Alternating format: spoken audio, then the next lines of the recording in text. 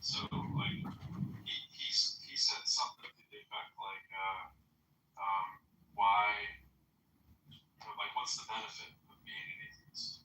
And it's kind of like saying like what's the benefit of believing Yoda is not my basement? It kind of misses the category, right? Like the main issue is not whether your disbelief is useful. It's more if it's true, like Andrew is in here, it's a true justified belief, right? It's the kind of thing that's supported by the evidence. I don't think atheism is something without benefits. That's what I'm calling it. It's the result which is not being convinced that whatever these God claims are that somebody have been true. But I guess if there was a benefit, intellectual honesty, maybe like being concerned with what is, what you believe to be, that it's not pretending to believe something if the evidence doesn't persuade you. And then that's kind of what I was expecting. Somebody maybe would jump on, but didn't seem anybody went. Thank you. I'm sorry. Well, please continue. I thought you were finished. Please continue. Well, I mean, that's the main thing. I don't know if that point is agreed to by everybody else here, but that's kind of the stuff that jumped out to me. I can speak more on it, but I guess it depends on what people have things to say about it. And before we move on, he criticized me for not answering the question, and I chose not to answer it, not because I didn't have an answer, because of the time. I'll answer the question now before we move on. For me, the benefit of being an atheist is that I am not tied down in cement to the scriptures that are in the Bible or the scripture in the Torah, trying to prove what was written 2,000 years ago. That is one clear for me for being an atheist. Pro, did you want to respond to that before we move on? Yeah, go ahead. Yeah, I mean, I was trying to do the same thing too while avoiding what I think is the category, or I think you were trying to do it too.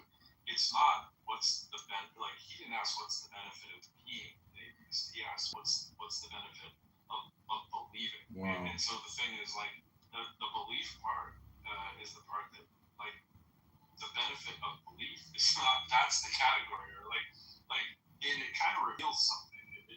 It's kind of like a question like that is saying that you think we, people who don't have that belief, is like a chosen thing because we're looking for reward or, some kind of social utility or whatever. And I get that because I think there is a social negative if you don't, especially if you're in groups and stuff. And I think that's healthy. I think it's, rather than because someone is just convinced by the evidence. And I kind of hold, like a lot of people do who are agnostic and so forth, that we don't really believe that you believe, because we just think that you're going, what your question reveals is some kind of reward for you or comfort or identity or one of these things. And those kind of people are making those kind of decisions. And maybe, tacitly, maybe subliminally, like subconsciously or something like that, they're convincing themselves of the belief because they are recognizing the benefit first, and then true second, and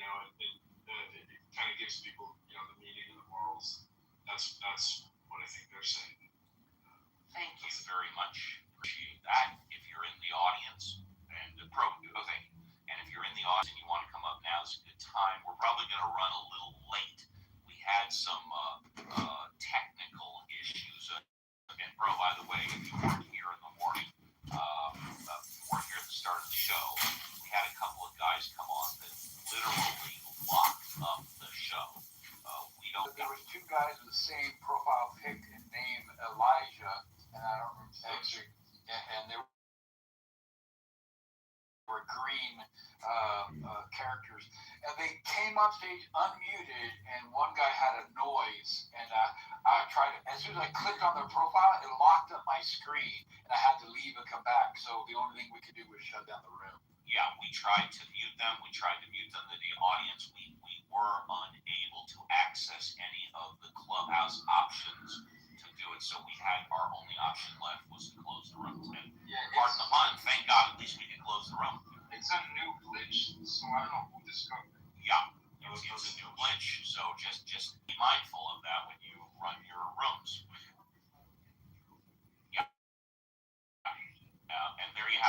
let's go to Cartman. Oh, by the way, my current queue is Cartman, Jerry, Pluto, and Morning. Welcome to the show. What would you like to?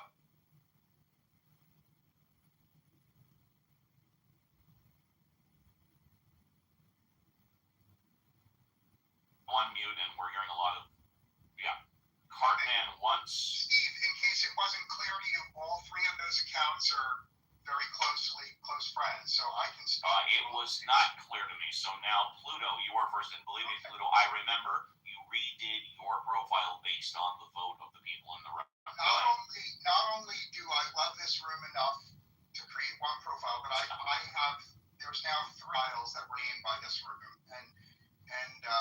but it would be piggish to have all 3 come in and take 15 minutes instead of 5. So when you see all 3 of those characters, Steve, you'll know they're only asking for 5 minutes. Thank you, Pluto. Thank you. So I want to, instead of addressing Woodland Hills, I want to address my second favorite topic, which is atheism. And so I'll just start off by saying I think all the atheists in this room are smart to be atheists. I think it gives them comfort. And there's nothing wrong with the people in this room who are atheists being atheists. But I have a moral objection to atheists proselytizing for atheism or even praising it publicly. I think atheism should be a private vice because I think atheism is terrible for 99% of the population. Atheism only works for people who have a very high genetic IQ and great self-discipline. If you have high genetic IQ and great self-discipline, you should be an atheist. But if you are raising children that are not in that category or grandchildren, I think I look at atheists like the people in this room exactly the way I look at heroin users who proselytize for heroin usage, right? Ouch, that hurts. Please continue. So I'm going to explain why. Imagine there's a person on stage who has discovered he could take heroin and it has no negative effects. It makes him happy, it makes him productive, and he takes a ton of heroin every day, and his life is great. And his first urge, you are such a person, you're taking heroin every day, your first urge is to come on Clubhouse and say, hey, I've got good news, I take heroin all the time, and it doesn't hurt me. And that person can be the most ethical, moral person in the world, and they can be honest and sincere, but they are hurting society because when they tell people that I take heroin and it's great, there's going to be idiots and retards in the audience that says, oh, that guy on stage takes heroin, he's okay, I should start taking heroin. And we know, we have ample scientific evidence, the overwhelming majority of people on Clubhouse that start taking heroin, it ruins the lives of their family. And so for that reason, I'm going to close by saying, I don't give a shit how happy you are taking heroin or meth. I don't care if it's helped you. You have an obligation to keep that shit secret. And it's exactly the same. If you're an atheist, and being an atheist has helped you, God bless you, but you are an evil person if you praise atheism on Clubhouse, and I'm done speaking. This is the category error. I definitely want to respond to that. And that is a category error. Yeah, I want to respond, but then we'll go to Emma. And thank you. And believe me, I understand everything that you said. I understand your message. And more importantly, I understand the flavor of your message. I love it. That being said, this is why I run my Saturday show in Casa de Appel called Ask Uncle Steve. And why I run the Sunday show in the Atheism House, Ask the Atheist. This show is not about atheism, believe it or not. We've done many shows, Ask the Atheist, where for 3 hours the topic of atheism, believe it or not, never came up. This show is designed for anybody, especially you, to come up and talk about whatever you want. This is why we never put a restriction on content. If people want to come up and talk politics, we talk politics. If people want to come up and they want to talk about flat earth, although I'm going to grill the hell out of them, we'll talk about flat earth, which is why most flat earthers don't come here. If people want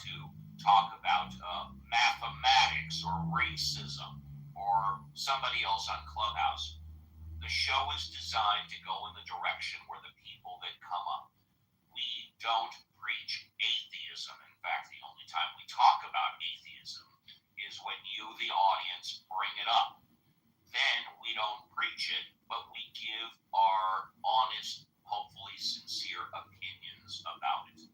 I have never been about preaching something, but I'm definitely not going to shy away. Somebody wants to talk about it, if somebody wants to question me about it, if somebody wants to have a debate about it, or last but not least, if someone wants to grill me about it, I am up to the task. And Pluto, thank you for your comment. Let's go. And if you're in the audience and want to come up, please do. Let's go to Emma. Emma, hi. What would you like to talk about? Hi. Did you like that, Emma? You can say you have no preference. It's just Steve being Steve. That's okay. No problem. What you said. Yeah. I think that was fair. And thank you. I try and be fair. I really do my best to be fair. Yeah. Well, when we first got here, the reason I came up onto this stage was because someone was saying something about like Christians or believers, not just anybody that believes in God in any religion, being insincere, disgenuine, and I remember like that. Yes. Yeah, and I don't agree with that at all. So neither do I. Yeah. So I believe that I know what I believe, and I have reasons for my belief that are deeply personal to me and true, and I wouldn't be dishonest about that. Right, which means no one's going to change your lifelong belief in a 5 or 10 minute discussion. We know that. Right, but I don't ever endeavor to change other people's ideas either. If they don't believe or something like that, that's not my purpose. Yeah. So, that's why, places like this, I see them as a point of sharing rather than a point of, conversion. Yeah.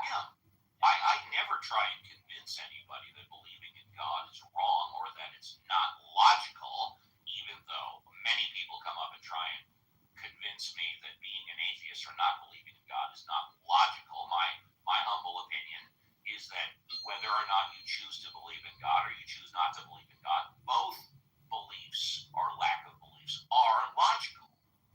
There's nothing illogical about being an atheist or believing in God. Right, because for me, there's things that I've witnessed in my life that perhaps other people haven't witnessed. So that's why, yeah. You want to hear something that I personally witnessed?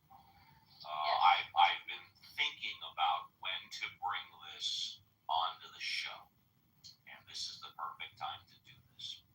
Now, for those of you that have been listening to me for 5 years, I pride myself on being honest and sincere. This may or may not blow you away. I witnessed my father's death recently, and the family and I were all around my father in and out of the room when it actually happened. Now, my father's had a dog, a Doberman Pinscher, for 8 years. And during the entire time that we were there, before it actually happened, when we were saying goodbye, and when the actual event happened, up until the time the actual event happened, the dog was running around saying hello to everybody and such like that, but hadn't, for a dog, said a word or barked. And then when my dad was finally declared dead, within 5 seconds, and the dog was outside, the dog started barking. Now, I'm telling you that this is 100% factually true and correct. And when that happened, it made me reevaluate, not change mind, but reevaluate whether or not there is a soul and whether or not God existed. But I'm telling you all right now, 100% factually correct, that my dad's dog had not barked all morning, and then right after he was declared dead, my dad's dog started barking. What does that mean?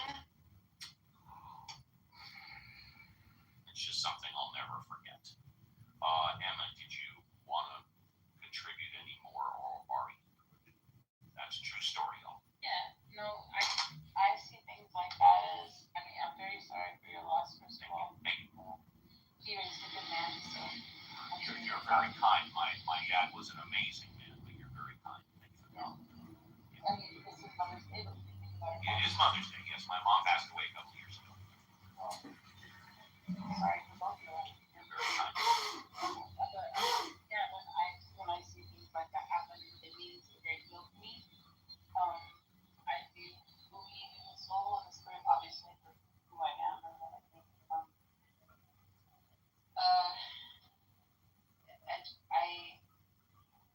I think that animals are more sensitive to things, and sometimes I think that people that we love just want to let you know that they're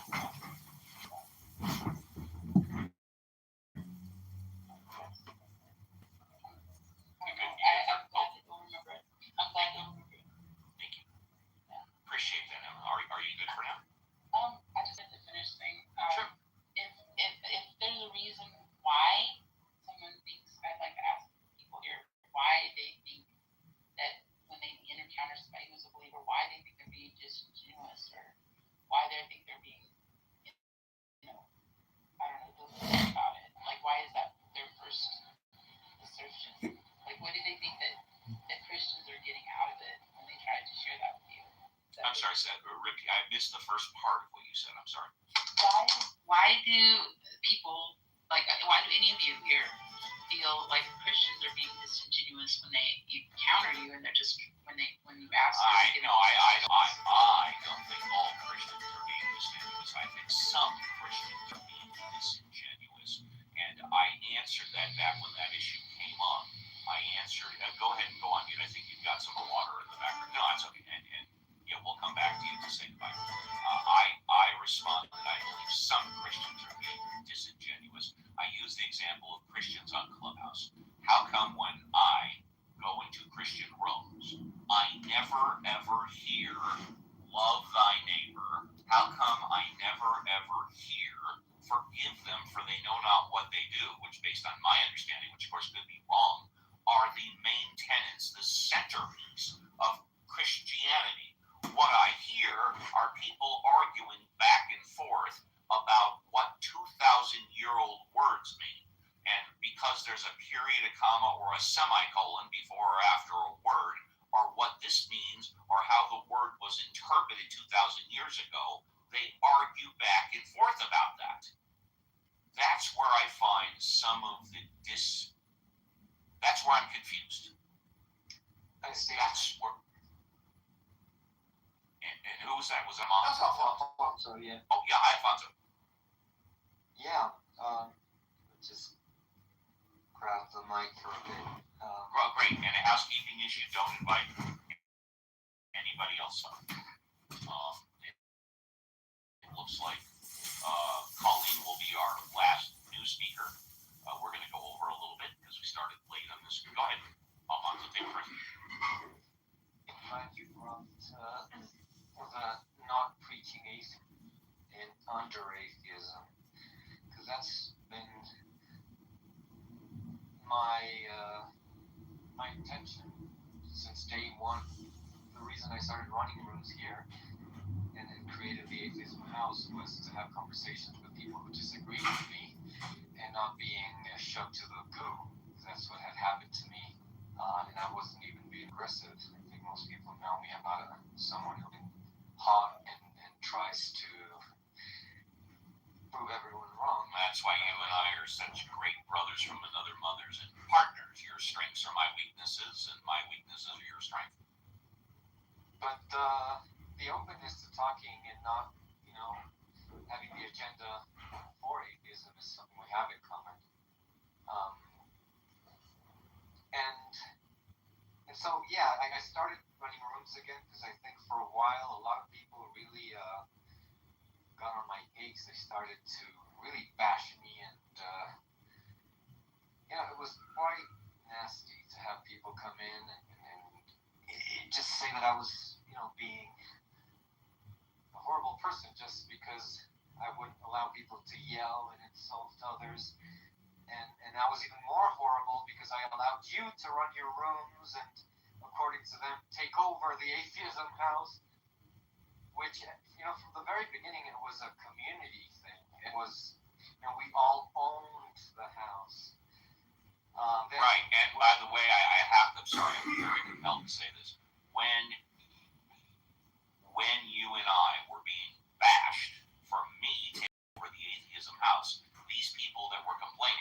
still were leaders in the House. They had the ability to open rooms anytime they wanted.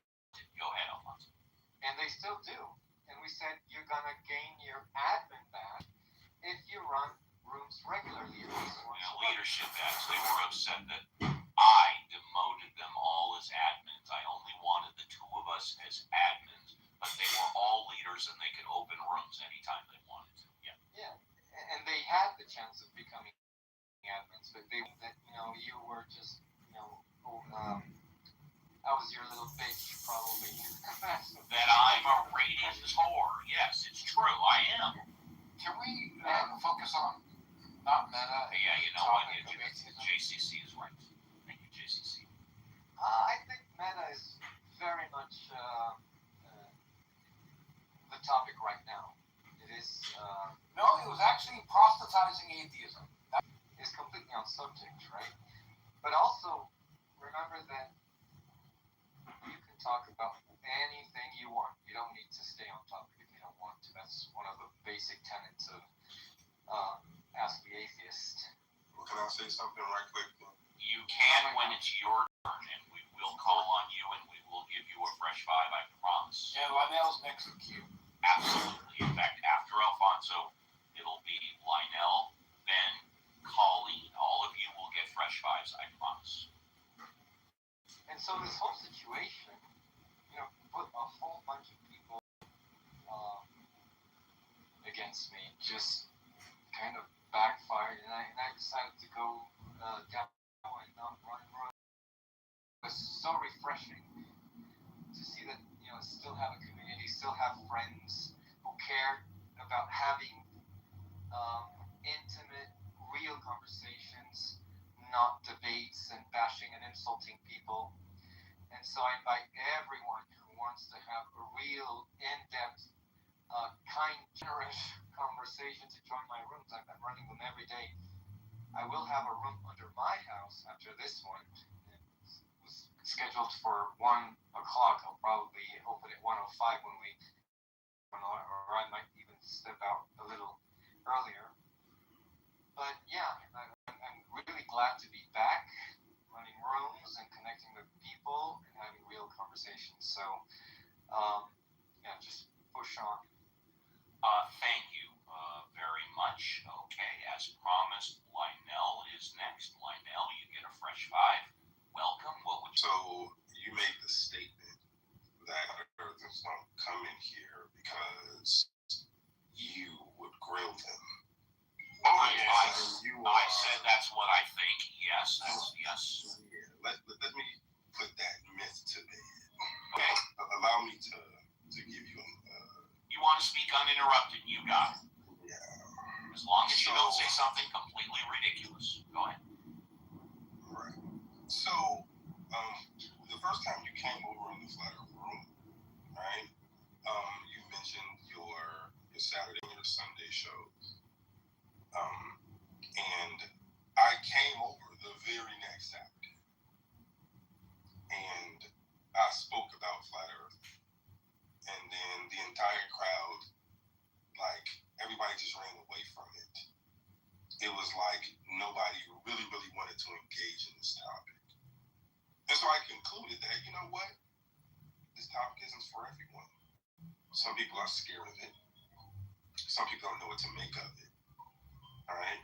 And so I stopped coming over. I'm like, hey, I'm not going to force a Flat Earth conversation with people that don't want to have it. So I'm the first to tell you, in terms of people who are in the Flat Earth community that have the conversation on the regular, we don't duck any smoke. We're more than willing to step into any arena and have the conversation, especially ones that are structured and are non-chaotic. We don't duck no questions. We don't duck no smoke. Most of the people up here have been in our rooms. We've engaged with and have slipped away with tails between legs in this conversation. And so to characterize Flat Earthers as somehow avoiding this room is completely disingenuous. And anytime anyone in here would like to talk Flat Earth, just let us know. we're more than willing to come here. You don't have to come to the Flat Earth game. We're more than willing to come here and have discussion you want. Thank you. Thank you. And before we move on, I'd love to respond. It is factually 100% correct that Buddy has come in the past couple of months to talk flat Earth. I'm not disagreeing with what you're saying, but in response to what you said, you and any and all flat earthers are not only welcome, you are encouraged to come on the show and talk about whatever you want. So when you say that you didn't talk about anybody else, you just spoke about yourself, have chosen not to come in because you don't think anybody wants to talk about it, my response is you and all the other flat earthers are encouraged to come in. We've been here every Saturday, every Sunday, 7 to 10 a.m. Pacific Standard Time for 5 years now. I encourage you all to come in. That's my response to what you said. Noted. Be seeing you. I love it. And with that, I'm going to give you, sir. And by the way, I do remember the first time that I came into your flat earth room. I'm giving you the very first class escort down the red carpet to the VIP. Thank you. And let's go to Ben. Ben, you get a fresh 5. Good morning. Thank you. I don't often come here, but thought I just happened to tune in when sat in the car park of a shop waiting for the family, and I heard you talking about being there when your dad died. I got some idea how that feels, because I was in a very similar sounding situation when my grandma died many, many years ago. So I can remember the moment precisely. So I don't really know how to respond. One is with empathy. I remember my moment vividly, and sorry your dad died. Then there's the whole dog barking thing. So, with permission, what I'd like to do for anybody listening who thinks that's about the soul exiting and the dog barking as a result, I'd like to invite a few other possibilities, if that's all right. And I'm just going to do it based on face value of what the story. So you don't need to interject and say, well, the dog wasn't in that hay. Well, I don't know where the dog was. You said it was in the garden, so okay, that's fine. But there could be 1,000 other things from what I say where you could interject, we could have an interactive conversation, and I would have to just come up with new scenarios, which would be fine, but it'd be kind of boring. So let me just give you a bunch just with what you said. You will know that a bunch of these aren't possible because you were there, but nobody else will because we only heard what you said, right? So if you want to rattle through a few, this is how a scientific mind thinks about something like that, which is why I never end up that it was the fucking soul. Here you go. So you're in a very griefful moment. Grief is going to modify the way you lay down memories and the way you tell the story. The fact that dog barked soon after the announcement of the death feels meaningful. It's more likely to get shared, for example. Dogs bark a whole bunch. You don't remember the dog barking before your dad died, but there's a possibility you weren't filtering it before that. We would have to have a video, an audio recording to be absolutely sure. Stories like this won't only get shared when there's something like this to share. Had the dog not barked, you wouldn't be talking about it. So there could be 100,000 deaths where a dog doesn't bark within a reasonable time frame, whatever that is after. And those stories don't stick, they don't get shared. It's a selection bias. The family may have moaned or cried or made some, reacted in some way that the dog then in turn reacted to when the death was announced. On the topic of the death being announced, that could have been any number of minutes after the death actually happened. We don't know. You just said when the death was announced, the dog responded to that. If it was many minutes after, then the death had no correlation. The dog had no correlation to the death. It had a correlation to the announcement, which may have been actually a reaction to people's reaction. Somebody may have rung the doorbell sooner or before or after. Only you would know that. I don't know whether the dog could see into the room. If it could, it would almost certainly be a pick up on the body language. Pheromones, they've got very good sense of smell, even a directional sense of smell. There's a possibility that the reaction that this caused, either directly from your dad or the other people in the room, had a smell that the dog could pick up within, quote, a few seconds of the announcement of the death. I mean, I could keep going. I could make another 20 of those easily and just keep going. You could constrain those by saying, well, that one's not possible and whatever because of the actual circumstances. But the point I'm trying to point across is I could probably get to 1,000 before I even needed to take breath. Possible other things apart from the soul exited your dad and your dog was upset about it. bring to the table. None of those are as romantic or as interesting or as fun. I know which one makes better, I don't know which one's true, but I know which one makes better TV is the type of, I look at these things. So, anyway, that's my super banal way of looking at it. And it's still, on an emotional human level, it sucks. And you know when somebody's dead when they take the last breath. And it's, I just walked out the room and my grandma died. And I was fed a notice. I just said, I'm not coming. I never want to see her again. And that was that. And it was all quite peaceful. But sorry for your loss. And probably wasn't a soul lead. Thank you. I'm going to respond, give you a first-class escort to the VIP. Trying to the audience. There we go. Okay. Yes, your points are well taken. There were about 20 to 24 of us there. None of us remember the dog barking during the few hours that they were there before the death actually occurred. That doesn't mean that the dog didn't bark. The dog may have barked. None of us may have heard it. You are 100% correct. But what I described is what all of us remember, but your points are very well taken in that we are not wrapped up in remembering when the dog may have barked prior to that, but all of us remember the dog barking shortly after the death was announced. And you're right, that's how all of us remember it. Is that accurate? Was it being recorded? No. Was it being filmed? No. Did somebody have their eyes on the dog the entire time? No. You're right. And maybe it is somewhat of romanticism that we all remember it that way. Those are very good points, and I respect you for saying so. Thank you for that. Colleen, you're next. Welcome to the show. You get a fresh five. Hi. Colleen. Yes, hi. Hi. Thank you. First of all, I want to say, I want to offer my condolences for the loss of your father. Thank you. My mother died last year, and I just also lost a romantic partner of 13 years about a month ago. So My condolences to you. I know what you're going through. Yeah, my mom died a few years ago, not due to COVID. Yeah. Right. Happy Mother's Day. Thank you. So I don't know if I came up here for the right reasons or not, but when you described your experience with Christians on a Clubhouse, I wanted to offer that. So I am a Christian. I am a member of a non-standard Christian church. It's part of the independent sacramental movement. So does it fall under the category of non-denominational? Well, it is. We have Catholic beliefs. Okay.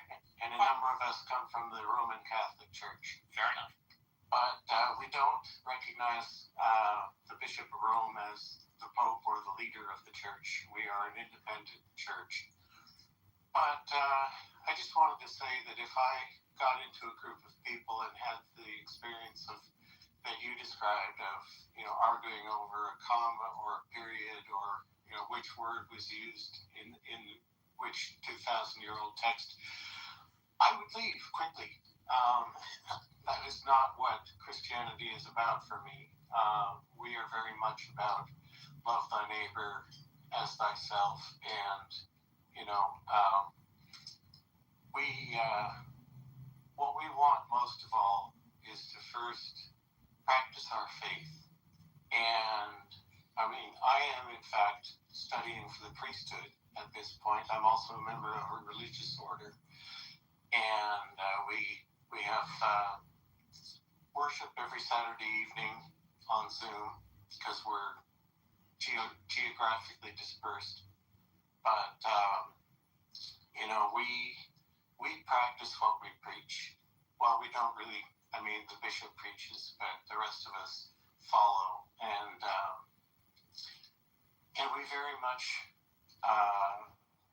Our purpose is, first of all, to allow people who have been injured by mainline churches to worship in their own way we welcome all kinds of people. Whereas the Catholic Church does not welcome LGBTQ people, we do. Polyamorous, that's fine. So we're very progressive in that way. We don't tolerate, we celebrate. So I just wanted to say that. Thank you very much. I appreciate that. Thank you for coming on the show. Thank you for your comments, condolences. Another first-class escort down the red carpet to the VIP. Let's go to Emma. Emma, thank you for being on the show. Would you like to say goodbye? Yeah, I thank y'all for letting me be here and talk, and I enjoyed hearing everybody's perspectives, and I'm very grateful for it. And I hope y'all have a nice weekend and happy Mother's Day. Emma, thank you. Happy Mother's Day. Another first-class escort down the red carpet to the VIP. Andrew, thank you for contributing on the show once again. Would you like to say goodbye? Yes, Uncle Steve, and I too would like to express my condolences. Thank you. I did not know your father had passed until you mentioned it during the show, and I know how hard that is. I lost my father. I wasn't planning on mentioning it, but I did want to mention the thing about the dog, but I just wasn't sure when to talk about it. Stuff. Yeah. So it's just a part of life. We all know that. And I think somebody was asking about the benefits or not of being religious or not being religious. The benefits of being an atheist is what or not, yeah. or whatever, right? Yeah. But I kind of think too that there's a certain comfort that people find in that belief that there is an afterlife rather than just nothingness, because we don't remember what was happening before we were born, afterward, or after we die. So I think there's a comfort in that, and that maybe some reasons that people did. I remember when I was diagnosed with arthritis, I did not blame God. I blamed genetics, because if my mom and dad hadn't met, I wouldn't be here first. And if they hadn't met, I wouldn't get RP, because they had to both meet and have children for that gene to be passed on. So I'm a receiver of that gene, as was my sister. We both went blind. 2 out of 4, which is actually a little bit against the odds. It's usually about 1 out of 4 if you're passing on this particular gene. So yeah, I did not blame God. And in many respects, obviously it changed who I am. It changed my life, the direction of my life, the way I thought about things. So sometimes I look at it more often than not as a good thing, because it's given me a certain amount of empathy that I may not have otherwise had. It's provided me an opportunity to be involved with other disabled people, and for that I am forever grateful, because I've met a lot of fantastic people in those communities, and I'm still meeting some fantastic people in those communities.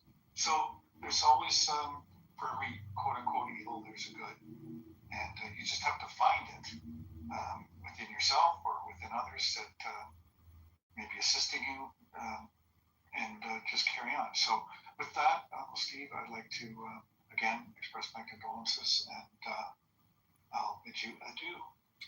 Thank you, and I will comment after I give you another first-class escort down the red carpet to the VIP. As Andrew knows, I am also afflicted with RP, retinitis pigmentosa.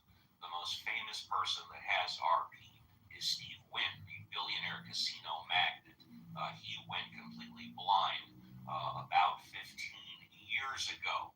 RP, retinitis pigmentosa, affects approximately 1 in every 4,000 people. However, of the people like Andrew and myself that get RP, 25% go legally blind. I started being affected most enforcing membership in the guild. And I think it was pretty, it was hard to become a member of the guild. Let's just say, for sake of argument, because there's probably many ways to become, but let's say you had to pay them a year's wage to become a member of the guild. And if you were to create jewelry and you weren't a member of the guild, they would come to your house at night and smash all of your hammers or smash your forge, the thing you use to melt metal. And the argument is that academia replaces the guild by insisting on regulation. So you can't be a jeweler unless you're regulated by, you have a license, regulated by the government to be a jeweler. And then they provide the classes you need to become a jeweler regularly, right? They get to charge whatever they want for those classes because you can't be a jeweler unless you take them. And in that, the same way you get a trade today, like you can't be an electrician unless you've gone to electrician school, basically. Electricians are part of the guild very often. So the argument is that academia is on the constant hunt for new things that they can monopolize and make guilds in. So it doesn't matter what it is. Like the Wright brothers they were high school dropouts. They never went to college. They weren't part of any guild. They made bicycles by the grace of God. And they invented the airplane. And then academia came along and said, whoa, no inventing airplanes. You gotta come and take classes first, or you can be licensed to invent an airplane. And now, because if it's gonna fly something, you'd want to make sure the dude that built it was qualified. Well, that's the argument the guilds have always made, right? Is that you're gonna make something, you want somebody who's good at it, or we're good at it.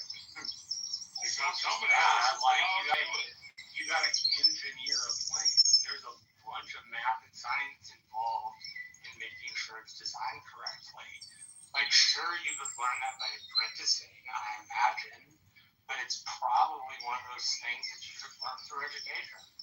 You and I, even though we didn't finish just to be clear, if you learn it by education, means you go to a special place, you pay a lot of money, you buy an expensive book, you read the book, and you read the formula, and now you know the formula. Also, you could have gone to the library. I'm not saying people didn't access that on their own. I'm saying in order to become good at that, you need a teacher or a mentor to steer you in the right direction. Otherwise, it's trial and error. No offense. I don't want an engineer building the plane and doing it through fucking trial and error. I don't want to get on that fucking thing. I'd like to know it's safe before I set foot in it. And at least for me, that means that an engineer builds it. What's the debate? Good morning. We have two kind of fun debates going on. One is the title of the room, Math is Racist. I just learned this morning a lot of very important research has gone into demonstrating that mathematics racism. Now that we know where all the racism is, we can just get rid of math and the world will be less racist. But the second is that academia is like a guild, and it exists to monopolize opportunity and insist that people pay the paper before they have the opportunity. So even though the Wright brothers explanation. Well, for you, Marshall, I was just wondering how people that you talk to in politics view academia, whether they view it as an impediment to them doing what people used to be able to do without impediment, or do they view it as a debt-creating machine, an opportunity-generating machine? So I would say two things. The first thing is to preface the second thing. You and I don't see academia the same way. Neither of us finished school, from my understanding. And you seem to really doubt academia, where I find a lot of value in it. I find the history professors I had to be some of my best teachers. My sociologist teacher was was a card-carrying socialist, and he didn't force his views on other people. And he was a really good teacher. So that's the first thing. I just don't see academia in the same way you do. The second piece of this is there are a lot of people I know in campaign politics who've never finished school. But if you want to start out your first job on a large campaign in any sort of managerial role, you got to have a degree. My introduction was into running a small state representative campaign with a buddy of mine. The only reason I was asked to run it as my first job was because he needed somebody else, and we weren't going to win. The district was slanted for the current state rep as a Democrat to win. So there are two thoughts. One, you don't necessarily need the college degree to get accustomed to campaign politics and do the job. Secondly, it really does help getting your foot in the door when campaigns look at resumes. They see you've got an education, they see you can do work and follow through. As has been explained many times, what the 4-year piece of paper tells you. I can start a task, and I can finish a task, and I can do it in a reasonable amount of time.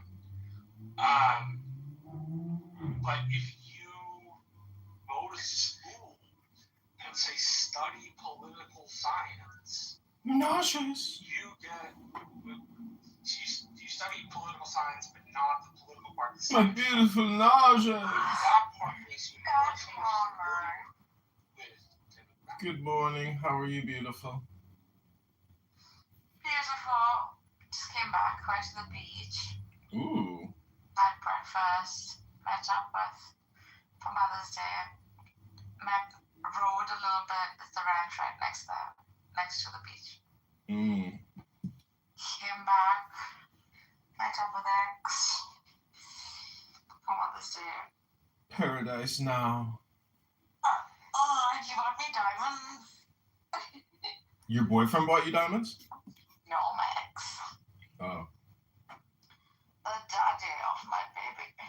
Well, I hope you got a diamond tester. Dude, this is my profession.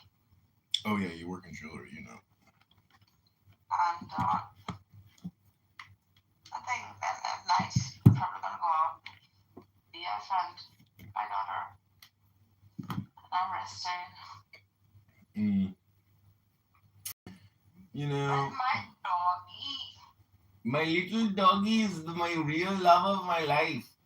I love my doggy. It's so smart, so cute. So wait, is your ex-husband trying to get back with you or something? Initially, that was the case, but I got bored. Bro, I would never get back. I know he still loves me and all that. But you just accepted his diamond, what was it, tennis bracelet? Dude, he's always buying me stuff. No.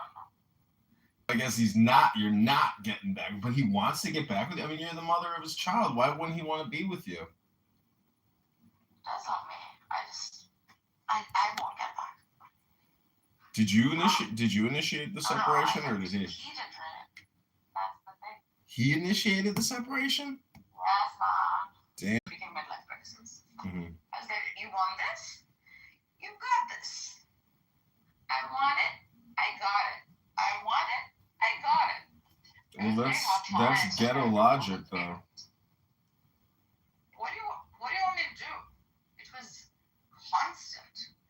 If this is the case, then this is going to be the end. If this is the case, then this is going to be the end. If this is the case, then this is going to be the end. And that's fine. I want it. You got it. Yeah. Well, I don't know. If I go out with like single mothers, you know, who are beautiful women, and they're like happy with their kid, they're happy with their life, you know, they'll say, I just want somebody that, you know, I can spend time with. And I'm like, well, what is that? Like, you want to have sex, you know, with a partner. And they're like happy with their kid, they're happy with their life. You know, they'll say, I just want somebody that, you know, I can spend time with. And I'm like, well, what is that? Like, you want to have sex, you know, with a partner. So, I don't know, take it all with a grain of salt. Like, I'm not. I don't even want to form a judgment about you, but I kind of do. I don't even want to form a judgment about you, but I kind of do form judgments about women. Form judgments about women that have kids and ex-husbands because I'm like, was it you? Was it him? Why can't you work it out? You have children. It's so important to be together to raise those children. I tried, bro. 1 year I tried. Like, don't do this. What's going on? I don't know. I just don't feel fulfilled in my life. It was all about him. Like, bro, you have such a happy life. You have so much wealth, so much happiness. What a beautiful child you made. Why? This is the thing, right? For me, like, that was the thing. You had it all. You wrecked it. That was the thing. You had it all. You wrecked it. Never mind. Old news. Then I got with my BFF many, many years. And then for a year and a half, we had like a breakup. Then I got back again a few months ago. I've known him for like 20 years now. I love him a lot.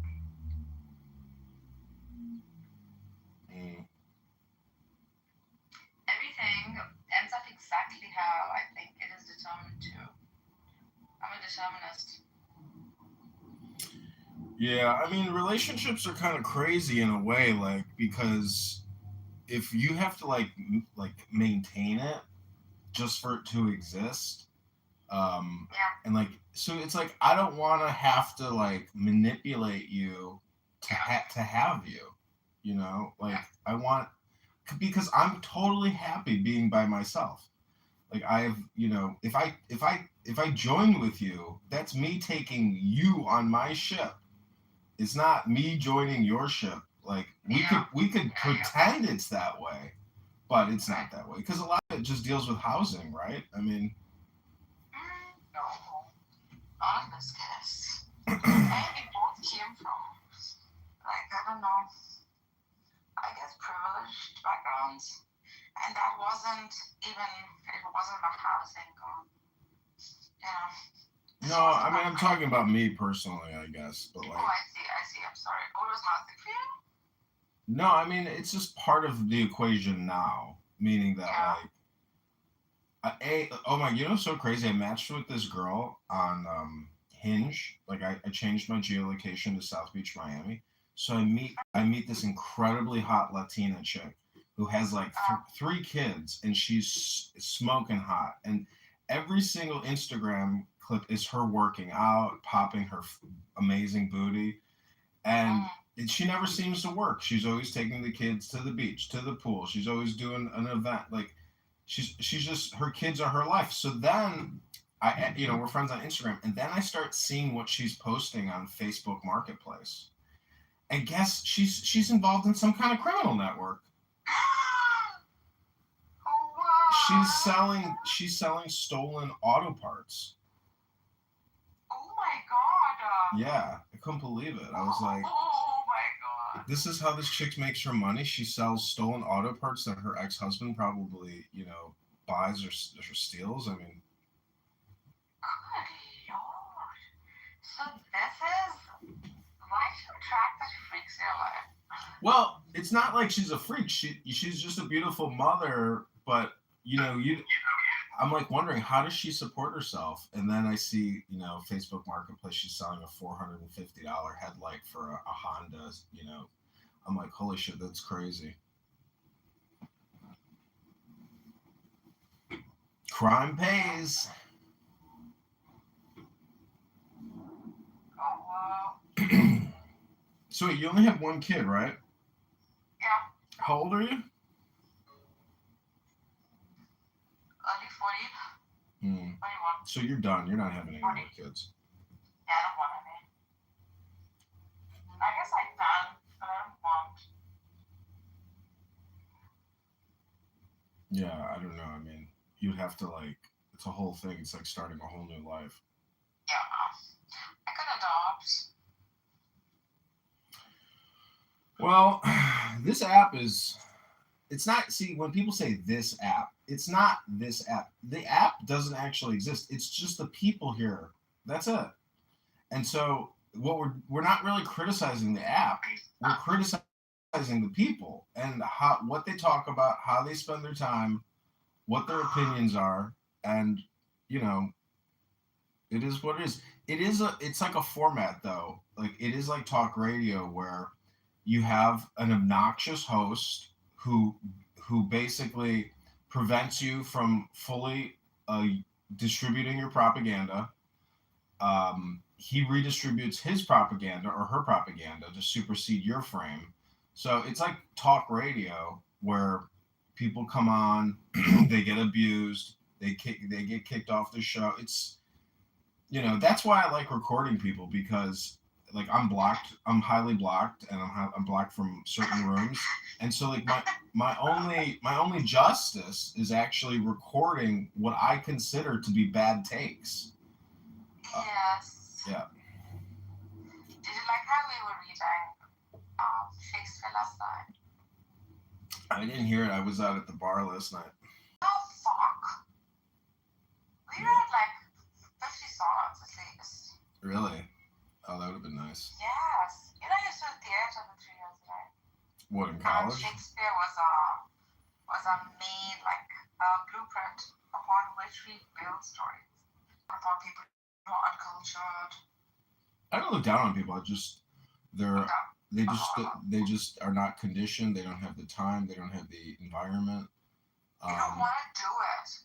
No, they would, but they're conditioned and suggested with other art, which is like NFL football and NBA and college basketball. That's not art. That's just empty. It's just your opinion. It's just your opinion that it's not art. Okay, fine. I don't want to be judgmental. Fine.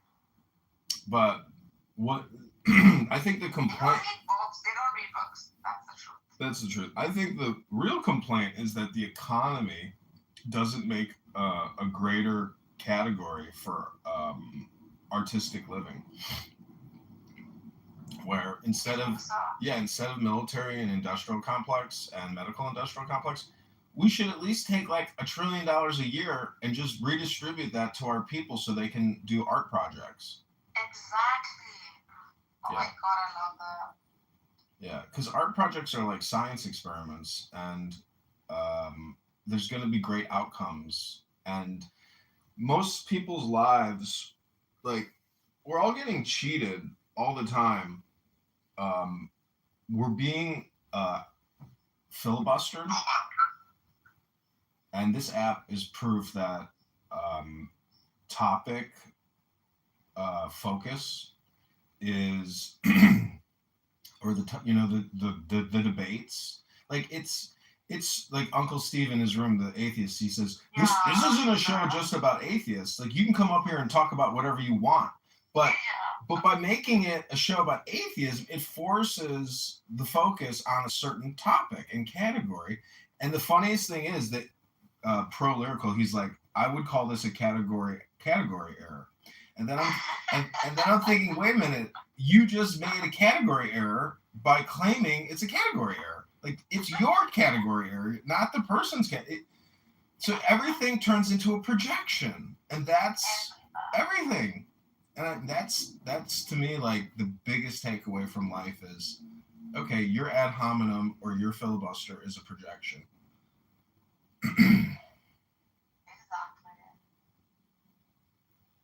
And people can't see it. They can't see the log in their own eye. Yeah, but they're also like, to be honest, like, I would never date anyone off of this app. Because this app is like psycho a little bit. Like, if I have to like date someone, I would never do it. I've met up with a few people. This is like years ago when it started off. And they were very cool people, I'm gonna lie. When this app just started off, right, in the beginning. And a couple of years into it, regular friendships were made, blah, blah. And yeah, but now, would I meet up with anyone, especially like for date purposes? Hell no. There's just too many. See, it's not a dating app because there's just too many people out in the real world, and then there are dating apps. Yeah, exactly. It's pointless. Like, but people still, I think, do Peacock, and like there is like this sexual component to the app that people, There is. yeah, Yeah. because there's a lot of guys that just are not talking to women in the real world, and so when they get to talk to you, they're like, oh, this. And there's so many people, and I could talk to them, but they don't want to necessarily talk to me. You know, Right. well, just because I'm just another guy, you know, like unless I can demonstrate some type of interesting magic, first, you know, otherwise I'm just not interesting. Like I was in a bar once and I was talking to this girl. She, you know, didn't seem interested, and then I did a magic trick, and next thing I know, it was like her panties just fell down. I was like a different person now that I demonstrated value. So that's the thing about attraction is if you can demonstrate value, well, now all of a sudden you're a valuable, you know, commodity.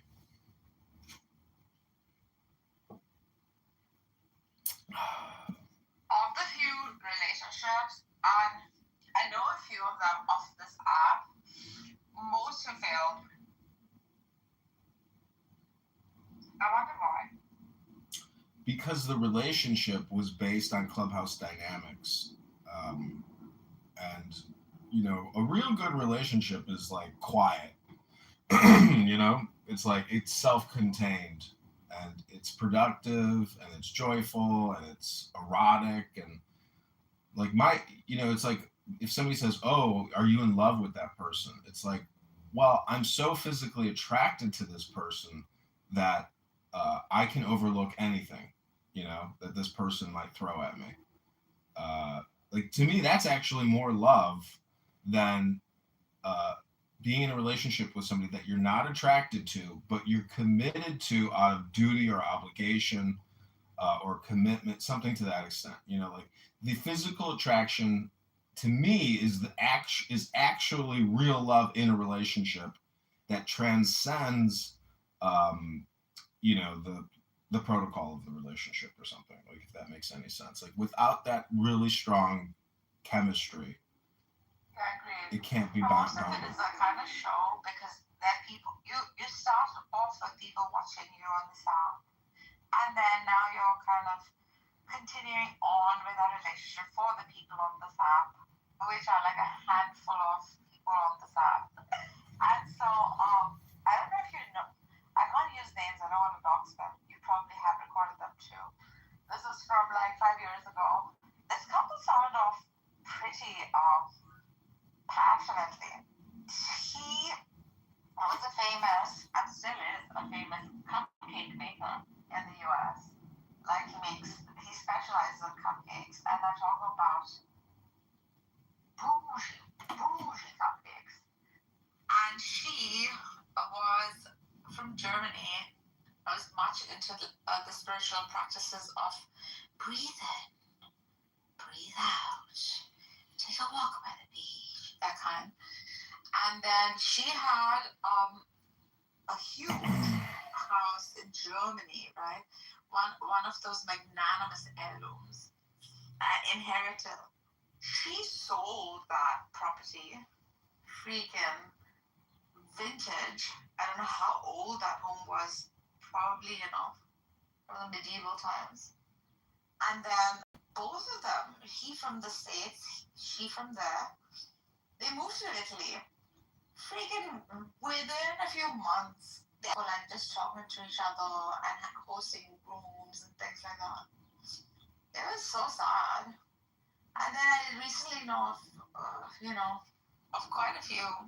One very recent, one with a friend of mine on the staff. You know her too, I think. So the whole thing is, I think, a sham. And relationships, particularly on Clubhouse, have not been successful, just from observation. And I wonder why. Perhaps because talk is cheap. Mm-hmm. Well, I went out with a chick from here. A little less conversation, a little more action, please.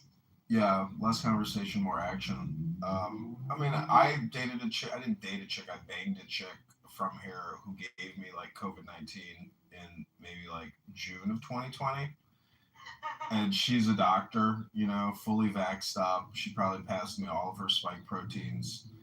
And like for 3 days, I was curled in a ball, and I was like, that was a mistake. But Oh no, John. the sex was at least good enough to endure the 3 days of spike protein metabolic processing. And you know, she was a neurotic. Like people might think I'm a neurotic, but you know, I know how to shut up. You know, like and be quiet. Some people want that dopamine talk to talk so bad that they're horribly obnoxious people who can't shut up. And you're like, you think we could get a little peace and quiet around here? You know, could you like not be annoying for 5 minutes? But you know, I deal well with highly annoying people, and I'm more than happy to facilitate your annoyingness just for the sake of your company. But it's limited, you know, and I have boundaries and duration limits that ultimately, you know, I will separate, and you can go on your way. And I know what to expect. You know, I know people out there that are so obnoxious, so self-centered, so narcissistic, and it's hard to even detect. It's hard to know that you're actually being manipulated by, aka, a friend. Um, you know, and the truth is, like, friends. I like to say friends for life, but a lot of my friends aren't actually friends. They were, in a way, using me uh, because of the novelty or the dopamine that I bring with me, and the intelligence I bring with me, the sophistication, and the ability to also attract, you know, beautiful people to the situation. And I don't know, some people are just like dead weight, you know? You realize, like, okay, I need you just for your company, but you're also dead weight. Like, you're not contributing to this equation anymore. Right.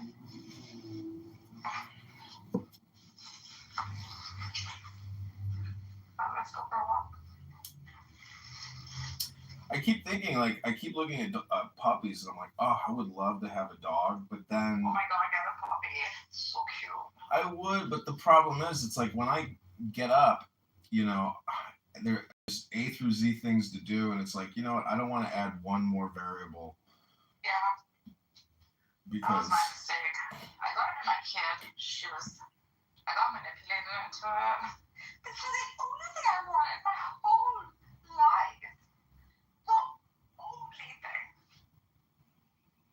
Amongst the very many. Only things. and you know, I also feel like a lot of like liberal girls, like they'll say on their profile, I am hardcore liberal. Here's my number, call me. And it's like, okay, well, the amazing thing is, you know, because of Clown House, like I've fully expressed and observed what I think is like all political content. And so when I meet somebody from a dating app and they say, okay, just tell me about your politics. And I'll say, I believe in equity and economics. And then they'll say, well, that doesn't say anything. And I'll say, okay, well, do you want to have like a 2 hour political debate or something?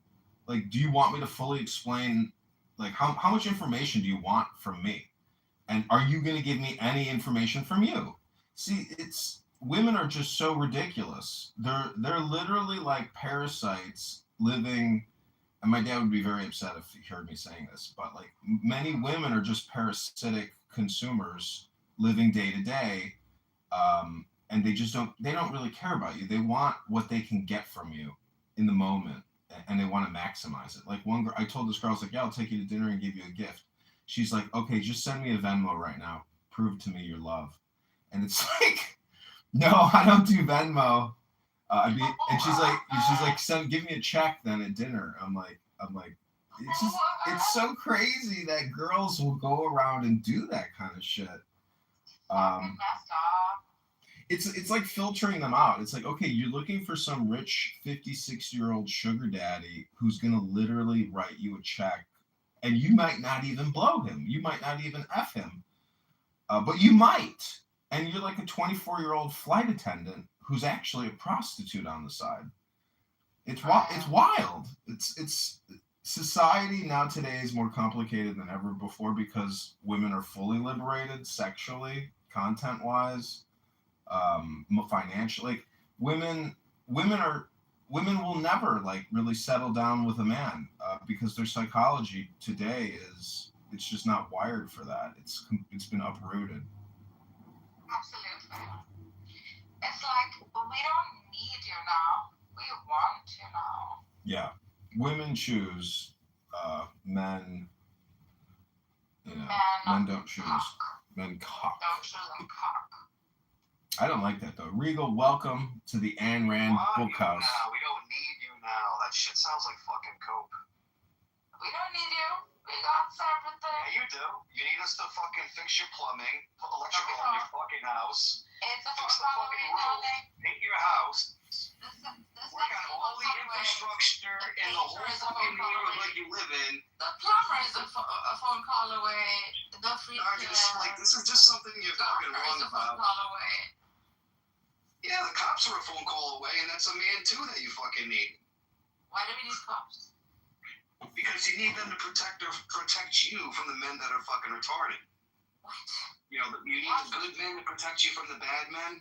I'm sorry, what class of society are you talking about? I'm talking about the United States. That's where I'm from.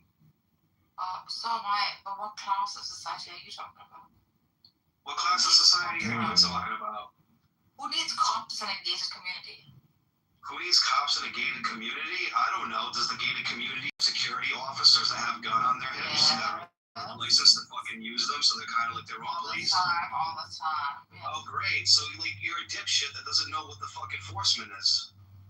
Bro, we don't need you anymore, bro. What are you doing? Yeah, you do. Yeah, the fuck you do. And you guys are coping over it. So I like the term cope. What kind of medieval age does Regal come from, Alistair? Can you tell him?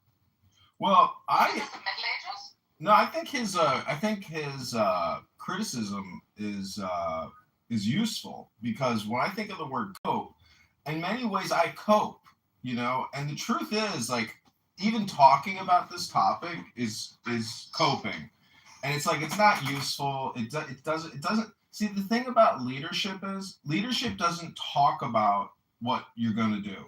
It does it. It's the doing and the action. It's not the talk. It's not the cope. Like, this is cuckery. This is cuckery, coping. And it is what it is. I mean, but again, I think it's a fun conversation to criticize modern women, but it is definitely coping. It is. Also, like, Regal is a good Christian boy who believes in patriarchy. So, yeah, babe. Well, you have to appeal to the benevolent patriarchy in order to enforce your rights as a woman. See, John, look here. Listen. See what he's saying. Wait, what was that again? It's not like that anymore. The world has changed. What age are you living at? 2,000 years ago? You're not in touch with the middle class or poor people, but these are the facts of the people that you stand on in order to live in your gated community and have the life that you have. I am lower class compared to FU money, okay? No one cares about your fucking money. It is. It's FU money that we don't have. But most of America, I think, is kind of doesn't need men. Women don't need men to protect them anymore. We have police officers. Men with guns on their hips for like all the We have domestic police violence. officers. We have police officers who are women and men. That's men. No. We Yeah. have women police officers too. Yeah, they don't join the police force in abundance because they're not interested in that work. So you have to appeal to the outlier, right? The We outlier have in the women scenario police instead officers. of the What are you average. talking about? You're appealing to the outlier, not the average. Bro, any feminist in the room would find you like loathsome. Are you kidding me? Any feminist what? In the room would find you loathsome. Like, So? I don't date those types of women anyway. I hear how like John's always dating these types of women, and he's like, he sees them for what they are, and he just doesn't have the balls to say anything about it. He just enjoys his time and goes about his business. I don't act like that though. I have like values that I stand on. You know what I mean? This girl just texted me, John, what are you looking for? Are you looking for a sugar baby by chance? Or tell me what you're interested in. Then she sent me a photo, and she's like hideous. I'm like, well, I could entertain a sugar baby conversation with a hot chick, but if you're fat and ugly, like, sorry, but you've immediately gone to the archive folder. Zabu's like, you're so cruel. But, time is limited. Regal is accurately calling out the coat. Anyways, it is a beautiful day outside. I have my garden being hydrated and watered. The flowers are pushing through. I just potted like 15 more pots yesterday. And guess what those fucking squirrels did? They turned over my shit and ate the fucking flower seeds. Those little bastards. So I have to change the position. Little sons of bitches. Squirrels are so smart. I mean, they're just unbelievable creatures. They're like monkey rats of a high degree, and I love squirrels. I love bunnies, and I love shooting squirrels or hitting them. Oh my God! Stop! Well, I have a small business. It's controversial. It's called Squirrel Hunter Incorporated, and I have a slingshot with plastic pellets. They're not metal ball bearings to kill the poor squirrels, but when a plastic pellet flies past your face at 300 miles per hour, the squirrels are kind of like nervous. They're like, what the fuck was that? And then they see me in the distance with a big shit-eating grin on my face with a slingshot, and they run like fucking hell. And then sometimes they don't even run. Sometimes they just strut away. Like, I'm better than that. Don't you dare fuck with me. And they just strut away. And then another fucking ball comes flying past their face at 300 miles per hour. And then that's when they're like, oh, fuck. I got to get the fuck out of here. That's called Squirrel Hunter Incorporated. You are not. It's actually a subdivision of a former company I had called Rat Hunter Incorporated, where you could actually go on like rat hunting safaris in Chicago with a pellet gun. And man, when you shoot a rat with a pellet gun, those fuckers can jump like 6 feet in the air and they can scream. They go, ah! It's crazy.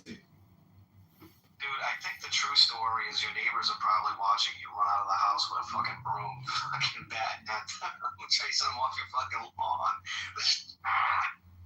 I just wonder what the people in the cars are thinking when they see me standing on my balcony with a slingshot shooting balls off my balcony.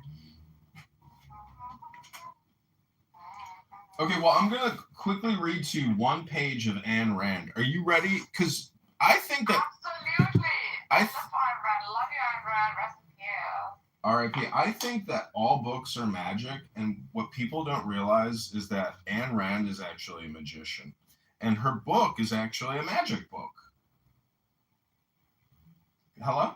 Controversial statement?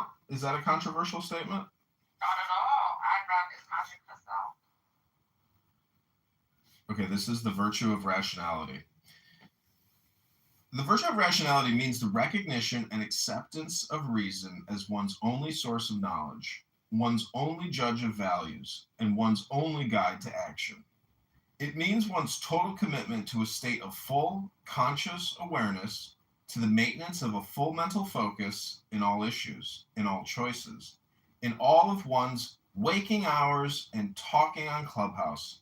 It means a commitment to the fullest perception of reality within one's power and to the constant, active expansion of one's perception, i.e. of one's knowledge. It means a commitment to the reality of one's own existence, i.e. the principle that all of one's goals, values, and actions take place in reality, and therefore that one must never place any value or consideration whatsoever above one's perception of reality. It means a commitment to the principle that all of one's convictions, values, goals, desires, and actions must be based on, derived from, chosen, and validated by a process of thought, as precise and scrupulous a process of thought, directed by as ruthlessly strict an application of logic, as one's fullest capacity permits. It means one's acceptance of the responsibility of forming one's own judgments and of living by the work of one's own mind, which is the virtue of independence. It means that one must never sacrifice one's convictions to the opinions or wishes of others, which is the virtue of integrity. That one must never attempt to fake reality in any manner, which is the virtue of honesty. That one must never seek or grant the unearned and undeserved. Wow, the DEI, social equity, justice warriors would hate this. Neither in matter nor in spirit, which is the virtue of justice. It means that one must never desire effects without causes. You see how valuable this is in terms of like contradicting the left? And that one must never enact a cause without assuming full responsibility for its effects. That one must never act like a zombie without knowing one's own purposes and motives.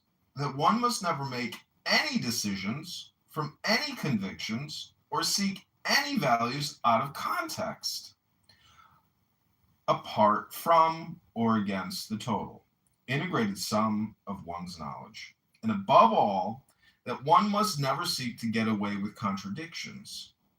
It means the rejection of any form of mysticism.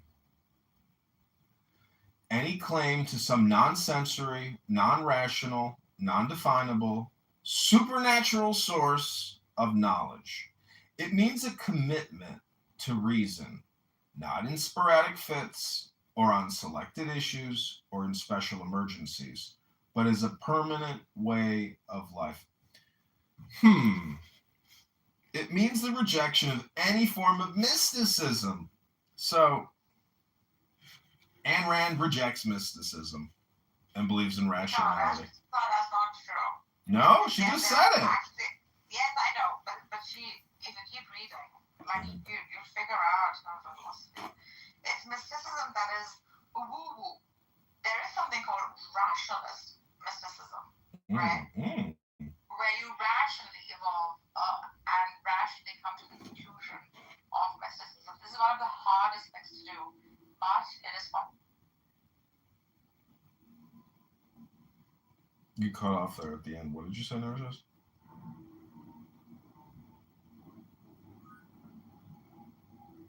Say that again? Can you say it again about the rational mysticism? See, like, rationality is her foundational stepping stone, right, on which all ends. Rationality is that which doesn't violate laws of logic, and that which at all times maintains coherency, right? So when what you're thinking, saying, feeling, and doing are in contradiction to each other, that kind of mysticism, right, is a false mysticism. But then there's a true mysticism that is rational in nature. What I feel, do, say, and focus on, right, aligned with whatever source, whatever the heck you want to call it, or true to myself, that would be rational mysticism, where nothing, like she's very particular about contradictions. Contradictions are truly like, that's hell. True hell is a contradiction. Anthropomorphic God. The God of religion is, I don't know, like super me perhaps, right? This is where you're not aligning yourself with the reality of things. Because we like to imagine that. And this woo is what she's calling out. But all God is a set of all existence. Is that biggest set, the biggest grounding of all there is, to which we turn to in awe and in glory, right? Because it is its existence itself. That is rational mysticism.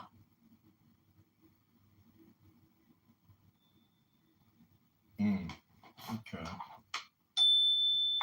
See, I used to come on this app and try to disengage people, meaning like I would just say, okay, let's take the deepest breath of the day, hold it for 10 seconds. Meaning there's no reason to actually like engage in the conversations and debates that are happening here. It's all like this focused category error. it's just like I prefer the audiobook information distribution to like this broken, incomplete position that people present here.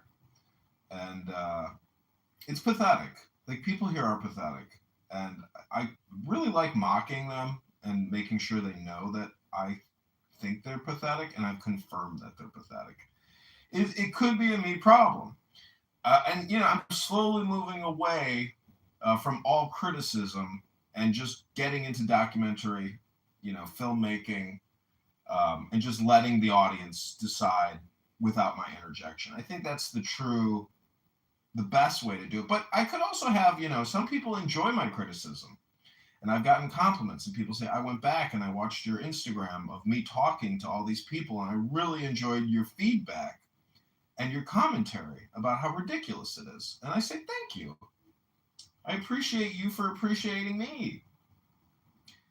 And, I called my mom yesterday on Mother's Day. That was part 1. I told her I'd call her again today, and we'd film part 2. And, she said, I love that for you. And I said, I love that you love that for me. And then she said, I love that you love that I love that for you. And I said, I love that you love that I love that you love that for me. And I love that you love that for me. I was like, it was funny. And she got it. Because my mom is a chronic one-upper. And, she realized what I was doing there. I was trying to show her that, she's addicted to, like, one-upping you in conversation. And there's other people on this app like that. Like, oh, well, I got this and I did that, and it's better than what you did. This is so cute. It's a cute relationship. I think it's fun. People liked it yesterday. People enjoyed my little 50-minute conversation with my mom. What? You put it on freaking... You just put it on? I mean, it was on Clubhouse and on YouTube Live. Okay. I'm pretty sure she knows that, like, when she calls me, I'm recording, but we never actually discuss it,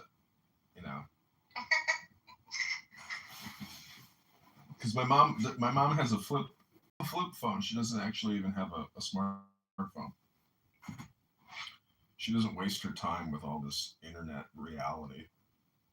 That gets pushed throughout Facebook, Instagram, YouTube, and other platforms, that is the marketing content to try to influence people. And it's like, okay, so Speaker Johnson gave you, $10 million to divvy up across your district, and now you get to create content about where you're giving the money out.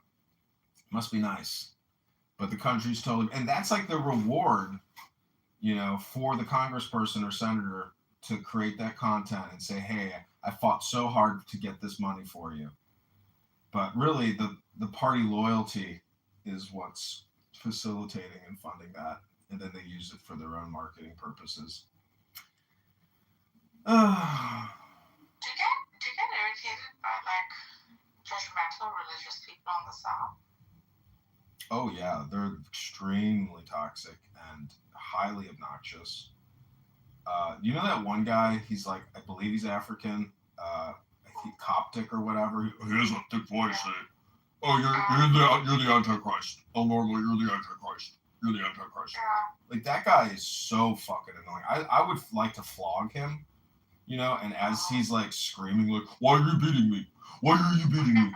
You're the Antichrist. I'll tell you, really. I mean, like, he would be like, he's, well, I can't imagine flogging a highly annoying person and then, like, enjoying their torment because of, like, the torment that I've experienced listening to them. So, yeah. So, yesterday, one of my friends, Benny, right? Like, he's getting interested in, like, narcissism, right? And it's a pretty nice worldview, I think. It's a beautiful way of, like, looking at the world. It's got, like, a perennial oneness sort of message to it, right? Yeah, it's beautiful until you decide to go on a crusade. Yeah, unless you decide to go on a crusade.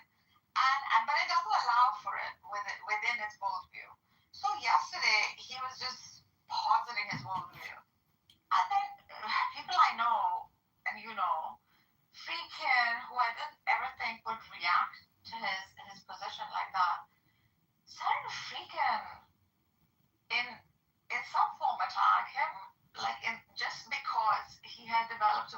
doesn't look like the majority Christian position, whatever the heck that is. And I was just shocked. Like, these are people I hang out with on the daily, every now and then on this app, right? Like, or at least use it in the background while I'm doing other things. And bloody, I was just unexpected. And I felt like, oh my God, is this how close you are to anyone who experiences a change in their worldview? By the way, a change that is also positive, in my opinion. Just because it doesn't look like your God or look like your views, like Andrew. If you don't believe in Andrew's God, you're an atheist, basically. That's what he's saying. I called him out yesterday. You know, it's funny is I actually like the hardcore Christians because, well, I think the obnoxious part about the hardcore Christians is that they're still basically Democrats, you know? And so the atheists, to me, are the more annoying ones because they're actually elite intellectual, homosexual liberals. That's really what they are. And I listened very closely yesterday in Politically Correct. Whenever a liberal elite Democrat gets cornered, guess what their bite back in response is? Oh, so you don't believe in black men, black women, gay black men, gay black women? Like it's the same thing over and over. It's their position always rests on the indignity, not the dignity, the indignity of a black woman, a black man, and especially if you're gay. And to me, that's pseudo intellectualism. So they are false prophets. They are fake intellectuals, and they themselves are elite homosexual liberal Democrats, and they're pseudo intellectuals because the basis of your political position cannot be the disenfranchisement of black men and black women who are gay, and so they position everything, no matter what your position is, against that backdrop.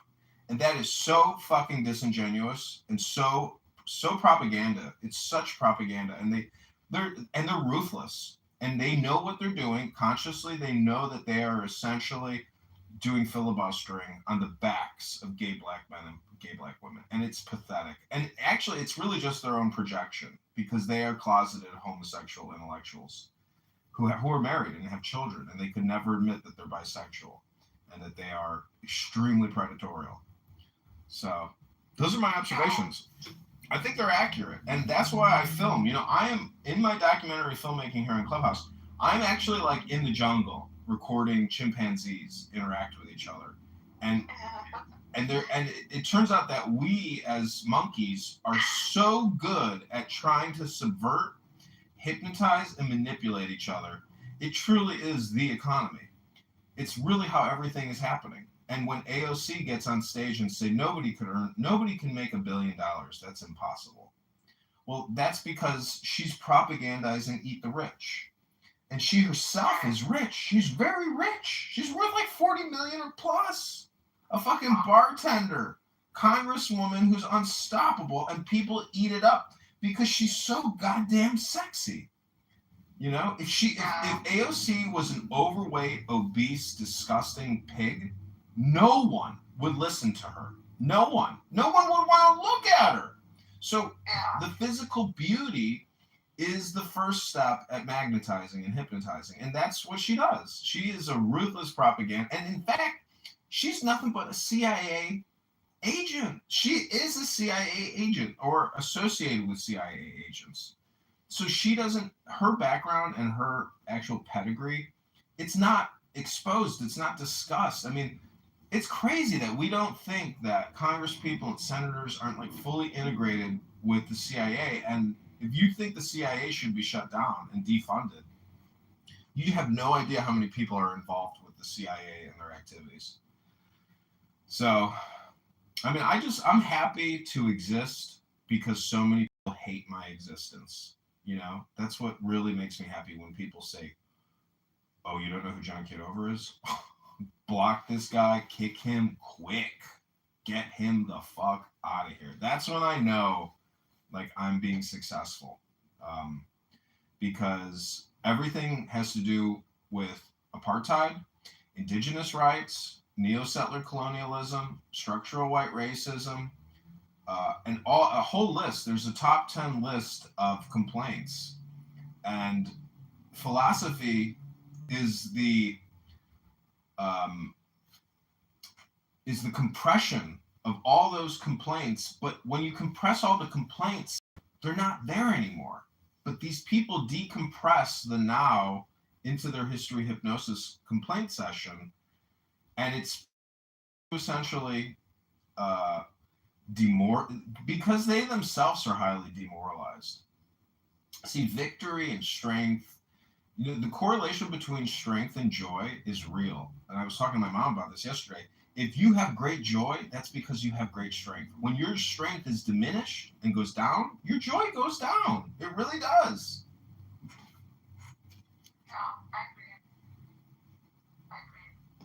A lot of it is perception and lack of action.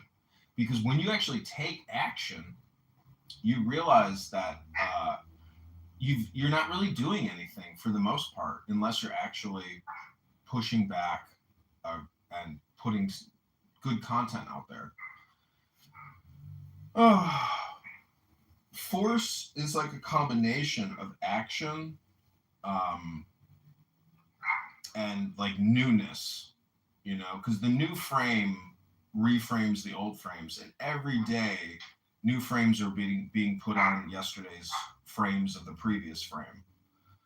So, like that guy Brian in here, he tried to raise his hand earlier, and it's like, I don't want to bring him up because he's one of those chronic one-uppers. And last time I talked to him, he said he's going to kill me. And welcome to your new life, bitch. I know where you live.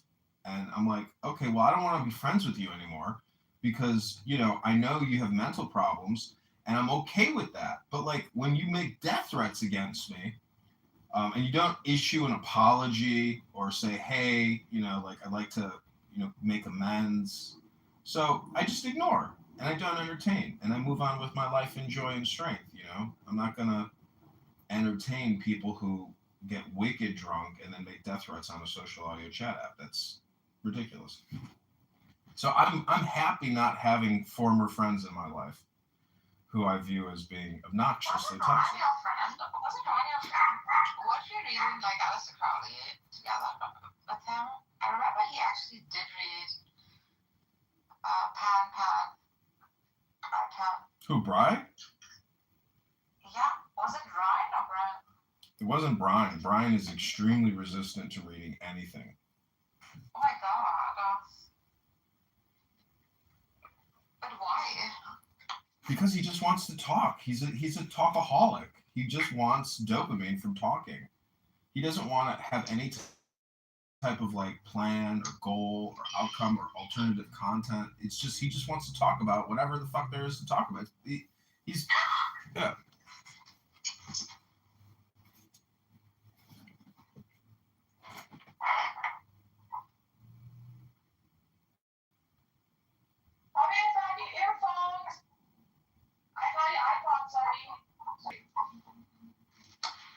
Do you know who Osho is?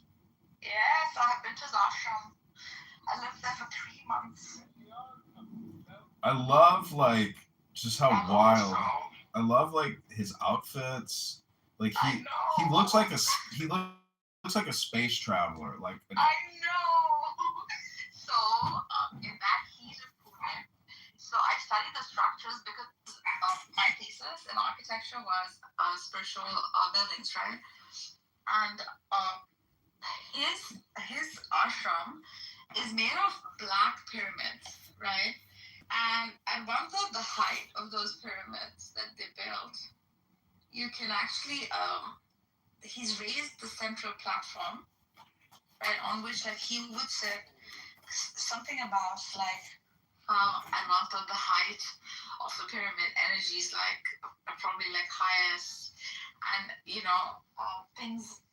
They've done some experiments like by putting apples and oranges and stuff by making these models that are pyramids at that height. You see that no rotting happens, and I don't know, energies are different and stuff like that. Bro, Osho, like, first of all, he believed in like orgies and stuff, right? So it's an experience. You have to go and see it. Then they have a spring festival that I went for, and you can basically dance any kind of style. I think a lot of it is drugs, I'm not gonna lie. But you could like tour. Then there's like every week he dedicates it to one kind of ritual practice, right? Like the whirling dervish would be one of them, and he gives you they would give you like robes and stuff that you could wear or not. So he's all about the essence and everything being love, and he's also like used to be highly hedonistic in a way that he sort of spiritualized hedonism. But you should know that love is everything.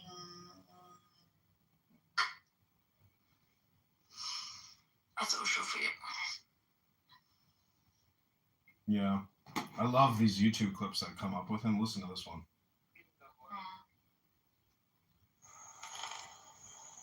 Shows a significant fact that perhaps our love is searching for something else,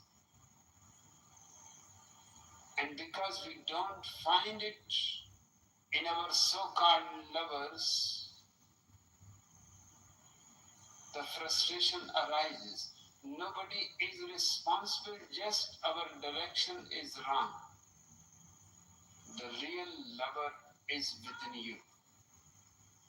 See that? Eternal. This is the thing about these relationships. It's like if you know that if your real lover is you within you, you take your relationships with a much more like professional approach as opposed to like this, childish love attraction, dopamine orgasm game of oxytocin. And that's why philosophy sets us free from like these carnal monkey mind activities that so many people engage in. And that's why so many people have so much suffering, and why they have all these burdens now. I don't know. Maybe I'm just coping. Lover is within you. Once you have found it, you are absolutely Content with yourself. Okay, Brian, welcome to the show. Last time I talked to you, you said you were going to kill me, and that I would never kill you. I mean, that'd be too easy. And you said welcome to your new fucking reality. And Well, I mean, dude, I would sink the Lady Hawk before I'd kill you. Oh. Well, you can't sink the Lady Hawk because the Lady Hawk is unsinkable because it's no longer in my possession. Okay. Can't sink a ship that won't float. Well. Can't believe you bought that thing. At least you got laid a couple times. Yeah, I know, but when you calculate out how much per lay, I might as well just have accumulated some sugar babies and paid the bill. You ain't lying. I love me a good hooker. All right, well, this is the Ayn Rand book club where we're going to read another page from Ayn Rand. Are you talking about Ayn Rand, the Jewish woman that wrote, Atlas Struggles? That's it. Struggles. Yes. Atlas does struggle. Well, who the fuck is John Gall? Who is John Gall? I am John Gall, baby. Dude, I might be a dumbass redneck, but I mean, I have read a couple books. I'm so proud of you, Brian, for reading Ayn Rand, or at least knowing of her. Dude, Atlas Struggle. Dude, I read like 3 of her books, I think. My gosh, look at my. I think it was Atlas Shrugged, Atlas. Atlas Shrugged, The Fountain Head, maybe. Ultimately, they ended up with the community that they were meant to be with. And the funny thing is like, in modern day, like, you're talking about like all these scientists that are being just like they're like like vanishing. I think that that's Atlas Shrugged. These are the scientists that we need. I think this is like DARPA, like being ahead of AI.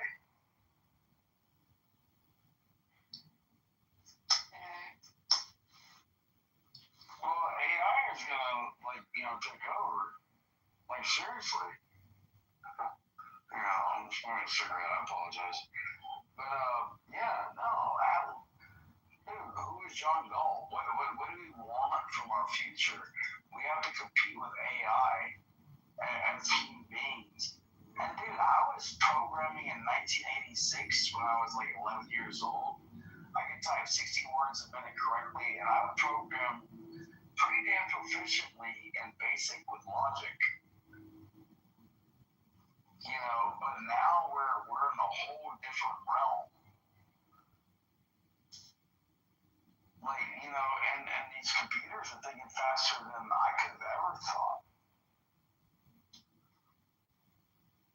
How do you compete against them? I mean, I get it that I can do it abstractly, but logically, you can't compete. What do you want from your future, for your kids? What do you think, 25 years from now is going to look like? Because 25 years ago for me was 1995. And everything from 95 to here is crazy as the front door. But you're talking about, what you're trying to get with AI and computers and all the distractions and devices to your kids in another 25 years from here to then, good fucking luck.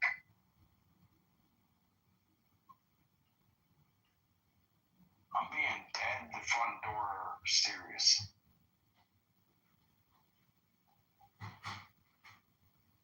Dude, I'm about to take my fucking wristwatch off and blow my whistle.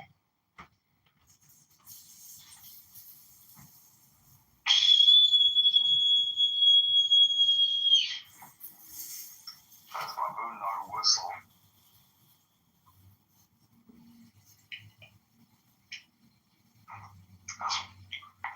Bro, these kids are not gonna know how to fucking take care of themselves. None of them are gonna know how to do it. None of them will know how to start a fire. None of them will know how to volunteer and be in the woods. If there are, it'll be the exception of the children. It won't be the rule. What do you think, John?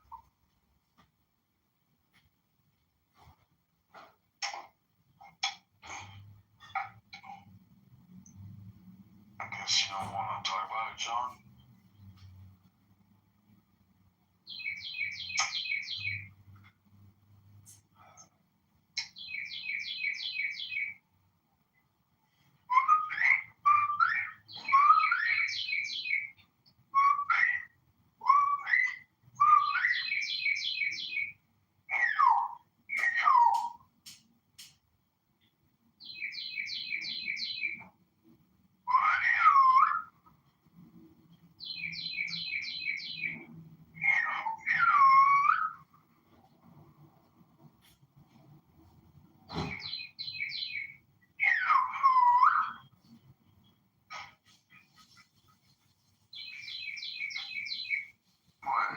Some riddles.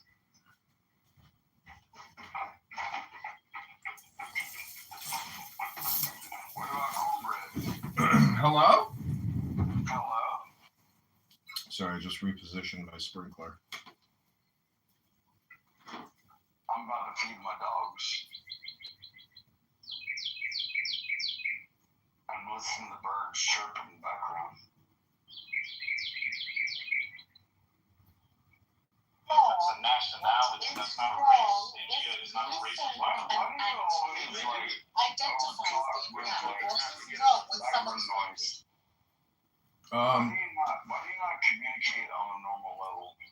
Because I'm, I'm not beholden to any type of strict rules or format here in this matrix known as the internet. But you don't want to like connect with your friends. No, not necessarily. I want to like push through to what I'm trying to achieve, regardless of And what that would be what people and friends I happen to. like I know you did. I know like the things you've done.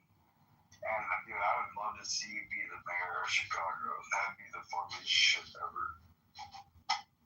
But, Well, it's not going to happen. But the whole thing is, it's like being able to communicate, ideas. But really, the AI analysis of like uncovering fraud. Like I found this hospital that's billing Medicaid 130 million a year.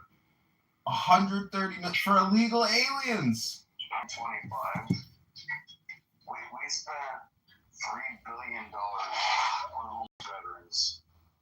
We spent $9 billion on illegal immigrants. Like, how are you spending 3 times the amount for illegal people versus the people that actually literally went to like war for our country?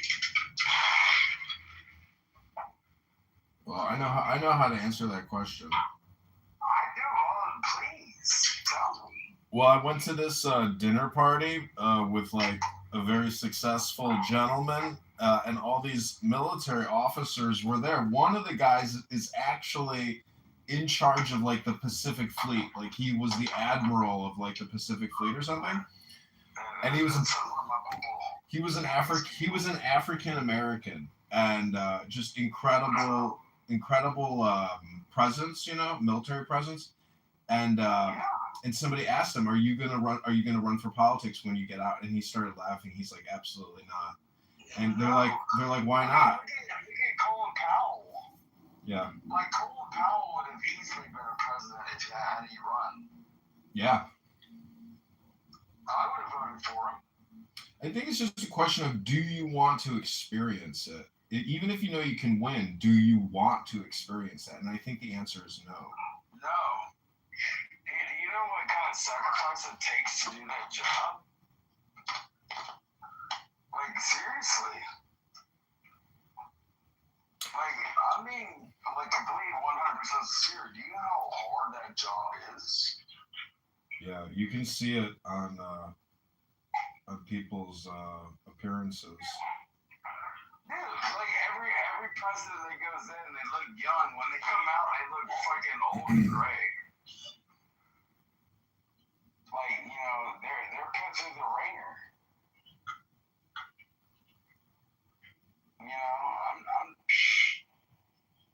I don't know one of them that got out, like, safe.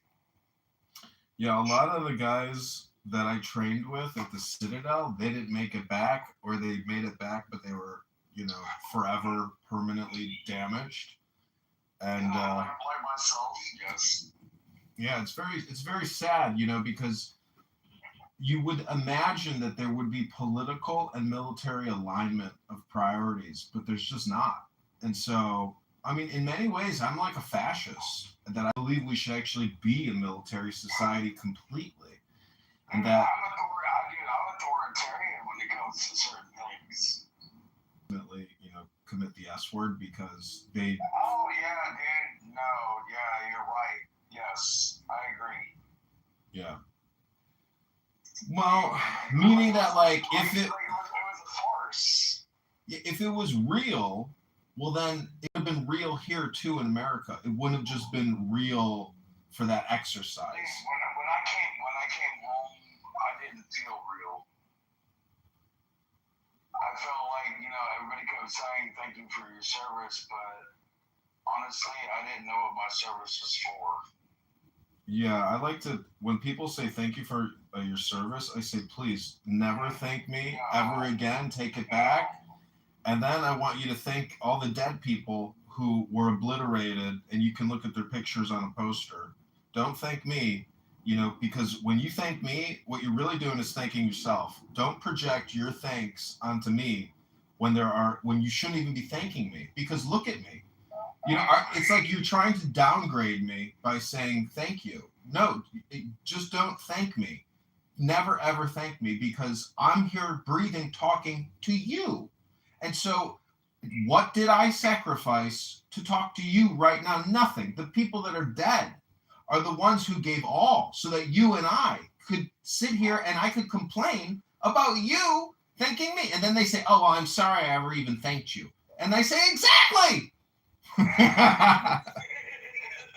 the thing is, like, all games gave all, and like I've held them when they died. Yeah. And I know what it's really about, John. Like, seriously.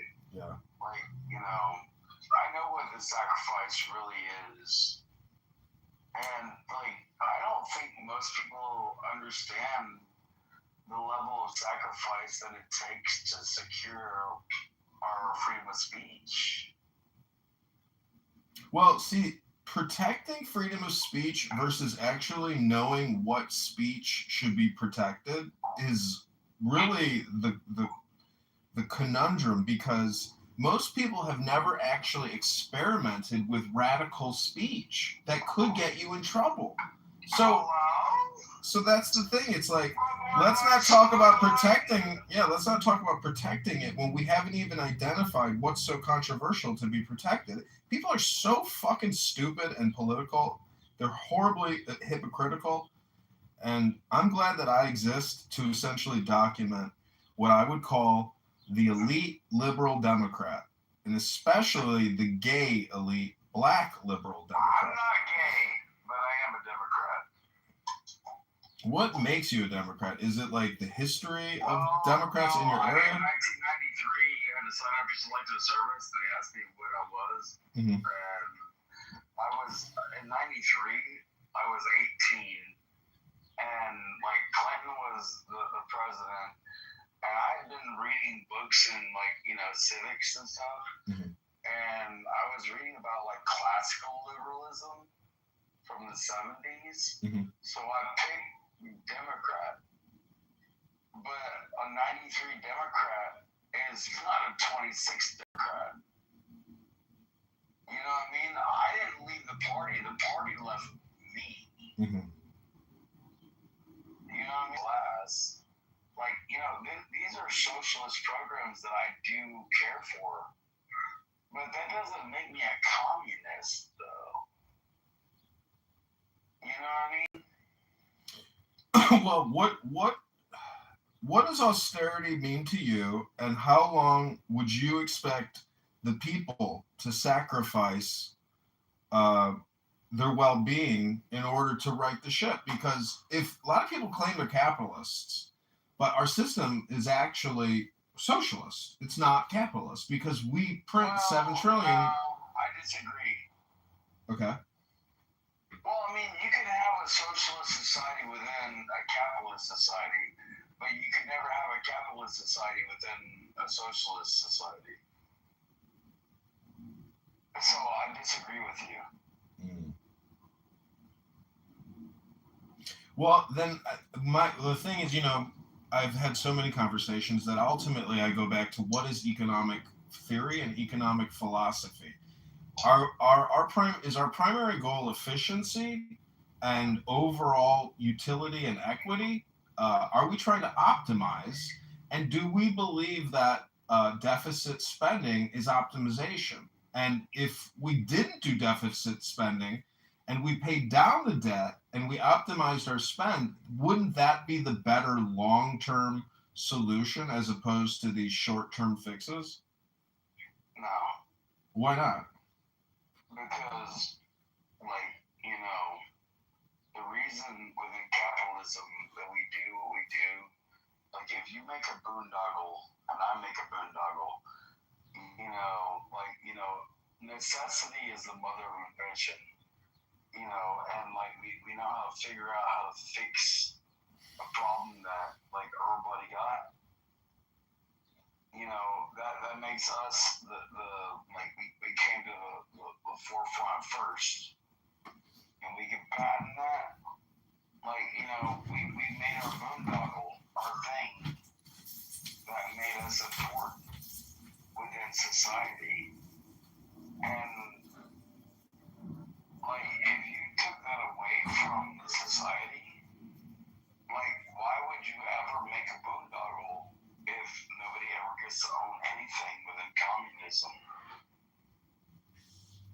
Well, I mean, like, you're not going to get anything. If you made the boondoggle that made millions and you get none of it, why would you invent the boondoggle?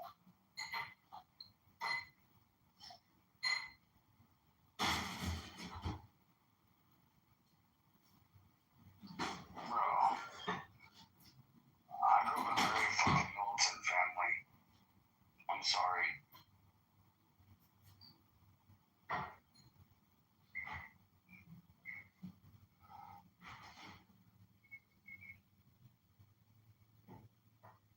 Does any of that mean anything to you, dude? Or are you just gonna sit over there and, like, you know, try to get a beer and put an orange in it?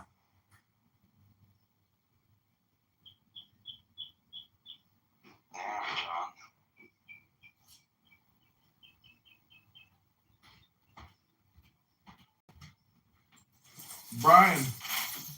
Brian, what I'm saying is, like, if we were to run an equation, a model, that it's my opinion that, you know, if we, it's my opinion that the equations and models we're using right now are inefficient, self-destructive, and unfair, completely and entirely. What models are you specifically referring to? The $7 trillion that we spend every year. Dude, my thing was, like, when I got out of Iraq in 2010, our national deficit was $12 trillion. Yeah. Right? From, like, it took us 200 change years. Yeah. To make 12 trillion as a deficit, right? Mm-hmm. Why is it from 2012 to now, which is like 14 years? Did we go from 12 to 36? You know. I know. The people are saying that we. How did we do that? How did we do that in, like, less than 2 decades when it took us 2 centuries to get to 12? So the thing is, that money was created and distributed, and it's still out there. A lot of it, though, is now outside of the U.S. Is outside of U.S. control in offshore banking. And so if we wanted to claw back some of the trillions, well, it's out there. It's sitting in people's bank accounts, and we could claw it back if we had the will to do it. I mean, I think you're right about the boondoggle theory. But I am, as you know, as a self-opportunist or a self-promoter, you know, do you know who Benjamin is on this app? He has a room open right now called Math is Racist.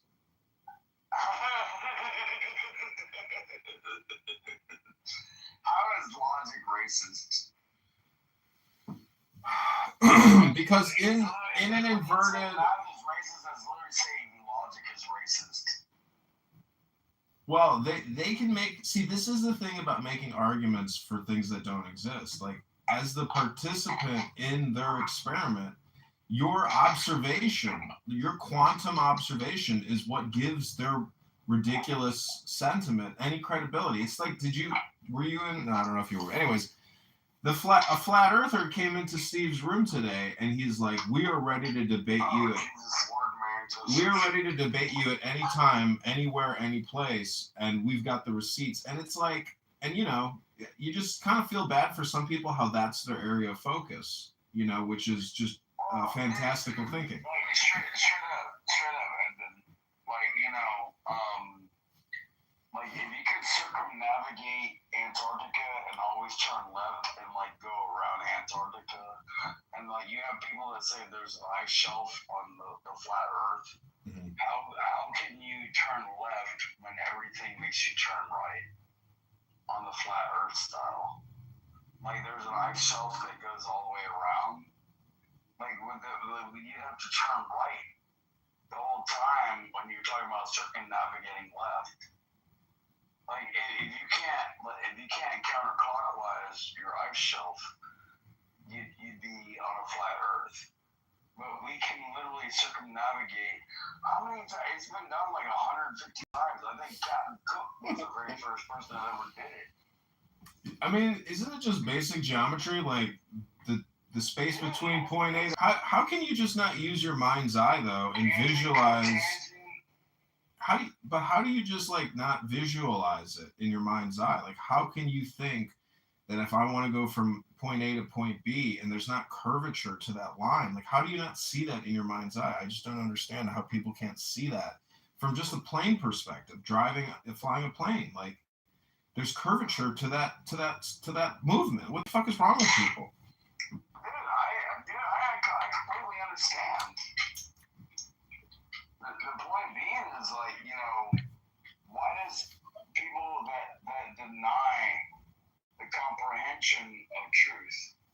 Yeah. I think that's their content though. But the irony, and this is why I think mocking people is fun, important, maybe a waste of time, but there's just so many people worthy of mockery, and it's almost like they have a language comprehension and a language deficiency. That's really what's happening. I think they actually don't have the words to describe the concept that they're. Well, that's why I say it's not. Flat earthers are actually a philosophy. It's not some kind of mathematical or geographic science or something like that. It's what they're really trying to express is a philosophy, but they don't have the words to really describe what they're thinking or feeling. That's what I've told them before. Bro, dude, when I'm telling you we need to worry about the shit, I'm not even fucking kidding you, bro. We don't need to worry about them? No, we totally need to. Oh, why do you say that?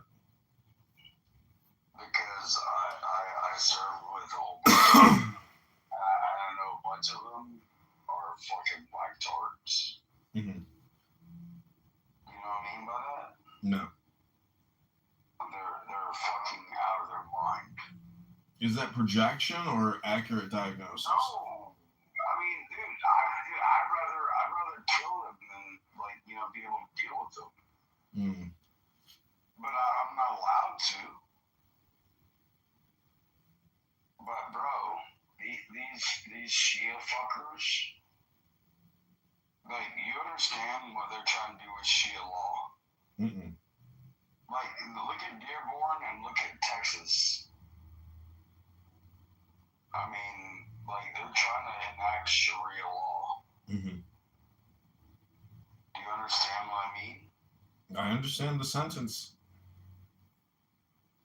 Bro, I mean, do you understand what that means to, the First Amendment? Yeah, that's what I'm saying. Like, we have to know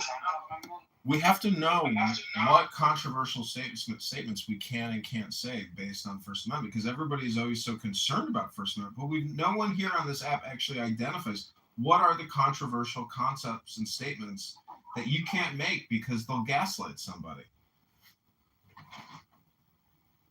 Agree.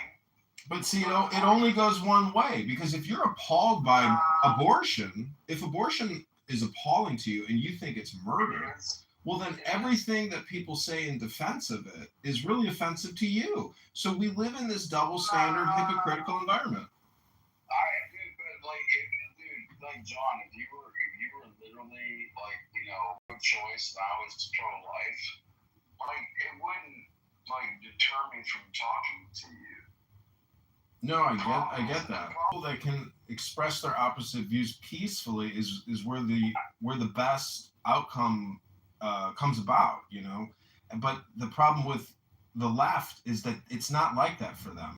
They literally say on these stages, I feel like we shouldn't be having this debate, and that we should control the communication and content. That's what they say, because they feel that it's dangerous. He said the first thing was, I feel. That's what they say, and they say it's too dangerous to have conversations and debates about this, because they can't let their position or propaganda be compromised. Your feels are subjective, and I don't give a shit. And everything I want to talk about is objective. And if you don't want to talk about the objective reality, fuck your feelings. So subject, object, object, subject. They say that the synthesis happens when the subject and the object, mix, and like that's the secret. Well, I mean, synthesis. Like your object is shit you can measure, and you understand your reality. Your subjective is like once you figure out your reality, how you feel about the reality that you're within. Yeah. And like if you're trying to make your reality more important than mine, I'll tell you to go fuck yourself. Mm-hmm. That's the way it goes. No, I mean, dude. Do I sound dumb? No, I think you're 100% accurate. The problem is that in the world of like green beans and control, and then, the push down of content from media corporations, we're just living in a highly programmed communication that's literally pushed down top to bottom communication. Oh, we got Mountain, the man! I've known you for half a decade, bro. Mountain is here. Mountain, yes. Mountain was just in the math is racist room. Matt is an idiot. I'm not an idiot. Fuck you. You're an idiot, bro. No, I said Matt is an idiot. Oh, okay. What are you guys doing, though? We've been talking about various topics, but shooting about yesterday Mountain and I had a lengthy conversation, and at the end of the conversation, guess what I told him? Well, you don't get it. No, he doesn't get it. So I literally am trying to explain to him the reason why I troll, the reason why I don't get too serious in this app is because I feel like it's not healthy, and I don't have the self-control to stay away from it. So I try to not be part of a club. I try to get myself banned occasionally, so I'm not part of the table. And then but then John goes, if you don't behave yourself, you're not going to be part of the conversation. You're going to be part of the table. Like, that's the point, bro. That is the point. This clubhouse. He said that to me many a time. Like, I've known John since 21 when my mom was still alive on Instagram. Yeah. The only reason I'm on Clubhouse is because you want to talk some shit. Don't start no shit. Won't be no shit. No, I wasn't. I guarantee you. So it's like, you're just too much of a liability to bring back on the facility because you can't behave yourself because you think that it's unhealthy, and so then you make it more unhealthy by trolling just to get kicked to preserve your time. Like, that is madness. That's not what you're looking for. You're actually like, you're just going about it the wrong way. We got Bao here. Bao is a very funny individual. Bao, do you want to come up and say anything? This is Michael Braunstein from Miami. Welcome, Bao. Bao here. I haven't seen Jeff Green or whatever his name is on here for a while. But, his rooms in the mornings and stuff, he usually holds like a full day session while he's doing whatever. Haven't seen him for a while, or maybe I just am blocked. Who knows? This is the Ayn Rand book reading room. Bao, have you ever read an Ayn Rand book? Bao is also a teacher, yet he comes on here and doesn't really ever have anything academic to teach. He never reads a book. And I always criticize people here who don't take the time to at least read one page a day. And it's just my belief that a book is more valuable than you, unfortunately. Which person actually knows that Rand Paul is actually the doctor? We know. Yeah, but that he was named after Ayn Rand because of his father. Oh, wow, I didn't know that. Michael, your life must be going great if you're on Clubhouse saying bow wow wow. So happy for you. Must be getting the stress must be getting to you, the anxiety of failure. Uh-oh. A beautiful Sunday in Miami. He's got a phone. He's looking at a cellular device and saying, "Bow wow." That's Michael Bronstein's accumulation of life in 2026. I'm over here with my gun in my hand and drinking a beer. Oh, bow wow is right. So, Rabbono Shalom, we're going to read a page. Now, many of you don't read, so just let me do the reading for you. This is the value of knowing somebody who reads a book on Clownhouse. This is page 29. It's called The Virtue of Productiveness. And productiveness is interesting because a lot of people think that what I do is not work or productive. But I just say, if I'm a politician, well, then I've already mastered the art of doing nothing and being highly productive. Well, that's only because you speak one way and it's not dialogue. It's just you giving a directive. Rabbono Well, Shalom. the real question is, did you file taxes this year? Rabbono Shalom, yes, absolutely. Okay, that's all that matters then. Did you? I did. You know, I met a girl at the bar, and she's like, I haven't filed in 6 years. And I was like, you haven't filed your taxes in 6 years? She's like, nope. I was like, you think it's going to work out well for you? She's like, I don't really know, and I don't really care. I was like, well, I love your attitude, but good luck. Well, I mean, I haven't filed my taxes in longer than that. Shit. Why not? Because I've never tried. Oh, well, you ain't part of the community. I mean, I like the 7 years I haven't not made money. Yeah. At least something that the government can get hold of. Well, if you have nothing to take, I don't think you have anything to really worry about. Yeah. Well, I mean, dude, but I'm still a millionaire. Well, Rabbono Shalom, you're about to actually experience page 29 from Ayn Rand. This is the virtue of productiveness. And who's John Gall? We're going to find out in just a minute. I'm the guy that has the electric bicycle company. I'm not sure I'm on their level.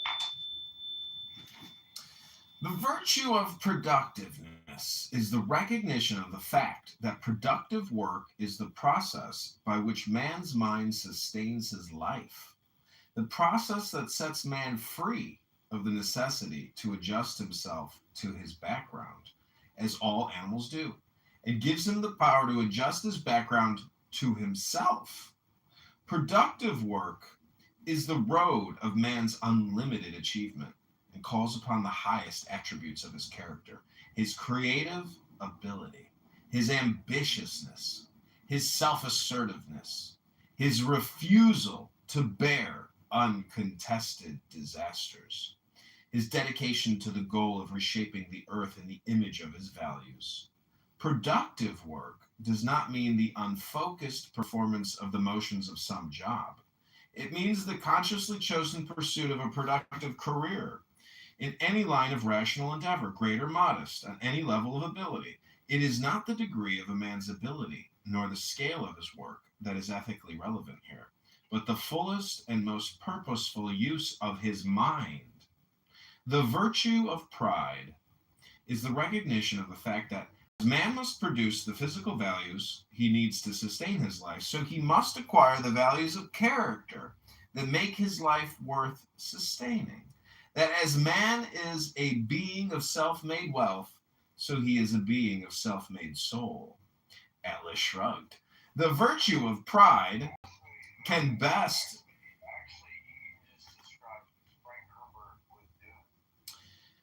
Let me finish this page. The virtue of pride can best be described by the term moral ambitiousness. It means that one must earn the right to hold oneself as one's own highest value by achieving one's own moral perfection, which one achieves by never accepting any code of irrational virtues impossible to practice, and by never failing to practice the virtues one knows to be rational, by never accepting an unearned guilt and never earning any, or if one has earned it, never leaving it uncorrected, by never resigning oneself passively to any flaws in one's character, by never placing any concern, wish, fear, or mood of the moment above the reality of one's own self-esteem. And above all, it means one's rejection of the role of a sacrificial animal. The rejection of any doctrine that preaches self-immolation as a moral virtue or duty. Okay, gentlemen, you've just read one page of Ayn Rand. How do you feel? Ayn Rand.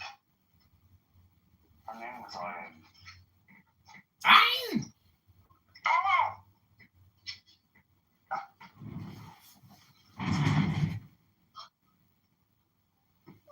You said Ayn Rand. Some say potato, some say potato. And some people kick people right in the fucking mouth. Hello?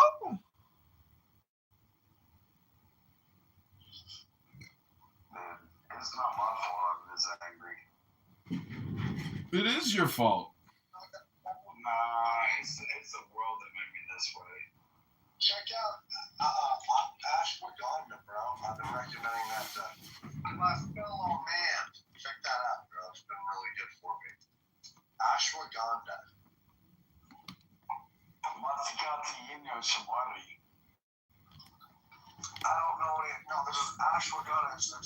It's like it's a natural tree. I know. I was speaking Shona to you, which is the dialect of the area. Yeah. You've probably seen her on. It's not my fault. You don't understand. Like, how you doing today, my friend? I'm good. Listen, bro. How are you? How are you? Hi. We're good. No, I'm high. Good. Smoking a big blunt or what? Hi, how are you? So Michael Bronstein, what's new in your life?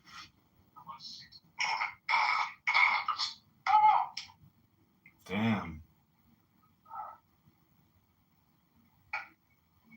Until I need more weed. What a life. Well, I mean, fuck you, motherfucker. Hello? Hello? Reborn line to line? I think Bob. I'm going out for Mother's Day. I'm the master of my universe? What? Where you taking Mom? Well, my sister. Hey, happy Mother's Day. I'm glad your mother is gorgeous. I wish my mom was still alive, bro. Like, shut up. For real, for real. Going bowling. We're going on a bowling. But dude, he went with his mom to the, turning this, voter cards. That was a cool video. He brought the reality of life. Rabboni Shalom. Where are you taking Mom, Michael? Bowling alley. The bowling alley? There you go. What do you roll these days? Fuck do I know? I think I used to roll 120s or something back in the day. Shit, I'm 250 and up. Something like that. 120s or 40s. I've been known to roll. There is no God, but that does not mean that I am atheist. Certainly, I am not atheist. The atheist says there is no God also. There is no God, but that does not mean there is no God, but that does not mean that I am atheist. Certainly, I am not atheist. The atheist says there is no God also. But when I say there is no God, when these people say there is no God, there is a tremendous difference between my statement and their statement. Certainly, I am not a theist. The atheist says there is no God also. But when I say there is no God,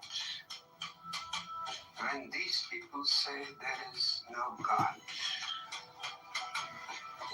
there is a We have a consonant fifth between my and a statement. slightly dissonant third, and they were really, really into consonant thirds, or the sweeter third, and the somewhat dissonant fifth, which would sound weird to us today. Yeah, I think people should listen to like just intonation, like any way they can listen, like a pure third or a pure fifth. Every perfect fifth, every power chord that you've heard all your life is out of fucking tune, people. You don't even know it. You're just used to it. That's why it's convention. It's just like it's all like artifice, convention. You know, hundreds and hundreds of years of this shit. You know, and then you still got the fucking the polka dot duo playing the microtonal music, right? What are their guitars? You know, there's also a guitar on there. I mean, it's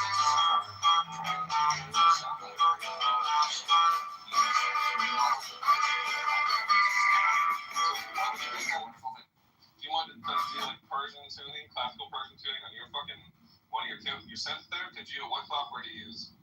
Logic Pro, you customize the tuning, you go into Logic Pro, and then in the tuning panel, you customize it. Following the discussion right now. Yeah. I still would love to know how many races there are. I think there were like 7. Like when you fill out the forms, the government forms, like which race? It's like Pacific Islander, fucking Mongoloid, whatever. It was suggested that there were, I think, I guess I'm standing on my back porch right now. You want to hear what it sounds like? Children. Yeah, try to herd cats all day and see if you don't lose your mind, Rico. I mean, I bet you that if you were set up in a system where you had to... Did you just say herding 8 cats and like a fucking animal? Like, yeah, Rico, the organization I run right now, has a fleet that I have to manage and do the asset management plan for the whole where do thing. you do that from, Cora? Well, I have multiple locations. I have Where I have do you do two it from? different Do you have office an sites. office? Or, excuse me, I have 3 different office sites, and I work from home. And you sit on your ass when you do this work, right? No, sometimes I go to the fucking garage maintenance facility. Bro, it sounds like it sounds like game. You ain't acknowledging game, bro. If she got to where she is and she's comfortable and she ain't doing hard labor, that's a skill. I appreciate that, right? And that's what women tend to do. They gravitate towards that. Men usually tend to gravitate towards. You don't want to do hard labor. You don't want to do labor. Just go to school. Yeah, definitely. I agree with that. But then she's not conceding to the point that it's like men do all the jobs that they take for granted, including going down into the stores and fucking I scrubbing. don't think she's taking men for granted. I don't think so. So why can't she concede that? Why can't she say, "Hey, I appreciate it"? Cora, you're saying men ain't about shit and they aren't integral to society? No, I'm saying that women participate in that too. Maybe it's smaller numbers, right? Thank you. But, now you're admitting it. Now, see, well, now no, she's admitting it. there are certain things where you act like women, like in the construction industry, right? I'm telling you right now, there's far many more female engineers that are coming up, right? They work in the project management side. They work in the materials management side. They do all sorts of shit. When you show up at the site and there's a pallet waiting there for you, there might have been a woman on the There other are end. female engineers, that's no doubt about that. But they're not that many.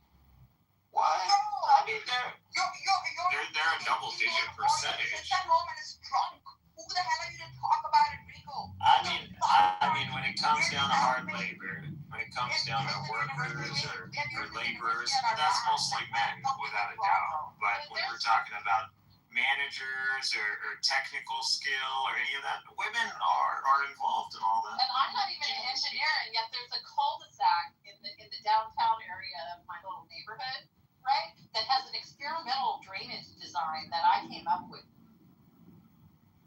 And it fucking got built. It cost $2 million fucking dollars. Find enough time I fucking was talking. You are an engineer. You are an engineer. And I made it happen. How do you do all this stuff to manage to be on SAP all day long? No, I did that like 15 years ago. She's in money, and I literally did that 15 years you ago. drop past, haven't gotten there, and you're jealous of women. We did it all. I don't think he's that. He just wants the acknowledgement that men, get down and dirty. They're usually involved in a lot of the fields that women typically aren't seen or don't really have a representation. I think that's true without denying that women are involved in managerial I can't believe roles you can just walk into tech this skill. conversation and see it for what it is. And these chicks over here are so fucking prideful they can't admit it. It's the way you're coming at them, bro. It's like you're trying to bite their heads off for what? My colleagues at the I don't care how I'm saying it. It's what the fuck I'm saying. Pay attention to it. You're East Coast. Where's West Coast? Everyone's West Coast. You're talking to West Coast people. And then I'm talking about all the colleagues that I've had. The biggest I people in the had a world. colleague at the consultant. West Coast and East Coast, we have our issues because we don't see things the same way. And management, and worked in LA and was in and out of all of that shit. Like all the Dude, you see how in the proud she is? plant, She's like doing doing all herself that right stuff, now. right? I have multiple friends. You You can tell just from the way Laura speaks and articulates. She's a highly technical person. She has high skills, so you should be able to detect this. Skilled women, and I know that they exist. Whereas Regal, right, who's up on roofs, can't see them. Like, there's a thing that needs to be highlighted. Or he just can't see him while he's on top of the roof. He's like, where are they next to me? All he sees is a bunch of barths and a bunch of, I don't know. Which is fair. I think women should give that to men. Like, labor is our thing. We take care of that, no problem. I personally wouldn't do it unless I'm paid very well. But, other than that, I wouldn't engage in labor. But because we're from the West Coast. We don't do. But women, you gotta understand. Like, women already understand that they're not gonna be the best fit for these environments. They're not gonna be able to keep up with men, so they focus on other career avenues. So they go technical, they go STEM, they go admin. So which is fair, and we wouldn't have gotten through World War II without women. Like, you understand that, right? I'm sorry, Alumi. Maybe you're right. I have to talk That's to right. children and be like really calm in my tone and act like they're daddy. I'm sorry. Let me be a self-righteous, high-striving human being who looks down upon others because they're not patriarchs like my religion allows for. Lady, I look down on you because we treat family. Why are you adding you act like a jealousy? fucking Like, hell. just let it. It's already landed. Like, why continue the shit talk? He is East Coast, West Coast. You understand how they are. Yeah, exactly. Not going to know actually. I don't know them. They're like from the Middle Ages.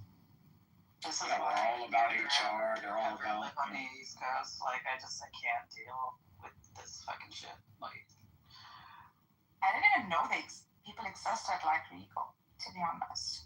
It's so far away from our world. Because you think that men are fucking feminist cucks, dude, and you really don't care about what men like. You really don't get to know them. You don't know what their likes are. I'm not even lying at this moment. At all. It's all about you. It's all about holding the door open for you and then being like, I don't need it because I'm a boss bitch as an engineer. I'm going to be in a competition with you, and then, I fuck that, dude. I wouldn't. It's really not like that. You're the one that We open doors. A woman opens doors for men. Like, if you're ahead of someone, you open the door to the guy behind you. That whether it's a man, whether it's a woman, whether it's anybody. That's just how it works. No. I'm talking about the expectation, the fucking social contract. You know, men are supposed to. If you're on a date, be charming. You're supposed to. Yeah. I mean, that's the least you could do before you. There's so many things that you have to be, right? Okay. What inherent duties and responsibilities do women have? Like, why do they get so many entitlements? Because they know how to make men happy. Because they know how to make them happy. She's doing doggy style on you. That's why. They get to send me to war based on their vote, right? But then they don't have to sign up for the draft neither. That's a privilege, don't you think? I'm good. I don't need them on the battlefield. Okay, great. Neither do I. But the point remains is that they're so entitled to have. They can be on the battlefield. They're nurses. You want to be cutting off people's legs and every day how they can hold them down, screaming men. They don't want to join the military like that. They do. Women are in the military. What are you talking about? No, blockade management. I was in the military. There are women in the military. I want my equal right to sign up for the draft and let it be automatic as soon as I fucking register. There's a lot of women in the military, bro. There's not a lot of women. There's no feminist organization out there today saying I want my equal. Honestly, I don't want women in the military personally. I'd rather just be for I'm not dealing with the fucking point, dipshit. Okay, guys. They're already drafted. They're already in the draft. Women are in the draft. You want to live vicariously through this fucking equal rights movement, then how come they equally don't want to be able to sign up for the fucking draft? Why? They're already signed up. They're already signed up. Why don't they want that equality, bro?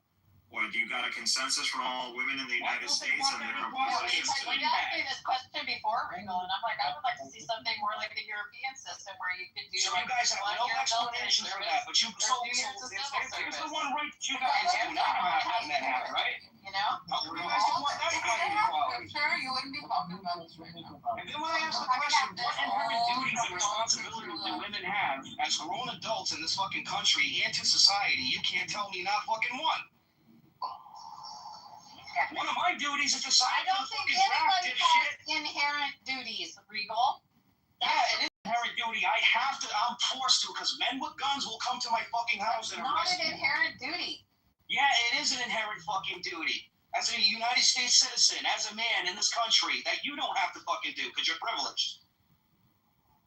Are you not privileged? Is that what it is? Actually, there's a lot of men that prefer women not be on the battlefield.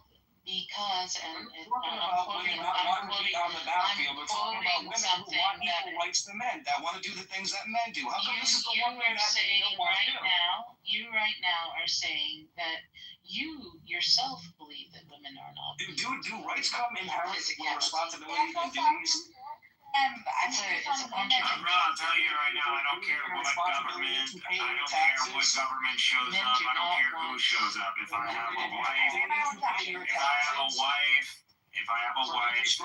and she's called for some sort of draft, it's gonna be over my dead body.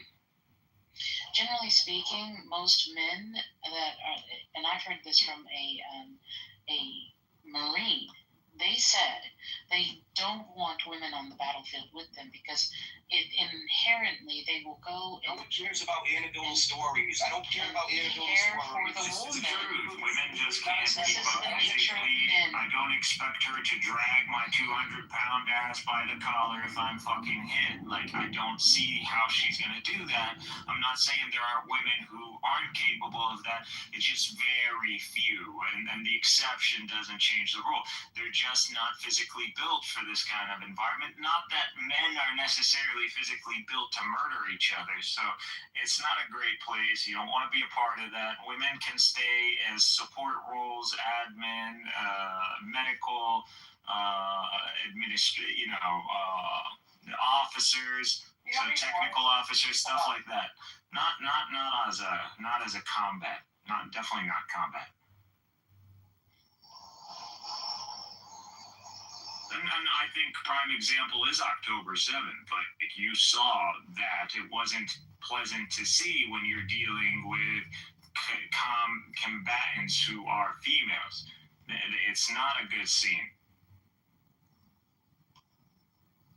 Okay, whenever we talk about our contribution in laborious jobs, we actually ignore the fact that we are physically stronger, and it's a gift from nature. It's not something that we earn. You have more upper body strength and more bone density. Women actually have quite strong legs, so we can compensate for some things by that's true. it's done. Yeah. Yeah, it's not one is better than the other. We complement each other. Our natures are meant to unite and bring about the full human dynamic, and that's what keeps us going. When we try to do these black and white lines, it's like, what are they, a different race or species? Like, no, they're of us. Who are we criticizing? Our mothers, our sisters, our aunts, our daughters? To be responsible and provide? No, obviously.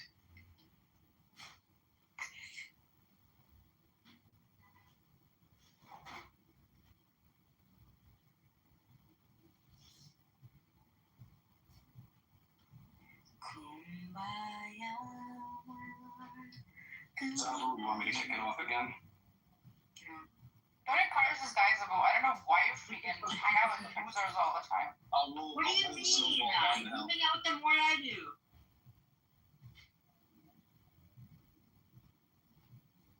Well, it's a cutthroat society, man. Like, women got to go out there. They got to have some sort of security. They have to go and get an education. They have to go, and if they don't, like, they're screwed. Like, time isn't in their favor. You understand? So women got their own problems, and again, the only reason all of this is the way it is because the men in this country allowed it to be this way. So whatever, make America great again, I don't think you're going to reverse the hands of time. Allowed is the right verb. I think it's the men preferred it to be this way, and they oppressed and took over systems and made it like structurally this way.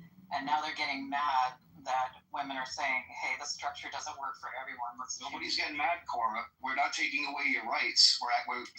No, you guys get off the screen, go out there. As a World War II. Get off the screen, go out there, be ambitious, make money like we do. Be self-made like us. Do women need to be in factories? No. Do women need to be making tanks? No, but that's what we decided, and we wanted to continue that. I believe women should be spouses and should raise children, educators, and all the fields that you need a female in those fields. See, the problem with this is that... Right? So that's a duty and responsibility to society that women have to give us back, right? The replacement rate for the human beings we have in society, and they don't do that. And they're not compelled to do it neither. Hello? I'm still compelled to go into a draft, right? And they can vote for a president that I don't like, that could eventually send me to war, that they don't have to go to. And that's my duty and responsibility to my fucking country as a man. So what inherent duties and responsibilities do you ladies have? So you guys want all the freedom and all the rights, but you don't want any of the duties inherent with the responsibility that comes with that. Hello? That's a big issue. So, no, the issue is that you guys are actually doing binary watermelon logics, meaning that when I see a woman, I don't think woman, girl, I just think beauty and intelligence. And so what we're doing now is actually what mankind has always done, which is just respect intelligence, not gender ideology. That's the problem, and that's why so many people are acting in a non-dual or a dual manner. You have to, if you read the, what's that famous book? It's like the Hermetic Tablets. One of the axioms about life is essentially the gender, male, female, this binary dualism. Without it, there is no synthesis. The opposites create reality. So all I'm saying is that if you think women need to give us babies to make up for the birth rate loss, like, bro, it's not women's fault. It's the COVID-19 ZAV manufacturers. It's the abortionists. Hello? Right? But that's part of the entailment of duty and responsibilities, right? As you put it, with children. But they're not encouraged to do it. They don't have to, and they can opt out of giving birth to children. The point is I can't opt out of going to fucking war if I'm drafted for it. I know, but in a real war, women would be included in the real war. I don't understand your point. And that's the duty and responsibility inherent as a man that lives in this country, right? But what their duties and responsibilities. Now, I made this clear. They don't have to have children. But it is kind of automatically assumed that when we go to war, the men and the women stay. Well, that's the American way of doing it, but in other countries, women also go to war. Women and children go on the lifeboats, right? This is kind of a genuine thing. This is an egalitarian thing, part of the patriarchy that's been around for a long time, but then we all ignore it because we want to talk about all the bad shit. About how we don't need men. About how we can do it all by ourselves. And then, at the same fucking time, they depend on their fathers, they depend on their uncles, they depend on their friends that are in their DMs to keep them company. Are you Regal? The guy who will take them, and none of them have responsibilities to these people. Regal, are you a black American? What is the inherent duty and responsibility of women? That's all I'm asking. Regal, are you a black American? Are you black? Because I hear black men saying the same thing. I hear black men in black rooms saying the same thing all the time. I was asking you if you're a black man because your complaint is very similar to what other black men complain about. Is this your cope? You accused me and Narges of coping. Now it sounds to me like somebody's coping. I think Regal is coping. This is a cope. Oh my God, Regal, my cope detection system is going off. Coping! Someone is coping. I'm not sure how the beard would look. Is that Benny Adam? That's Benny Adam, Cora. He's a beautiful, beautiful man. Right? Yeah, he's handsome.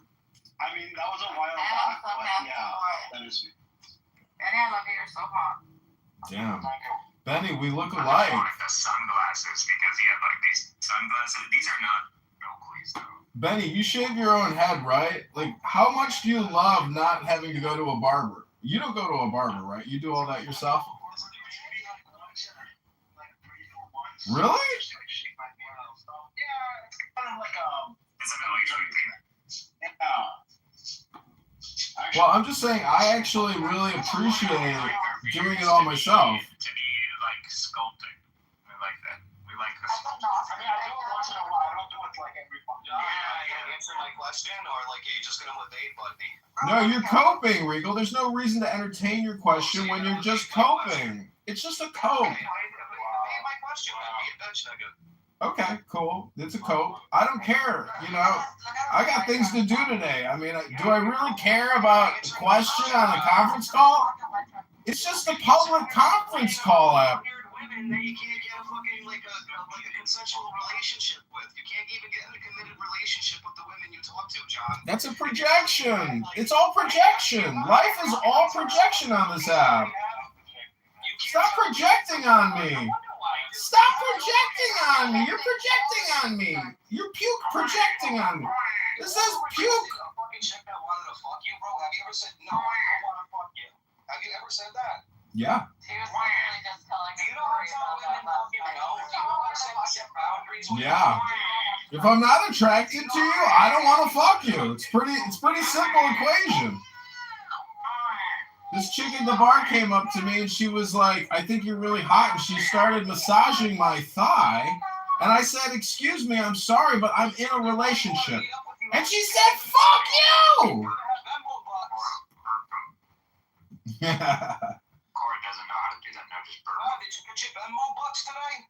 Hello? You ever burped a baby, Cora? Yes, many times. Probably did so more than you do. I have a niece and a nephew and lots of friends with kids. Like, they're not babies anymore. No maternal instinct kicking in? What are you talking about? Yes, I always wanted Where are the babies, Cora? Where are your babies at? I'm not able to have children. Well, Benny, I'm sure you haven't tried the Semitic. The Semitic injection? She's gonna ready for it, and she didn't do it yet because she just wanted to beat a debate with me. Mm-hmm. Just beat her pride, and I just did it. Babies in this world, bro. Yeah, you should adopt them. Why can't you adopt them, Nargis? What do you think, Benny Adam? خد البنت البيضاء أنا بجيبها وبنجتمع مع بعض. لا عفوا حبيبي. لا عفوا حبيبي بتيخة. حبيبي بتيخة. بتيخة. حبيبي بتيخة. نعم أنا بعرف شوي عربي حبيبي. وين ما حطت الحجاز؟ Just come with this look. Come with this look. Don't. Whatever fucking look you got going on right now. All right. No, I have a much thicker beard right now. This feels Cali. You belong. You look like that. This, dude, I was like 23. The facial hair, please. Oh fuck! You could tell. Like I thought this was third.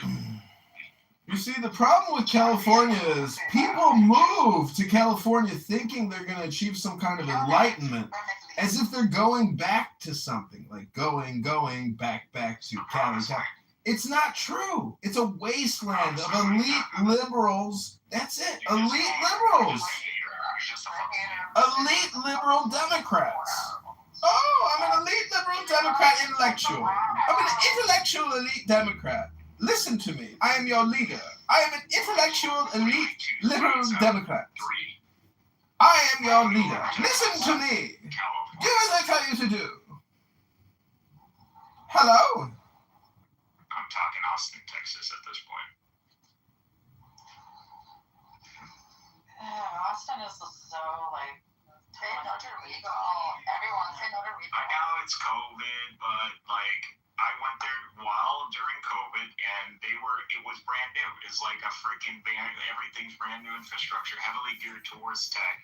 They have a waterfront. They have this river thing going on. I've been to Austin.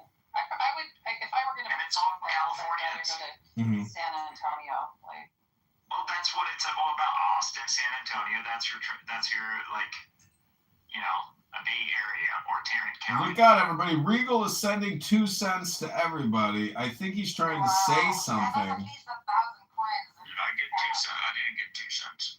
You're a woman. He has to suck up to us. So let's talk about the patriarchy versus the new matriarchy. Because if you can't have a patriarchy, you can only have a matriarchy. And all I got to say is that the matriarchy, without the patriarchy, is not an archy. It's not a party. Yeah. Well, Rabboni Shalom, I'm very excited that it turns out that Israel... It turns out that Israel is annexing Gaza. I don't know if you saw the news, but they're going to forcibly remove all the Gazans. No, it's in the news today. It's crazy. And guess who's doing it? The spy, Jeremy Pollard. If he has a big old beard, If you have to reproduce humanity. but like the beardless, I don't like facial hair very much. So No? So what you want a moose? You want a razor?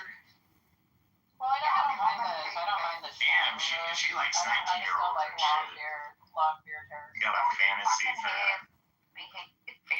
How do you not like facial hair? It's disgusting. No, I've been growing my beard for like 6 months. I don't get it when women tell me like get rid of the beard, but like they like it, but it's just like I don't. y'all don't like it. Y'all don't like it. Yeah. No, they don't like it because it intimidates them. Like masculinity intimidates them. I appreciate that. I totally get it. Men that I'm not interested in being intimate with, I'm like, go have a beard, whatever. It looks good on you, right?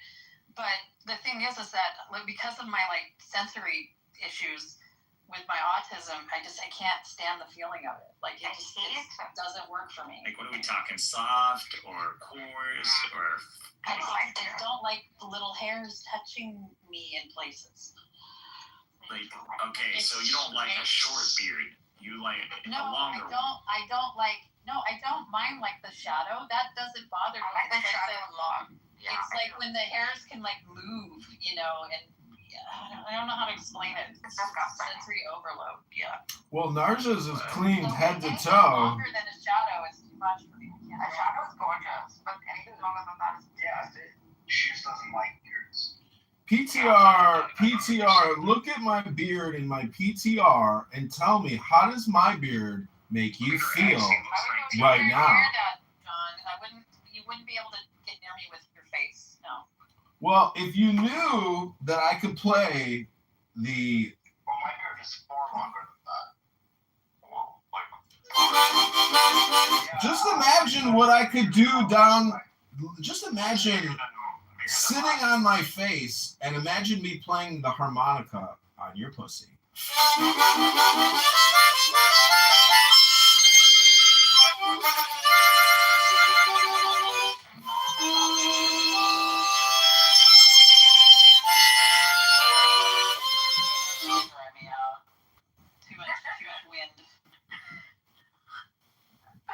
It's true. You know, it's kind of gross. As you're eating a pussy out, you're actually like maintaining the saliva in your mouth because you don't want to swallow a mouthful of pussy juice. So you're kind of like letting the juice just like sit in your mouth, and then you're like, you know, spitting it into the hole to like. Anyways, I'm just saying it gets very wet, as everyone knows, and there's a methodology to the madness. Hello?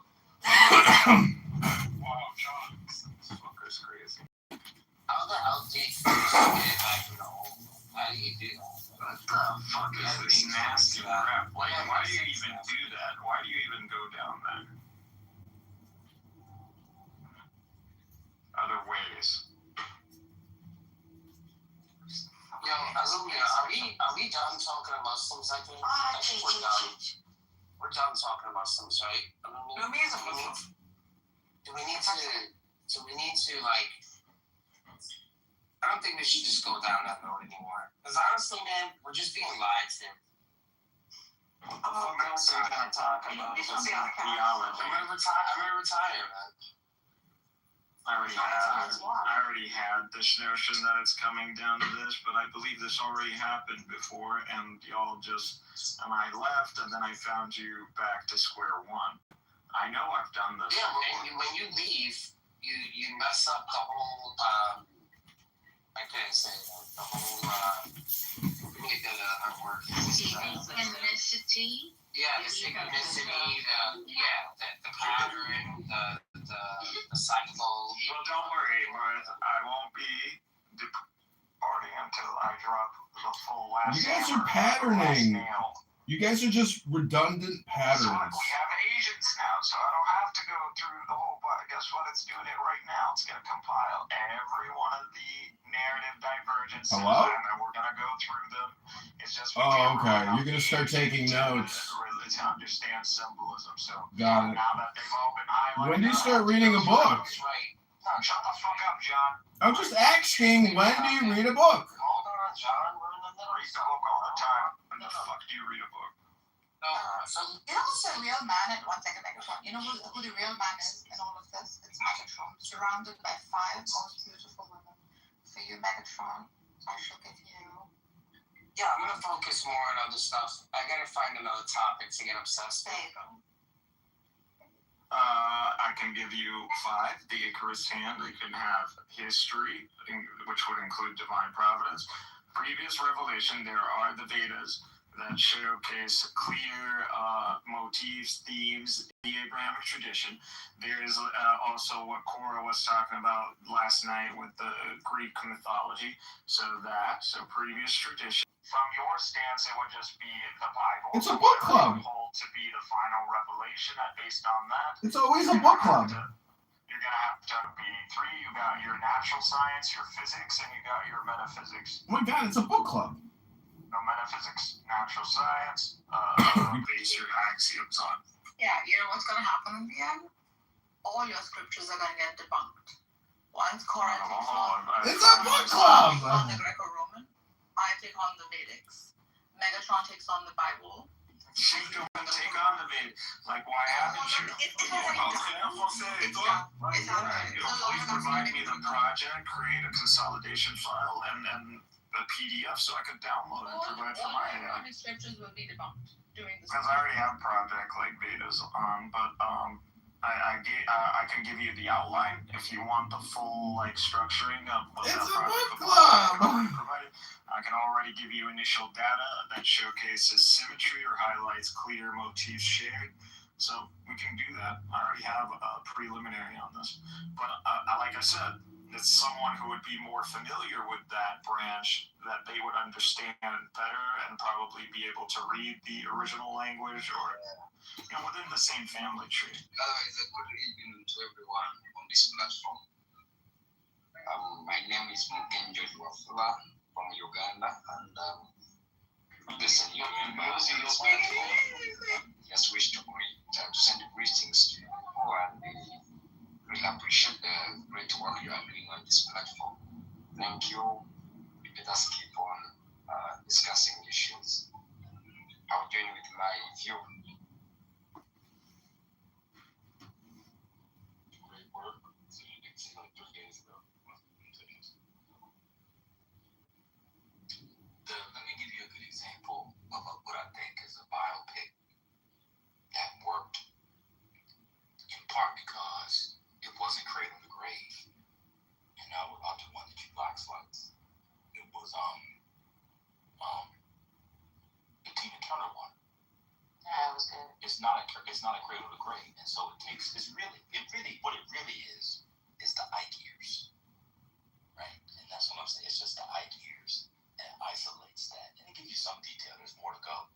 She's not popular enough now for them to do another one, so they'll never do another one that people care about.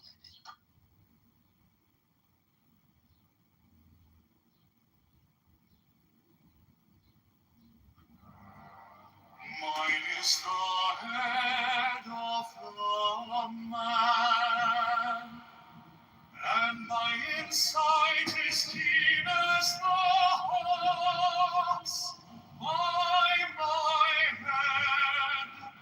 I invoke.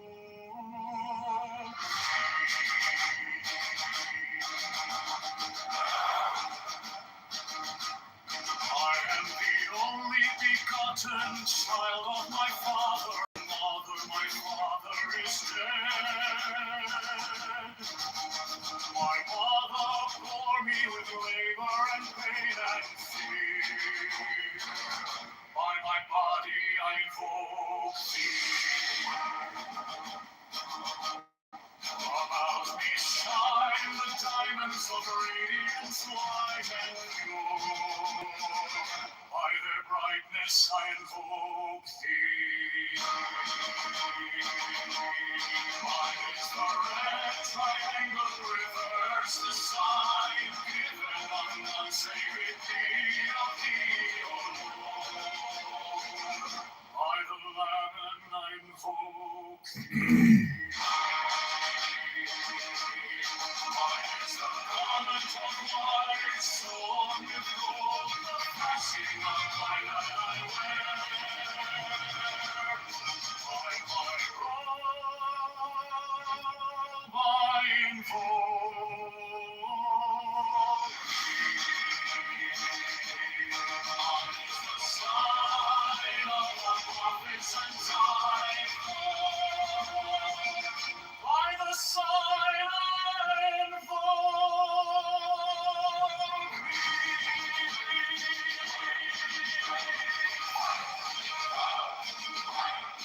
mine is the turban of white and gold, and mine the new figure of the intimate air. By my crown I invoke thee. My fingers travel on the beats of pearl, so now I am to thee thy car of glory. By my fingers I invoke thee. By them one the double power and the voice of the Master.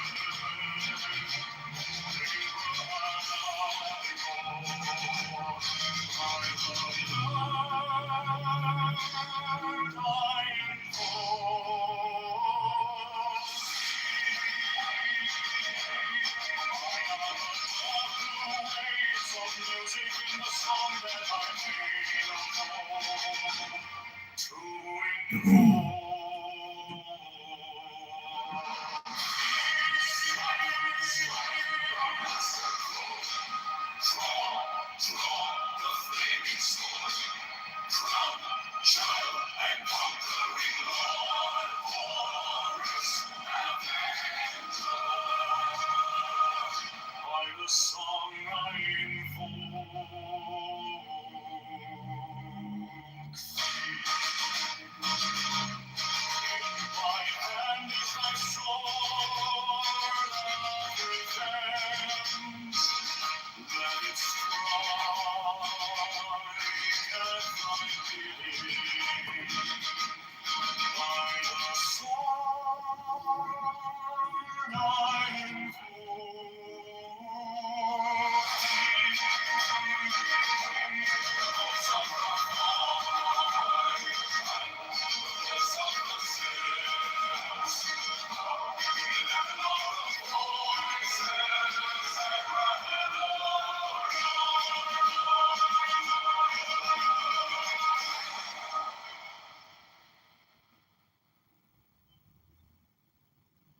Mine is the head of the man, and my inside is keen as the hawks by my bed.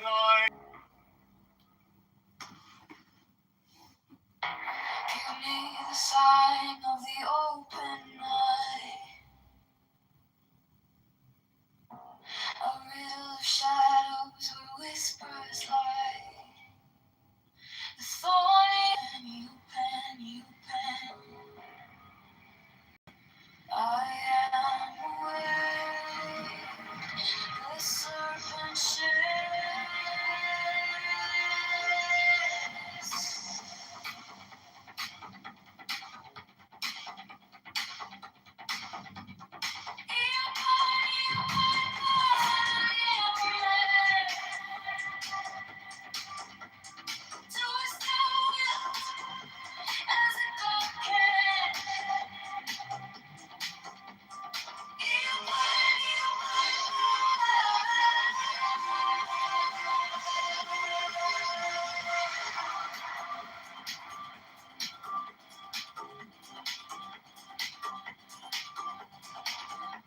The eagle strikes with its jagged claw. The beasts emerge as the gods withdraw. A storm of silence, a broken law.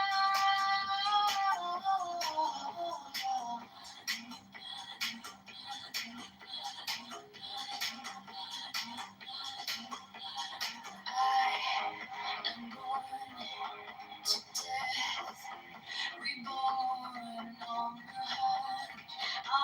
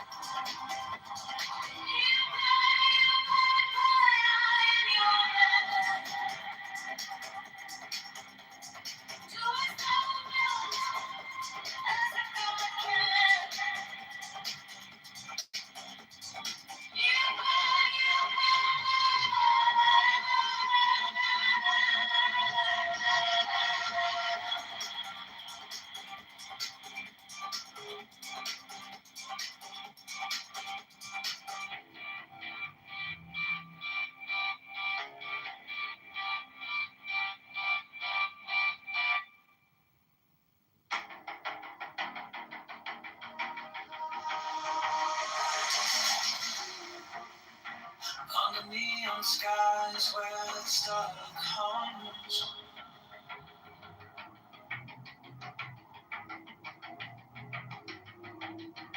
Shadows whisper truths as the bassline drums. The will is fire, unchained, untamed. No path is written, no soul is blamed. Thou hast no right but to do my will. Feel the stars when the silence fill. Your will, on place, is alive, is still. Deliver from the lust of the thrill.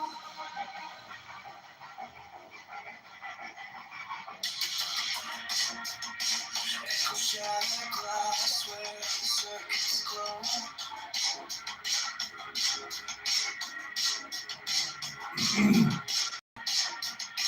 The clock ticks slow, but it doesn't show.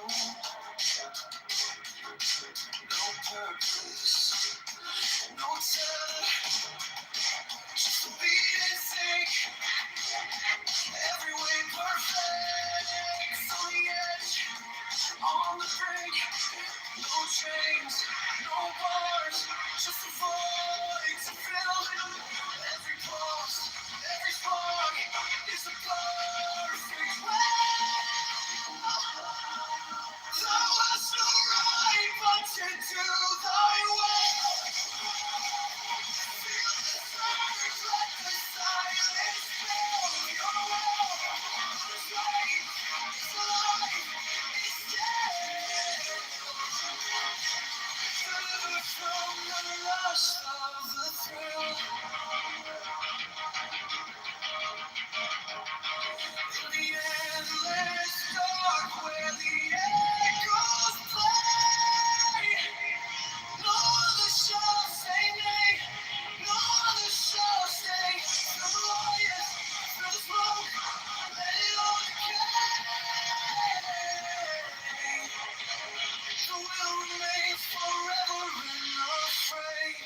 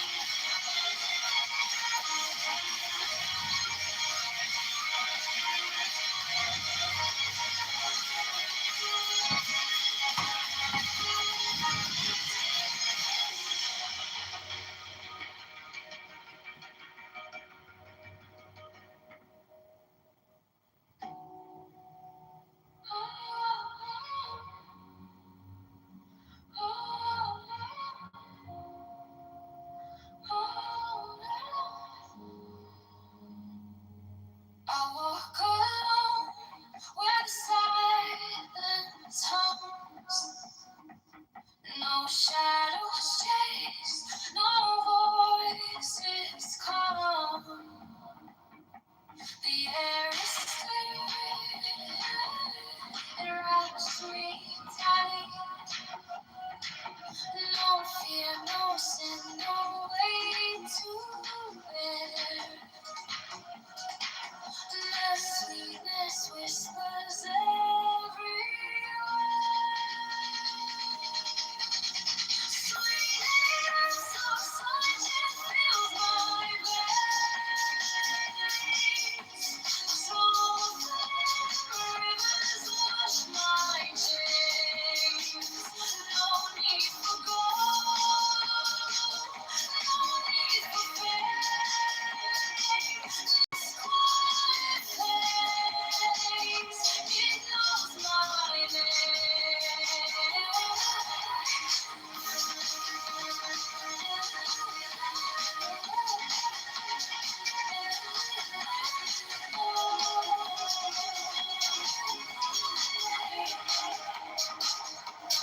Gift of health, it lights my way. Intense blooms where I choose to stay. Trust is the bridge where hearts align. No fear, no sin, no way to bear. And the sweetness whispers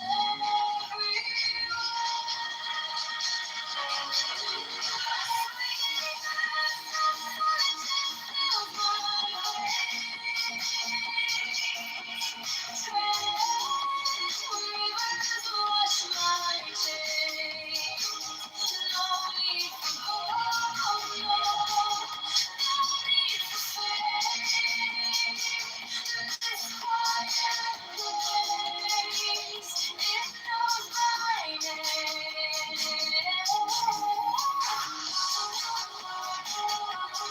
Stargate, wasn't it?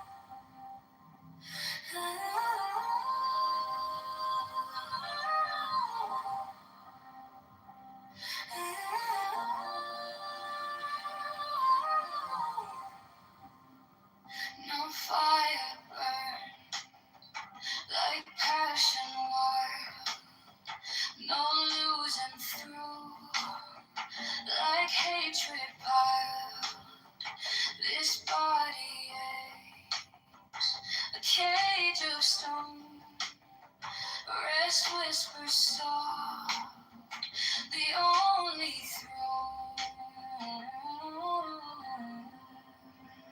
Hunger's the beast, the sharpest sting, body cries, its constant claim, but all to truly see, run awaits, it sets us free. Pain walks close, a shadowed friend. Each step we take, it will attend. But joy lies quiet, just out of view. A higher peak, a sky so blue.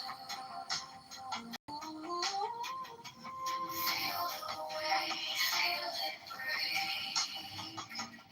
Every ache, every quake. Hunger's the beast, the sharpest sting. The truth is waits, it sets us free. No flame is endless fight, but higher still, beyond the fray, rest calls my name,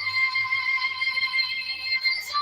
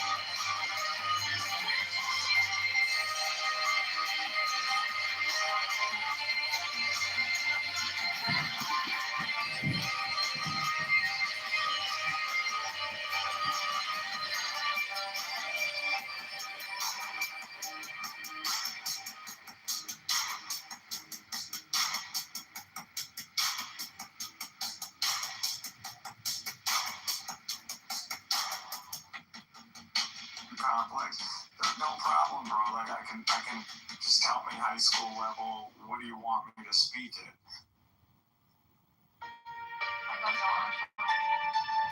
Can't you see by my profile picture that I'm in solidarity with the black community of Clubhouse? I'm sorry, Manville. It is Jewish month this month, so let's For the children. stay focused. Every month is Jewish month. See, apparently Trump declared May. Good going, Manville. Good boy. May is Jewish month, apparently. The Star Wars month, the Mother Day month. He's right. They gave it to the Jews. So I just want to point out that if you are a Gnostic, well, guess what you can do? You can go to Grok AI and you can say, write me a Gnostic poem about this or that. And then you can take that poem and put it into Suno AI and make an incredible song in any category of music you want. It could be jazz, it could be choir and orchestra or opera. And when you experience that Gnostic flow of union through music and AI, it's just incredible. And so, these are things that I've been working on, and it's really just artwork. So Gnosticism is artwork, and it's all a big book club. And if part of being a Gnostic is shutting the fuck up, because if you use this app 7 days a week for dopamine and conscious awareness attention making, you're a schmuck. You should just do what I just told you to do and call it a day. Go to your garden, Jerk off, sit in the sun, pop a beer, smoke a little joint, and just relax. It's all gonna be okay. Hello? Crazy girl. John, can I make a suggestion for a book? Yeah, I mean, it's a woman, bro. Come with me, He gets a bro. lot of women. Yeah, you don't. I'll take you to TJ. We'll get rid of all this crap that you're going through right now. Rewire you. He does have enough. The supply of women are like excellent. John, can I suggest a book for you after? He does. He went to the bar last night. He was there. I saw him. I was there. I saw him. John, could you read We the Living after? Manville, keep talking, bro. Just don't let this man talk. I heard you're a sheriff now. Maybe. That's good.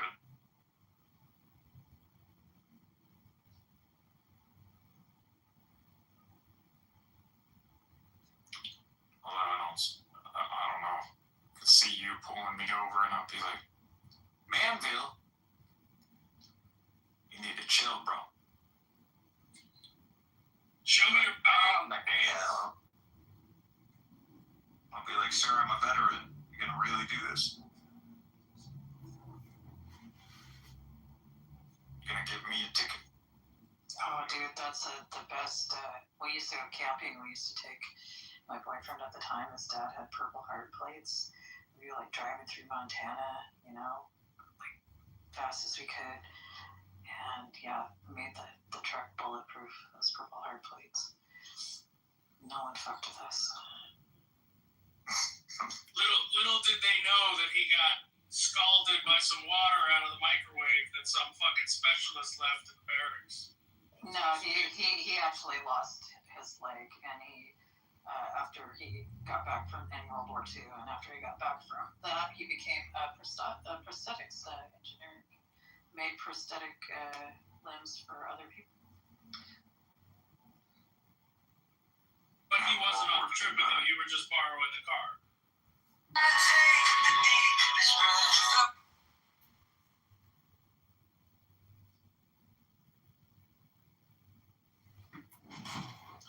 Well, Rabboni Shalom, I am deep in a Gnostic meditation, and interestingly enough, there's over 15 different types of Gnostics. You got the secret Catholic Gnostics. There's even the Order of the Knights of St. John. There's so many different Gnostic cults or sects throughout the world, and they go by many different names and traditions, but they are all essentially trying to do the same thing, which is be one with the one. And guess what happens when you add 1 + 1? You get 1, not 2. 1, not 2. Hello? Each learned this one.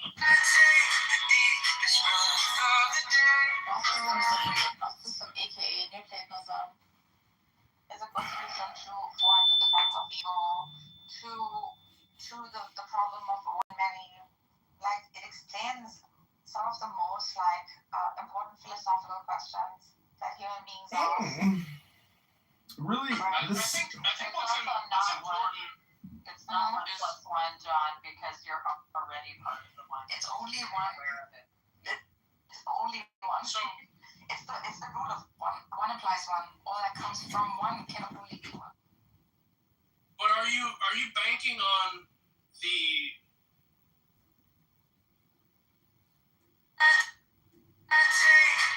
What are you banking on? Your ass. Well, I just would like to contribute a little more to this Gnostic meditation and encourage you all to take the deepest breath of the day and hold it for 10, not 11, 10, not 9 seconds. Fuck you, motherfucker. Who put Maxwell down? Why'd you do that? Megatron, why did you do that? Should I bring him up? Come on, Mandel.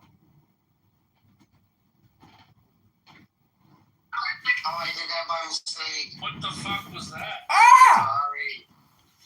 Ah! No bell ringing. Oops! Oops! Oopsie! So what's going on, man? Oopsie! Can't ring my bell! Ring my bell! Ding ding! Ding ding dong! That's good. On my way back to Georgia, God's country. God's country.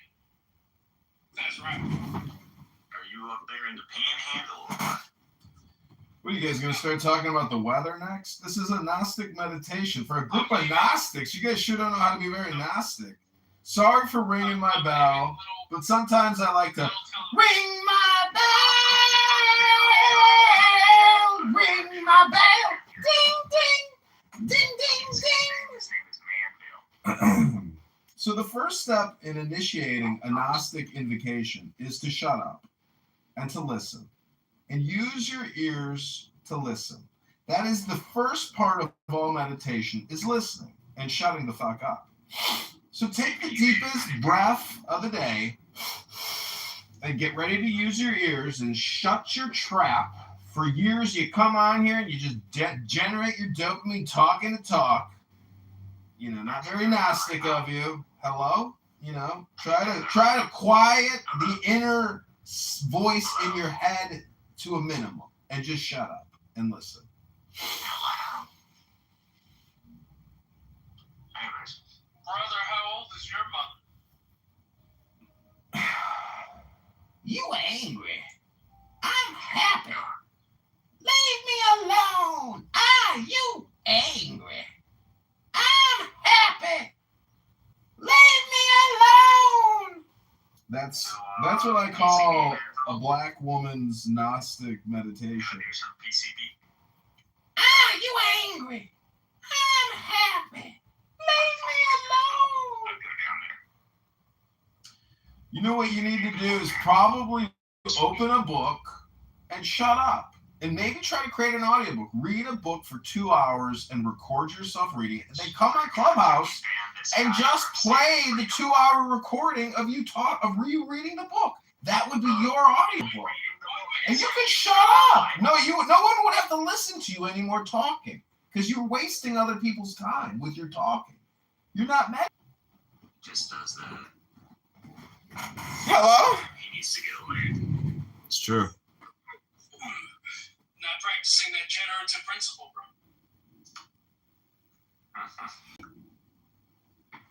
He is a Jew. Hypocrisy's kind of their theme.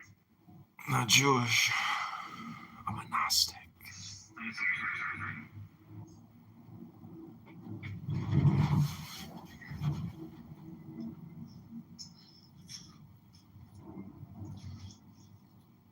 I missed the drive going down to Georgia. You know how neo-Nazis allegedly stole the OK symbol? No, I don't know. Well, it turned into this thing where you got a bunch of fucking lefties. Oh my God, he used the OK supremacist, whatever. Right? The OK symbol. Yeah. Like, okay, with your hands. Apparently it stands for white power now. Oh, Pepe the Frog shit. Okay. So Used to stand for 666. bringing back the Seal of Solomon, right? Abandoning the swastikas and bringing back the Seal of Solomon on armband would be fucking hilarious.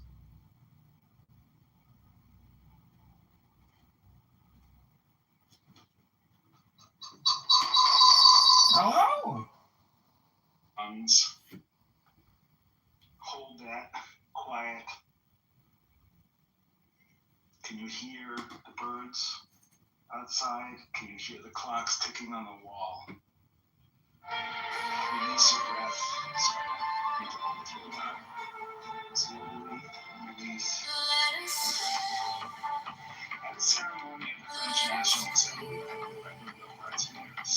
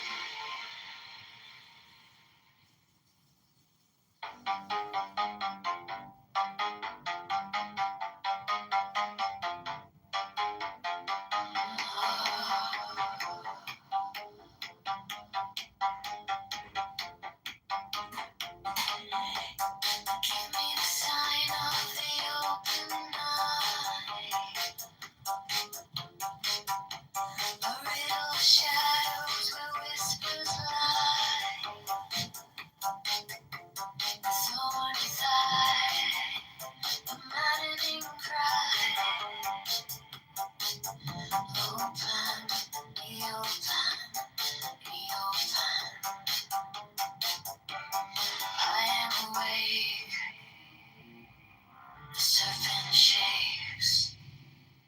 Eat up, honey, up, I'm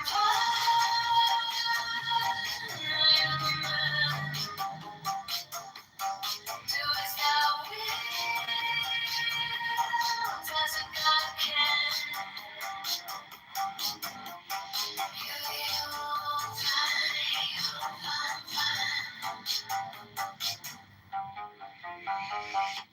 The eagle strikes with its jagged claw. The beast emerge as the gods withdraw. The storm of silence, a broken law. Born to death, reborn.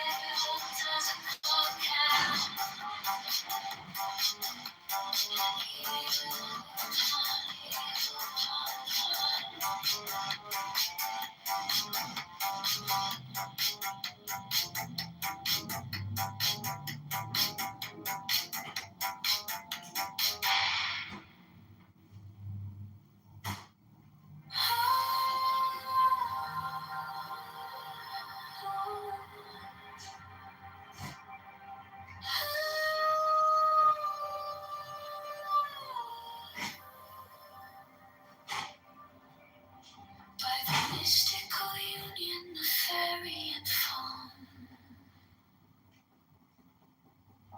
a dance in the shadows from dusk until dawn. Unspoken the whispers that drift through the trees. Unbroken the vow carried soft on the breeze. Oh, fiery Valkyrie, I invoke. Through the flames and the embers, the spell is bespoke. Your arrows and slinging, their springs turn to glow. A force wild and brilliant, a power I know.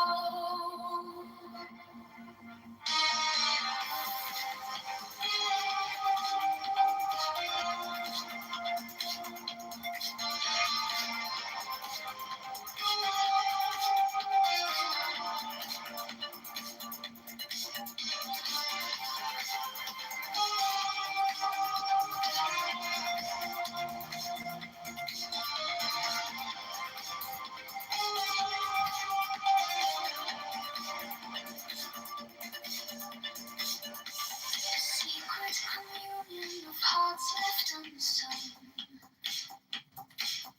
The listless, resistless, tumultuous tone. Through veils of the morning, her armor does gleam. The warrior spirit ignites every dream.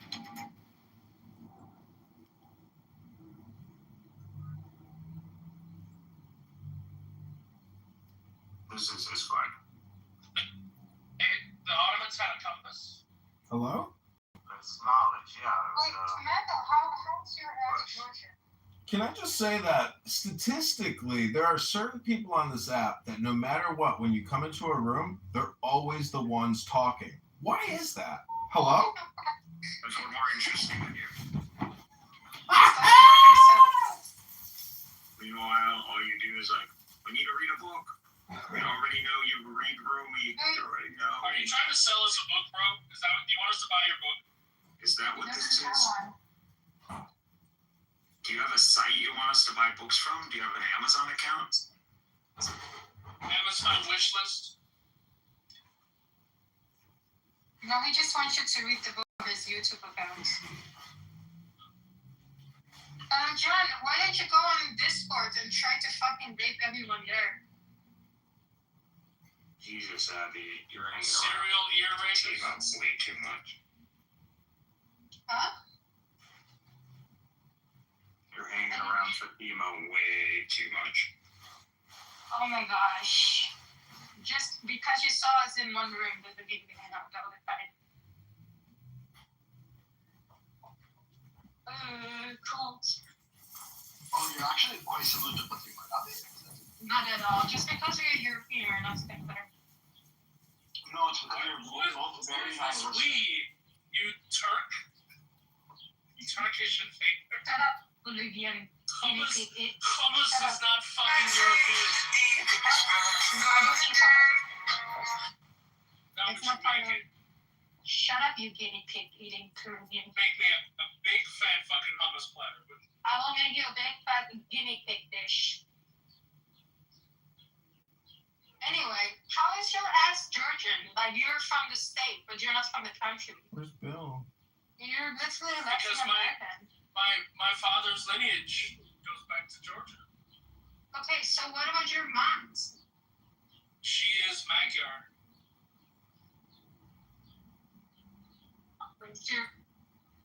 Okay, I usually say we should go the Georgians of the West. Right around Buda and Pest. Amanda, did you watch this? Well, pretty fresh, obviously. Where he hops out of the tank. Ooh. And it's really so good with Lebanon. So it's hilarious. Why do we got to explain to Abby how people, Virgin Turk who lives in the Netherlands but wasn't born there? You know, I don't know. Manville, you work in law enforcement and policing. You meet highly disagreeable, highly annoying people all the time.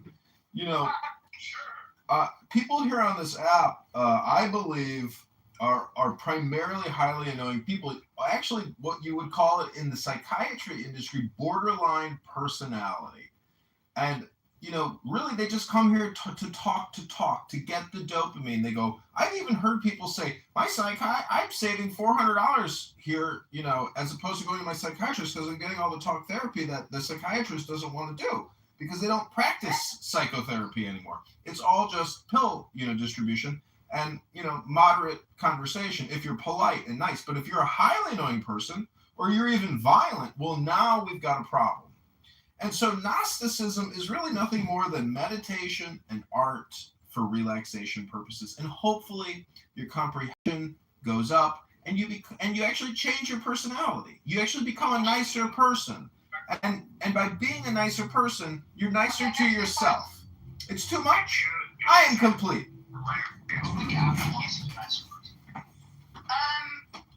What makes you say that? Just because I'm here to make your mother and your father. Yeah, you see, this is exactly what I'm saying. There's a big gap between being a nice person and what you do, right? You want me to be mean to you. You're literally paying me money. I mean, sure, if it makes you feel better. You're literally cash-apping me. But if you really wanted to be nicer, do I have to post the cash app money you send? Yes, post it. Okay, I will do it when I'm home. Post it, I'm yes. almost home. Give me 15 minutes. I'm in Canada. We don't have cash out. No, PayPal. I mean PayPal. My bad. Oh, okay. Now you're changing your story. I don't even use PayPal. But I'm sorry, PayPal. People cash at me all the time to be mean to them. I'm sorry. I don't send you shit. What the fuck? I'm gonna waste my money. Stop being shy. Why are you being shy for? Prove it. I will when I'm home. I'm literally biking right now. No, I'm way too cheap to pay for something like that. You love it. You tell me, oh my god, please send. And if I ask you to show you some people proof, please don't do it. I will give you another $500. I don't understand. If people are paying you to be mean to them, why are you so mean to people it's like for free? Therapists. Exactly. Why would I pay for something? Yeah, why are you doing it all the time for free then? I don't. I get money for it. You're saying every time you're getting paid? I mean, that'd be impressive. Not every time, but most of to give them a free trial, right? Manville, what do you think of this Operation Epic Fury? Well, in order to secure the strait, we're gonna have to invade now. Oh my gosh. What are you talking about? It's closed. Nobody goes in, nobody comes out, the street is closed. But No, the strait is kind of open. the plausibility of that happening, Just like your on the ground, do you think that's possible? Every day the traffic in the strait is reduced, the likelihood of that happening increases, and it'll be really expensive. Can we do it? Yeah. Can we do it and do other things? No. So if we do it, China might finally move on Taiwan. Yeah, that's what I'm thinking as well. And then we would not have the manpower to stop it. But no, do you know what we're gonna fucking do if China's about to seize Taiwan, right? Gonna go nuclear? We're gonna nuke Taiwan. Oh my gosh, it's gonna get all your fucking entities. Yeah, we would stop Taiwan. Why nuke Taiwan? To deny Yes, we're literally fucking Trump voter. To deny them an asset. To deny them the asset. It's not the greatest asset. I mean, all those factories, that's the most important thing. And you're talking about if they're designs from America, they won't be able to produce shit without America. No, we can't make the chips that they're making. They're more. The factories in Taiwan, and then you can destroy factories without nuking them, bro. Into building the factories. But we want to deny China having the base with which to launch operations in the Strait of Taiwan and the South China Sea. Gentlemen, I hate to interrupt you, but as a end user of over 100 cell phones, I just got to say that Taiwan and the cell phone chip manufacturers, ultimately, it's guys like me that are buying all these semiconductors. And so I find it kind of amazing that you guys would be willing to go to war to prevent guys like me from buying all these cell phones to sit here and record people wasting all their time on Clubhouse.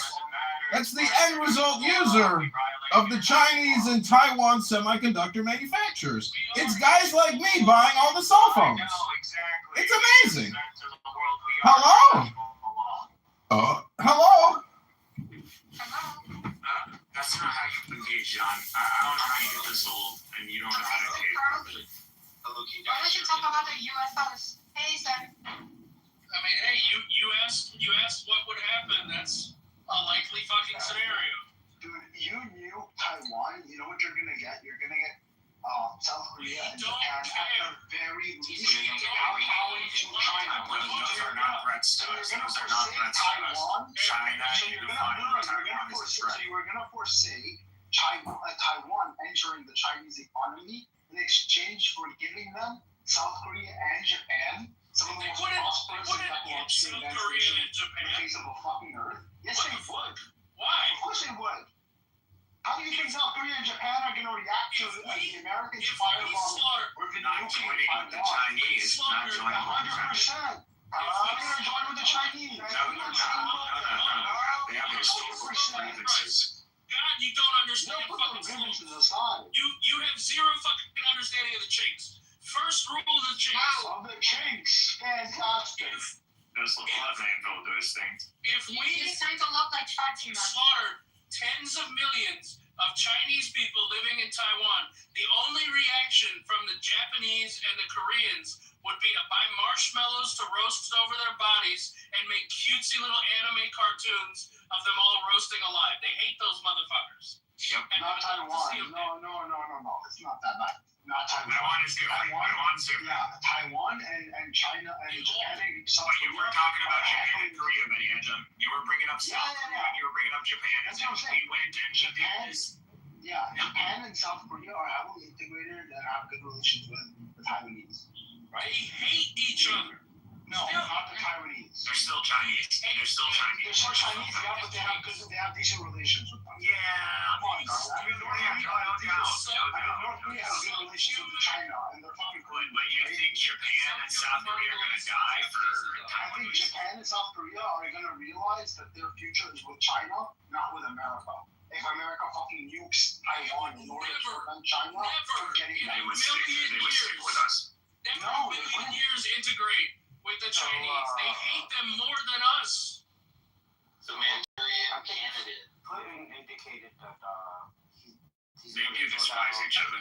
Have you heard of Units Yeah, 30? they despise each other more than the one country that we, America Japan and Taiwan at that point. Yes. The weapons that America is sending to Ukraine cannot be used to invade Iran. And China and America. What the fuck does that have to do with anything? Well, the weapons that we're sending to Ukraine, now we can use it to bomb the fuck out of Iran. How does that make sense? What, the fucking, the tanks and shit? Whatever it is, it doesn't matter. It's allocation of resources. What does Ukraine have to do with any of this? China, Trump is going to China in the next couple of days. Okay. He's going to make a deal with them, right? He's going to make a These deal. civilians, bro. Hold on. Let me paint a fucking picture for you, okay? The United States is going to send 3 carrier strike groups up to the Gulf. The United States Marine Corps is going to come onto the beach out of amphibious assault ships, while the 82nd Airborne and the rest of the Army and the Army range on top of the Iranian little cop seize all of the roads. They're going to seize all of Yeah, they're gonna cut logistics. major routes for munitions. What the hell? What's going on? No, he's making sense. He's explaining it to you, and you guys should be listening. Tracks and fucking hovercrafts and take the beachhead. They're gonna get promenaded if they go like that. They need full force, bro. Like That is full force. That is full force, you dumbass. Now, while this is going on, those ships that the amphibious assault ships arrived with are going to be launching hundreds of cruise missiles, completely eliminating their ability to shoot back at any anti-ship kind of weapon system. Any secure the LZ vehicle on the road, right? And the road between the Iranian military bases and the Iranian fortifications along the coast is going to be littered with bodies and burnt out husks of any vehicle the Iranians own. And then after that point, after we've established the beachhead with, I don't know, about 250,000 Marines who are pissed off, haven't fucking jacked off in a week, were made to clean fucking little brass things until they were mirror polished with a toothbrush. When in the Middle Eastern sun, under a Middle Eastern sun. Under nicotine withdrawal and fueled by fucking meth-laced caffeine drinks, they're going to be unleashed on every Iranian town in between the mountains and the coast. And once they are done doing what they do best, which is fucking ugly women and murdering people, the Iranians are going to try to fight back.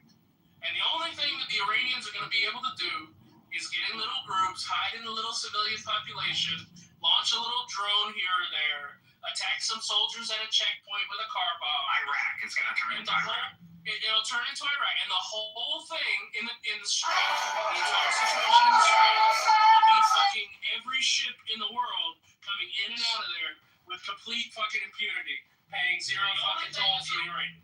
That's assuming we can actually secure that LZ to begin with, and they're not huddled underground in fucking Gaza. Do you realize how it takes to close the straits if it has nothing to do?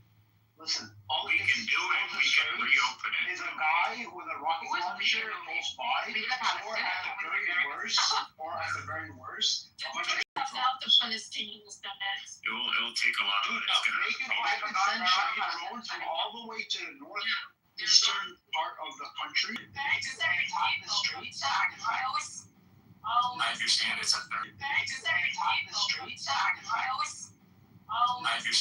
33 kilometer.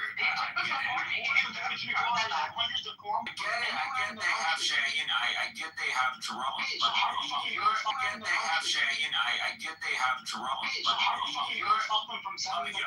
guess we don't have interceptors. I guess you've never seen our gear. Yeah, interceptors are, they'll send 100. One gets through, that's enough to close the gate. Have you ever seen a Sea Whiz?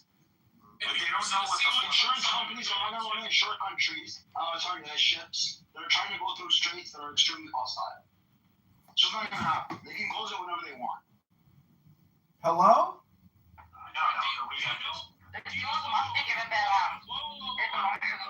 Whoa.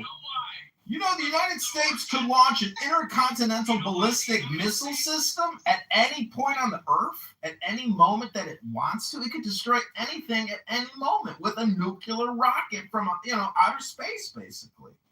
Let's just do filibuster hypnosis and waste our Sunday in a Gnostic room about your imaginations, because that's really is what's happening here. And let's be honest, your geopolitical analysis or foresight it's not going to come true. The mere fact that you're here even saying it is indicative that it's never going to happen. And you're really just stroking your non-existent ego by projecting all the time and never shutting up and not using your ears to meditate on what is right now. Hello? Do you know what the United States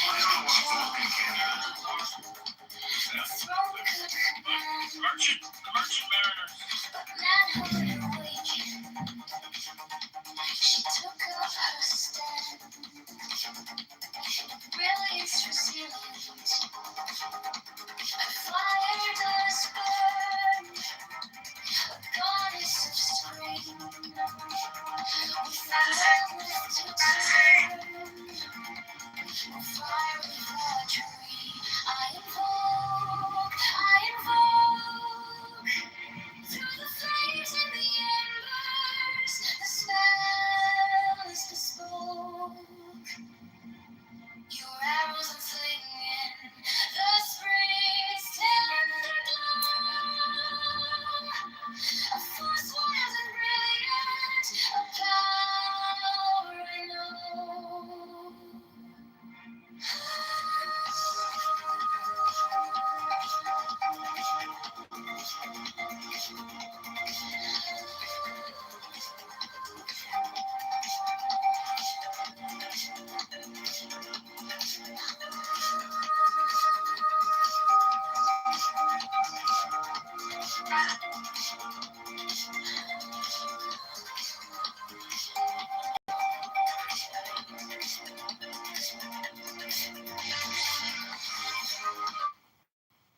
I would just like to remind everyone that if you want to become a Gnostic right now, you can do it just by simply turning your phone off or lowering the volume and using your ears to listen to the truth of the earth, which is right now illuminating.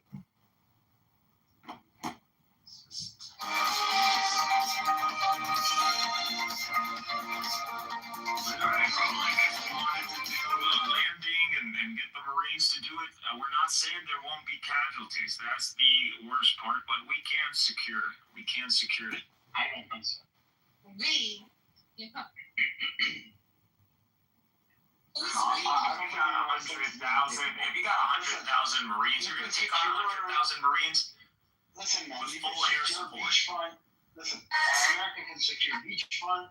They can maybe go a little bit deep into the country, but to get all the way to fucking the borders of Azerbaijan on one side and the borders of Turkmenistan on the other. We don't need to. You kind of need to, yes. Why? Or you need at least every major city in that whole area and all the major mountains with weapons depots and all that shit. That all needs to be clear. Because otherwise, We'll just you're going to send cheap drones or missiles or like just the cheapest shit possible to try to shoot both. We see that with Israel. We see that with Israel.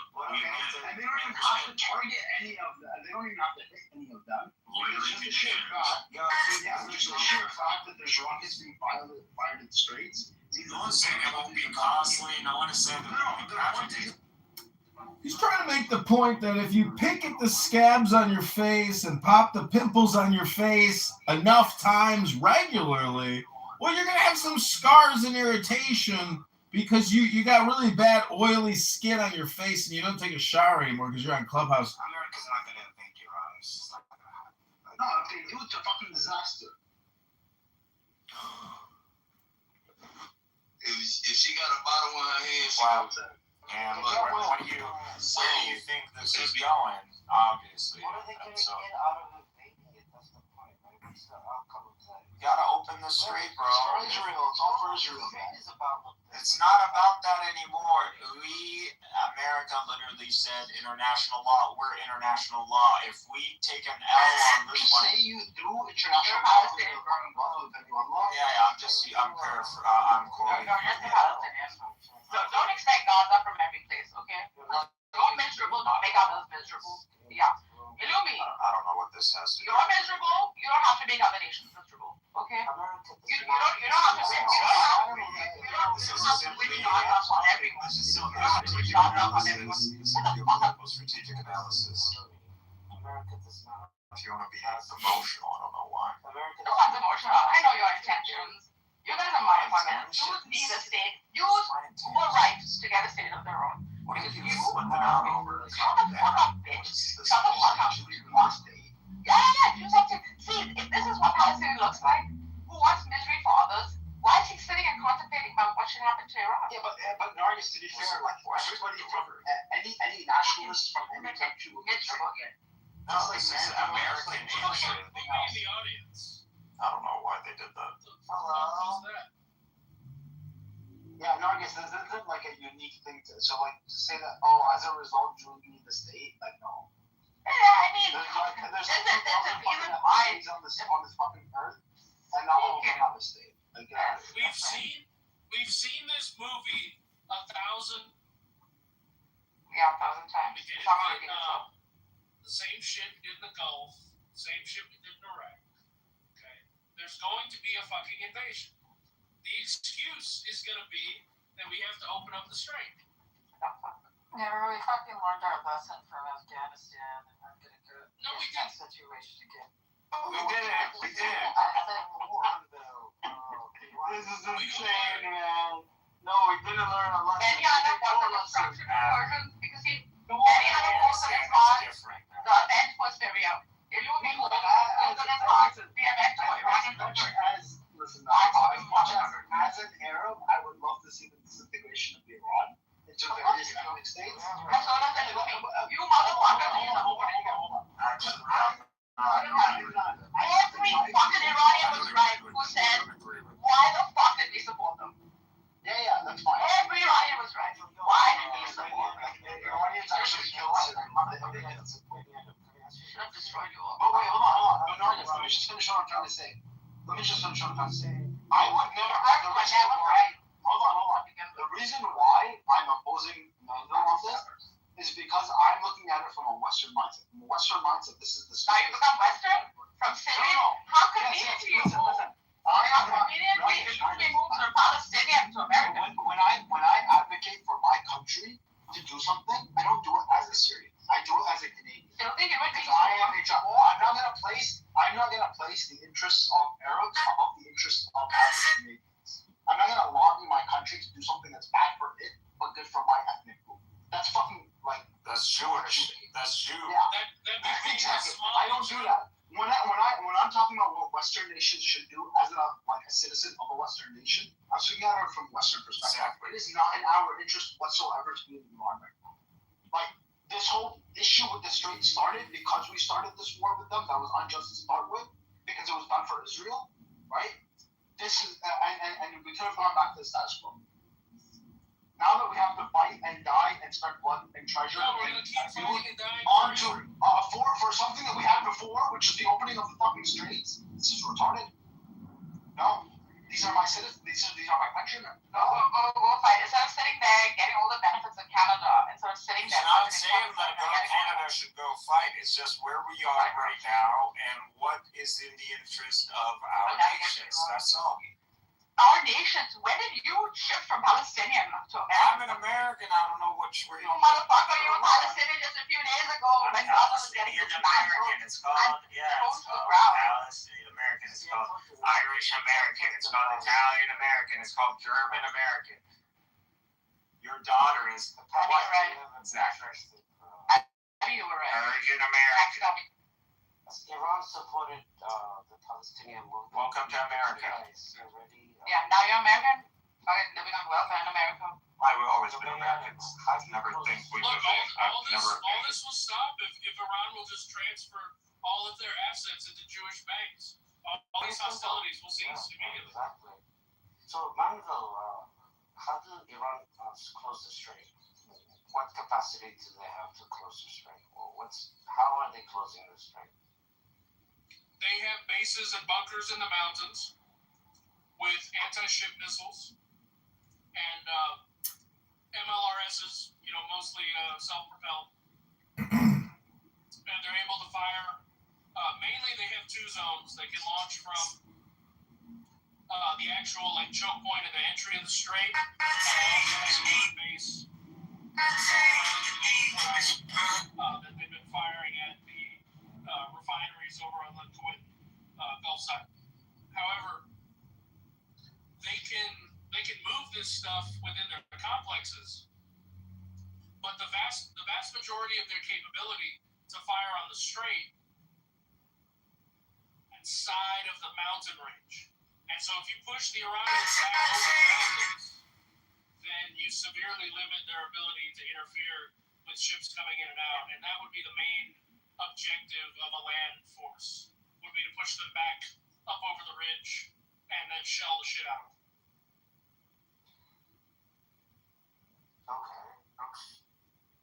Yeah, do you think we're not just gathering logistics right now and figuring out where they're positioned and all that for that scenario? Then you don't know. But if it doesn't go through negotiations, it's gonna be an invasion. You know what else we did during all this media bullshit? Those big bunker busters that we use last year.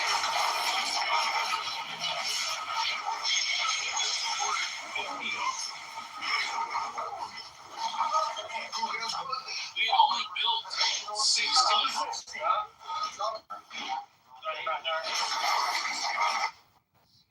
What? No, the drones are too small. The drones are not the point is that equivalent to the rockets or missiles. If you take one ship out, right, in the strait, it's going to increase a panic, right? So wait, let me finish. The only way you can guarantee the strait gets left open is that you have 0% of attack on any ship, right? So if you take one ship, the insurance will go back again. No, our church is already sky high. Listen. When a carrier strike group protection package, the subs, Arleigh Burke destroyers, the cruisers are pretty much out. But when a few Arleigh Burkes are sitting in the Gulf, the Iranians couldn't fucking send a pigeon with a grenade on its foot over the fucking Gulf without us shooting it down. Well, that's costly to America, right? Yeah, they're like $80,000. So you're just going to be the raw police? Just being at that level of deterrence cost America a lot of money, right? Who's going to pay for it? Right? Money and sell the T-bills to the Bank of Japan and the Jews so that we can pay fat Americans that drive big diesel trucks to put missiles together at Raytheon in fucking Massachusetts. That's what we do. You're just saying that it's too costly. It's better that it's open money that goes back into the economy. I'm saying the only way you can guarantee the string to be we print money. Do you not understand? But what my guarantee the only you don't exist anymore. No, it's not there right now. Security, right? At the end of the day, nobody can do that. The easiest way to keep the strait open is by having Iran control its side of its border, right? You need Iran to keep the place secure. Period. No. So this idea that America could ever open up the strait is just fool's errand. It's solely based on what Tehran is going to do. What? You don't think of less than 100,000. What's going on right now, right, is that Trump is holding that card when he goes to negotiate with China. Because who benefits the most with the strait open? Where does all the oil and gas go from the strait? Into Asia. Asia is the one who's the most hurt by the strait. And Europe? What? They've pivoted. That's not like they're allies or anything. And Europe already is now succumbed, and they're going to make a deal with Russia. So oil from Russia, gas from Russia is going to. Where are the pipelines? How are you going to get stuff in oil? It's about long-term security. The pipelines go through Ukraine mostly. The Ukrainians are not going to allow it. The Ukrainians won't. No, they're gonna. The Europeans are not going to do that without the Europeans. Ukrainians have to approve. Never trust the Palestinians. Never trust the Palestinians. Dude, the Ukrainians are recording like 60-year-olds for their construction forces. I've yet to see them wave the white flag. Yeah, they're gonna come to a concession with the Europeans. So you're practically talking about the capitulation of Zelensky. It already happened. Yeah. I mean, he might stay on as like a figurehead or something. I don't know. Like, point is that they're gonna. Basically, the Europeans are gonna make a security guarantee with Russia. America's stepping away from it. And we have 3 years to achieve it before Trump gets out of office. Because if a Democrat comes back, everything can change again. Because you can't rely on America. It's foreign policy. It's out of control.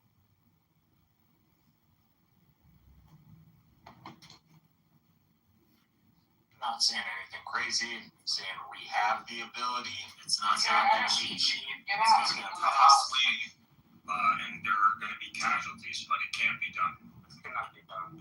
Listen, you guys are just a bunch of Democrats. You guys are complainers. You're like Democrats who come on this app and say, when things go back to normal, you can't trust the foreign policy of this government. When things go back to normal, things are never going back to normal, gentlemen. I hate to bring the bad news to the conversation, but you guys are all just projecting. And you don't know the future. You don't know what will happen. And you're wasting your time. You're wasting everybody else's time. I am complete. Yeah, so you can't go into the sun. Come on, sun calls now. Such a bitch, bro. Your mom's Yeah, that's a projection coming from what I was just ad hominemed with. That's all projection. That's ad hominem projection. Everybody here knows who the real B word is. Complaining. That's all you're doing. Hello. Can we have mountain speak, please? Thank you. Mountain. So Jim, do you see like what's going on, right? Yeah, the Palestinians, but you can't trust them. I'm telling you. We can't trust them. Especially the Syrians once. We have power to make any of these choices. And then, like, when they have no control. The only country that ever supported these are like whole 100% was Iran. Yeah, they are backstabbers. Yeah, yes, yeah. We should not help them. Nope. Well, you learned your lesson. Helped us. Well, they're not the only country. Helped us for what? Oh, I'm gonna let Benny Adam answer this question. Benny Adam, do you believe that Iran assisted the Lebanese resistance against the Israelis or the Palestinian one, or any Middle Eastern one? What the Lebanese For altruistic principles. Do you believe it was for altruistic principles, or do you believe it was national security? Never help them. Listen, first of all, of course not. Even Hamas leaders have always said, going back decades, that this is not like an altruistic thing. This is their interest. Like whitewash Shias. They accept that. National security. But the point is, well, whatever. The point is that even when it comes to Hamas, it's not a huge deal of support that came from Iran. Actually, the support came from Qatar through Israel. Like Israel knew that they were blowing this shit up. Yeah, Iran gave us certain technical skills. They showed them how to build these tunnels and bury that's all. But then some equipment. That's it. Which most of the gear is not from Iran. It's from Libya and Sudan and Egypt. But we're not denying that there wasn't gear, but that mainly came by floating little gears in through the water. So a lot of that also, we never got it or was intercepted by the Israelis. No one is being unfaithful. Just what it is. Iran doesn't care to bring the obviously you are interested in a unified Iran because you would just be very powerful. I think that's where you guys come. Both are backstabbers. Yeah, it looks like Iran and Israel were backstabbers after what happened in Syria. So look, The only way to stay out of it. Honestly, if we wanted to cry like these people, like holy shit. But Iran is honestly, the thing is, Hamas they actually wanted to. No, we're not. Actually, we're fucking fighting. We're fucking All fighting. that time We already won too. Dude, you have no land. What are you talking about? You want? Just go, y'all all gonna be fucking eating your words when the international forces enter in 2027 May. You've made a lot of prophecies out of that. This is not a prophecy. No, this is part of stage 3. This is stage 3. Gaza is Israel now. Once Iran is out of the way, there's no stopping the Zionists. They're gonna conquer every land. Let them. What manpower? With what manpower? They're gonna push the Arabs back to where they came from. Yeah. Where you guys Which is nowhere. Where are they? Are they from Shut Israel? up. They're gonna go back to their fucking family. What a bitter retreat, bro.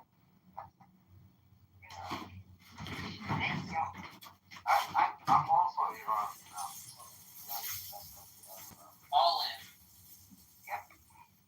Yeah, no, thank you. You're right. And by the way, Iran is not the only one You were right all along. Israelis already started talking about this. This kind of talk is the talk that the Syrians. Against Iraq, a country that we knocked over in 5 fucking days. Iran, great country, couldn't even fucking beat Saddam. We They won didn't have with it. that. They didn't We won like that. We won. 2 years ago. Yeah, it's a different ballgame now. But I understand what he's saying. We want the Jews to live with us. Yeah, Saddam when he was at his peak, and Iran when it was at its weakest. Well, I mean, they are reducing Iran right now to a Saddam level, probably even at this point. I don't know. No, they've invested quite a bit. They destroyed all their main military commands. With open arms. America air supremacy on Iran, no problem. Right? I'm not saying already have it. Do a lot of damage. I know. They can maintain that for a long time. We already I'm not saying they can't do a lot of. Yeah, and they can do a lot more. How many civilians? How many people have died in Iran so far? I don't know. What, 3,000? I love these numbers to be confirmed. I mean, I'm interested as well. Probably around 3,000, right? They can do a lot more damage if they really want to in a month now. Come on, this is America. But the point is that there has to be a long-term strategy. Long-term strategy, either you occupy the country, you change its regime completely. We want to be occupied, right? Don't you get it? Or, yeah. We want or the you come off Jews and you with make a us. deal. We want the Americans with us, don't you understand? Yeah. We want them. Because we love them. Who is we? What are you so We fucking the Iranians, you motherfucker. No, I'm not. I'm not coming. Not all the Iranians. You're just being bitter and arguing. Stop it. You're a big fucking person. No, we want them. You fucking Arabs are Shouldn't be in fucking fucking politics. Arabs are backstabbers. Get the fuck out of here. Okay, so From the time you backstabbers. She's being fucking emotional. I didn't backstab If shit. you got principles, if you believe you're so secure, you understand. Yeah, go put it in an AI page. Just like how Mark does it. See how Mark does it up there? Go do it. But, so the best estimate for the casualties for the Iran conflict at present is like max something like 7,000 casualties. Pretty low. It's not low if it's your family. Low in terms of a conflict from two military powers of these size. Yeah, it's pretty If I much killed your family and said that was low, that's just like... It's a population of like 80, 90 million. Yeah, it's a population of like 90 million people, 7,000. Okay, so if I kill Yeah, your family, it's- that's only 9 people. That's pretty low. No one, dude, you can't be analytical. Why are you being emotional? Like, we're not denying. In the greater scheme Well, of the he nation, wants to bring the whole conversation down to his level. in the greater scheme of the nation, 9 people, even if they were my family, is not. Dude, we're not doing that though. We're doing it. Analytics. That's what we're doing. Right, you're just no compassion. All right, bro. Yes, All right, absolutely. Go get a Kleenex. They have no compassion. Listen, They've man, been they're not talking Jewish. about the They're destruction. not Jewish, so they're not God's chosen people, so it doesn't really matter. Right, so One when is you 100,000. see you on the side of the road and you're in help and need, and you say, please help me, I'll just remember this talk. Well, it depends if I was a boy or a It'd be weird if you held it against his level. Anyway, yes. I'm just saying that'd be kind of hypocritical then. Well, just remember, it's not that many people that died. Only 7,000. They've been talking at the time. Actually, I don't know where he got that. that Destruction of Iran, right? It's the estimate we got. Used to any other any other hold the revenge of Syria. No, I don't. I'm literally advocating to make a deal with Nargis. If I was being no. Listen, if I was coming from a place of revenge, Nargis. I'm getting Reuters and everything. Okay, 3,000. let's see right now. It's in Iran. I was I don't know where these guys got 7,000 from. Well, that's actually through the region. It's really more like 4,000 within Oh, if you're including non-Iranians. Right, then it gets to 7. Inside Iran, it's roughly 3.5. Okay, great. So listen, Nargis, if I was being like vindictive, right? I would advocate for. Hold on. I would be advocating for. Of 19 million people in Iran, who's looking forward to it. He's joyfully saying, oh, like Iraq. Chin, watch it. No, he said the numbers of Iranian dead was lower than what they would from Palestine. Of course. No, we're going based on the Iranians themselves. They say 3,000 plus. Yeah, 3,500. And then 2,700 in Lebanon. I'm sorry, Nargis, you were in the middle. I apologize. That's okay. I wish they Did you see the No, I've seen it. I've been trying to tell you that for how long now?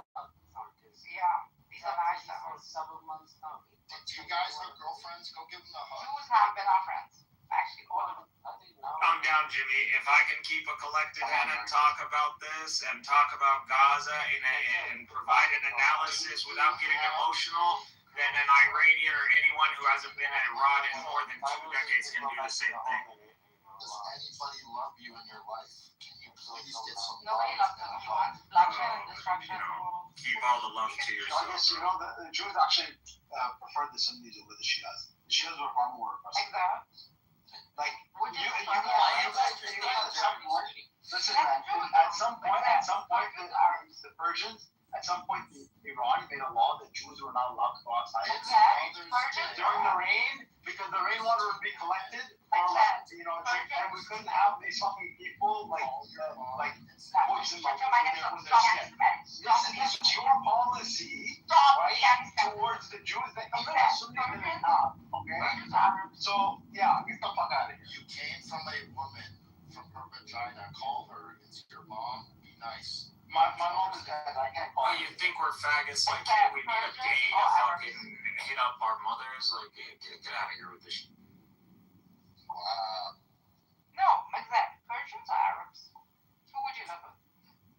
I would choose Persian. Why are you guys so... No, hold on. Persians in Persia or Arabs in Arabia? I don't think I'd be allowed in Arabia. Arabia, yeah, you are allowed. Like Syria, Iraq, whatever. I mean, like, listen, to be honest, I haven't been exposed to like Arab-controlled regions or Persian-controlled. Yeah, Mexico is pretty white, bro.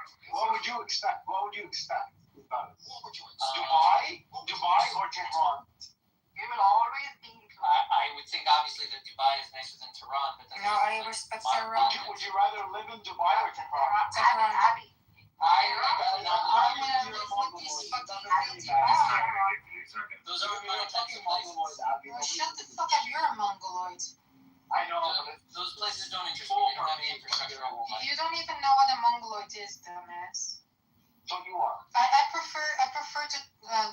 Tehran because at least these people are real and not fake. I don't need a fucking golden toilet in my bathroom to feel Why not? secure.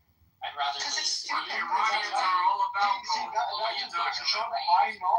You've never tried it. Oh my It's God, actually pretty cool. You know, sitting on a golden toilet makes you feel like You're fucking. This is why you're an Arab. You cannot think. self-esteem. It's fine. It's good for you. You can help. It's healthy. Benedict, take a shower, bro. You stink. But instead of having a golden toilet, you can help your community. This is what people from Tehran would do. Yeah, they instead do of that making too. golden Sounds like someone's jealous of the golden toilet. They do that too. No, they don't. Arabs don't fucking. Can we not do this? We're doing a simple analysis of the current theater. That's it. Like, this is nothing. No one is dismissing any suffering or any casualties or any of that. I think the hardest thing to predict is how China and Russia are going to move based on America's not that's harder to figure. Gaza's gonna be given to Israel. And you know, that's just where it's coming. Yeah, so it's the. Given by whom? The Palestinians? West Bank is Shut also the going to fuck give. up, bro. Just shut the fuck up. You're trying too hard. You're trying way too hard to insert your fucking black ass into this. Keep your Ethiopian ass out of this, bro. Y'all all the same. Y'all all the same haplogroup, bro. Shut the fuck up. Yeah, haplogroup trash. You wish I was Mongolian so I can rape your mother and your father at the same time. But yeah. What is up with this woman? But listen, I don't have a problem with Mongolite. I actually respect Even it. told Yeah, I you never you fuck were you. Mongolian. You were Mongolian. Yeah, With my fist. I don't know what you have against Mongolian. Think about it. I don't know what your haplogroup is. Oh my gosh. Like, take pride in your heritage. It's a beautiful heritage. You guys- Imagine running away as a man from your country. Yeah, I know, right? But I don't do that. Embarrassing. I think Benedict likes. I don't believe this campaign is in the interest of the United States, just to clarify things. I'm agreeing with Manuel. I'm agreeing with Manuel in the sense that we only have two options. Either we invade or we take an L, and the L is going to bring us down. It's going to be the beginning of the end. So we're just between a hard place and Because that's the way I like my penises shaped to the side of my ass. I'll take it out. and only you thought that was clever. Only you thought that was clever. I said, all right, bro, like, I'll go shit on you. Hang out too much Where the with fuck are Fatima. you Where do from, you say loser? you go? Where the fuck are you from? You're just fucking emotional bitch. All I hear is emotional bitching. All I hear is someone who can't analyze anything strategically, someone who hasn't done a push-up in his life, someone who can't fucking take off an M16 into pieces, someone who can't clean a gun, someone who's gonna be a crying pussy when the day comes when you need to fucking feed your family. Bro, no need to hurt your feelings. You're just a bitch, that's all. Oh my god, he's gonna talk in a little fucking sarcastic voice. Oh my god. Let me bring up a little bit. Hello, be my name. This loser is fucking a triggered moron who can't do any analytics. Can you do calculus? Can you analyze strategy? Do you watch the news? Do you go around watching around that fucking hippie peace sign on your fucking back of your fucking Prius? Is that what it is? Are you a loser? Are you someone who can't keep a cool head, calm and collected? Maybe you wear a tampon. Is that what it is? Perhaps you wear a tampon. Now I'll hurt other people with my voice because I have Hurt other people? I'm sorry. Are you just speaking nonsense? You're talking shit even though in front of me I would squash you like a bug.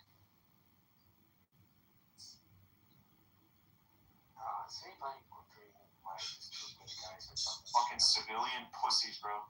I went to the war and people made fun of me and hurt me. And now War? I'm gonna hurt A other fuck people. war? A war of your asshole against the BBC? Yeah, Illumi never went to war. He's just being a dick. Stop being a jerk, Illumi, okay? Yeah, what the fuck do you know about me, bitch, before I flip my dick in your mouth? You got nobody friends with me, turd. Stop. I've fucking seen war. What the fuck have you seen? Stop, Illumi. I don't know what's got you in your little mood. Shut the fuck up. Don't talk to me as if you fucking know me. Yeah, we've been friends for years on this app, okay? It's me. We're acquaintances. We're acquaintances. Respect your mother. Understand? I'm your mommy now. Oh shit. Fucking mom. Actually, he's more pussy than you are, so he's more of a pussy. I missed some breastfeeding. None of this kidding. And Lizzie, hang on, guys. Like, what the fuck you got me, bro? Hang on, you got me. Versus what? Versus a godless fucking humanist. Versus what, Mr. Humanity? You can't even justify anything. What, are you gonna justify your ethics right now? You're a moron. You're a moron, bro. I drag you intellectually and physically, bro. Pussy! No intellect! Pussy! Cool, bro. Someone get this guy a clown face. Why, so you can fuck it with your pussy?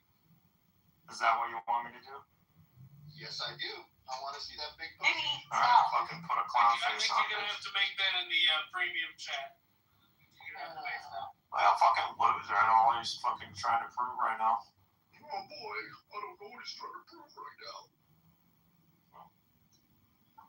You big fucking pussy, stop it. You're a bitch, bro. You're a fucking loser. You're a fucking loser, bro.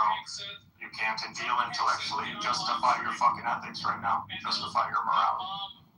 The bomb whatever city you want for $25. Morality. All your morality. Love. Compassion. Morality is bullshit. Justify it. Compassion Go ahead. is like shouts, right? Why did you get people on 7th of October?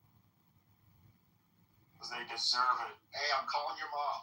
It's Mother's Day. I'm going to call her and tell her what you're doing. She'll spit at your face.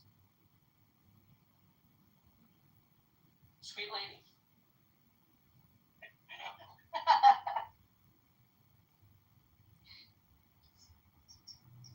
Don't give me any sandwiches for lunch, okay, Mommy? This guy just trying.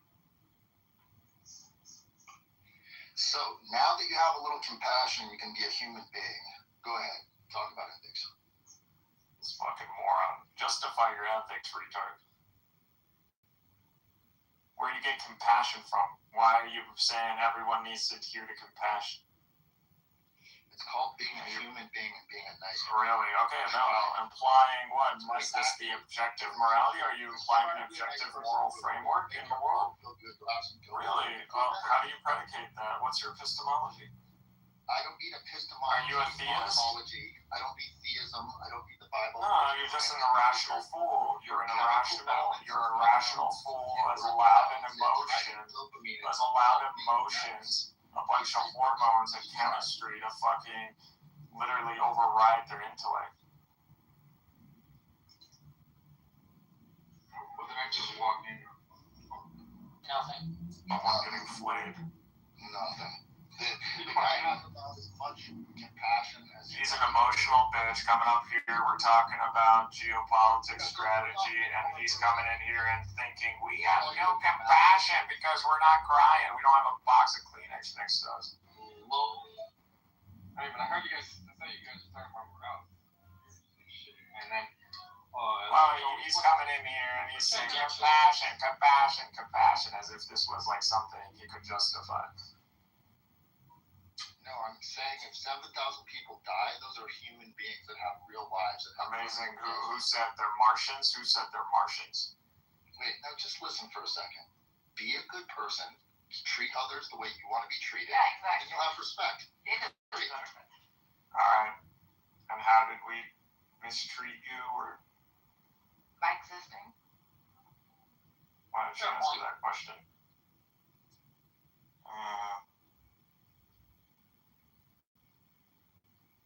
Anyways, man,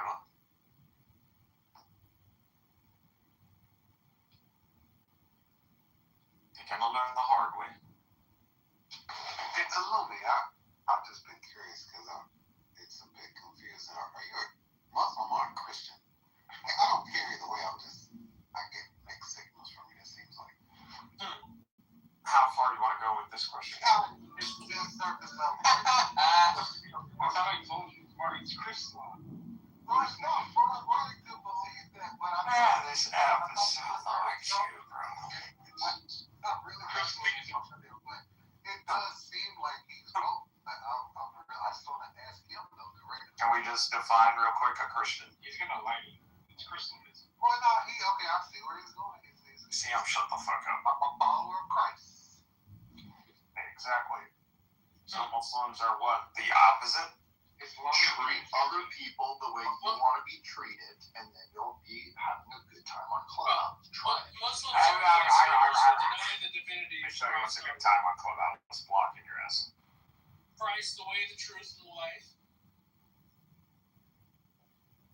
Indeed, he is the way, the truth, and the life. So do you follow both Christ and Muhammad? Well, as Muslims have to acknowledge all the prophets that came about. Following false prophets is That includes Christ. Very Christian and misguided. You should return to Christ. You should pray to him. We venerate and we revere Christ. That's it. You There's deny the the Messiah, divinity and of he's the Christ. prophet. The only thing That's okay. Manville's actually a calm and collected person because I've already done a breakdown of all of this. So if you're interested in going through the Trinity, I don't mind. Manville. Because I know you're someone who can process. So what you're saying is that we're denying divinity from Christ. Let's just go look at the Trinity for a second. God, how is God defined in the Trinitarian framework? And is this equivalent to Allah or the colloquial sense of how people reference God?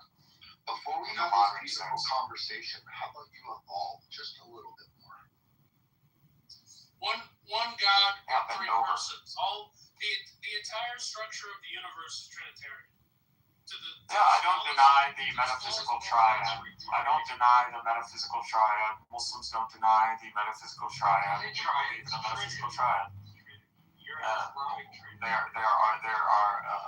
There's a triad. There's a Hinduism, the Greeks, the Muslims. It's all over the place. Everyone saw it. Like I said, past, present, future, absolute, actual, actualized, potential, actualized. That's my version. There's someone, body, mind, soul. There's several of them. So you're devolving. Yeah, but even pure physics can't escape it. Every physical building block is Trinitarian in structure. Special, general, quantum. Well, even just the parts. What do you mean you want them to talk about flat Earth or something? Yeah, the universe is Trinitarian. Oh my God, protons and neutrons.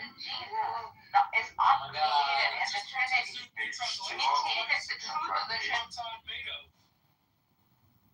Water, Neutron. What is a proton made of? Trinity? A proton is made of 3 quarks. 2 up or down, or 1 up It's or the down. Trinity. Some quarks that have 3's all the way down. Some that have 5.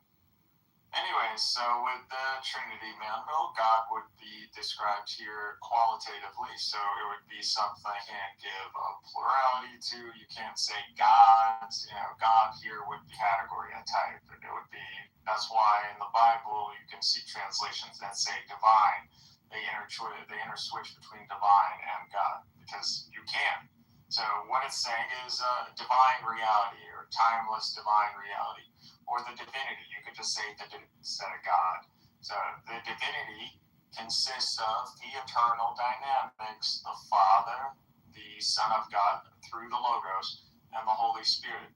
So the Father being the absolute nous, the rational awareness, the eternal experiencer, the one bringing forth what? The actualization of the Logos. So he is actualizing what he knows. And the structure of reality and the way that he has set it up. So he has set his seat. So God sets the seat, and that is what the Logos is. And he actualizes this Logos to bring about the ordering principle, which is the Son of God. So the Son of God is an eternal archetype disclosure that is brought forth into reality for the Son of Man, the anointed Son of Man. So the Father actualizes the anointed Son of Man via the Holy Spirit to fulfill this archetypal disclosure. So in hypostatic union, so the Son of Man in hypostatic union with the Logos brings about the Son of God to the Son of Man, which is us. So we may follow an example.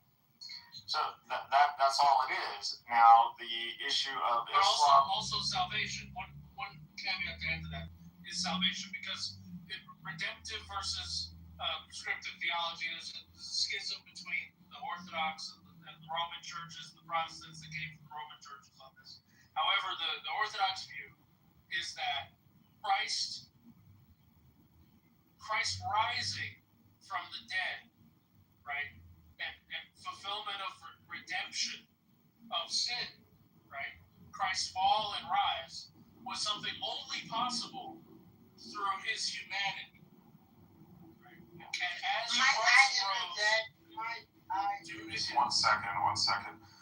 Yes, so it's absolutely necessary and in alignment with the ecumenical councils to preserve and maintain and even be axiomatic about the humanity of Christ. So Christ, as the Son of Man, he is fully human. All the attributes of the human nature are human. To replace any of them with divinity, that is, you're going to fall to Nestorianism or Apollinarianism or modalism or worse, tritheism. So yes, the humanity of Christ must be maintained. I agree that it is necessary for salvation to believe in Jesus Christ. All Muslims believe that, by the way. So at that point, when we recognize the ecumenical councils and we emphasize the humanity of Christ, you come to understand the Son of God as a hypostatic union, fulfilled by the Son of Man, not an internal awareness that, goes through some sort of transfiguration or transmutation and becomes, takes on a Gundam that is a human, structure. Now might I speak? Yes. No, it's fine. Excellent points on both sides. I just want to say that first. And I'd like to also add, I might have been late in the conversation, but you guys do know that the Trinity isn't anything holy, and the Trinity isn't anything that was ever a part of the original Bible. But the Trinity is something that man concocted, and if you know a little bit of the history of Christianity, when Pontius Pilate, when he collected all the people from all the different regions, and he told them, bring these pieces of what you got in your...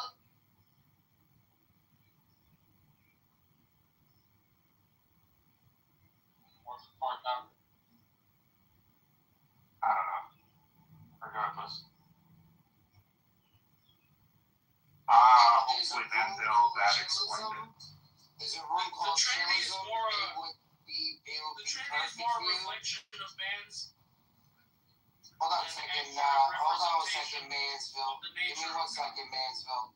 I'm gonna let you start over. There's a room called Chillism, Brandy. They would love you in there. It's a bunch of people just like you, exactly like you. Mel, aroma, how would I say it? Pheromone, all that stuff. They interested in hearing all that Pontius Pilate stuff. His name is Nate and Knowledge. They love people just like you. Okay? It's called White Belts. The room is called White Belts. Okay? Thank you very much. Thank you for stopping by, sweetheart. Thank you so much, Brandy. What were you saying, Mansville? Talk to me. The representation of the Trinity is a structural reflection of man's relationship to God, and rather man's inability to process the completeness of God, rather than a accurate representation of the structure of God's nature in the universe.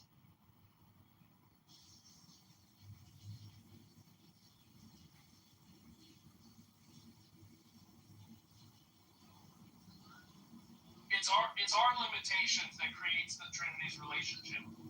I believe the Trinity there's no mystery in the Trinity. Trinity is pretty coherent. That's been my biggest thing engaging with people on Clubhouse these days.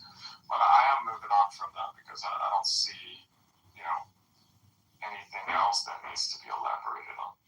It's just the notion of the nature of Christ. As long as the nature of Christ is maintained in a human nature, and then a divine nature is contained to the Logos, and the Logos is not given a rational awareness. The Logos is not a divine experiencer alongside with the Father experiencing in a different, distinct way. So there's only one experiencer in God. That is the Father. The Son of God is not aware until the Son of Man shows up and he fulfills the Son of God. Now, there's passages in the Bible of Christ's awareness prior to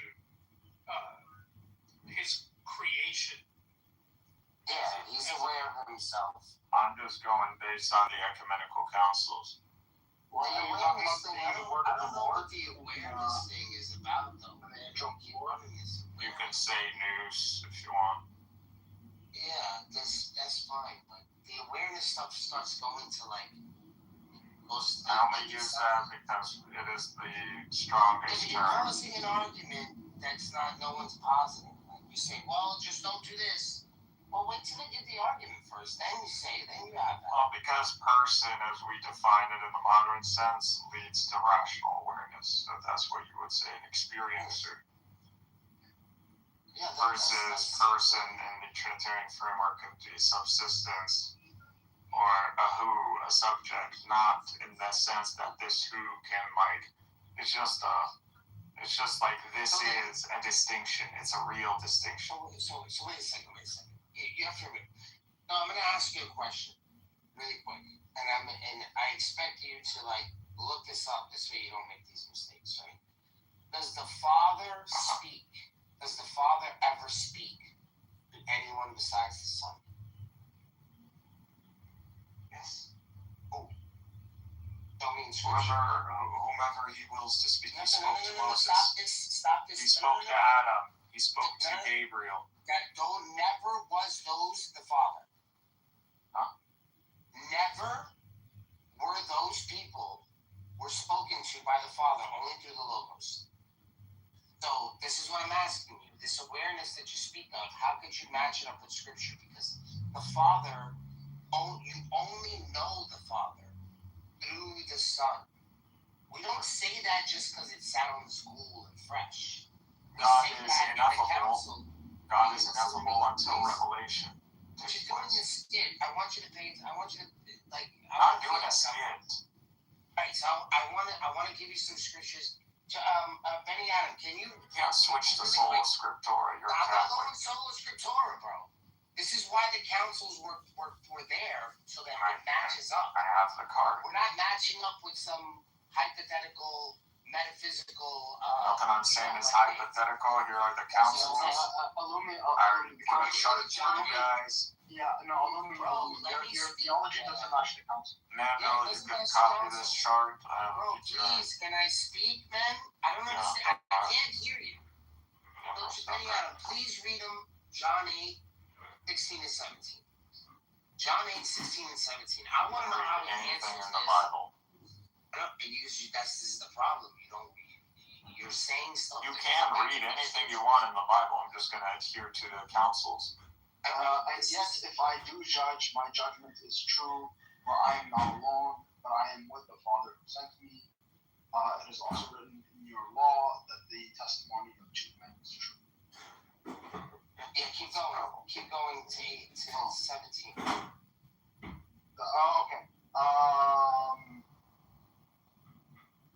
I am one who bears witness of myself, and the Father who sent me bears witness of me. Then they said to him, "Where's your Father?" Jesus answered, "You know neither me nor my Father. If you had known me, you would have known my Father." Oh, do you see that there's two awarenesses here, right? They're showing here that the Father is distinct from the Son in order for there to be two witnesses. So when you speak of an awareness, he is aware of his judgment, and so is the Father as a witness. And they bear witness with one another. Okay. So when you speak of these things, right, and you talk about, you can't be aware, and the Son of Man, and the Son of God, and you start doing that stuff, it doesn't match up to the scriptures. The Son is handing over the Come for the ecumenicals. What do you mean? Oh, we can bring up the ecumenical. Oh, yeah. We could bring the ecumenical. Oh, you really want to do this, Bonanza? I don't like it. I don't like both of you right now. Bro, listen, how do you... Because I have ecumenical on my side. According to your understanding and your metaphysics, you put the metaphysics of one awareness in this verse. Explain that to me, brother. Yeah, this is not talking in the free eternal. This is not saying as long as there was a Father, there was Jesus witnessing and basking in his glory, and there was two distinct rational awarenesses that can act and behave differently, even if they're aligned in will and reason. You just said the argument is if there's two awarenesses that we're in fact we're going against. Well, that's your claim. Well, I'm telling you, I don't understand how you're getting, and he's saying, I am the witness of him, and he is of me. Okay, no problem. This is in the temporal sense. The rules that the Logos set, which is Christ, is that you always need to have two witnesses. Yeah, okay. And so what? Are you saying there are two witnesses for the pre-eternal? Yes. In the infinite past, there's two witnesses. Yes. There's two rational awarenesses. Yes. Okay, so again, no problem. I understand your position.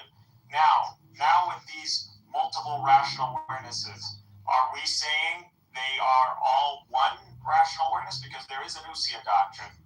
So how are you unifying here, or are you gonna maintain distinctions? Just go. This is why I went to John. This is a verse. You can't use the verses. Bro, can you let me speak?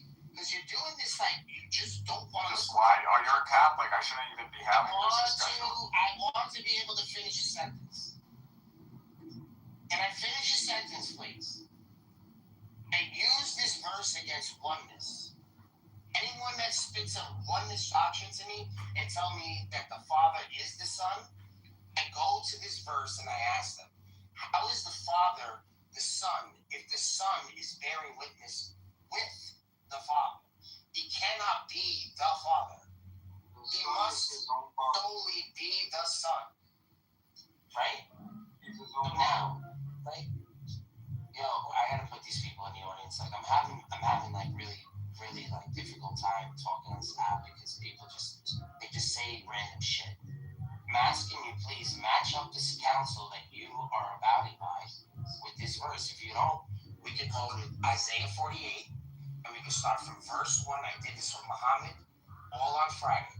So we could go to Isaiah 48, we can go to verse 1 to verse 15, and then I can ask you, who is the rational awareness speaking in verse 16 and 17? But since you don't like to read the scripture, and you just want to build a metaphysic from what you think it says, this is the trouble you're going to go against. Like, it says here, I've never been in secret. You have always known who I am, who I was from the beginning. This is not the Father. The Father only speaks to the Son. And like you said, the burning bush, the Adam and Eve walking through the garden, all of the physical representations, wrestling with Jacob, all of these is the logos and knowledge of God to his people. The Father is the distant God that does what the Son does. The Father does what the Son does, or the Son does what the Father does, because the Father is always working, right? He's always doing what his Father does. This is how it is. The Father doesn't speak to anyone. He has a voice that the Son, that he hears from the Son, and that is it. So I'm not sure. See, this is what I mean. Like, you have this model that you're saying you're getting from the councils, and it doesn't exist. So I hear you out. Why not just ChatGPT that? I don't need to. I can go to the councils and I can go to the scripture. Yeah, but that's like how you provide these little packages. just like another page where you break this down for me. You want me to break this down? I'll break this down for you. Yeah, just on an AI. All I'm gonna do is, does the Father speak in the Old or New Testament? That needs to be highlighted in the notion that you are predicating two rational awarenesses to the divinity. I don't know what's this predicating two rational. I don't know what you understand. Because the whole debacle is only two rational awarenesses. How do you bear witness? Okay, I already wrote the response to that. That's just the legal thing. Okay, so then there needs to be two witnesses. Two rational awarenesses. There needs to be two witnesses to the creation of the heavens and earth. Alright, so there's a judge and there's a redeemer. This is why you need to read Isaiah 48. Because Isaiah 48... I understand in the context of humanity there needs to be two witnesses, but we're dealing with the divine reality. We're not dealing with humanity. The only time we hear the Father and His Son speaking is about His creation. Other than that, we don't. Well, He's God. Everything is from the top bottom for Him. Who's God? Who's the first cause? Who's the first cause? The Father. No, you're wrong. No ecumenical council. Not one ecumenical council will tell you that the Father is the first principle without principle. The first cause is the Logos, the Son, the Word. What? By first cause, what do you mean? What do you mean by first cause? The Father is... I'm talking about austerity. Alright, so the Father is... You're adding all these words that I'm not saying. So you're confusing yourself. I'm not confusing you. Bro, where are you trying to... You're not going to straw man here. The Father... I'm using... Just go on the ChatGPT, bro. Just go on the ChatGPT. Alright, that's fine. You keep cutting me off and it just makes this longer. Not at all. I'm telling you, let's cut it short. The Father is the first principle without principle. Meaning that the first cause is the Son, the Logos. What do you mean by first cause? Everything, creation, all things are made through Him, for Him, by Him, through the Logos. Okay, is the Logos a necessary existence? I don't understand what that means. Is the Logos cause? Is the Logos cause? Yes. Whatever comes from Father is the first cause. Okay. Father itself is uncaused. Okay, so that's what he means. All right. So he's not meaning the agent who causes the first act. Yes. The agent who causes is God, is the Father. That's going to be the Father. It's going to be the Father. It's the Son. It's the Son. Well, then who brings about the Son? The Father. Okay, so is that not an act? It generates from Him. It doesn't act upon it. It is the Son. I'm embarrassing myself? Yeah. Oh my God. It is within Father. It's a timeless act. It's a timeless act. Yeah, sure. No one will easily understand that. That goes without saying. Listen, man, just lay it out on a ChatGPT page and I'll respond to it. I gotta make myself a coffee first.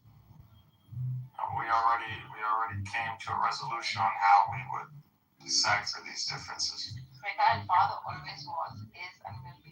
I understand that. Thank you very much. I understand what austerity means. And the needed generation from understand what Father that means. in no time is Son. Son is intermediary. Again, I don't know what you're explaining to. What are you agreeing in what he's saying? Intermediary is necessary. What are you agreeing in what he's saying? Stop wasting my time. Stop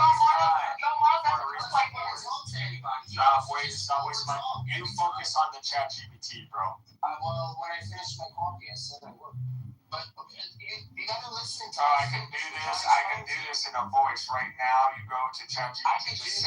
I could do this in person. Just explain everything you just did. I could do this in person. I just did this with no ChatGPT. Okay, predicated on councils. Go ahead, predicated on councils. Predicated on councils. Oh, Nicaea. Alright, what about Nicaea? The Son is uncreated. The Logos is uncreated. What does that mean? Yes. How can it be created? It is we don't believe it's created. Just like Muslims don't believe the knowledge of Allah is created. I don't care. This is before Islam. This is way before. The same metaphysical framework. It's the same. Allah at this point has 3 daughters. So there's no point in There's essence attribute distinction. I'm just letting you know. Right now, no one can say Never I'm too confident to be poked on this stuff. You can be. But think of Jesus saying, Allah, Abba is my father. He would be pointing to him having 3 other sisters. He would have 3 other sisters at this point. So Allah is only Allah in the 6th century, not before. So Jesus can't be saying his father is Allah. So Then he would be saying his I father can't is Allah. believe the time has spun to the point where I am a traditional. I hold to ecumenical. I totally understand You guys now always do this grandstanding thing. why Every this Muslim reform does all is that. going to be taken Grandstanding, care of. oh, I'm right, and you start laughing. I'm waiting. I'm waiting. I'm coming at you as a Christian. When Muslim Messiah said, light from light, true God, very God, what do you understand?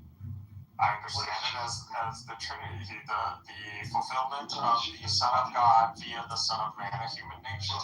So true God from true God, as divine, as he is part of that. True God, that's true God. Yes, he is the divine dynamic. He is a subsistence that is eternally brought forth. Yes, so he's God.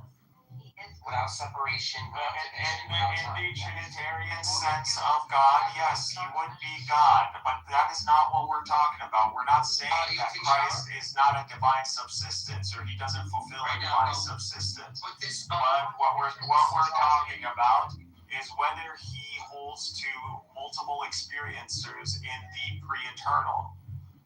I love Islam for teaching me this word. What does that even mean? Pre-eternal. A pre-eternal is an Ash'ari concept. I always give credit where credit is due, so There no one is. is. I'm ungrateful. Then with Father. Even though I slapped Nizam in that debate, but he did teach me this word. Jesus is never separated from Father. But in my fair defense, everyone didn't really understand pre-eternal, and it's a hard term to continue to jig around.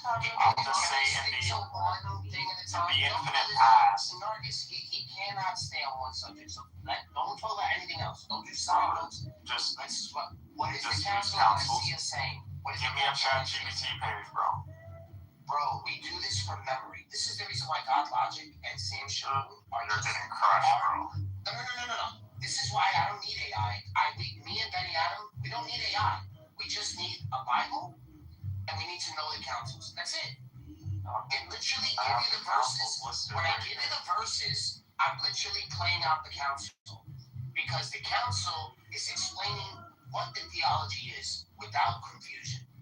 So when these verses come up and he's saying the Father is sending the Son, the Father's sending the Son, that means he's, whatever you want to say, pre-existent. Which one? The Son of God or the Son of Man? The Son of God or the Son of Man? That is within context. Remember, that is brought up in Daniel to show how much of a fuck up Solomon was. Right? Solomon was given all the wisdom of all the. He's not a prophet for us. Doesn't matter. He's not a prophet. Doesn't matter. Solomon failed the prophecy. He did not fulfill all of God's laws. You believe in a Messiah and David. And his king. Why do you keep changing the subject, bro? Like, let's stick on one thing at a time. You bring up the Son of Man. The Son of Man is brought up after the throne of David, right? So Daniel comes in way after Solomon. The temple has been destroyed, right? There is no temple. This is what I'm trying to explain to you. Like, we're in. You have to try to understand the Bible within. That's my Project Maccabee. I got all the historical data and all of that. You don't have the historical data because when do you think Daniel's happening? You don't even know about the Jewish Civil War, the Hasmonean Civil War, all of the events prior. The subject again. You keep changing the subject. Let's stick. You don't take into account the historical academia. You don't take anything. This is what I'm saying. Like, brother, how about that ChatGPT page, bro? I need ChatGPT. I'm doing this. Why are you afraid? Why are you afraid? I know. Without a shadow of a doubt. You really want to do Apollinarianism? Like, you really want to do Apollinarianism? Don't be disrespectful and call me a heretic. I'm not a heretic. You're the one who's giving the logos a rational awareness. So Nick said, go to your ChatGPT and punch in John 6. It said 16 to 17. What did it tell you? And what did it tell you? What did it tell you? Two witnesses does not equal two rational witnesses. It means twofold testimony within revelation. The Son is sent and the Father bears witness. Legal distinction in mission does not equal multiplied divine consciousness. Which one's in space time? The Son of Man. Well, the Son of Man, bro. The Son of Man is a divine figure. The Son of Man is a divine figure. Human. It's human nature. Listen to me. I'm gonna read this to you. Oh my God. Who comes in the clouds? Who comes in the clouds? The Son of Man. What does it mean to come in the clouds? That you are God. That you are literally God. Well, no, I think it's Pay attention. Does Allah come in the clouds? Nothing. Does Allah come in the clouds? No, it's a different model. Wait. Margaret, stop.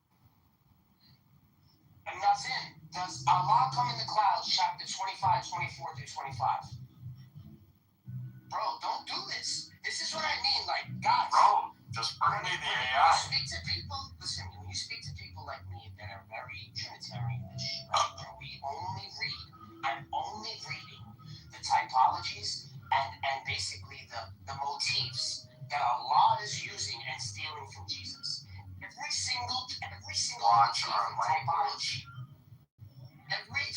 What did I say wrong? Just bro, like why are you trying to antagonize right now? Bro, I'm not antagonizing you. If Allah is saying He is the first and the last, Allah saying He's the first and the last, Jesus says He's the first and the last. The Son of Man comes in the clouds. Why is Allah coming in the clouds?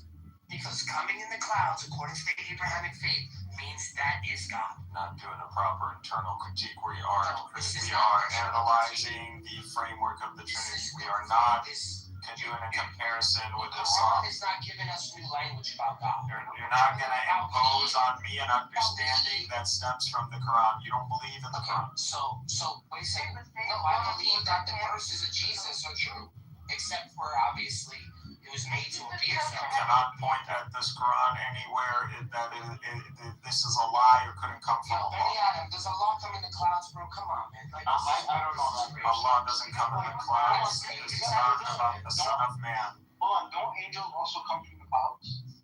I'm sorry, how was Jesus actualized into the world, the Son of Man, Benny Adam? You gotta give me the verse, bro. How was he actualized? Just Benny Adam, please. Sorry, what? How was the Son of Man actualized? He was from eternity past. I'm talking to Benny Adam. Emanation of the Father, from the Father. Who was the agent that brought him forth? Father. No, there was an angel that showed up to Mary. Oh, you're saying in the incarnation? No, I was thinking. That's the actualization of the Son of Man. Yeah, sure, in the carnal sense, sure. Okay, it was via the Holy Spirit brought forth by an angel, which we believe is Gabriel. So that is what took place. Actually, hold on. Megatron, you're right. Clouds is representing God's presence. Amen. Of course, I don't need God in the clouds represents. No, he's trying to say the Son of Man is God. Yeah, sometimes it says generally speaking, the Father. Angels would not be, but yeah, basically. You said angels are not coming in the clouds, correct? Generally speaking, not. Okay, but you want to know something? Moses, right? This is heavily symbolic. He was in the clouds, right? God. I'm gonna say that he was with when he was speaking to God in the mountain. In I think is it Deuteronomy or I forget which one it is. Moses is in the clouds. So it may seem as if what it's saying is that he's within like the midst of God, right? He's speaking to God because he's up so high in the mountain that it's above the clouds. Right? But Moses himself is not, riding the cloud. Or what word did they use? It's It's a specific thing. No, but this is what it says in Scripture, so I don't want to be saying, oh, but Moses was in the clouds. No. This is what we're saying. Moses, in this explanation of it, is that he's up on a mountain so high that the clouds are in with where he is. Okay? So he's in the clouds. But it doesn't mean that Moses is God. But when we use it in a specific way, it's giving the presence of God. So if the Son of Man is coming in the clouds, what do you think that means? Well, I see here in Ezekiel 1, it says, immense clouds with flashing lights out of the center of the fire emerged a cherubim moving alongside the intersection. What are cherubim? Cherubim are the angels. They are at the throne. Cherubim, yeah, they're one of the highest angels. All right, so they're the ones at the throne. Did you know that the Messiah has more knowledge than the cherubim on the throne? Yeah, I'm just saying that, like, it's not only for the God, but, like, it would be, like, more higher incarnation, basically closer to the source. There is no, if you're coming in the cloud, if you're coming in the clouds, then you're God. There is no other way to see it. If Allah comes in the clouds, he's not using a motif that says that he's the Son of Man, correct? Hoping that Allah is not the Son of Man. Because what Alumi's saying is that if you're like the Son of Man, you can't be God. But yet, he's standing in front of the Ancient of Days and coming in the clouds and standing before the Ancient of Days. Who's the Ancient? Not the Son of Man. These are two distinct figures. Distinct. Remember, absolute distinction, right? We can't use the same sort of like, metaphysics for dummies with the Quran and think that you're gonna get like the Trinity or other metaphysics of the Torah in it. You're not. You're not. It's completely dumbed down. There's so much mystery when it comes to Allah that he doesn't have. He's one person. He relies on creation. He's literally the incarnation of Christ. That's what he is. There is no other unknown thing about him. He's just incarnated in creation. He can do nothing without creation. But he's basically the incarnation. There is no other way to look at it. Unless you want to like... Oh, David. Thank God Almighty, bro. Unless you want to like, I don't know what you want to do. But I don't think you're I want you to fucking get on the AI before I revert back to Cynic again and give you the belt, like DL likes to say. So, you came into a room. God doesn't like hypocrites. You came into Andrew's room and you were crucifying him right next to me. So don't come in here and act like everything. I understand that we're all playing some game theory here, and you wanna apply some pressure points, and I welcome pressure points in what I'm articulating. I never said I was infallible, nor do I say Ulumi archetype synthesis is a one-to-one. Obviously, I am going to insert language and I'm going to modernize a lot of these frameworks so everyone, the layman of today, can understand. But like I said, everything that I am espousing is granted by the councils. And not only that, logic. There's necessary induction, deduction happening here. If you're going to predicate more than one rational awareness in God, well, are these real distinctions? Is there a unity between them? How do we deal with this in light of an Usia doctrine? Either you're going to collapse into one rational awareness, where at this point you got personas, you got modalism, whatever, or you're going to have to agree with the councils. You're only going to give the Father a nous, and the Son of God is not a knower, is not aware, is not an experiencer until the Son of Man actualizes and fulfills the Son of God through hypostatic union. I'm not the one who brought forth the concept of hypostatic union. These are your councils, so just submit. But you want to be a monophysite, you want to be a monophysite. I'm not going to call them myophysites, they're monophysites. And if you want to be that, just go ahead, go do it. Go join one of the Oriental churches. Why are you in the Catholic Church? You want to be an Apollinarianist? Well, that's a heresy, according to Chalcedon and Constantinople. You want to be a modalist? Well, that's a heresy too. Arianism, that's a heresy too.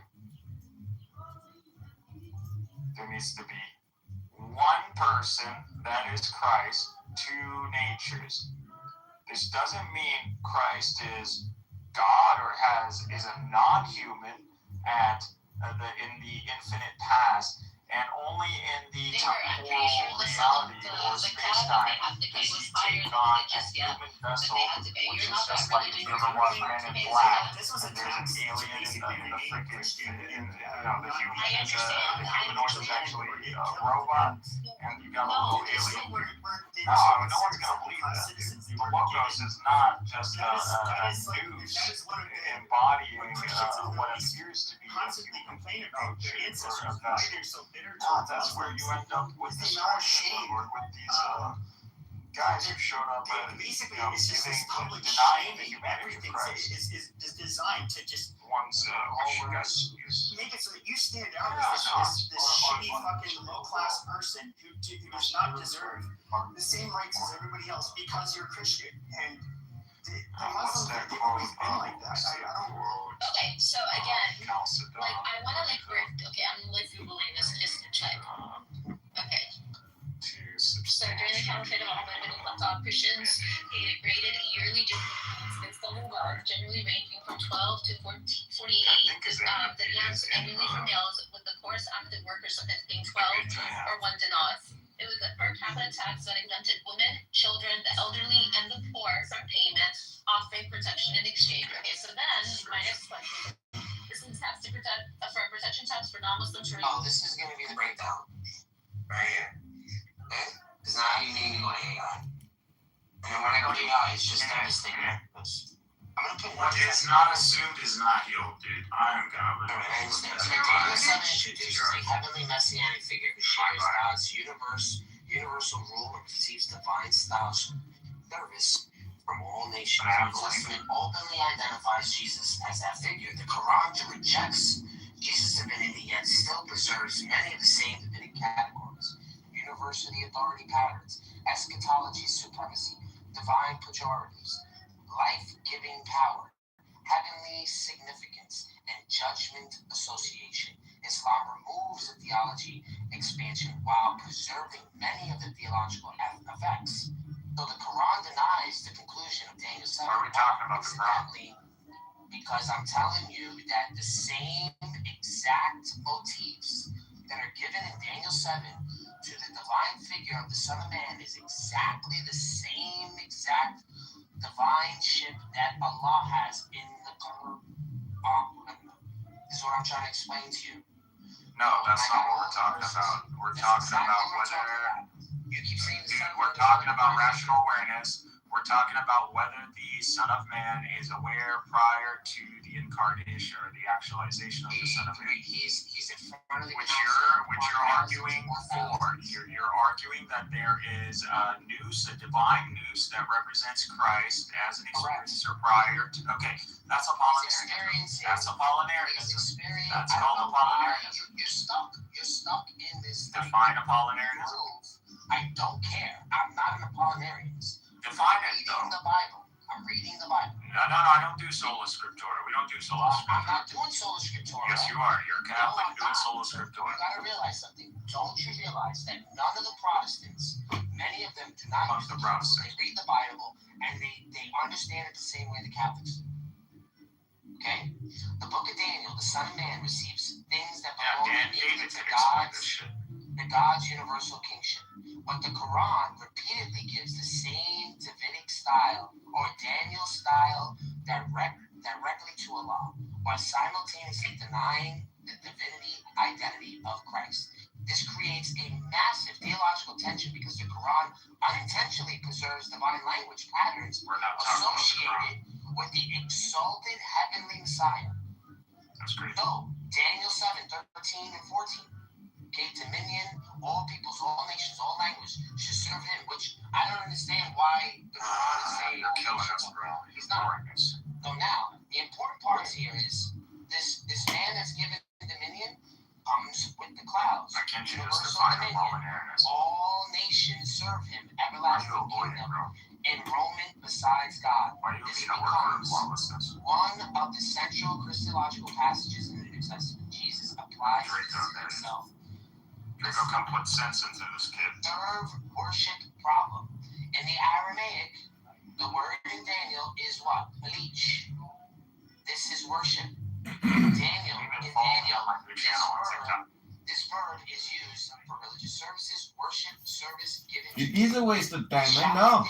I'm about to walk out of my room and just let my recorders record them wasting all their time, repeating themselves in watermelon logics. Cyclical rotational, never ending, they're just repeating themselves every single day. It's such a huge waste of fucking time.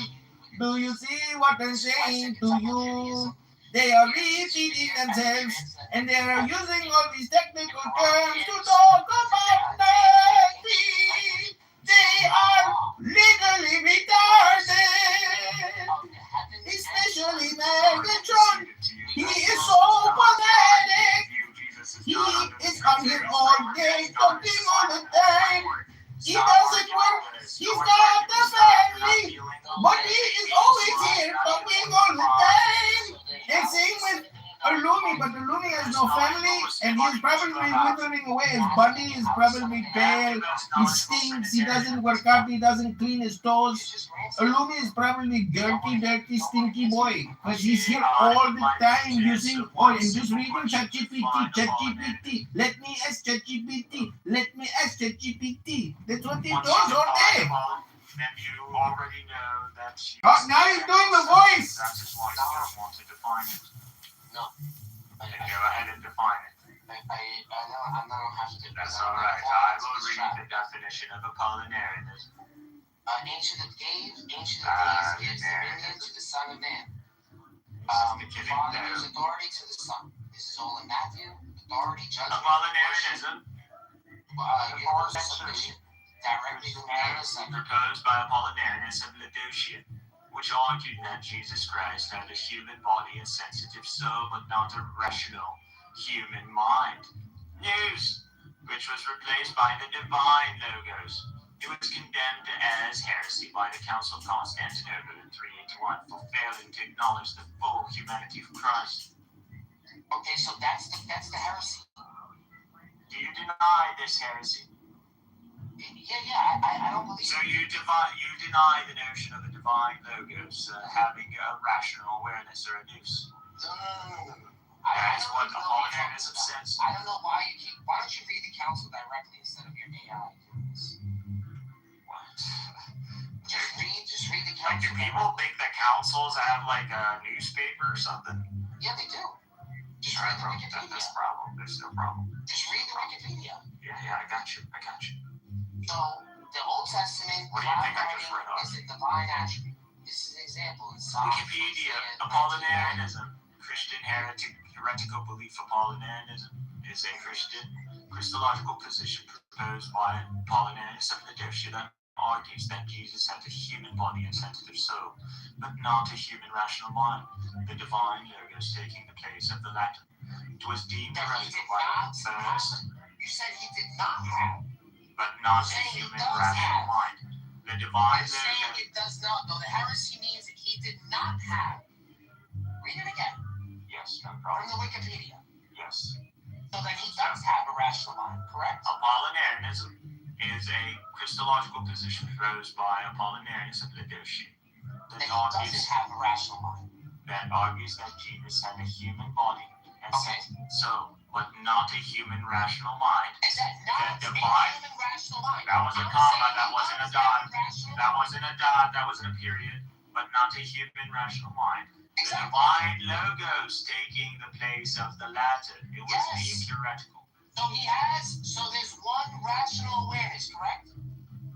That is the Son of Man. What? Stop saying so.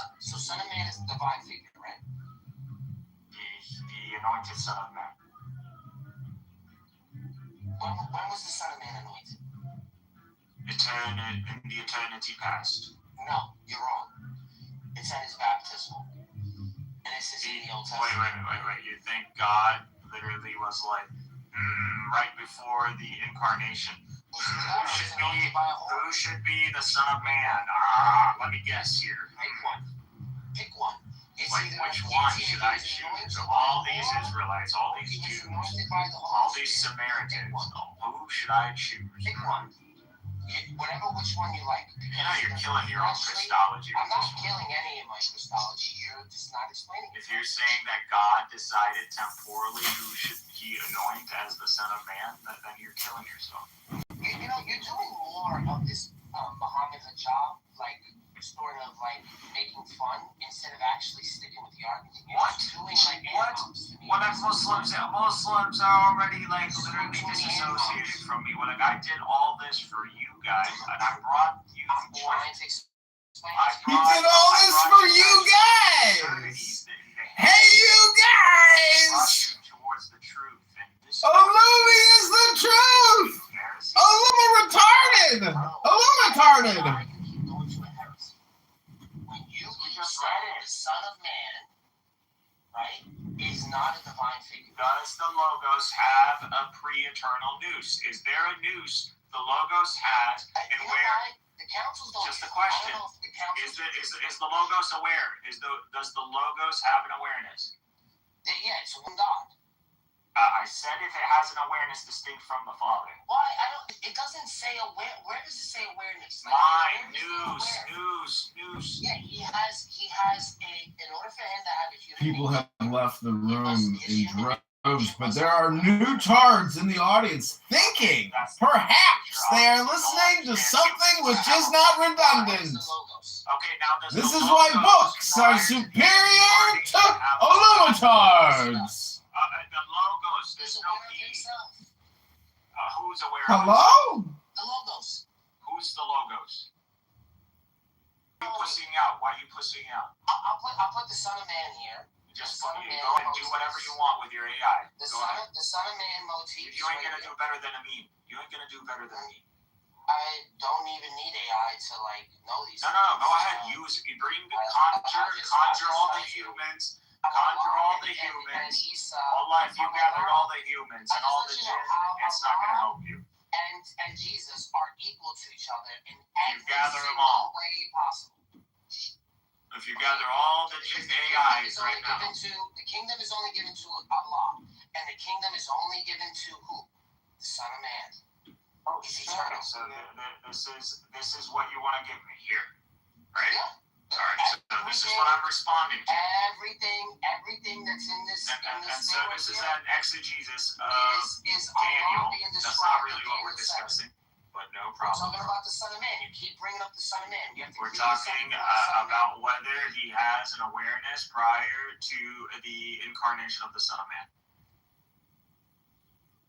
So that's what we're talking about. But since you want to do this, this is barely anything. I don't know what this is. This is a fucking passage. Daniel 7 introduces a heavenly messianic figure who shares in God's universal rule and receives divine style service from all nations.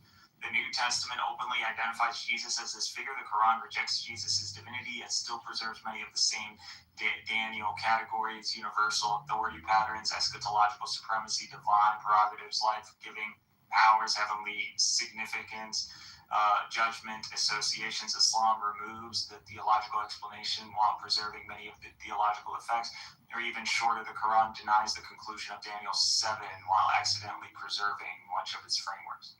Okay, what does this have to do with the Trinity? So your divine figure, which is Allah, is Jesus. Oh, this is a whole thing. How do you start out here? This is actually one of the most devastating, blah, blah, blah, and the Son of Man receives things that belong uniquely to God's universal kingship. All right, who's freaking, what's the issue here? what attribute do you want to give the Son of Man that we're going to deny as Muslims, since you want to talk about Islam? So, right here. So Daniel 7:13-14. I saw in the night visions Jesus and behold also one like a... receives universal dominion in the Quran. He also receives the You know, we have a hadith that literally says... Several echoes this, right? Jesus is the Messiah, the Word of Allah, the Spirit of Allah, sinless, life-giver, creator of birds from clay, healer of the blind lepers, raiser of the dead, and sign of the hour. Especially in 4361, many classical texts interpret Jesus as the sign of the hour, eschatological judgment, and returning divine figure before the resurrection. That's very close to Daniel 7, apocalyptic Son of Man imagery. The given authority pattern now compare. Daniel 7, Ancient of Days, gives dominion to the Son of Man. New Testament, Father gives authority to the Son.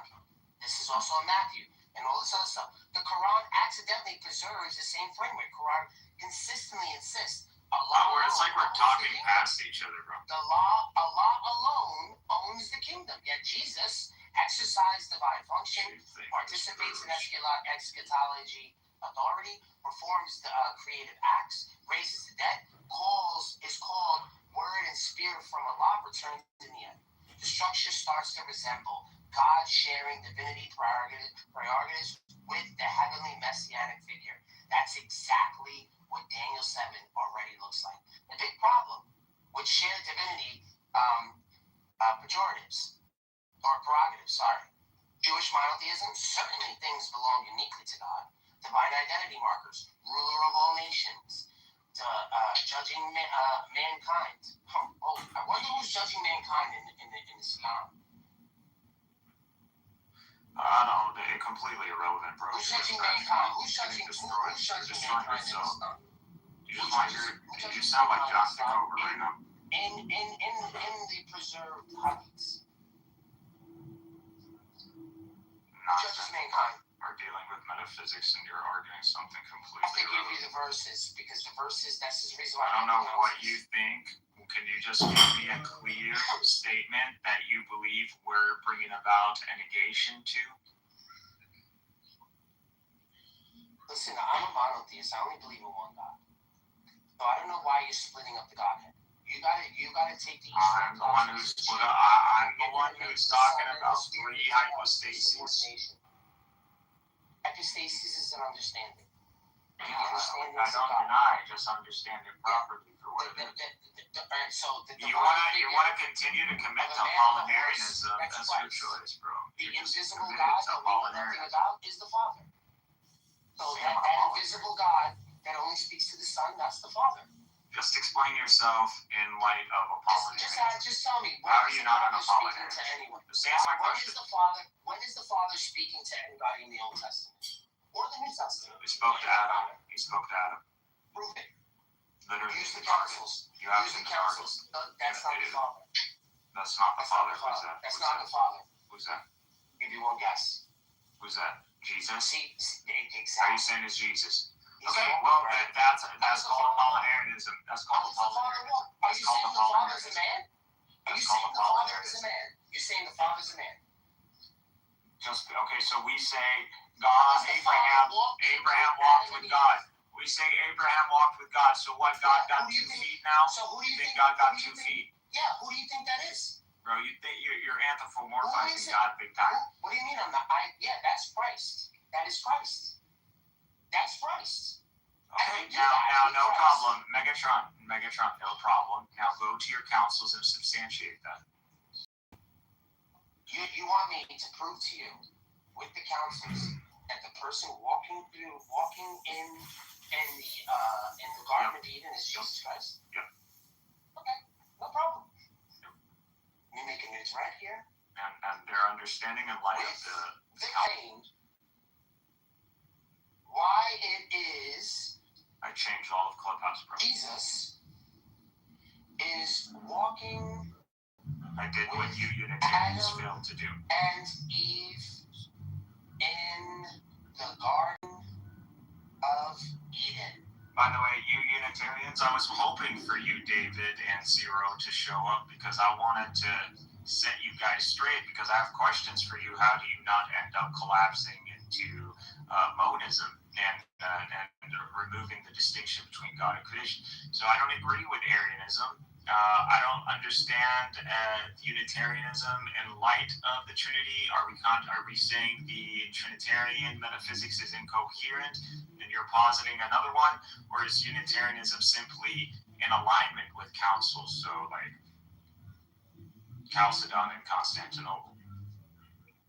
So if you're beefing with Nicaea, then wouldn't that make you an Arian? Anyways, that's a question for them. I was actually hunting them down on X or TikTok, but I couldn't find David or Zero.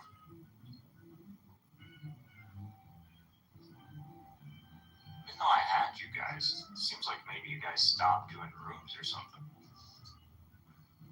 Okay, here you go. Here you go. Here you go. And this is a big shout out to all the Muslims that are that don't believe that this stuff actually makes sense. You guys just think that we all speak the same language, making this shit up. Okay, this is for you, Arban, because they love calling me a pagan. Now, right here, I'm gonna read this for you, and I put this on the top. I have no problem, and it goes down the councils. Okay. And they heard the voice of the Lord God walking in the garden in the cool of the day. Genesis 3:8. The question began, if the Father is invisible, transcendent, beyond all created sight, then who is a divine person repeatedly appearing, speaking, eating, walking, being seen throughout the Old Testament? The councils didn't invent this idea out of nowhere, Arban. They inherited it from early church fathers. Like, I'm talking to Arban, Justin Martyr, Arrhenius, or whatever you say his name is, and how do you ever say that guy's name? The Father is unseen, incomprehensible. The New Testament repeatedly says, no one has seen God, John 1:18, and no one has seen the Father except the one who is from God, John 6:46, whom no man has ever or nor seen. Right? We're asking for the church fathers. As the fathers, fathers asked, how then did Adam hear God walking? Abraham eat with God. Jacob wrestle with God. Moses speaking face to face with God. The visible divine manifestation where the Son, the Logos, revealing the invisible Father. The Son is the revealer of God. This is the council. First council, Nicaea. You want councils? I got you. Centered heavily on John 1. In the beginning was the Word, and the Word was with God. I was denying that. All things were made through him. You're saying the one who spoke to Adam in the garden is Jesus. That's all I'm asking for you to prove not begin with the Logos. This began the standard Nicene theology. The Father remains transcendent. The Son reveals him. The Spirit manifests divine presence. Why specifically the Son in Eden? Because Genesis describes movement, speech, interaction, rational presence.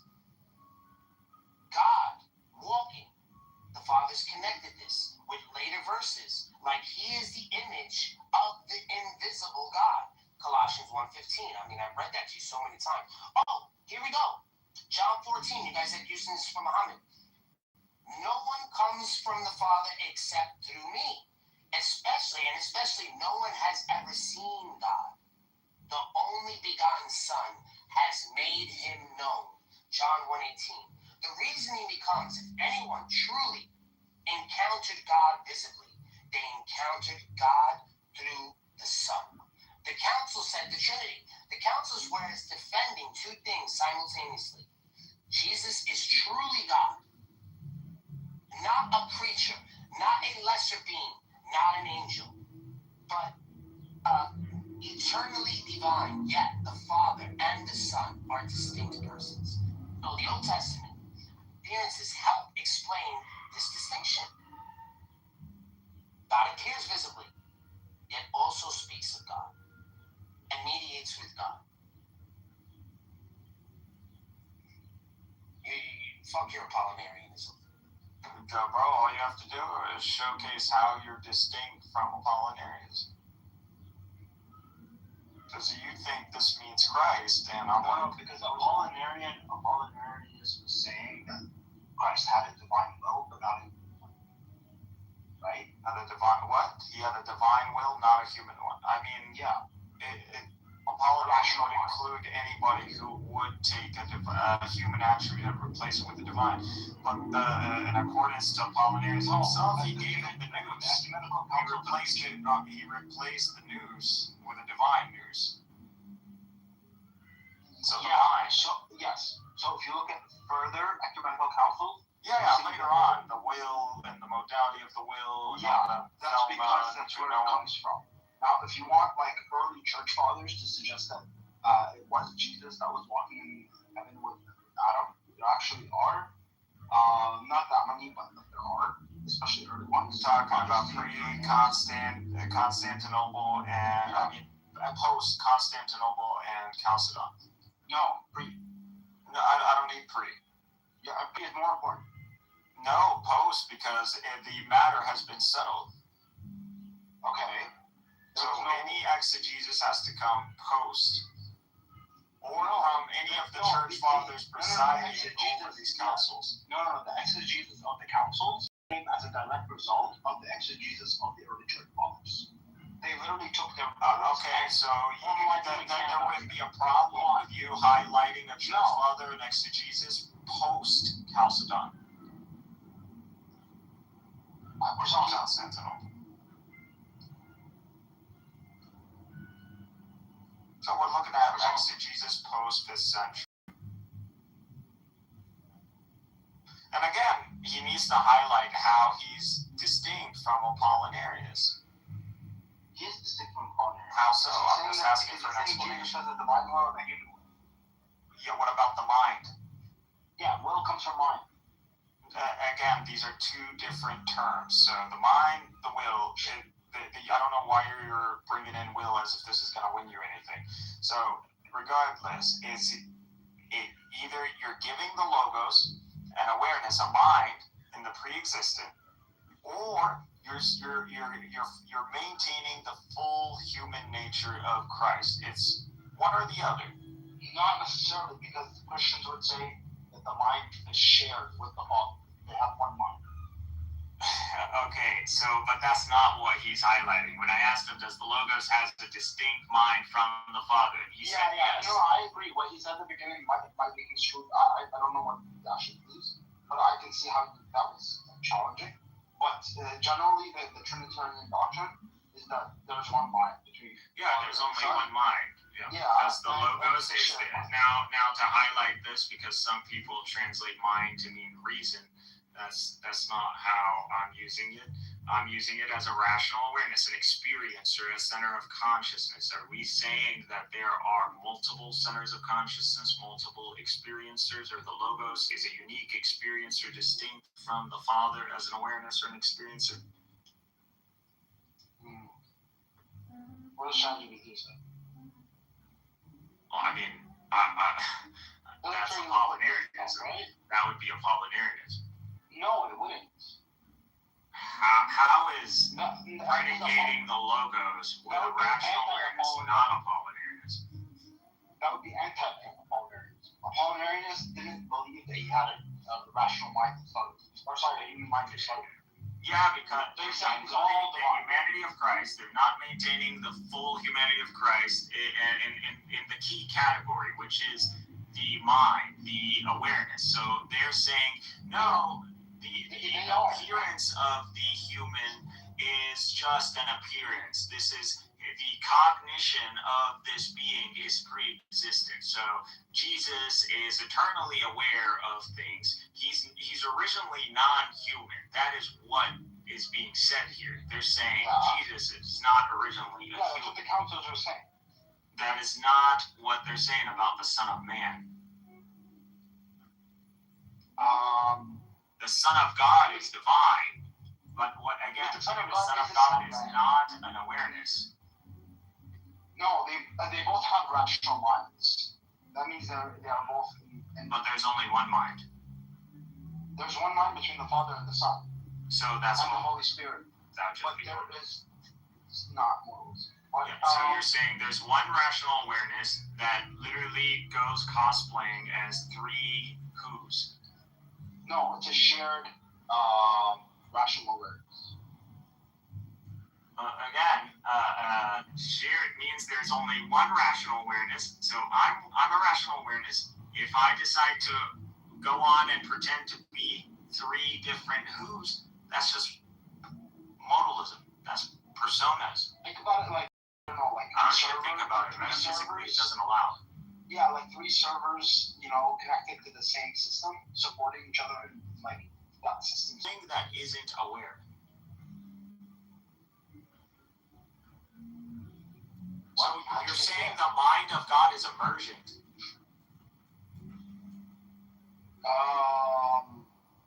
I don't know how I said that. That's the implications. I don't know how you got there.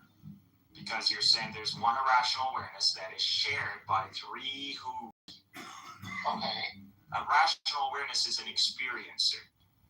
Okay. So you're saying there's one experience. It's an experience. No, it's an experience, or it's a set of experiences, actually. What are they experiencing? Or what is the rational awareness experiencing? So that one rational awareness is... Okay, that's modalism. You're saying one rational awareness is experiencing multiple functions. Yeah. That's modalism. So how can you guys make that knowledge discussing the human mind with God? Doesn't that mean that God himself, the human, looks like a human to me? Yeah, so here, the modalism is by saying that that God is a single person who appears in three modes, either Father, Son, or Holy Spirit. I'm not saying that. I'm not saying God is a single person. God is three who's, having one experience through by the three of them. Yeah, but why not 4 or 5 or 6? Because this is what we have. So it's possible to be more than 3. If you want to be included, sure, why not? Well, everything being equal, then it doesn't make any sense. If green is similar like to 5, 6, 7, 8, it doesn't matter.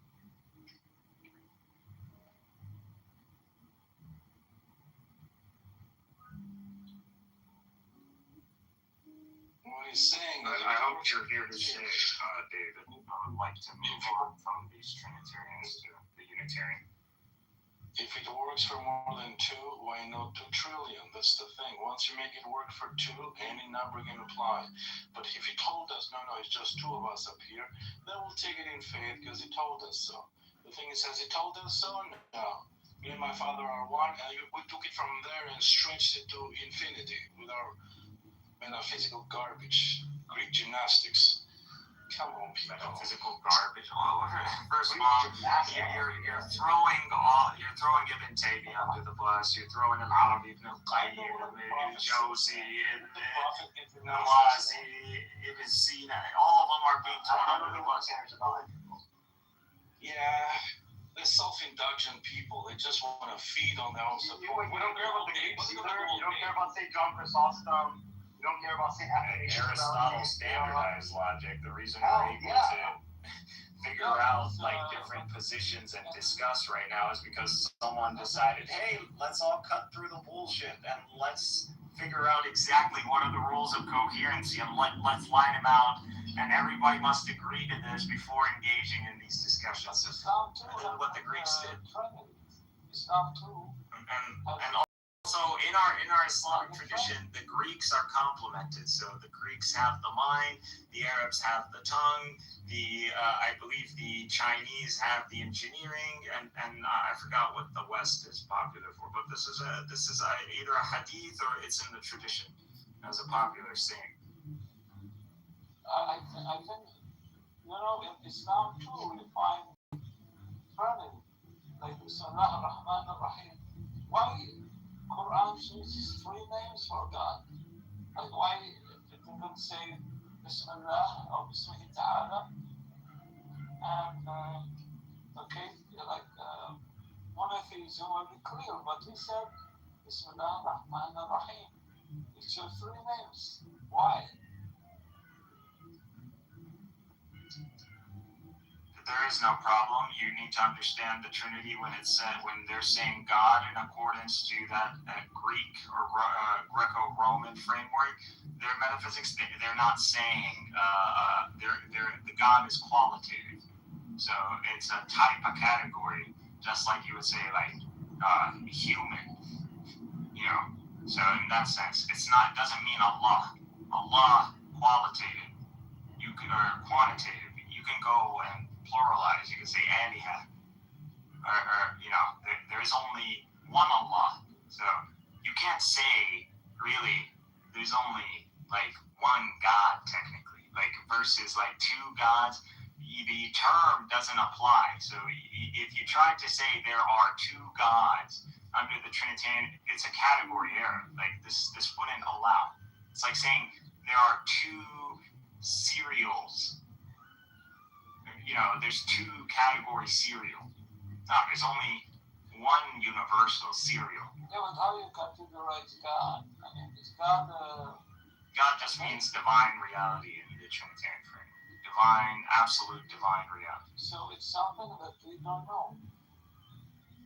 We know. We say Allah, Asma'i wa Sifati. So we say God's names and attributes. These are distinct from the possessor of the attributes. So Allah is the possessor of the divine attributes. They are not created. They are real distinctions from the essence. Now, we're not applying some sort of concrete, that they are like substances, like kind of where the Usio went wrong. So they how tried to substance. So does God get angry? Allah yaghlab ala man yasha if he wants to, if you incur the wrath of God. He's a human. This is your anthropomorphism. You're just understanding anger to mean that which is a human quality. Bro, just give me one sifa, one attribute of God. الخالق المميت المحيي المبدئ المعيد. All these names are exclusive to God. He'll give you one attribute that's not taken from humanity, from human attributes. Because I believe the Alpha and Omega. The Alpha and Omega. All God's attributes are human. الأول والآخر. These are human attributes. Yeah, number. When you give it a I'm number. sorry. Humanity knows itself to be the first. Yeah, in the tradition we believe in Adam, so that's not. Adam is not the first among creation. There's Iblis. There's Allah. So there are numbers. Huh? The human. You're weak, bro. Just take a break. No, seriously. This isn't complex. There's nothing difficult here. The Trinity is coherent. It just needs to be understood, and you need to hold on. Apollinarianism is a bad one. Y-modalism is a bad one. Tritheism is a no-no. Nobody's talking about apollinarianism. Yeah, as long as he continues to predicate a rational awareness to the logos, or implying that there isn't. Dude, that's the opposite. Even if you were to say How is that the opposite, bro? Do I need to get you to hop on a ChatGPT as well? Yeah, because what Apollinarius was saying is that he doesn't have a human world. talking about the noose. He's got it backwards. I've been telling him he's got it backwards. How do I have it backwards? And I gave him now the ChatGPT link. No, you didn't. It had nothing to do. Literally didn't even bring up Apollinarianism. Well, he said that You refused to even touch it with a 10-foot pole. He has rational Bro, I will literally concede right now. I can, because I want to get to the bottom of it, because I hate arguing in an empty circle. Just go ahead, go with your ChatGPT, present Apollinarianism, and showcase how you're distinct from this, and I will take the fucking L. I'm not looking for you to take the L. Bro, this is cowardly. This is cowardly. This is cowardly. Why are you trying to knock me down, bro? In whose mind are you doing this? Whose scoreboard are you fucking trying to keep up? Bro, all you have to do is I'm giving you the nail to the coffin, bro. Go ahead. Go ahead. I'm going off the Wikipedia definition of Apollinarianism. You said go off Wikipedia. Went off Wikipedia. Go ahead. Just go. I don't care. However you want to define Apollinarianism. You want to stick to your AI's definition or whatever plausible definition you can provide that the AI would approve of. And you present how you are distinct from this in light of what you're saying. And I will fucking take the L.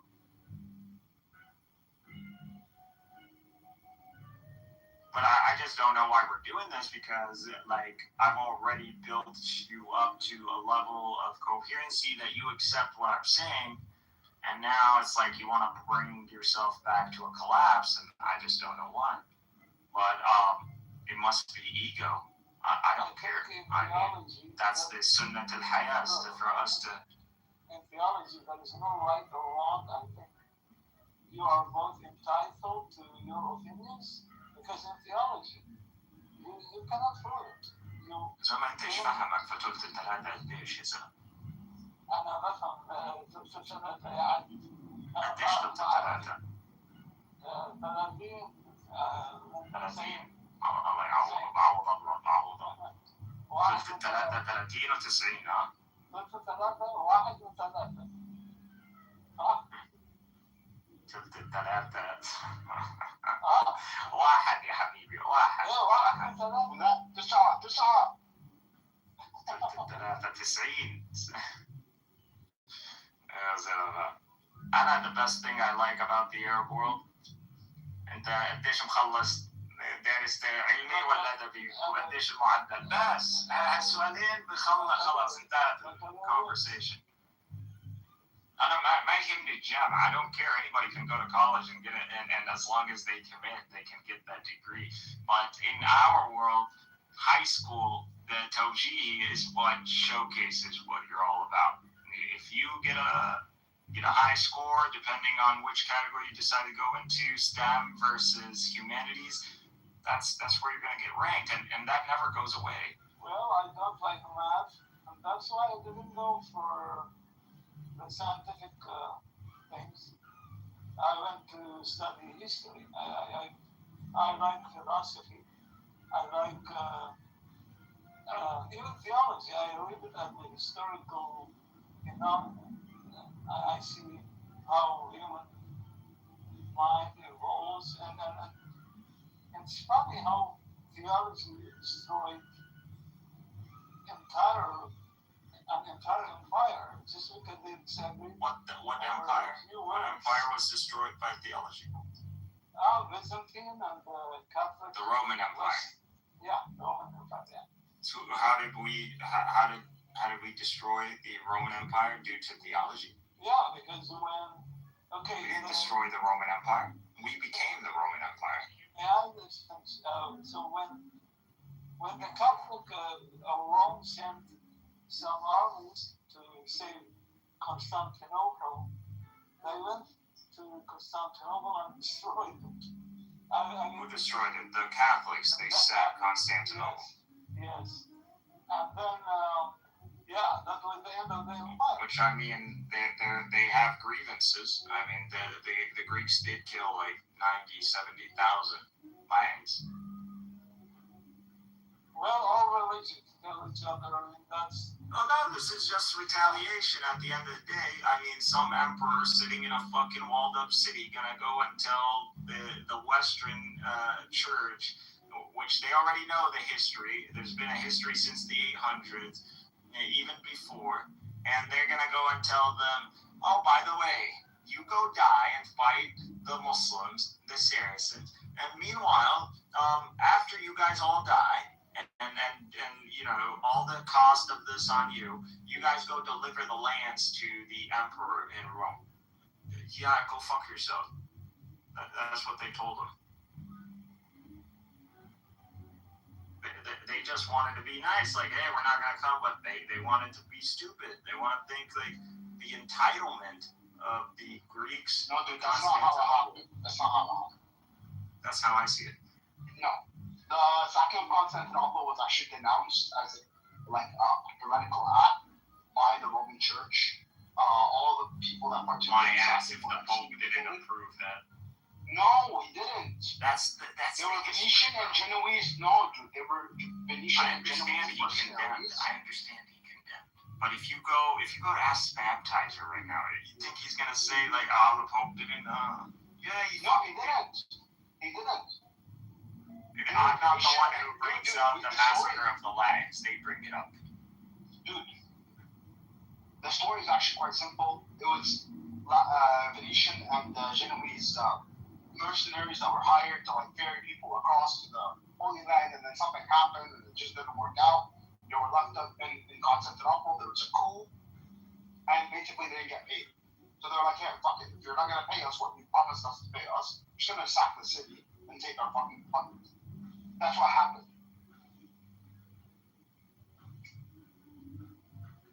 The Catholic world was revolted by this. But I think there was animosity between the two based on theology too.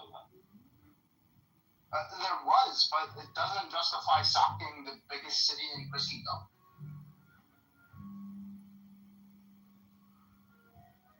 And a royal city, like a holy see.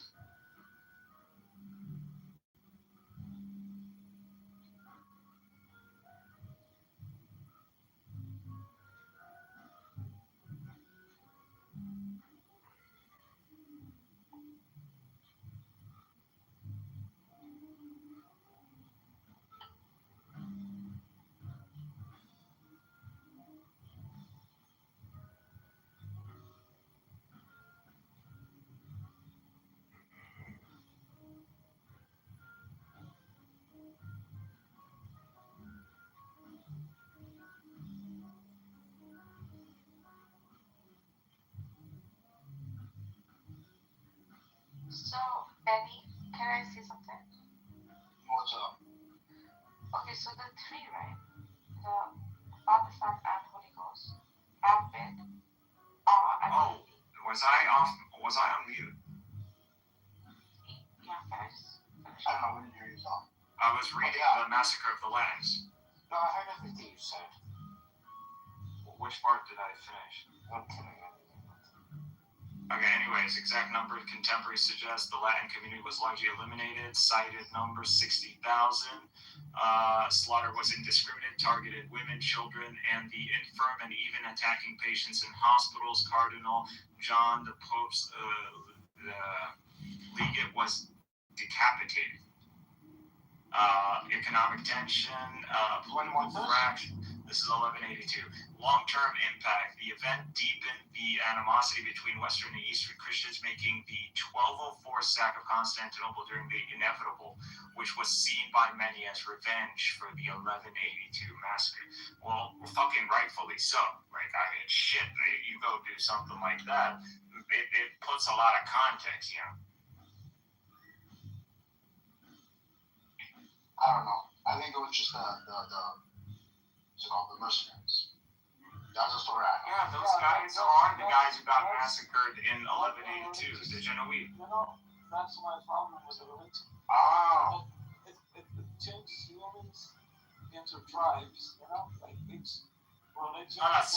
سوسو انا باجي بقتل اولادك وبقتل اهلك وبغتصب نسائك وبسلب اموالك وانت خليك زي النعامه، خليك زي البسه وتتفرج عليها. شوف عندك الفرق هو لا شيء. يعني إذا واحد من مدينتك ارتكب جريمة، أوكي، يعني أنت تروح ترتكب نفس الجريمة في تلك المدينة. هذه عقلية بدائية، عقلية متخلفة جدا. انا ما بحكيلكاش بالكولكتيف اور ذا individual، انا بحكيك بشكل شخصي. انت واحد بيعمل فيك العمايل هاي، تاخذ طارك بتستد وبتطلب الدم او الفديه او خلاص بتسكت وتقول والله هذا غباء الدنيا. أنا كنت يعني ما أعتبر الناس بهاي، خلاص تاخذ طارك صح؟ بالضبط. يعني أنا مؤمن بالقانون. إذا واحد مجرم يؤخذ. هم كيف ما نفذوا القانون؟ العين بالعين. ما هو هذا قانون الغاب يا حبيبي، هذا قانون. انا معك، هذا قانون غاب، بس في حيوانات ايش بدك تعمل؟ هم حيوانات فيتعاملوا زي الحيوان، هذا هو عفوا. انا ماليش دخل. هم بصراحه يعني حتى لما نهبوا القسطنطينية ما قتلوا، ما عملوا زي ما عملوا اليونانيين في اللاتينيين. يا حبيبي الاثنين زي بعض، ما سلبوهم. ما فيش فرق، ما فيش فرق. عم عادي بنقول مو اخذ الراهبات، مو اخذ الراهبات. والله ما بعتقد. ما بعرف. أظن يعني the Genoese they did that. No. Let me look into the church. ليش انتوا دائما بتبعدوا يعني في صلب الموضوع؟ يعني مش فاهم. بكلمك عن المسلمين اللي اخذوا خط الدنيا. No, we're talking about the Latin Greek. We're talking about the sack of Constantinople. Now, are you saying they took nuns, or are you saying that when the Turks took over? The Turks did. Or not even the Ottomans. But, yeah.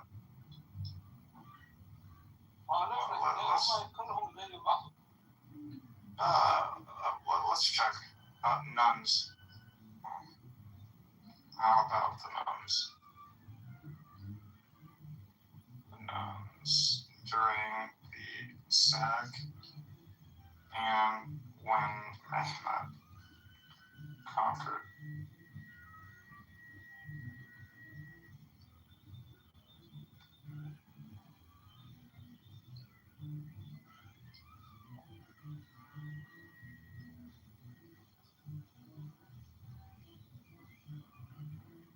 تعرف أن قانون العين بالعين والسن بالسن كل هاي الأديان الإبراهيمية أخذتها من حمورابي.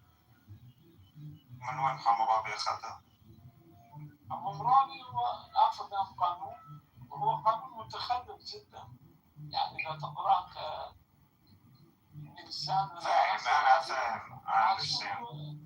قانون متخلف جدا يعني. You might think that way in the context because you're not experiencing the context of those times, but regardless, what is our narrative?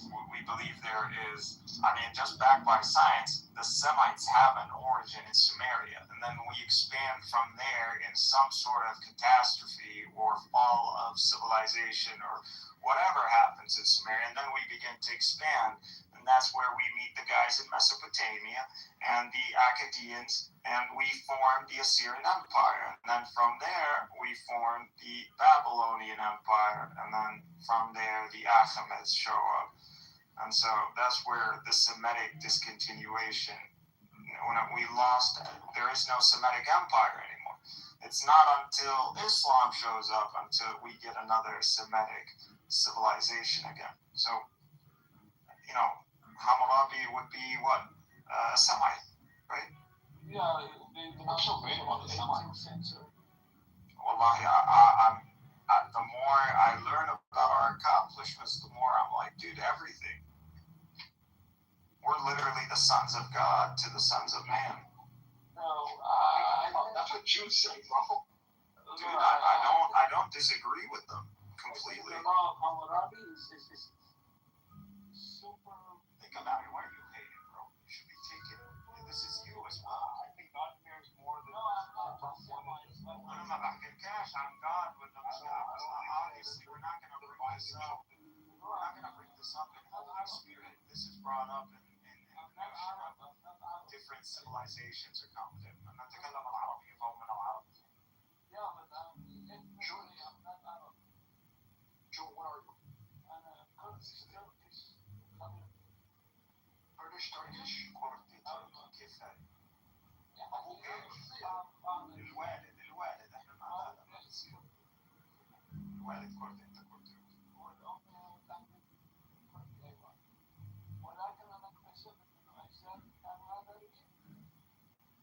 ليش ماخذ DNA تحليل؟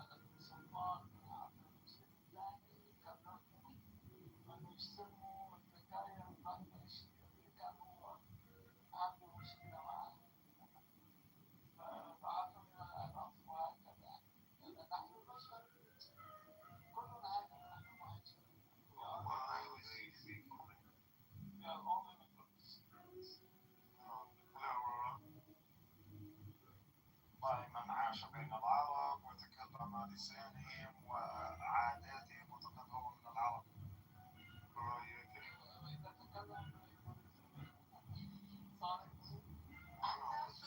Yeah, they're Anglo.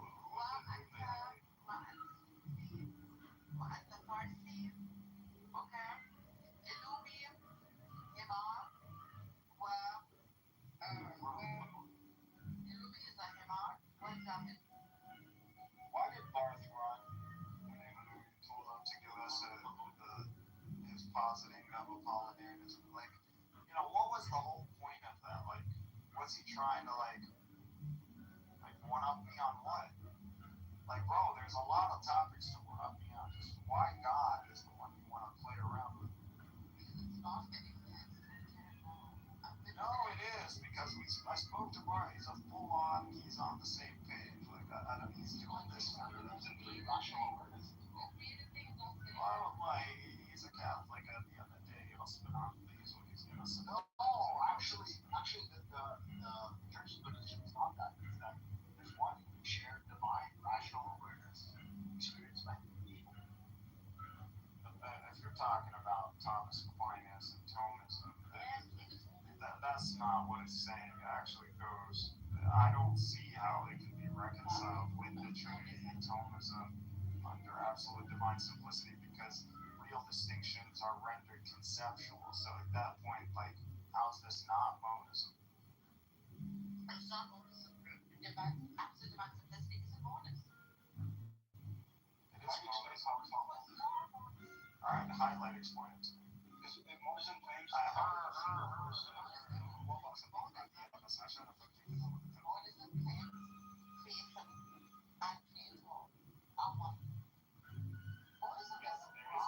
distinction between God and creation. We got that. Now, in light of the Trinity, how is ADS compatible when you have a system that relies on real distinctions between the subsistences? Exactly. Thank you. Thank you.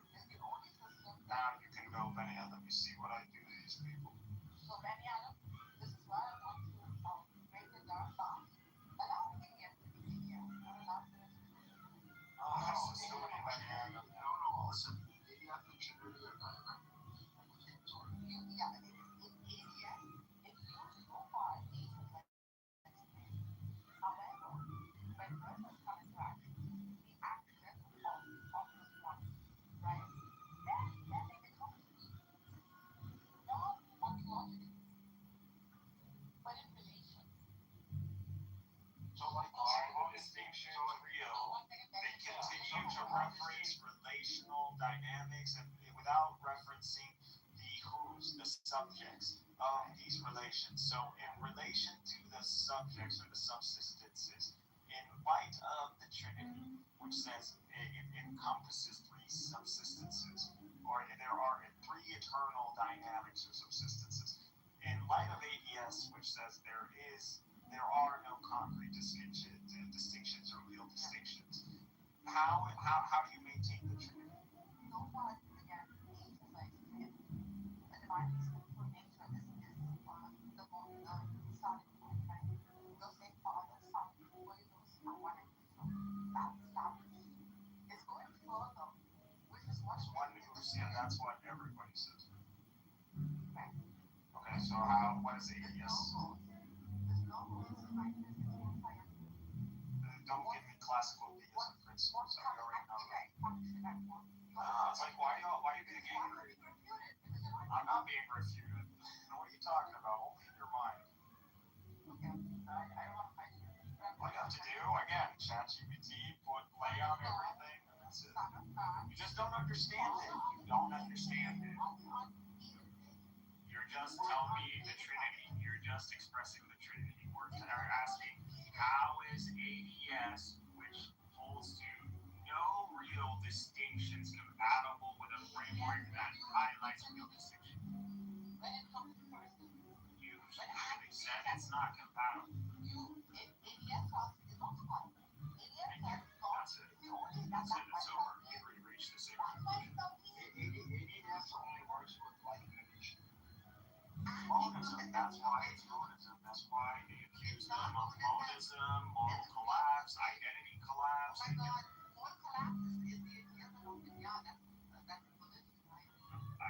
collapse.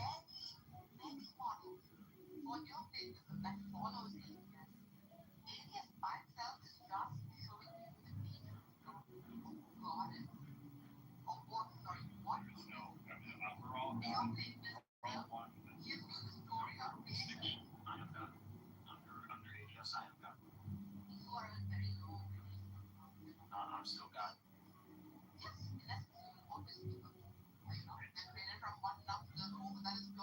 No, you don't know what is the nature of the soul. You don't know anything about that. No one does. Personally, I don't believe there is a soul that is like the physical. I believe the soul is emergent, and that is the butterfly. So the butterfly cocoon, and this is the caterpillar or whatever you call it. Caterpillar. And that would just end up. This is what this life is. You reach the cocoon, then the soul is the butterfly. So it's not like the butterfly is always there, even though you have the same kind of creature. It's something that emerges and then ends up taking its final form. So I believe that is what a soul is. Wallahu a'lam.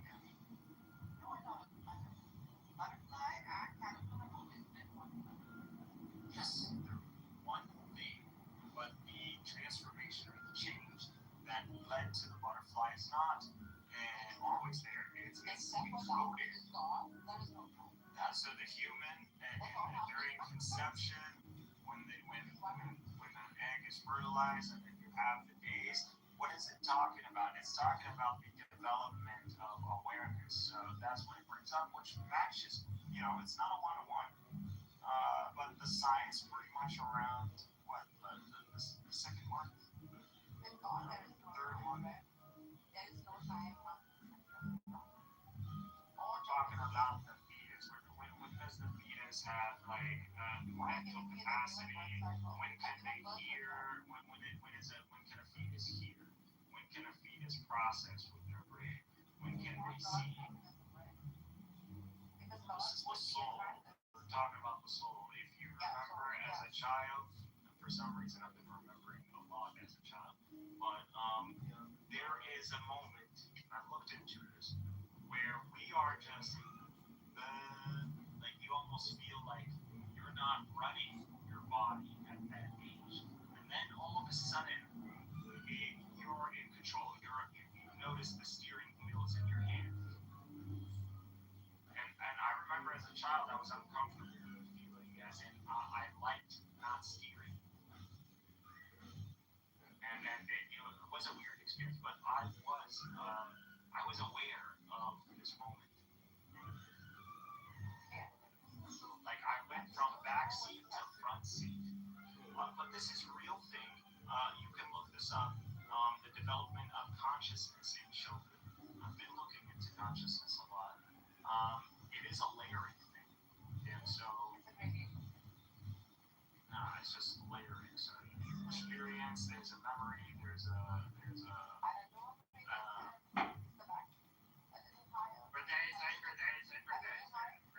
just say I'm a bonus. Just accept it. Like, what is so wrong? Don't use the word how words. Don't use our words. I don't think they revealed proper. That's it.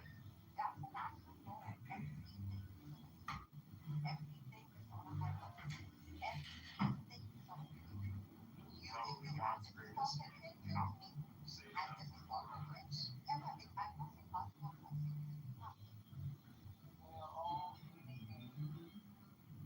But you don't have the epistemology, you can't justify there being no God, at best you're an agnostic. At worst you're a saboteur. You're sabotaging our Semitic civilization. That's why you should be dealt with. Yeah, I now believe in the necessity of executing laws. It's like treason, that's all. Because, even if you don't believe, you understand that this philosophy, this view of reality is our civilization and its expansion depends on it. Justify killing. Apostates. Apostates. Oh. You either exile them or you execute them. Which is just what the military does. This is UCOJ. This is in the military. So you keep executing. Yeah, it's not treason, just an officer. If there's a civilization, what's the difference between Islam and Muslims are a nation? They're a nation. They're not a business. Okay, so if someone decides, if someone is Canadian, and now this Canadian decides, I'm going to go assist Trump in taking over Canada as the 51st state. Are they? No. What should be done with that person?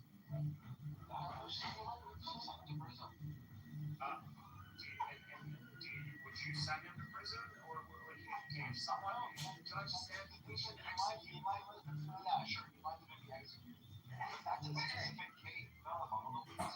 I understand there are instances in which it's all people. I'm not saying no judicial. I'm not saying there aren't circumstances, but as a general rule, you would hold to execution being a valid punishment for treason. Yeah, you have to essentially have this. You just said it's. They tried. If Muhammad was they should have succeeded. No doubt they should have succeeded, but he wasn't. That's why everyone believe in Muhammad, because they tried. It's not from a lack of trying. Yeah, he was a lucky. Listen, man. There is you don't have a proper understanding of reality. There is no such thing as lucky. There is no such thing as choice. You have as much choice as zebras have when a predator shows up and they decide to bolt into a herd and they do a stampede. That's as much free choice you have in all this. You get to just choose if you want to align with the stampede or you're going to do a fuss and you might kick the zebra behind you and fail. At the end of the day, a zebra is going to get eaten and the herd is going to move in the pattern that the herd moves in. There is no escaping the nature. So when you say Muhammad, when you say Christ, when you say this, when you bring up religions, everybody thinks that humanity had a choice in any of this. This was always going to be inevitable. We're always going to follow the human nature. There is no escaping the human nature. How are you going to escape your own nature? How? Genghis Khan too was successful. So once he realized أنا بقول لك عن الطبيعة. إحنا بنناقش في الطبيعة. هل تستطيع أن تغير طبيعتك أو يا حبيبي جنكيز خان said إيش دخلنا في جنكيز بليز؟ محمد زي جنكيز خان. كيف محمد زي جنكيز خان؟ جنكيز خان قتل زي 10% من البشرية إيش keep it مالك؟ in English. Keep it in English. كم محمد قتل؟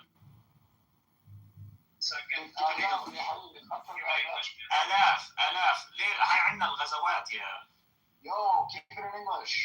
No, he's talking about casualties during the I know what he's talking revelation. about, but other people don't. Well, I'm translating, motherfucker. Like, what do you want me to fucking do? Just speak English. Yeah, I understand, but I gotta give people context since now we're including them. Jesus, like, I don't know why y'all trying to show yourselves off. So, what do you believe? Give me an estimate. Give me a range, because I already know the numbers. So you tell me how many total casualties. We know of the battles. It was barely like 3,000. From Al-Qaeda to ISIS to Barely a scratch. Oh, now you're going post Muhammad. Insignificant. I mean, you understand there is no bringing this world. Humanity will never experience a utopia. Our very nature requires strife, struggle over resources, animosity, war, conflict, disease, all of this. So it would bring about understandings that we necessarily have to have, like virtue. How can you understand virtue if there is no loss? If there is no sacrifice? How are you going to understand honor? You're a spark of God. You would act upon All right, bro. that. You're just getting educated and you're getting angry. Yeah, you're a jahil. That's fine. Like, I'll take my jahil ass out of here and I'll just go to another It's kind of right. It's very much part of our nature to struggle. Very much part of our nature to like strive and to have to achieve and to. In order to That's the purpose. That's the purpose. in order Yeah, to so this keep us into existence, that's all. Because we are contingent. For that reason. It is necessary upon us. But to say that we will act carnal and we act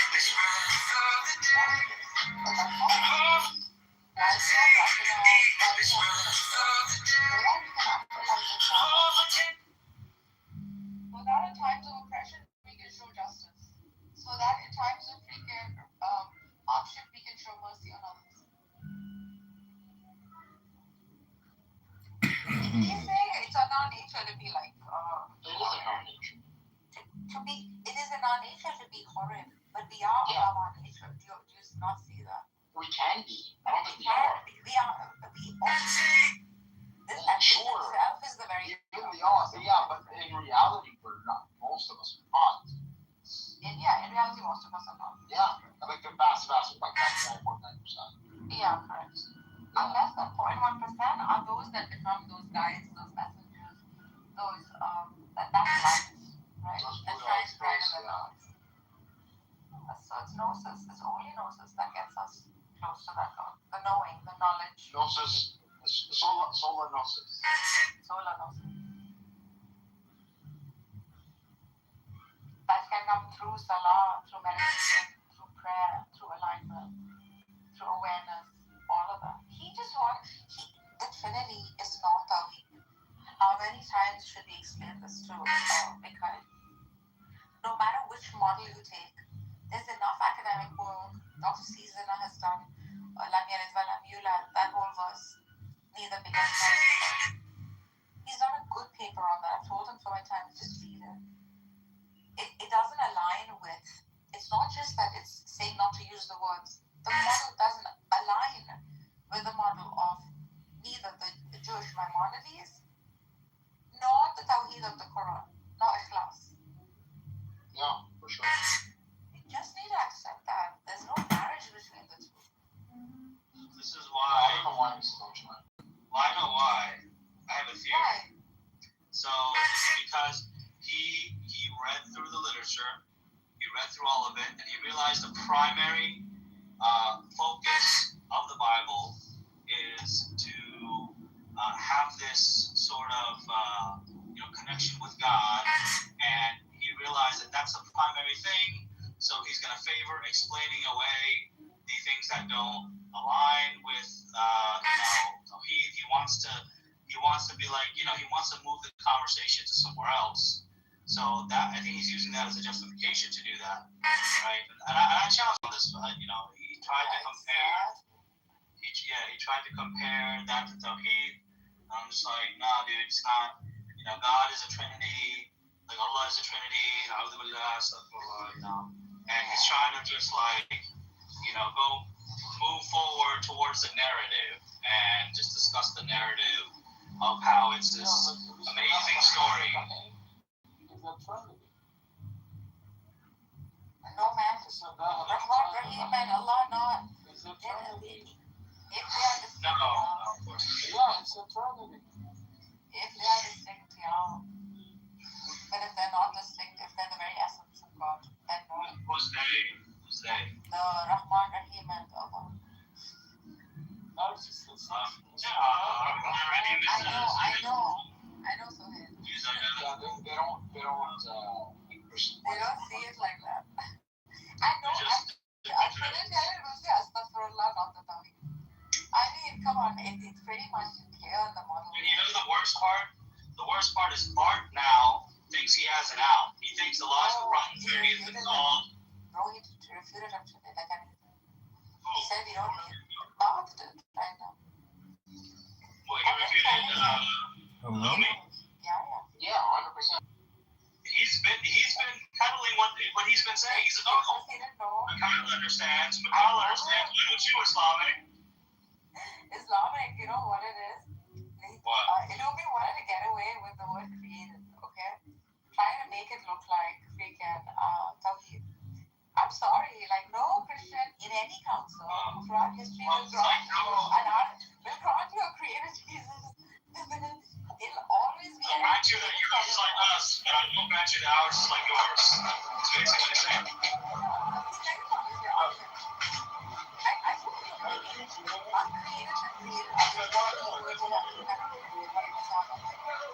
Finally, Megatron understands.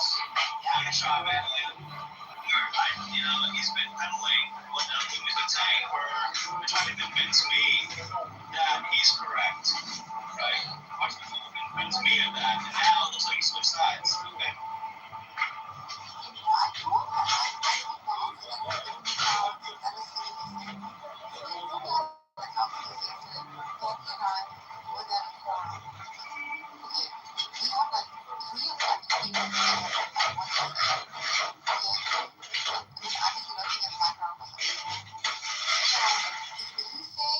Basically all the councils as they evolve in the formation or the concept of the Trinity, right? At some point in the end, it seems like the Council of Nicaea too, okay, is saying that Jesus, the Chalcedon, is saying that Jesus is created. Okay? No, it's not saying Jesus is created. Now, I have been clear from day one. I believe he's created as in holding flesh. In another sense, he's uncreated as in he contains a manifest divine nature at all times. So the model, you must be true. I think one should be true to each model. If you're You know what it is? He was initially, when he was talking about it, he was merging the Son of Man and the Son of God. Yes. Right? And saying that, like, yeah, since the Son of Man is created, therefore the Son of God is created. It's also created. When we got on that, now he's splitting them too much. Now he's saying there's the Son of Man and the Son of God, like different people, to the extent of like historians. Like the Nestorians. So prior to the Euphrates, right, that came before the Chalcedon, there seemed to be a confusion between Son of God and Son of Man, right? Euphrates came and said, no, they both hold the same, they're the same people. And when it came to Chalcedon, it says no separation, no division, and no confusion. These are the three words the council used clearly, establishing that all of it is an uncreated thing. It is the one God that comes in the flesh, demonstrates whatever, that flesh is temporal,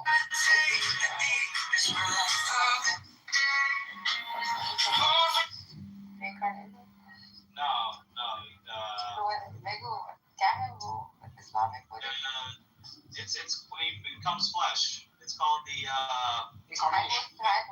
Incarnation. You made me forget too now. My goodness. Incarnation.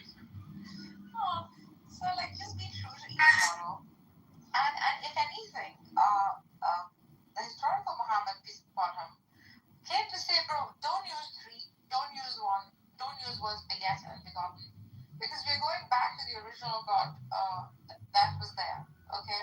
This is creating confusion amongst us. This is hard to explain, even if it's a monotheistic model. This is what he's doing for his people. Right? So let's say for whatever reason you can say it's wrong. That's what we're saying yesterday, right? The noble lie. Yeah, the noble lie. The noble lie is something that is a necessary result. Again, he's starting this novel already. I'm just saying, like, that's not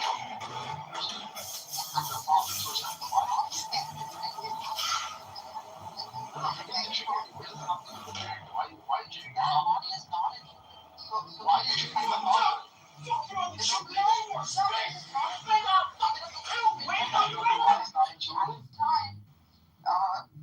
noble lie is not true. No. Okay, so the noble lie is a necessary truth. Oh, it's necessary. It's necessary. It's a necessary truth. The noble lie isn't necessarily true. The noble lie is not a lie. It's a lie. It is. A noble lie is that which doesn't. It's an untruth. For example, I'll tell you what it is. If I have to use hard equations, say in physics, right? And if I have all the thing, if I have it all, if I have the equation, what do you call that? How do you what do you say when you are coming? Noble lie is a myth, untruth, or fabrication. Knowingly propagated, not knowingly to maintain social harmony, order, and advancement. Yeah, you're seeing the negative. You see the No, I'm just reading the fucking dictionary definition, Marcus. Yeah, but read Plato's. I'm sorry, if you want to believe in prophets that are sent to lie to people in order to maintain order and advance the greater good, or whose greater good? Its greater good. Then you are following the archon. No, you're really just a follower of the archon. Sorry.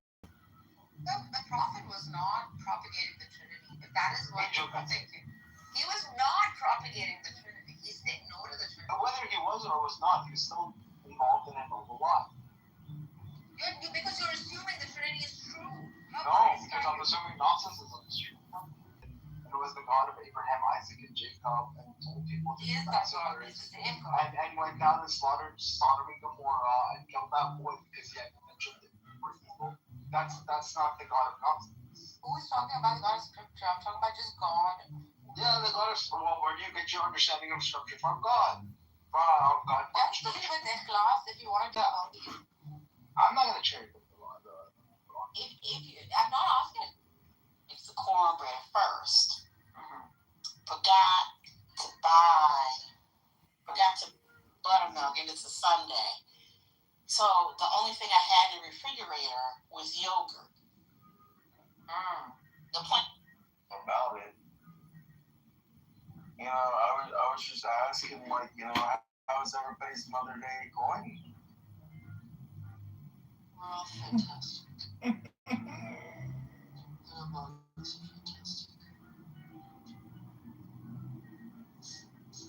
I do resemble that fantastic comment. Hi, Andy, what's up?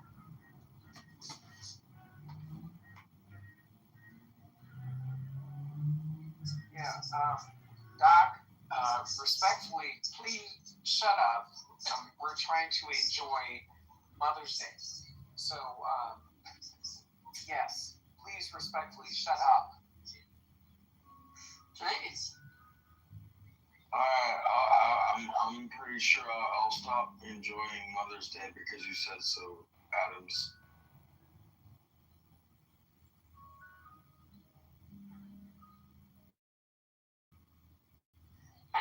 Someone to tell me as long as you're shutting the hell up. Get up, Liberty, get up. Get up, Liberty. Thank you. That's what I needed. I'm getting up. I have to clean this house before Cheyenne gets home.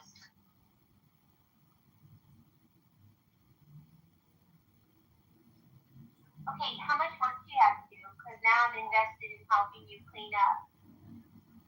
Yeah, grab a broom, girl. Well, no, I'm going to be the cheerleader.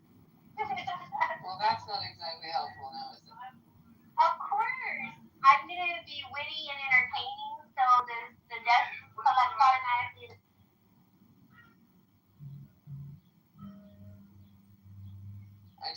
to like Snow White style sing a song that will gather a flock of birds and squirrels and forest animals that will help you to clean. Can you do that?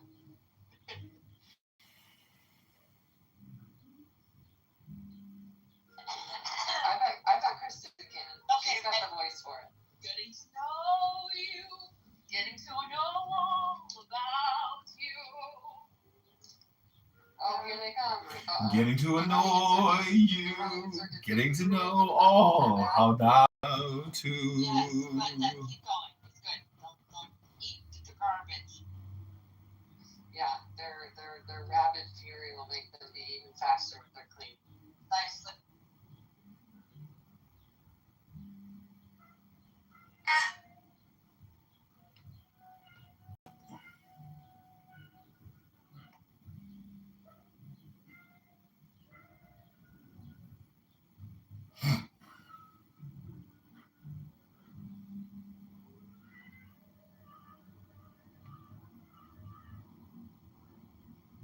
What are you saying, Mojo in chat? I don't know what you're saying.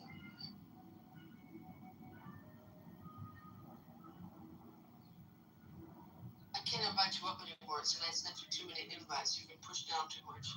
It'll be fine. We also can change the settings to hand raising not needed, but He's the reason we had to put it on. right. The movie Enchanted, where the cartoon princess calls into the real world and she calls the creatures to help her, and it's the pigeons and the rats and the cockroaches.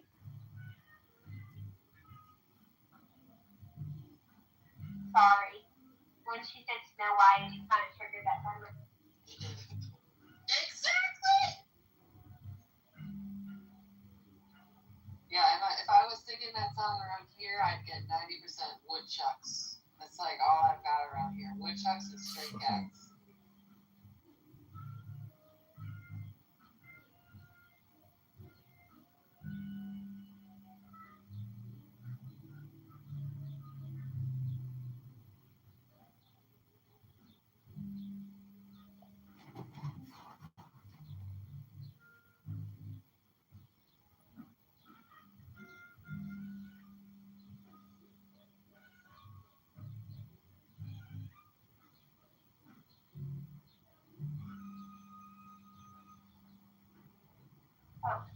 Okay, this episode of Monica being engaging and charming is over. She's reached her maximum capacity. She's turning it over to the professional. Serendipity, take it away.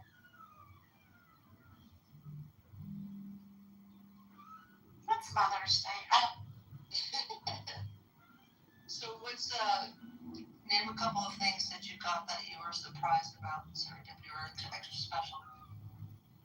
I got some special sandals that I've been wanting to have, like that are this really good foam, good for walking. There's my CEO of Google. Vibration. Vibration plate. They're like, hold on one second. You put it, it's like this little plate you put inside your underwear. No. Hi! That, okay, the governor might be involved, okay? Desalinization of the little fish, I just don't know about that. I'm sure there's got to be some way to get water in a pipe without killing the fish, okay? And then you take that water and you boil it and you desalinate it, and there you go. No, I completely support that. I think that would be absolutely fantastic. However, we have such a fire risk if it just rips them and burns them all. Okay, but Palisades, talking about the Palisades was not an overbuilt neighborhood. It was a very low density neighborhood. It was built in an outlying part of the city. They built in a bad spot. And so what you're talking about there is that when you have low density, the ability that the reach of city services becomes a problem. Okay, and what you're describing there is really the inefficiency that is due to low density. You have an outlying development. It is integrated with forest and grassland. All right, so it's very, very flammable, and that is very unsafe. And then and that puts a lot of pressure on fire departments to be able to address that. So you're calling that overbuilt. I think you just are. It's almost like you don't understand what that word means. It was not built up at all. That was the whole problem with Palisades. It was very low density. True. Yeah, we also have we have a lot of dry grass. Yeah, that is something. And Palisades, I mean, I've been through fires where it's just up in the hills, and it's just destructive. Like, so there's not as many houses there, so it breaks through and it doesn't destroy as many houses because there's not very many houses up in the hills, but it completely rips through and it's much of a problem and it's hard to stop. Well, what about not living in the hills? What about not living in the hills? What about living close to the city center, in a city center that has a fire break between it and the hills? You know, like what? But you can't do that without density. Well, the hills are where you have the $100 million houses. So. But that's their problem. Okay, people can, but there are lots of people living. There are not lots of people living in $100 million houses.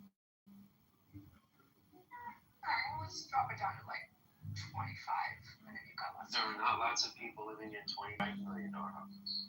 Have you looked at the real estate of Los Angeles lately? Look up a place called Hidden Hills. Most people are living in apartments, Mexico. Oh no, most people are not living in the hills. Yes, but good. Okay, that's so. This is again like. What is your issue? I mean, thesis. Can you like? You're just going round and round. I mean, the cycle in circles. And what is your thesis? Can you state your thesis? That Los Angeles is a very fire-prone area, and it's actually having desalinization would be probably the best thing for it for various reasons. That's not something that we're doing. It is because of degrowth ideology, degrowth policies, people wanting to keep their nice view of a hill or something like that. And the thing is, that's just not good from a city management perspective. Okay? And the city can, yes, squeeze those people and approve higher floor area ratio and higher heights of buildings and all that kind of stuff. Yes, the city can do that, in fact. And in some cities all over the world, the city government has approved things that are good for growth and not good for the people with the $25 million homes in the hills. All right? And this delusion in California you guys have about being progressive and everything else. We actually have very regressive housing policies that are transfers of wealth from working people to a reclining landed gentry. And it's just wrong, okay? But also it's bad policy. It leads to all the problems that you guys have in California. And in California, who do you blame for it? You blame the productive members of your community.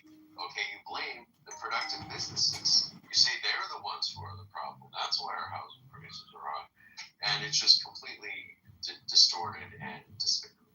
If you live in Los Angeles, feel free to go to a city council meeting and bring it up. Wait, as a productive member of California with a great credit score, and was never missed a payment of anything, I want to say, Jason, you are wrong. It is the Republicans' fault, and I'm the... It's the Republicans' fault. They don't manage the damn state. Right. It's like blaming Republicans in California is like Dan Patrick and Governor Abbott blaming the Democrats for why Texas politics is so fucked up. California is fucked up because of capitalism, and the right wing in this country has kept capitalism alive. Yeah, that's not my point. My point is it's a clearly all blue state, which is solidly blue, down to the city councils, and if they're choosing to do dumb things, that's not Republicans. Just like in Texas, when the Texas legislature decides to do really dumb fucking stuff, like not winterize his power grid when he gets told 5 separate times in the legislature over a period of like 15 years, right? Like that's not a Democratic problem. That's a Republican government problem. In the same way that like not taking care of the underbrush or like moving stuff out in California is the vast majority of the time blue issue, right? Like from what I understand, California, and correct me if I'm wrong, Labubu, but like Bakersfield is like a pretty strong Republican place, but that's like basically about it. That's the biggest shithole in California, right? Bakersfield, Modesto, Fresno, Central California. Southern California, Los Angeles is about the only kind of blue. You have San Diego, you have Orange County. There you go. They've also Big problem with California. So then the Democrats in the state are just gerrymandered the ever-living hell out of the state in such a way that the Republican representation can't get through. Oh no, it's getting through. Our chance of having a Republican governor is pretty high. So. Well, that's yeah, no, like one Republican governor in a state that's been controlled by the Democratic Party high and low for the last like 30 years. That's an outlier, right? Like, I don't like to. I find when I'm a partisan hat, people listen to me less. So I'm not being hackish. I'm just being honest. If Texas has problems at the state level, it's a Republican issue because the Republicans govern the state. If California has issues at a state level, that's a Democratic problem because the Democrats govern the state. Right? Like, look, I think Marshall, I think you're a very smart guy. Am I oversimplifying it? No, what I'm getting at for here is that I think there's a misalignment of like our epistemology here, one could say, right? In that teach me the right vocabulary. Always down the road. The right wing does not think in terms of systems and structures and mechanisms and processes of systems and structures that lead to potential outcomes of society, right? Instead, the right wing thinks in terms of conspiracy. You have many conspiracies on the right wing. The right wing is nothing but conspiracy theory. The most famous you had QAnon, where they literally believed Hillary Clinton was eating children and drinking their blood. Yes, yeah, I'm quite aware. So I guess what I'm getting at is, why would we want non-systematic thinkers to run California, and why would we want what is generally regarded in America as the less intelligent party, the Republican Party, to run California? I mean, I'm not suggesting they do. What I am suggesting from your comments is to blame California politics on the right simply isn't true, in the same way that to blame Democratic politics in Texas is untrue, right? Like, yes, at a local level, they're probably more red, but the big suburban centers overwhelm the countryside all the time, right? So how does that function, right? Like, that doesn't seem like it's a right-wing problem. That seems like it's a Democratic problem at the state level, and that it's been gerrymandered in such a way that it draws out the heavy Republican municipal areas. And if that's the truth, because Texas has drawn out Republican districts or Democratic districts, then in some way the Californians are no better than the Texans, right? They gerrymandered the ever-living hell out of their state to make sure that one political party had overwhelming control.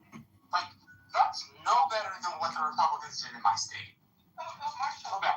Californians don't envy better than Texans. In only one sense are we. We have the Pacific Ocean. No, I'm not saying Californians claim that. I'm saying the idea that California politics and the outcomes are somehow in the laps of the right makes no sense. Well, it's sometimes, I mean, it's whoever's largely following. I mean, kind of, in Texas has had the states where they haven't weatherized their electricity grid and it goes out every winter. Yeah, that was not what I took umbrage with, though. I took umbrage with the analysis that Californian politics, the right wing's fault. We're spending a lot of time on it. It was just a joke. Oh, I didn't catch the joke. It went straight up. It was a joke. Right. It was just misguided. May I start comment on a new topic? What would you like to say? So, has anyone here seen the TV show King of the Hill? It was Yeah, I fucking love it. It's a great show. And has anyone else here seen it, or only Marshall and me? Why don't you tell us what you So there's a character on the show, Dale Dribble. And Dale Dribble is a conspiracy lunatic. And Dale Dribble, Richard Hanania, who I despise actually, wrote this great essay on how the Republican Party is the party of Dale Dribble. And so, one should completely throw away the nonsense of the Republican Party. They're not systematic thinkers. They're not structural thinkers. They do not understand mechanisms and processes and how they lead to potential outcomes and how potential inputs lead to a wide variety of potential outputs. And so I do think we should shame people who are right-wing. And I would also like to make another comment. That is to Gumby. Thank you. I'm listening carefully. Thank you. Me and Gumby had an interesting conversation. And I guess this is what I mean when I say the right wing is full of conspiracy theorists and low IQ people. Is this what you were talking about earlier where you said don't take everything you said with a grain of salt? Yeah, so I'll just repeat it for the new people in the room. So me and Gumby and a couple of other people, we were having a conversation. And during the conversation, Gumby keeps bringing up this supposed MIT paper that completely backs up his argument. Now, of course, everyone would know you're not supposed to cite the institution the paper is from. You cite the professor, but I guess you didn't know that. But nonetheless. And so I asked Gumby, the supposed MIT paper, he studied in detail, he's read a lot. Can he summarize it for us? Gumby goes, it would take a lot of time, and I don't want to waste the room's time. I'm like, okay, that's quite odd. Can you at least tell us the methodology? This was a scientific paper about genetics, and, as everyone here knows, Benjamin is back. I already told the story, so I won't tell it again because Benjamin's back. But, yeah, this guy's a complete... Would either of the moderators like to respond? Hold on 2 seconds. All I gotta say, he's not a sample of the majority of people that are conservative and not extreme right wing. Gumby tends to do this thing where he makes broad, overarching claims and then cites stats that are not really accurate. That's, at least for me, those aren't the people I work with at the local level, and they're not the people I have to interact with at the state level. They don't act like that. Don't get me wrong, we have plenty of crazy people in our party. I would never deny that. But I don't think Gumby is a representation of moderates or conservatives. Maybe he's a representation of the conspiracy far right-hand side of the aisle. But, at least from my work, I don't, and it's limited in geographical area. So, maybe what I see is not what everybody else sees, and maybe what you see is not what I see. But, I don't find that I deal with many people on the right who do stuff in the GOP that are, super big conspiracy theorists. Well, Marshall, I'll respond succinctly as I always do. You're completely correct. I don't speak for anyone. And the success of America is mostly because we have the retards are divided between two parties and the conspiracy theorists are divided between two parties. And in some countries, they're all in the same party. So the wonderful thing about America is the responsible people in both parties are usually able to defeat the retards and the conspiracy theorists. And God help America if the retards and conspiracy theorists all wind up in the same party because they would win and screw the rest of us. And I'm done speaking.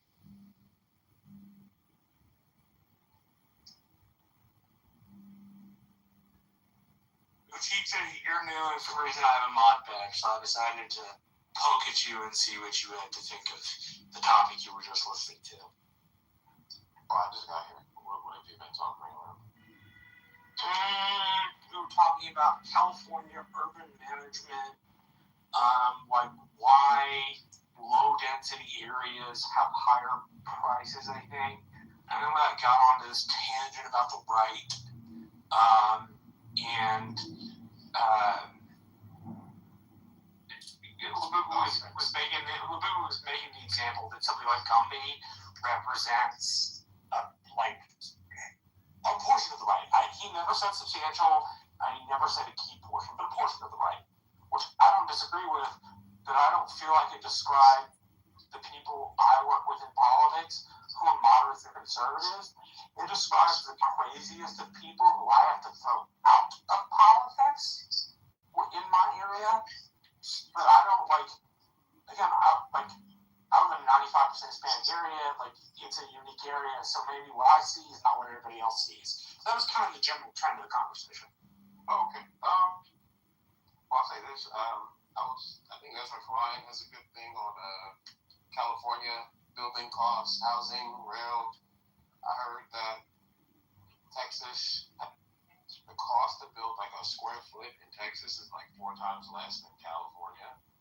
And from what I saw watching Ezra Klein, it has to do with the regulations in California and the special interests. So because of the regulations, you can get into this perpetual suing hell. It's the cast of California Democrats, they use racism. I'll be honest, they use racism to hide their caste. And what I don't know about that. Well, they use their power wherever they have to enforce laws that make it difficult for people who are poor to get ahead. And then they turn around and pass another law that makes I it easy disagree for with that, somebody. considering I live in the South where a majority of black people live. And they're poor. Black people are poor in red states than blue states. So, objectively, less education, poorer, worse health outcomes. Look at Alabama, Georgia, Florida. Do you know poverty line stats off the top of your head? Or do you have to look that up? I'm just asking. The question it raises in my head is, in the South, what majority of black voters are lower middle class, and what majority of black what majority of black voters are upper crust, upper middle class, lower middle class, and what percentage is below the poverty line in these states? Because I'll give you an example where I live. Poverty line is $21,500. We're the poorest area in my state. And I'm sure that in places in East Texas that have black populations, they experience poverty as well. I just don't know the number for it. Do you? No, not for Texas. For where you live, do you know the numbers? Georgia, Alabama, 20 something percent. Live below the poverty line? Yeah, or at or below, I believe. At or below the poverty line? What's the stats on saving? Right, the vast majority of Americans can't afford a $500 emergency. In the African American community, is that stat even higher or is it lower? They can't. Most Americans can't afford a $500 emergency, but they'll got a $1,200 phone. Yeah, but in all fairness, when I was asking the teacher, and I'm asking specifically about where he lives. I'm curious about the numbers he knows, because I don't know those numbers.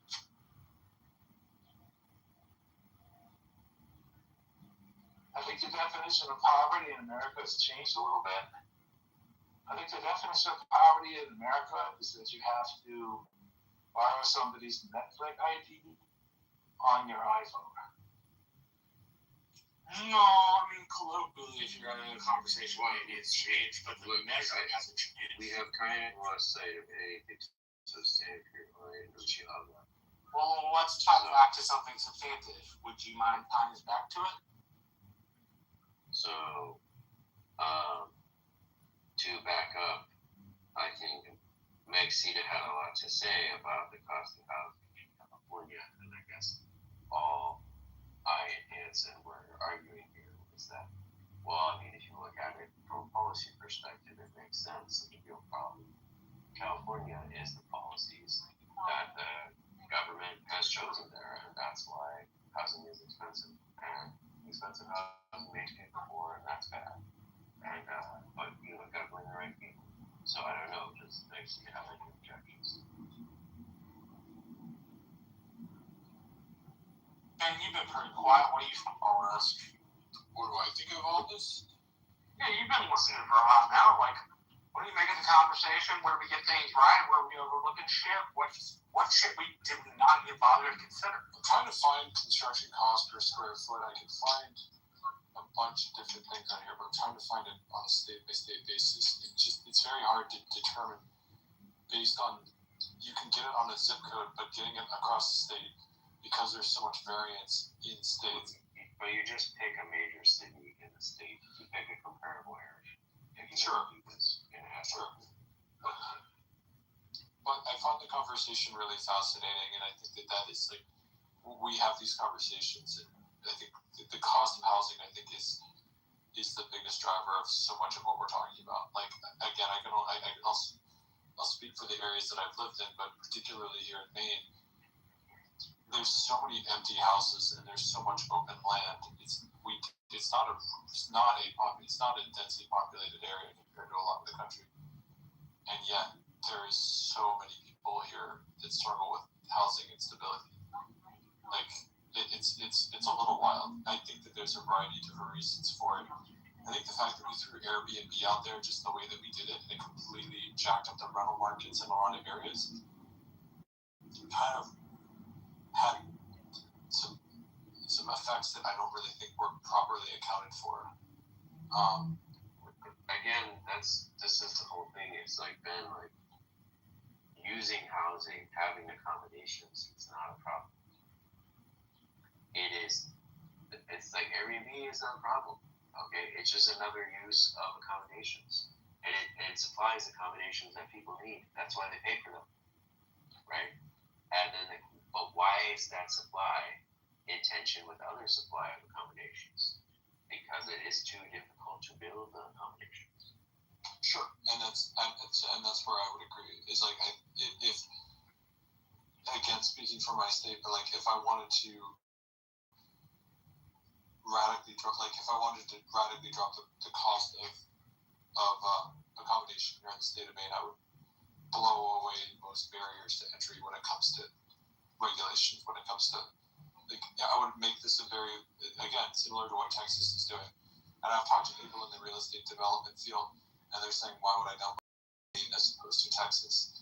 We're also seeing this in terms of how difficult it is to be a landlord. And look, I'm all in favor of tenants' rights, but like, some of the protections here in the state of Maine are absurd. And like, what you're able to do as a landlord versus what you're not. And I have some experience in this field.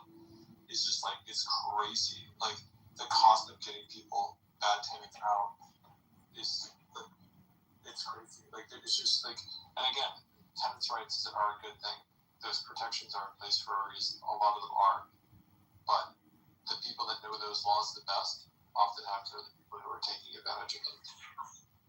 And so you're basically making it like, you're taking away a lot of incentive for people to build with the intention of renting. I mean, it depends, right? If it's easy to build more units, then maybe you don't care. If there are like some tenants you have to write off, or some tenants you have to write off. You know? Like, no, especially if the cost of building the unit is lower. But if the cost of maintaining it is lower.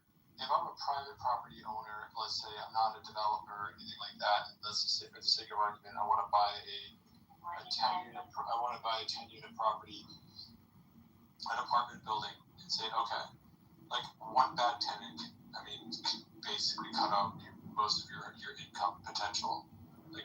it's your margins are decent, but they're not amazing. And so you're seeing a lot of quote unquote property management companies come in because a lot of people just they don't want to deal with the hassle of having a lawyer up and go through all these different procedures if they happen to get a bad tenant. And there's a lot of bad tenants. It's just the nature of the beast. So if I'm looking to invest in a place like Maine, I might be looking at it here and going, I'm not really sure that this is where I really want to put my money. Well, okay, but this is just repeating what you're saying. What you earlier said. I mean, it is, but I was trying to answer your point about like why it's like if you're able to own a bunch of units, then you're maybe not as worried about a bad tenant. And my point is, if you have a bad tenant, unless you're talking on a large scale, it doesn't really matter how many units you have. It just, I guess, it increases your unless it's at large scale, right? Right. That's my point. Yes, but that was what I was saying. Was at large scale, you don't care, right? Right. But again. Okay, and then that is a way that people can be supplied with housing. Okay. So like, I don't know. We don't have to make everything like super favorable to the businesses. You know? Well, no, but what I'm saying is like, so a lot of your investments are coming from out of state, and a lot of your investments are coming from your big. Okay, but those are things that are done at scale. Right. So again, I'm trying to make life better for Mainers, right? Like I want to increase prosperity within my community, drop housing prices, but also encourage people who are here, and I want to encourage increase. But dropping housing prices does not increase the wealth of the people there. No, it does. Drop the housing price, then the people who are there have lost housing value. Yes, which isn't going to increase the wealth because housing is not worth anything. So the allocation of money to housing is a misallocation. And also the people who own houses are generally weighted toward people who are not working anymore anyway. So like housing value is a bad thing. Housing should not cost money. Rent should be low. Okay? This is not a productive asset. It's just a place that people live. You want assets in the state to be freed up for productive purposes. Okay, factories, buying a car. Okay, people buying tools and things like that. You know, so yes, the people who own housing will take a haircut because they have put a lot of money into a non-productive asset, and we keep delaying that reckoning all over the country, and that's a problem. Okay, that's a problem. We cannot keep delaying that reckoning. The value of housing has to go down, or the more general way is it has to stand still for like 20 years. Right, and so again, what you're seeing in a lot of these areas is not necessarily. This has always been the case. And Marshall, I'd be curious, or anybody, quite frankly, I'd be curious to know your experiences or the numbers, etc. on this. But like, it seems to me as though wages have just not caught up with the cost of housing in these other areas, right? So no, it's come to a place where healthcare, housing, and I think like bare necessities like groceries are starting to make up between 15 and 30% each. I'm not sure of the exact statistic though. Well, so it used to be housing was 20%. Like that was the golden number when it came to rentals. It was like when you were renting, say 10, 15 years ago, the golden number was 20, where you didn't want to spend any more of 20% of your gross income on housing. Now it's 30%. That's a very, very significant margin, especially if you're talking about what you're able to put away for savings to, potentially save up for your own, to put down on a down payment, those types of things. It's a huge amount, especially when, again, your wages are increasing, but they're just not increasing at the rate that you're seeing groceries and gas and these other things increase.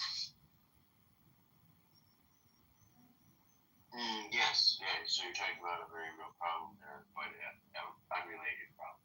Well, no, it's related in the sense that I agree with you, Jason. No, please let me explain. Okay, it is not really tied to anything to do with housing. It is tied to do with the relative allocation of productivity improvements to capital versus labor, which is a different problem. But housing itself has experienced this big price increase relative to other goods, and that's because of all these protectionist policies. Okay, I want to spice this up a little bit. I feel like we've been in first year to really favor some work, and we got to make this a little more standing, a little more interesting. If you're in the short bus, you got to make an effort, get on the edge of your seat, pay attention, try to understand things on the first pass.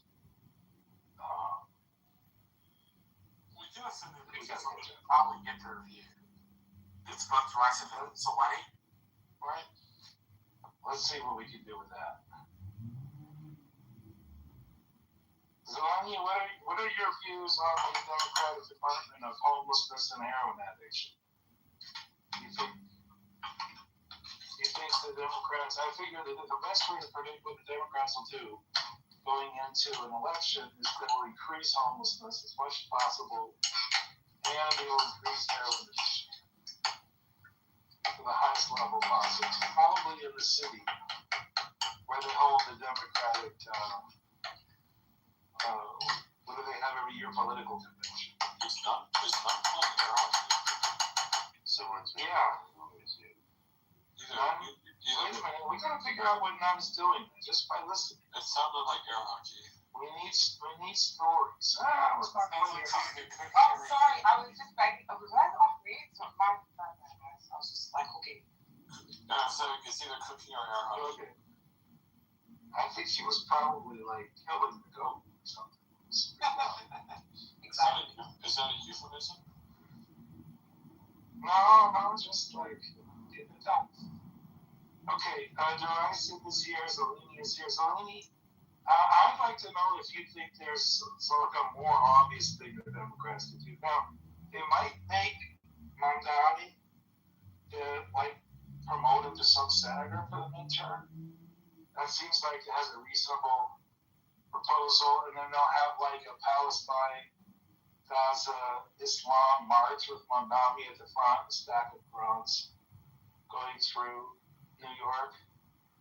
That could be one trick they could do. My theory is they've got a trick up their sleeve to lose the midterms, and we just don't know what it is yet. And I'm just looking for guesses, people who could kind of imagine what the Democratic Party will have to do. So they can load up the subways. That's what they should do. They should load up make the subways a heroin enforcement-free zone. I think they could get maybe 20 heroin addicts per subway car. Like maybe so there's just no extra seats. 3 seats per addict. What? So I invited you up. You got a better idea than loading up the subway cars with heroin addicts too? Okay, but where's the part of America? Because heroin isn't even available anymore. It's all fentanyl. Nobody can afford heroin anymore, right? It's all shooting fentanyl. It's not produced anymore. I'm booming here. I'm like a boomer. To be fair, all the kids in my class died of heroin addiction. I was gonna say, you know, yeah, it's definitely like 90s and 2000s coded, but the Democrats don't need a trick. Like Bill Maher said this on the show the other day. The 3 I's, which is Iran, inflation, and ICE. Those are 3 issues the Republicans are extremely unpopular on, and that's their. No, I understand. If the Democrats could just like hold still and not fuck up, they could probably get through the primaries in a pretty good order. But here's my guess. I don't think that's the Democrats. To be frank, I don't think it's the Democrats' issue nationally. They're focusing on how bad Trump is and the Jeffrey Epstein files when what produced wins for them in special elections, which was so extensive that they went down to the county level for the first time since 2010 for Democrats, was affordability. Hey, Donald Trump's full shit. He was going to make the economy better. The inflation is worse. The oil prices are worse. This is worse. Your healthcare prices are worse. Right? And like that produced them big wins. sticking around with Epstein, sticking around with the Iran war. Well, the Iran war is probably not a bad thing, but like the economy was the thing that had the most success with.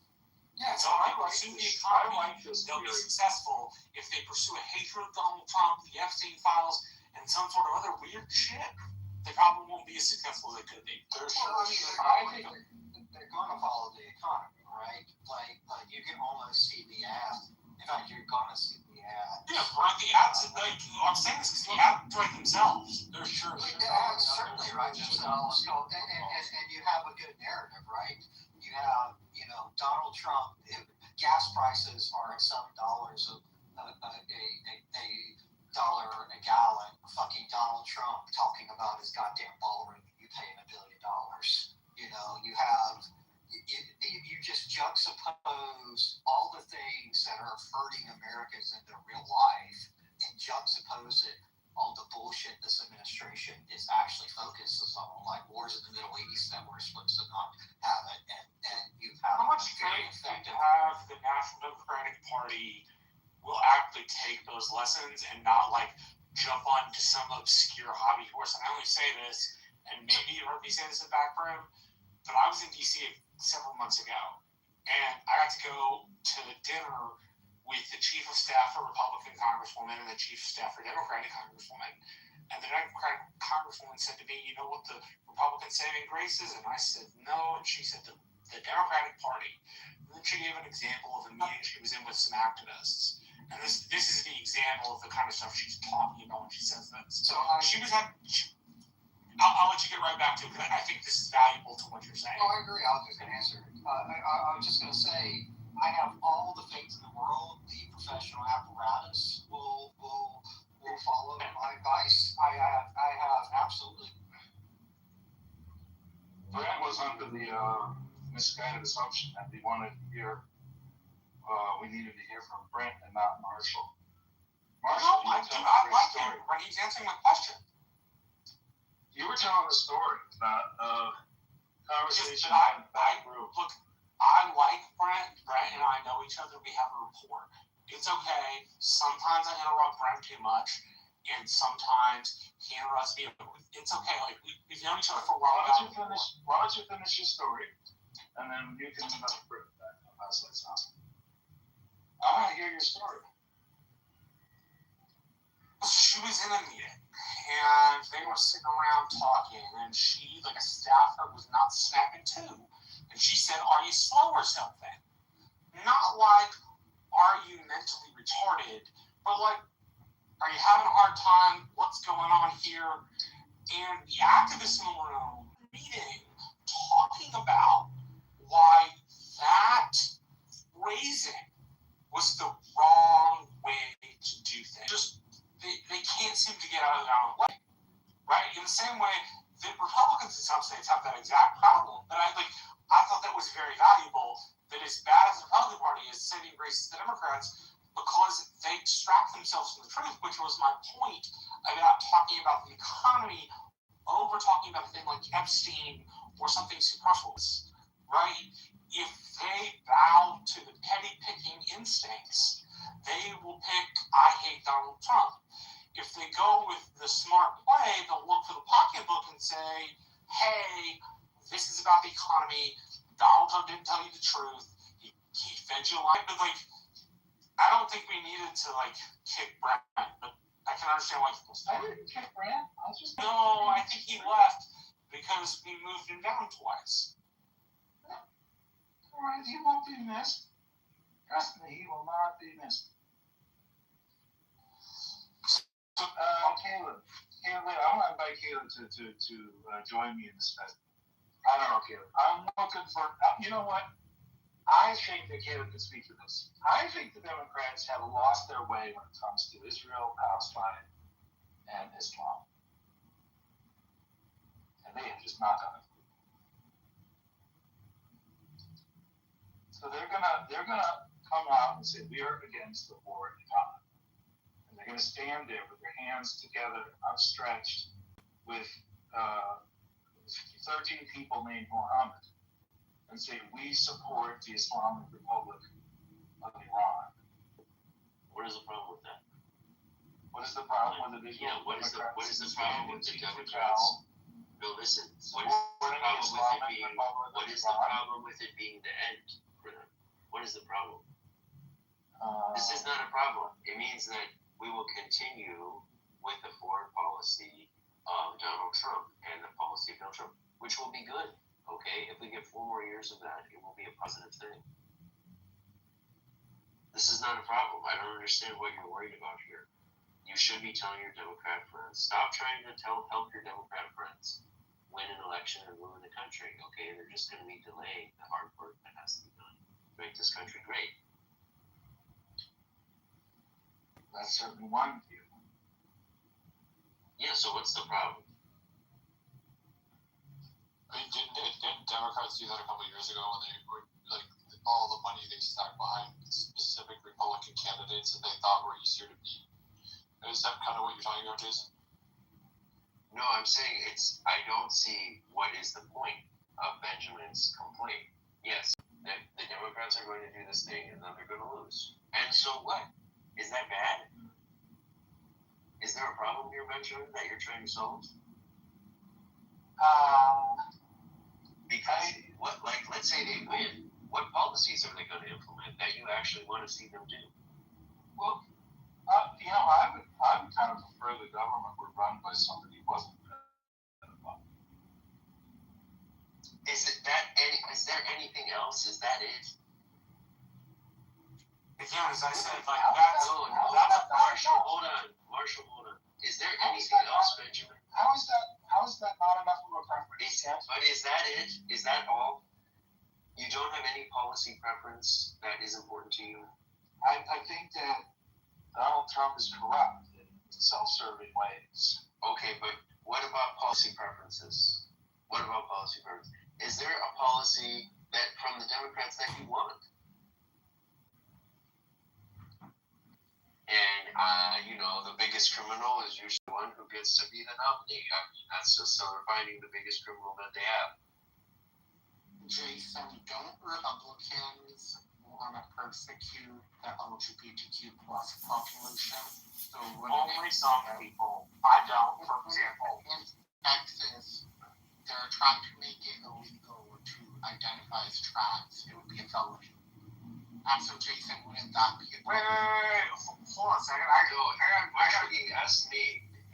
Sorry. And Labubu, okay, that might be yours, but I asked Benjamin what is his, right? And Benjamin has nothing, right? Do you see what I'm getting at, Labubu? Like, he's like, well, there is a big problem if the Democrats lose. And I'm like, okay, what's the problem? What is the problem? What are you going to be missing out on if the Democrats lose? And he can't say a single thing. He can't say it's something about Ukraine. He can't say, okay, the trans thing or anything else. Okay, he just. I think Donald Trump is not that offensive to Ukraine. If that's not appealing to the national, it's not appealing to the national or state electorate, right? Like, I just finished saying, if you tie yourself to Donald Trump is bad, you lose those elections. They want to vote themselves a cheaper price of milk? No, that's not my point. If the Democrats sell their position to vacate Republican leadership as Donald Trump is terrible and he's a pedophile, they will lose. Because that's not what the American public broadly cares about. The American public broadly cares about overwhelmingly from like 10 or 15 different studies, not studies, research, that they're worried about the economy. Again, the Democrats' most success since Donald Trump has been in office has been it's the fucking economy, stupid. It's not talking about Donald Trump being a pedophile. Like, to be frank, if the Democrats want to talk about Donald Trump being a pedophile and want to talk about Trump being an awful person, I will ride that all the way to a victory and I'll be fucking happy about it because the Democrats couldn't bother their own fucking way. Excuse me, can anyone explain me where's the proof that Donald Trump is a pedophile? There isn't any, but this is also not consequential. Because I've been hearing that for a little bit of a long time now. Yeah, but we're not talking about that. The point of the comment was he thinks that's what people should vote on. That's not what people are voting on. They're voting economy, inflation, the price of gas, the price of medicine. That's what they're voting on. And so for the Democrats, who are almost certain to sweep one of the houses of Congress, the best thing they could do would be to argue about how Donald Trump lied about the economy.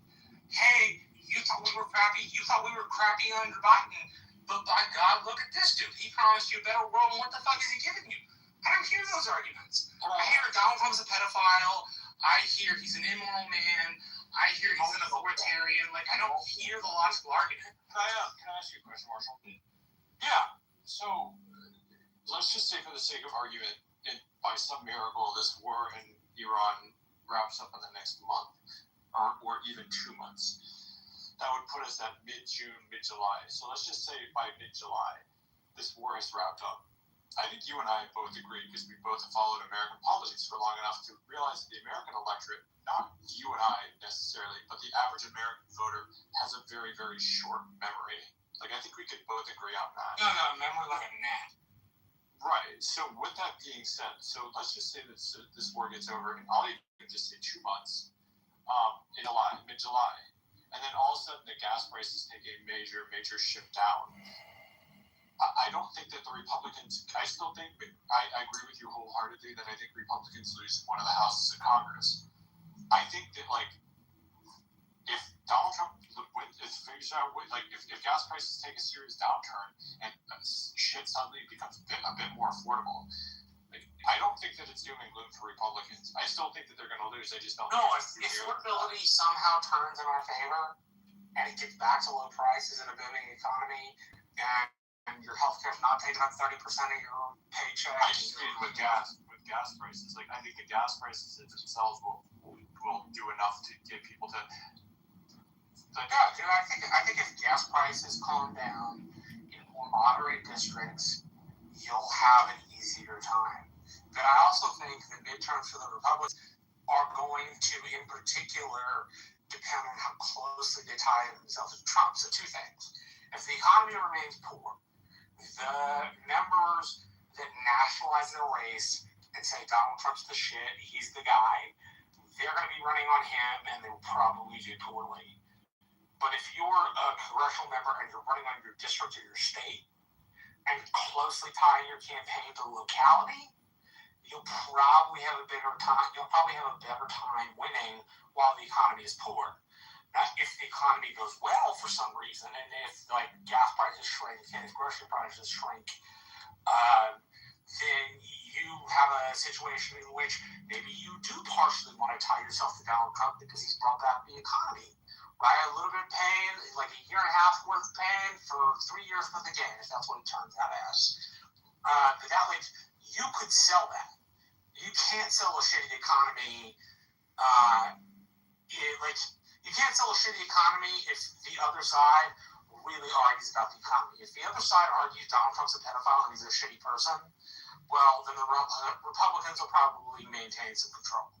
But that's just because, the American public gets really tired of hearing, my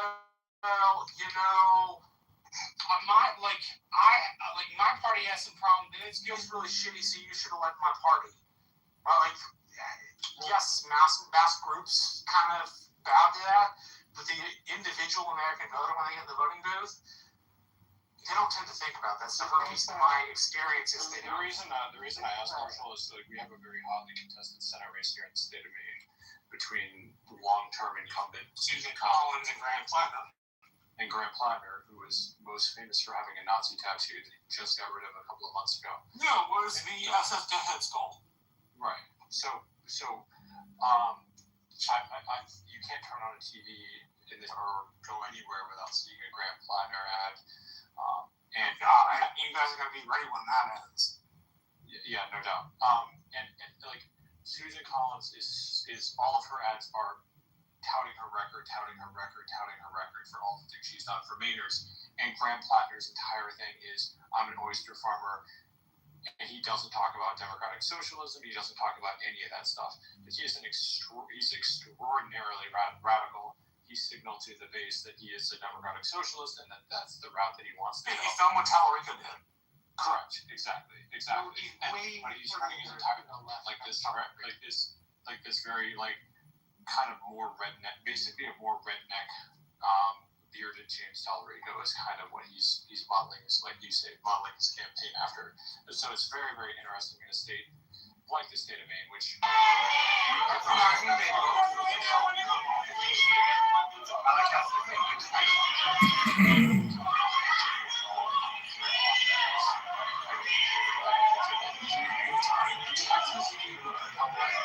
People consider his stuff to be more genuine. Now, when you corner him on the Gaza stuff, the approval rating just dropped like a fucking stone. Does nobody believe that Congress, the billionaire belongs to me because I don't like the fact they have it? And, they don't. Texans don't tend to like being involved in international affairs in that way. They want you to talk about the state. So, where he succeeded over Jeff Crockett was that he talked about the state. He talked about what he could do for Texas. And he hid his progressive craziness inside of, I'm a former preacher, I've been a legislator, listen to me, I'm the calm dude in the room. Right? Where, again, if you corner him, the perception of him gets a lot different. But when it's at a 30,000 foot level, people tend to like him. I want to say on the Tallarico Blattner comparison, they are not comparable at all. Why? Why don't you think they are? What am I missing? Graham Blattner is an actual socialist. He's actually radical. He actually has these revolutionary ideas for society. If you listen to his speeches, he actually does lay out his policy initiatives, such as abolishing private health care in America, not having options for public health care, but abolishing private health care as we know it in America. Another thing I noticed about Graham Blattner in his speeches is he uses actually a lot of Marxist terminology. He'll constantly be talking about the material conditions of society. Your regular politician does not use such terminology. His speeches do. Let me just finish then. Can I? Sorry. So,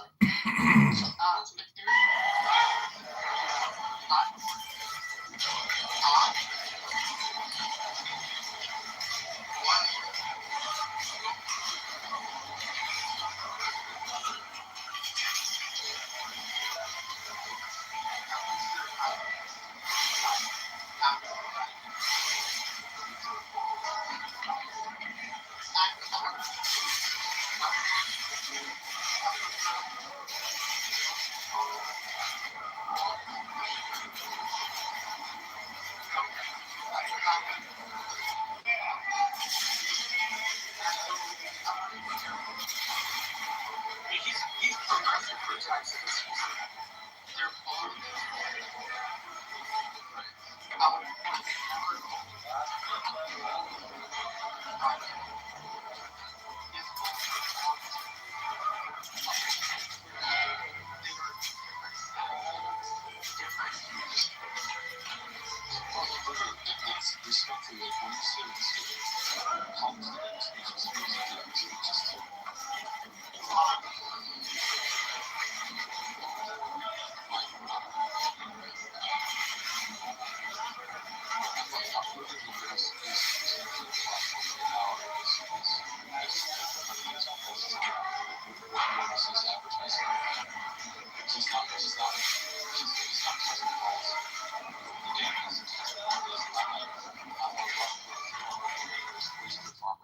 who's just fighting for mayors.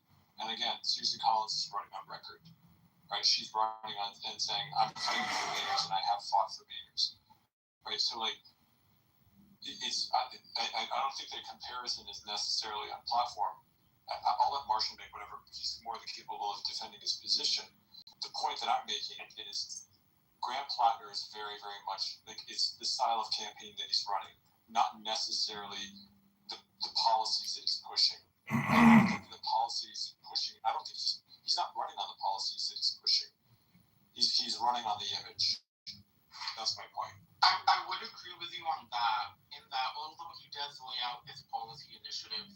He's running on anger within American society. He's running on the discourse of American society. The structures are thinking. He's speaking on the exact same discontent as Trump is. Combat veteran, Marines, and Army, friend of working Maynard, foe of the oligarchy, husband, candidate. Andre here at River by River Park. I'm Sarah. He would be full blown, like out there on the way left, progressive in Texas. Lububu is right in one circumstance. Graham Plattner and Mateo and Jorge are still making traditional wineskins to transport wine. It's all ready now for us to fill it with wine. We start with the goat skin. As you can see, it's the whole hide, with the neck and the legs still attached. The wineskin maker's popular sewing technique is the same for every piece.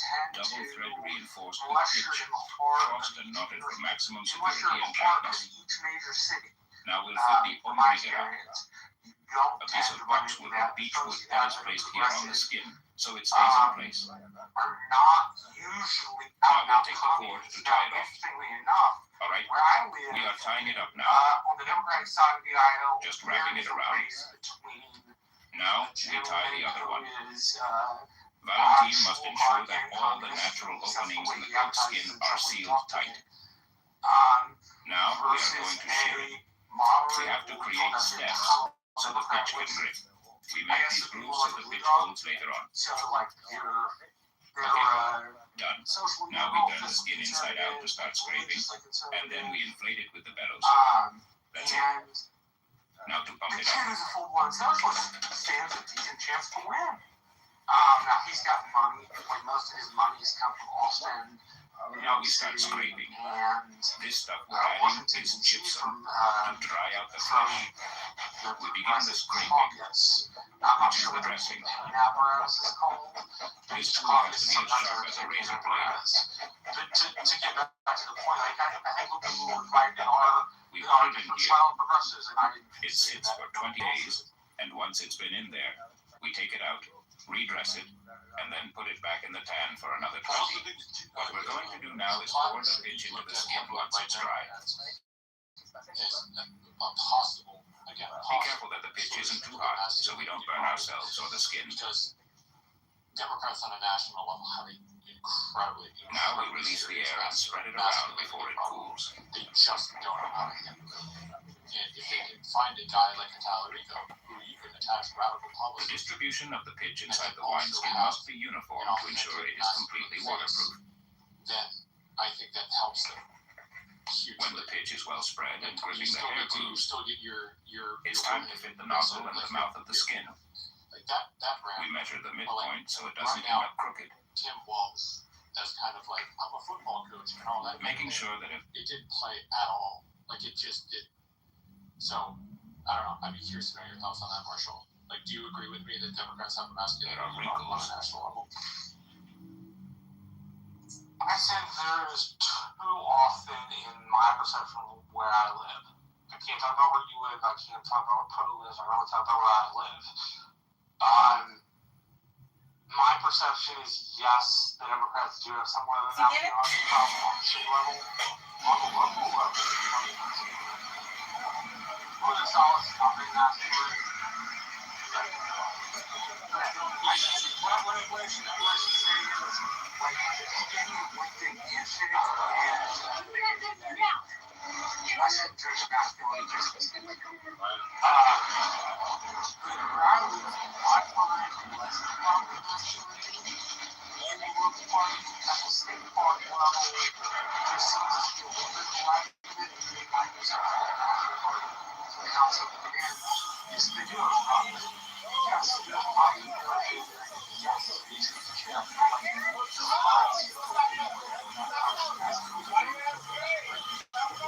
it's just like getting up and points people making 5 boys and sweat flies over. I hate that also.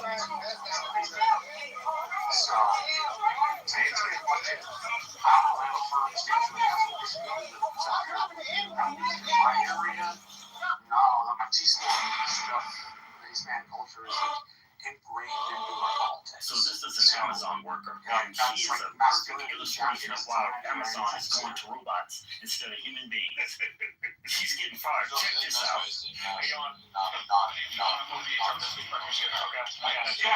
My perception now associate aggressive towards us. We tried getting her off property at this point. We asked her and then she started pushing our team. She put her hands on Tyler, like I just her off property. Is she like fired, terminated, all that? Alright, she's gonna be. She's not officially, she's suspended. Alright, I just want to know. That's her. She can be pretty aggressive with herself. I mean, I think there's a little bit of that, but I don't have a strong sense of Democratic Party. Young lady, what's your name? Figuring out really curious something like a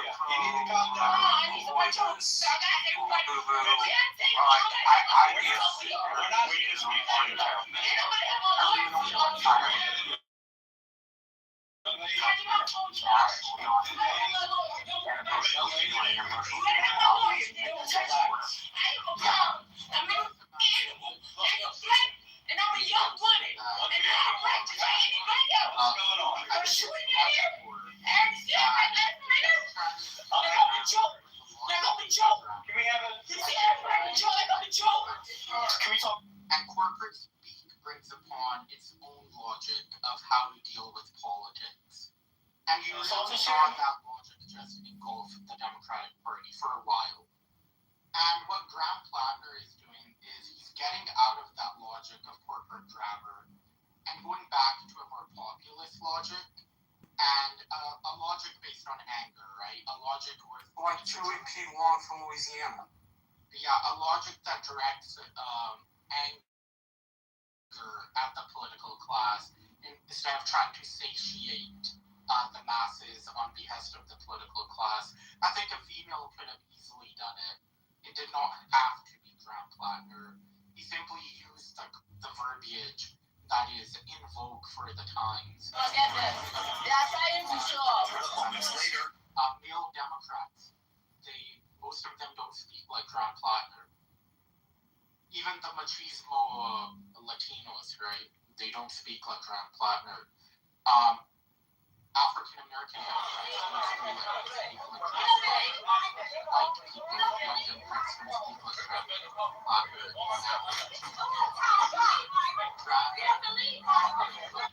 The contemporary logic of the Democratic Party that has been contemporary for at least the last, since Bill Clinton.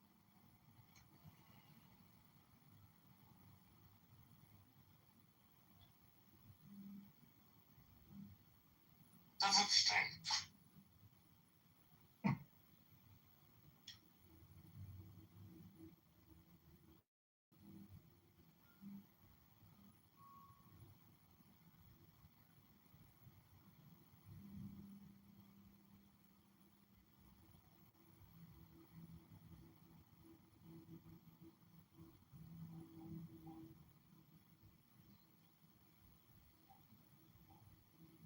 It is similar to Trump, though, in that Trump broke with the grammar of the Republican Party, right?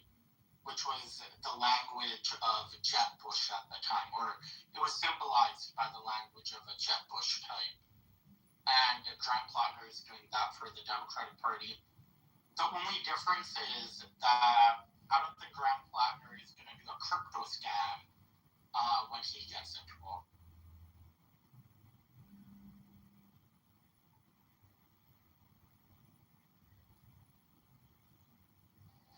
I don't think he will either, but I also think he has to be very wary of the state that he's running in, and I don't think that Maine, there's a lot of progressives in Maine, but I question whether or not, and again, I don't think that he's not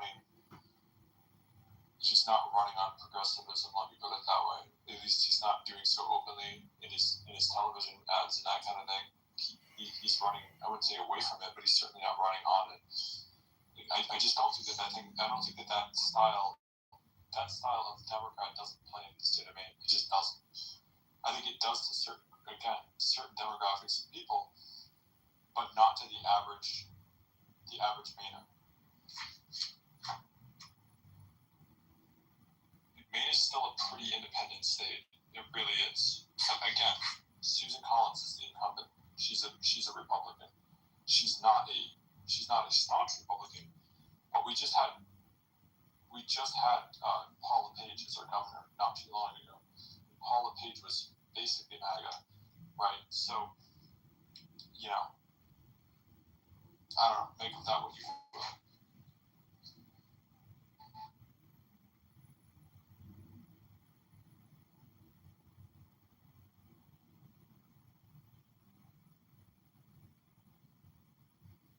Or maybe he does. Maybe he has his cake and eats it too. I think, like Gavin Newsom, I think he's trying to do that in California. I think Gavin Newsom, for all the criticism I have of him, and I have a lot of him, knows what positions are popular and which ones aren't.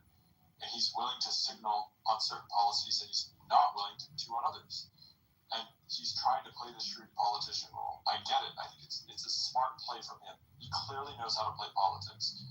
That doesn't say that he's a good leader or any of that stuff. I think he's a horrible leader. I think he's been an awful governor in the state of California. But with that being said, he knows how to play the game.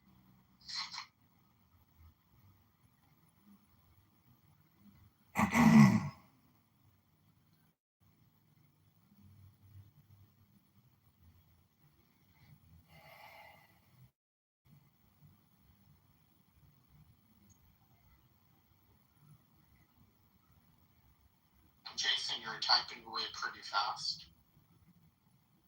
Yes, you guys are giving me a lot of it too. For Big W. So, look, guys, I guess I just don't understand why this Benjamin cares so much. Why does he want to see him? I don't know how often run into that problem with Benjamin. Half the time I can't tell whether he's being serious. Half the time I have trouble following him. I was on a stage with him a couple of weeks ago where he's trying to argue against child labor laws and saying that we shouldn't have child labor laws. Yeah, dude, he argued in another room. He argued in another room that America didn't spend the better half of the 20th century fucking around in sexual electing America. Like, going to war, overthrowing their governments, assassinating people. He was like, nah.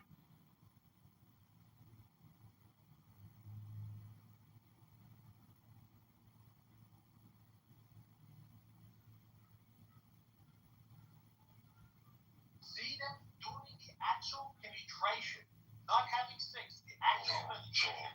Yes, if that person kills, there's no accountability. And by the way, there's no one ever caught in that scenario in the entire history, so it just doesn't apply. You can't find 3 men sitting your wife getting fucking. Yeah, but every time they get killed, they get killed every time though. Well, it is something that even in the court, any court would understand that if you, for example, you see your wife, if you don't have any wife, but if you have a wife, what happened to every single one of those killers? You're gonna go crazy. What happened to every single one of those killers? What happened to them? Accountability. There should be. There is none. There is none because the law is a piece of shit fault. No, there is. There is the public sense. There's no death penalty, but I'm pretty sure there's like some sort of accountability. So it's not like, okay, you killed your wife, that's it. Goodbye. It doesn't work that way. Yeah, but you should get the execution. You should the death penalty. You murder somebody. Really different. Like, I personally believe mainly for the pedophiles. For Muhammad shouldn't. We should go down and kill Muhammad. He's a pedophile. The pedophiles. Well, you're a prophet. You're a prophet. Castrated. But you're a prophet with a pedophile, though. Yes. Look, this kind of religious debate, you can't just trigger that. So No, it's not a trick. It's a fact. Let's hold on. I'm not pushing it. Your prophet was a pedophile. You cannot admit because you're dumb. It's not about respect. I'm not disrespecting nobody. I was stating obvious. Stating obvious. No. Stating obvious. I grew up in a very civilized culture called Persian.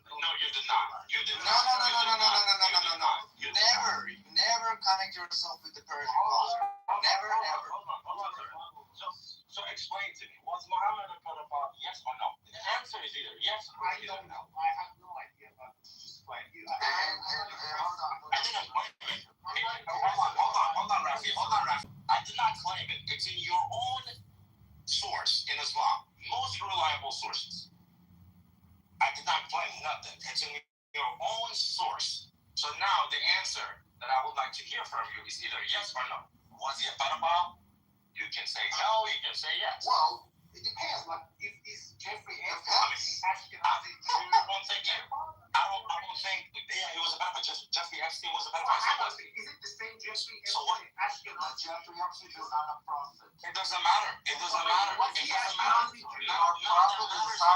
Alright, guys, I need you guys to be quiet. It doesn't matter. You asked me about Jeffrey Epstein, I told you, yeah, it was a pedophile, so it doesn't fucking matter. Ashkenazi Jew? Do you condone the fact that he was an Ashkenazi? Every terrorist, hold on, Rafi, hold on. Every fucking terrorist groups are Muslim, so should we call every Muslim a terrorist? So shut your fucking ass up and answer the fucking question, you piece of shit. Want to be your mind? Was Muhammad a pedophile? Yes or no? Which Muhammad are we talking about? Like Muhammad? Your prophet. Alright. He's a piece of shit. Your prophet. Was he a pedophile? Yes or no? The answer to this question. The answer to this question is either yes or no. I don't know. I have no idea. How do you not know? Well, I don't know. I'm not interested about religious theology. Unlike you guys, I'm not interested. That's all. You're interested in your mom getting fucked in the ass, or what are you I'm interested interested about today's pedophile, an Ashkenazi Jew from New York called Jeffrey Epstein. I'm more interested about that. There's millions of Muslims raping little girls in Europe every day. We can look it up together. Every day. Every fucking day. Every day. Every day. Muslims. These are Muslim. So are you gonna answer? Are you gonna answer the question? Was your Prophet Muhammad a pedophile? Yes or no? You can say no. You can say yes. I don't give a fuck. I want to know what you think. I don't know about these kind of topics. Do you know? No, you don't know.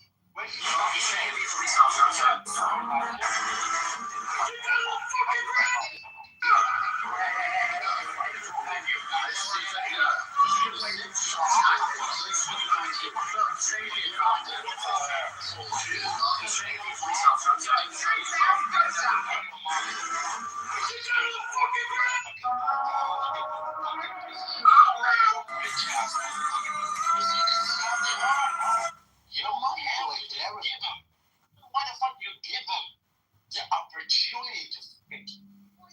I'm confused. You have to ask him a question. If they don't answer the question, get the fuck out. Suck my dick all fucking day long. That's it.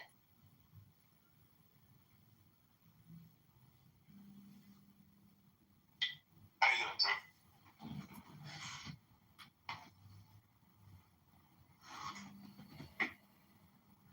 Yo.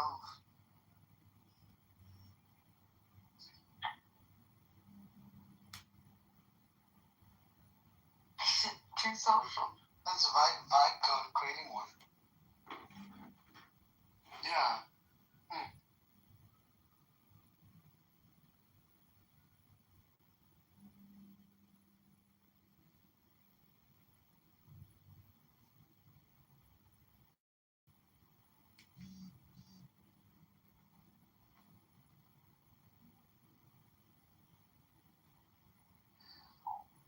Not related, but I came to Norfolk, Virginia, and the hotel doesn't have parking, so I had to park down the road, and then they're like, oh, your parking expires at 2 a.m., so now I gotta go move my parking. It's so ridiculous.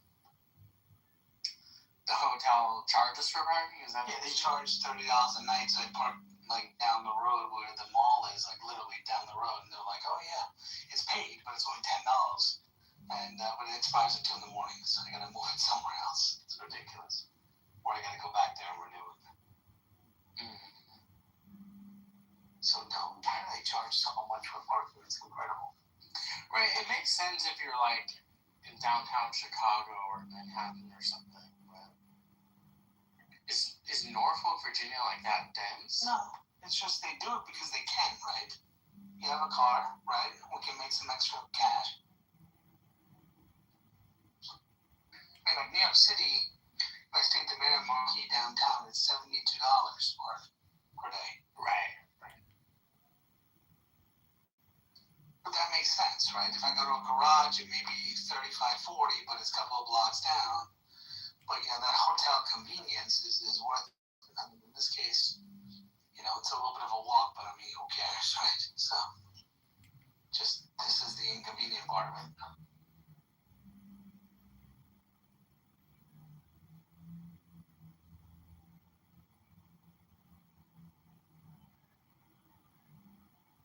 I'll be right back. Guys, now that serendipity gone. I'm just kidding. Monica, happy Mother's Day.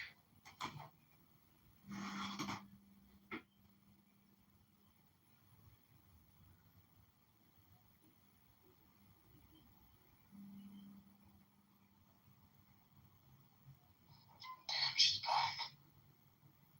I told you so. To his brother, right? And as soon as he gets to his brother, that horse, when he gets to his brother's horse, leads him right to the finish line. I told you 100 times that the half of them are rigged. Yo, that's crazy. And then she gives him the full first, $300,000. Can you imagine? What is the first prize? They go in millions. They don't go in hundreds of thousands. The trainer gets a purse of $300,000, a percentage of the $10 million or whatever it was. Yeah, makes sense. Yeah, so she didn't even keep the purse. She didn't care. Why should she? 300,000 is like $300. In her world, his world. Where is she now?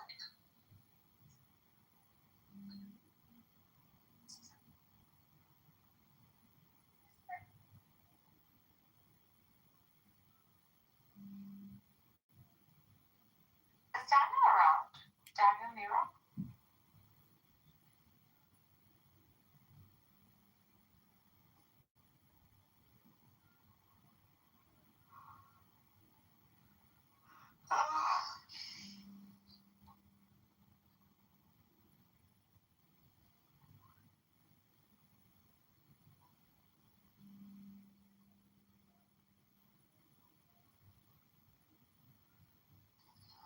I'm still confused what that guy was trying to say.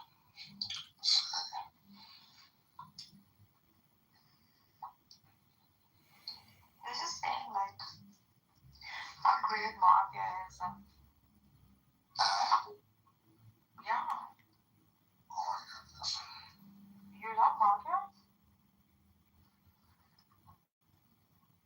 I don't love Mafia. I don't hate him too as well. Because I don't think, like, it is so much necessary to go there which will create chaos in your But it mind. happened now. The thing is, like, for me, you know, whatever is necessary to become a Muslim, to be on Iman, that's it. See, the two ways of looking at this. You're either with Ali or you're against Ali. If you're with Ali, you're a kafir. If you're against Ali, you're a kafir. Sorry. I'm with Ali. Doesn't matter. Then you're a kafir. Doesn't matter.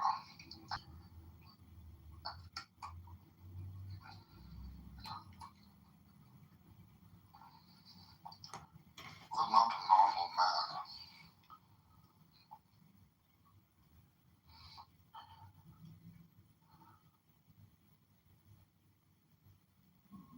Like food there?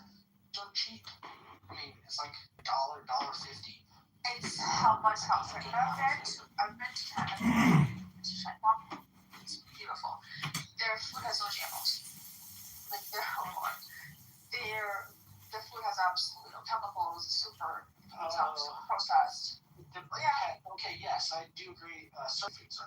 but I would say I want it's to not great. I want to ask JD this question. Not keep apart, but like we shouldn't give them money. We shouldn't give anyone money, and I mean that by everyone. So I don't really support them. Okay, do you think Israel has a right to exist by ethnically cleansing Palestinians? I mean, that's their business. I don't think we should be involved. We shouldn't give them missiles. We shouldn't give them bombs. We shouldn't give them intel. America was the first country to recognize Israel as a country in 1948. Up to 2018 was giving them aid, that Israel was the only country that could cash in the aid money and use it for their personal expenses. Yeah, and I'm against that. I don't think we should give them anything. The question is, I'm talking about the entity. I'm not talking about the Jews. The Jews, Christians, Muslims have lived together side by side prior to 1948. Does Israel have a right to exist by genocide Palestinians? I'm talking about the entity. You know, I guess what they're doing is just my opinion. It's not that they're doing right now. It did not start 7th October. It started a long time ago. Yeah, no, it's been going on for thousands of years. No, it's not thousands. Not thousands. We're talking about the establishment of a state called Israel. Right? The modern state. We're not talking about the biblical because I don't believe in the biblical. Okay? Okay. I don't think you believe in the biblical. Are you evangelical? Christian? No, not at all. But I know that there hasn't been peace in the Middle East for a long time. I'm just saying, there's no peace in the Middle East due to Israel. And so, what I think it is, and I totally acknowledge that they only exist because of America funding them. But I'm saying we shouldn't. But not just America funded them. 1947, NATO. Harry S. Truman received letterbox by a stern Jewish militia gang from Palestine. Alright? And Harry S. Truman still went ahead, became part of the UN partition plan, and arm-twisted other nations to be part of the UN partition plan. That was supposed to be a recommendation, but what the Jews did, they shoved that down Palestinians' throat, and they forcefully did the ethnic cleansing and established their disgusting state called Israel. So what I'm telling you, prior to 1948, they were living side by side. There were skirmishes prior to 1939. In 1939, British came out with the white papers, and they said no more Jewish state, no more Jews buying up the land, no more migration of the Jews. What did the Jews do? The militias, they started doing a bunch of terrorist attacks against the British mandate because these fuckers even approached the Hitler. Hey, can you come and help us get rid of the British mandate? And the Nazi said, no, fuck no, we're not coming. So my question again to you, my question to you, okay, just listen to the question. We're talking about the entity. Does Israel have a right to exist by ethnically cleansing Palestinians? Does it have a legitimate right to exist in the Middle East? Okay, so your question is on the premises of morality or strength? Talk about like morality from Palestinian perspective, from their lenses, from everything, even from my own perspective. Does Israel have a right to exist by ethnically cleansing Palestinians, by starving children, by killing people, by genociding people, by not just genociding Palestinians, killing massacres in Lebanon, killing people in Iran? Okay, go on, answer it. No, right? So what I'm saying is, morality sink? No, they don't. But the world doesn't work on morality. It's like natural selection and kill or be killed sort of thing, which is not morality. That's just how it operates. Now, I will say the United States has a huge role in the fact that they do exist, and the fact that they have strength and weapons and wealth to do so. So we're not innocent or absolved or apart from this whole entire morality thing. But the fact that they do have weapons and have capability, it sucks. Like it sucks. I mean, it just sucks from a humanitarian perspective. I don't want people to die. No, not at all. But I mean, are you going to try to argue that they have strength? Well, of course they do. But why do they have strength? It's because the U.S. keeps giving them money, which I'm totally against. I'm totally against giving every other nation money, too.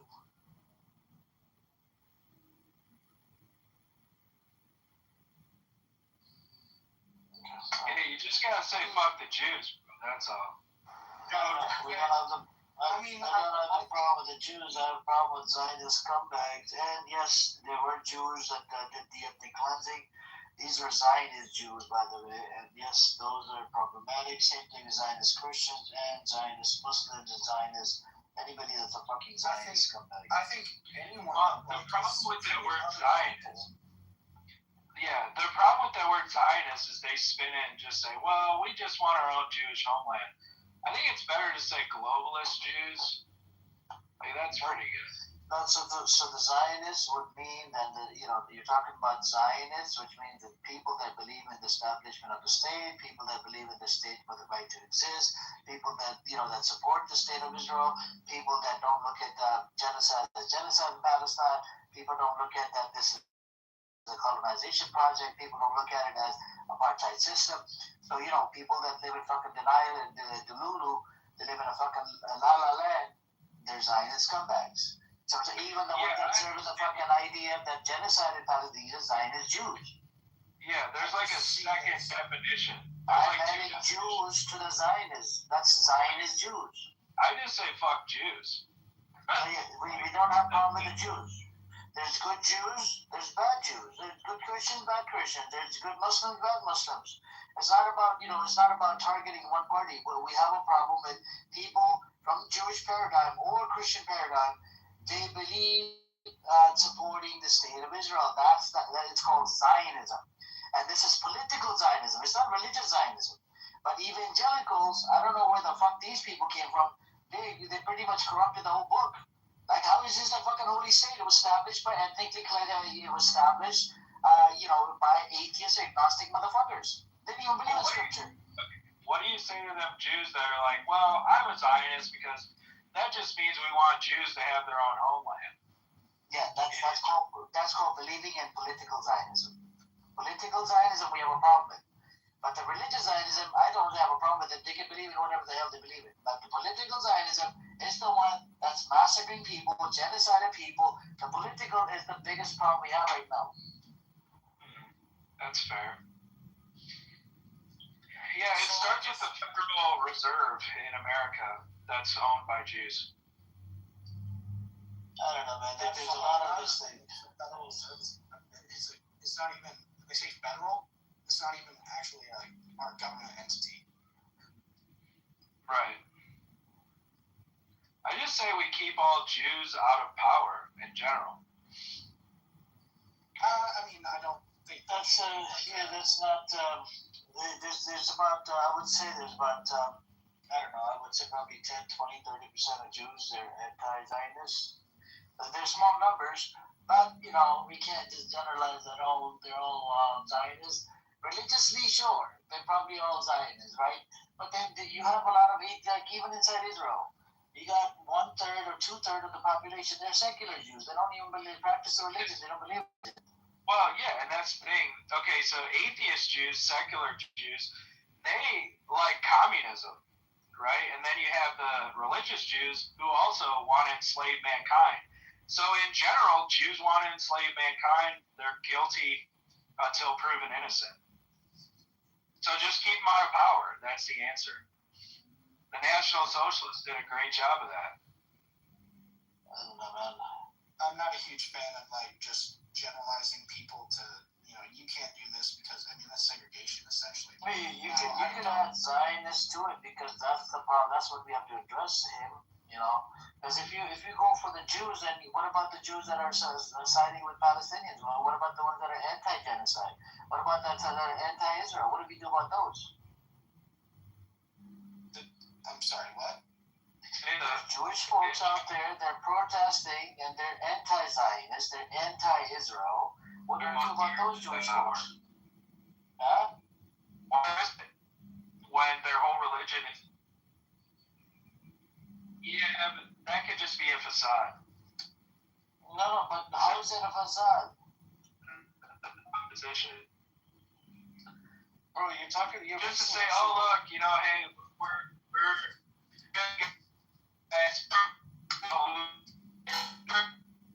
You need to go to different McDonald's, bro. Go to a different McDonald's, man. Go to a different Starbucks or some shit. Okay, him, we Go to a can't different Starbucks. This is your Starbucks. Stop. Yeah, go to a different Starbucks and then we can have that conversation, man. He just seems to be a hater of Jews. Yeah, he is. He just, I told him that. Yeah, not all tigers. Not all tigers are dangerous, right? Not all tigers are. Oh my god. That was. It's the same thing. That was cool. Go to a different Starbucks or McDonald's, bro. The Wi-Fi ain't working, bro. I mean, you can think that the half measures aren't going to get anywhere. Okay, him, just be quiet for a second. Honestly, you're making a fool of me.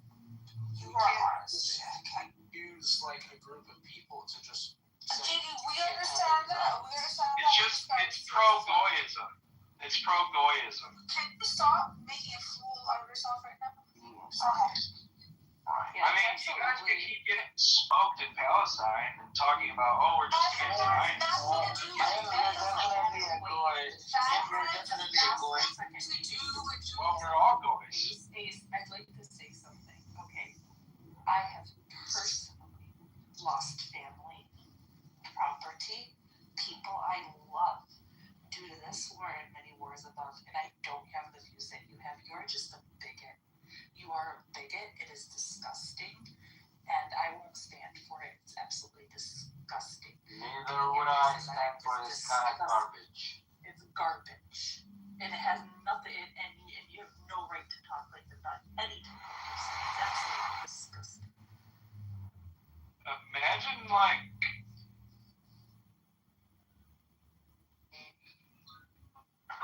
Bro, you need to go to a different McDonald's or some shit or Starbucks, man. We can't hear you, bro. Go to a different McDonald's, man. this is a problem. It's a half measure. Go to a different Starbucks or something. Oh my god. Oh, back to the Tigers again. This guy might have to go to a different Starbucks. Go to a different Starbucks, man. Starbucks is too expensive. Just for Wi-Fi. Starbucks is too expensive. Hey, what's up, bro? Oh, just for Wi-Fi? Oh, I'm sorry. I'm driving. Internet's not good, man. No bueno. I'm sorry. Can you hear me now, though? It should be all right. It's going in and out. No, we can't. We can't. You just stop. Okay, I'll get it. No problem. Yeah, see if you can fix the internet and then we'll start. No problem. What's up with the internet? You okay? Yeah. What's your situation? Because you're Iranian, that's what you hear? You don't love me? Yeah, I'm here to ambush the pride. I thought you respect me and love me. What is this? I'm here to ambush the IRGC supporters. That's all I'm doing. Sam is definitely IRGC. You can go after Sam. I am not IRGC for the purposes of the AI Look at his voice. Look at his voice. Look at his For the voice. purposes of Sounds like IRGC. I am not IRGC. USA. Anyways.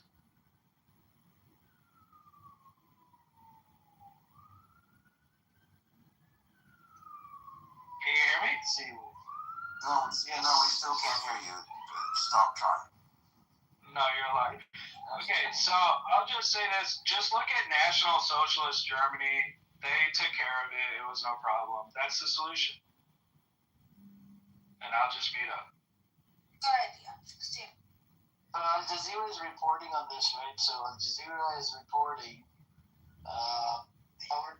Donald Trump slams Iran's response to Washington's peace proposal as totally unacceptable. Then you have Kuwait and the United Arab Emirates say they detected several drones in their airspace, while Qatar says the commercial cargo ship was targeted by a drone in its territorial waters. Iran's military has issued a new warning to the U.S. and Israel, saying that if aggression resumes, they will certainly face other surprising options. Israel's bombardment of Lebanon continues as Hezbollah claims more attacks on Israeli troops. The baby killers, 2 Lebanese medics and a civilian are killed in an Israeli attack on emergency response centers in Bint Jabal. بنت الجبال. Oh. How do you say it? بنت الجبال. Bint Jabal. بنت الجبال. Bint Jabal. Bint Jabal? Bint Jabal. Son, you can do it, man. You speak Arabic. Bint Jabal? لا جبال.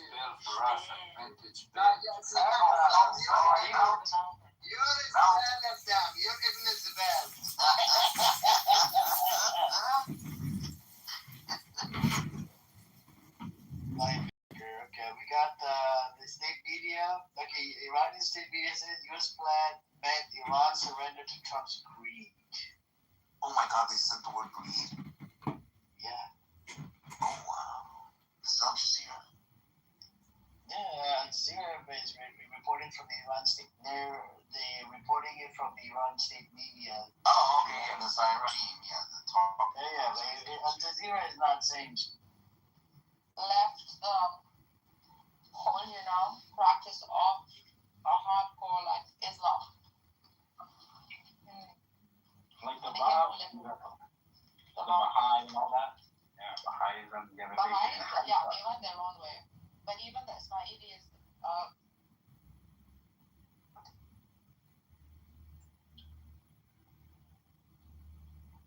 Ixnay on the info HMA. what? I'm sharing information about you. I'm just remembering recent conversations about oversharing. Not hating Trump. Yeah, and and let's look at some of the things Trump has done. People say he's not doing a lot. I mean, we got, SCOTUS rules against the racist maps, right? We got Dems losing those racist DEI seats, like all over the place. New GOP seats in Florida, Tennessee, Texas, Louisiana, Alabama, Mississippi, Missouri, South Carolina. The Democrats rigged map in Virginia was tossed out. It says, I guess, Somalia fraudsters. Remember that, man? Them fuckers are getting raided, including Ilhan Omar. I think she's getting fucked next. Dr. Fauci, he's probably going to get arrested and indicted soon. Comey has been indicted, which is pretty awesome. Act Blue is under investigation. Southern Poverty Law Center is indicted, and they're fucked in the ass. John Brennan is under investigation. Fannie Willis under investigation. I'd say the fucking Dems are on life support here, bro. I think they're sinking. I mean, you can look on X, and I keep. Is he going to resign? Yeah, I guess supposedly because he got crushed in the election. I don't know. He did, yeah. He did. He sounds like he's going to resign, but what was I saying? Just that the Democrats, I keep being told by the opposition that they're not doing anything wrong, that they're above board when it comes to elections and corruption, it's all on the Republican side. But I go on X and I'm like, dude, every day there's a new person that's under fraud investigation or child pornography or whatever. So it's they think it's one-sided. It's not. Both parties do this shit. Yeah, I don't. They keep those lines up doing that, Yeah. I mean, I don't know, man. It's kind of wild, dude. It's gonna be. I don't know. Here's something I'm kind of disappointed about. Okay, we have the left pretty much on the run here. We have them against the ropes, bro. We're winning all over the place. But then we got these dumb fucks who supposedly are on the right, Tucker Carlson and Candace Owens and Pepe and Nick Fuentes, who I think personally was being funded by the Southern Poverty Law Center. I think Nick Fuentes has been a plant the whole fucking time. This is what I'm getting at, I guess. we're making so many strides here. We got the left on the run, yet we got these fucking idiots who want to die on this Jewish hill, who want to die because they hate Israel and Jews so bad. They're ruining the movement. Like, what the fuck? Like, we have got these assholes on the run. We're trying to make a difference for the country. Look at the bigger picture. Yet we got these idiots like Pepe and motherfuckers who are so worried about this Jewish Israel fucking shit and don't even want to admit that at least Israel is defending our interest, unlike our allies who we have our other European or our European allies who we have asked for support. They don't want to do it. The Jews, Israel is actually fucking coming to bat for us. So I just wish, man, that we would focus on the bigger picture of saving this fucking country. But no, as soon as we get a win, we got idiots like Pepe who want to fucking die on this hill and ruin the whole movement. You know, I think it's fucked up, man. Well, the left and the right have a J-word question problem, and if you listen to the left, like they go deep into J-word conspiracy constantly, and it doesn't really matter what the topic is: indigenous rights, neocolonial things. Like they have their list of grievances, and then they say, "Oh, so you don't stand for gay black men?" Like if you listen to Isaiah or whatever his name is, Goat or Ban or whatever, everything ultimately becomes, "Oh, so you don't support black women? You don't support gay black men?" Like it's the same filibuster hypnosis. It's entertainment. But the scary part is the size of the audience. If you look at that politically correct room for the past like 2 days, 3 days, huge numbers. So clearly, like the left is top heavy, and the right is it's just not dense. There's no density in it. So that's why I think Donald Trump has to truly MAGA America, and it's all the same people in that room. There was like I counted probably a half a dozen new voices that, you know, new people, and that's being in the hallway pretty high up there for hours, you know. So I wouldn't say that it's completely like a complete like no, it's not an echo chamber. Eventually they mellow out. But did you listen to the movie? Because that guy was fucking hilarious. That was a shit show. Can I piggyback on what Matt said, though? Really, like, John, I know you said, like, yeah, there's so many more leftist retards than there is people on the right. That's not necessarily true. It's just that a lot of people on the right have, you know, have got values and don't waste their time on this app arguing with a bunch of nonsense. And, you know, and so I feel like I'm one of the few people on the right who does entertain that. And I shouldn't, but there's a lot of good valued people on the right who just won't fucking waste their time with this app, bro. And these people on the left who sit there and bitch and cry every day about, oh, we gotta change the system. It's a good dopamine hit, but they're never gonna do anything. I mean, 5 years fucking later, they're talking about the same fucking shit, bro. It feels good. It sounds nice. Well, I heard them admit that they're actually completely engaged in propaganda creation, and they know it, and they say it's dangerous to have these debates. We shouldn't have these debates. It exposes us. It's dangerous for us to even talk about these things. So they know that they're just ruthlessly, you know, creating echo chamber propaganda. And that guy, the movie, fucking, oh my god, it was so funny. Well, the thing is, that guy is supposedly on our side, so it's like, how do you, like, we have to, I mean, I don't think we have to agree with the shit show he is. Like, he was just completely didn't know anything. But he also is, like, I don't know how to describe it.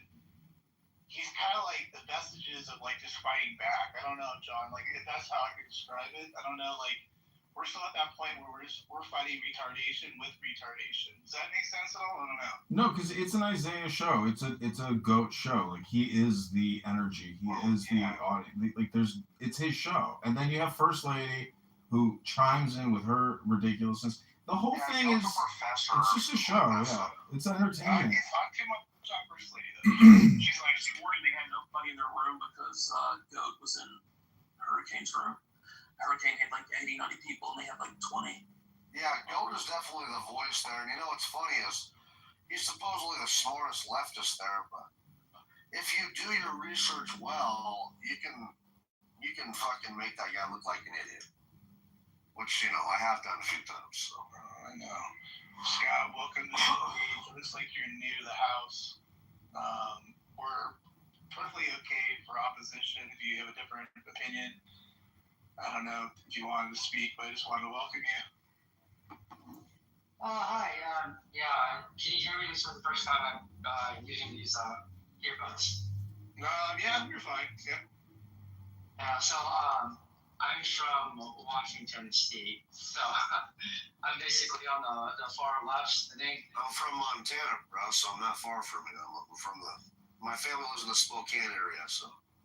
Okay. Well, I normally don't focus too much on political stuff, but I know it definitely has an effect on everybody. So I think it's definitely good every once in a while just to get involved and, you know, share your opinion and, you know, your thoughts and stuff because we're all in it together. So.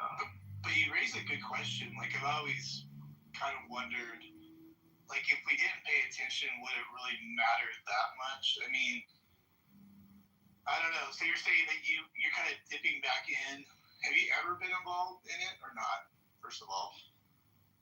I think just like personal life experiences, I wouldn't normally draw a direct connection between, you know, political activity and government stuff. But I come from like a military family, so, you know, it affects sort of the way, you know, we move around and, you know, look for work and stuff. So in that sense, yeah, you know, it's definitely scary, you know, looking at the situation and stuff, and it's almost like a roller coaster ride, you know. Right now, it's like nobody knows which direction things are gonna go. So. See, I felt that way with Obama. That's how I felt with Obama. Like, I don't know why people are so fucking shit scared about Trump. Like, I feel like we're in good hands with this man. Like, Obama, bro, I genuinely felt scared. And then Biden, I really did. You know, I mean, I knew that fucker was not in charge of nothing. So, I don't know why people, like, you can't let the media convince you of this uncertainty, bro. That's what it is that they've been trying to convince people that he's Hitler, that he's fucking shit up, they've been trying everything, you know, throwing everything at this man, trying to kill him, including. So, I don't know, man. But I don't think we're out of the clear. I think Scott is going to put a butt on this and give us his opinion on Trump here in a second. Because you are from a very left-leaning state, so do you want to just get to it and just give us a little bit of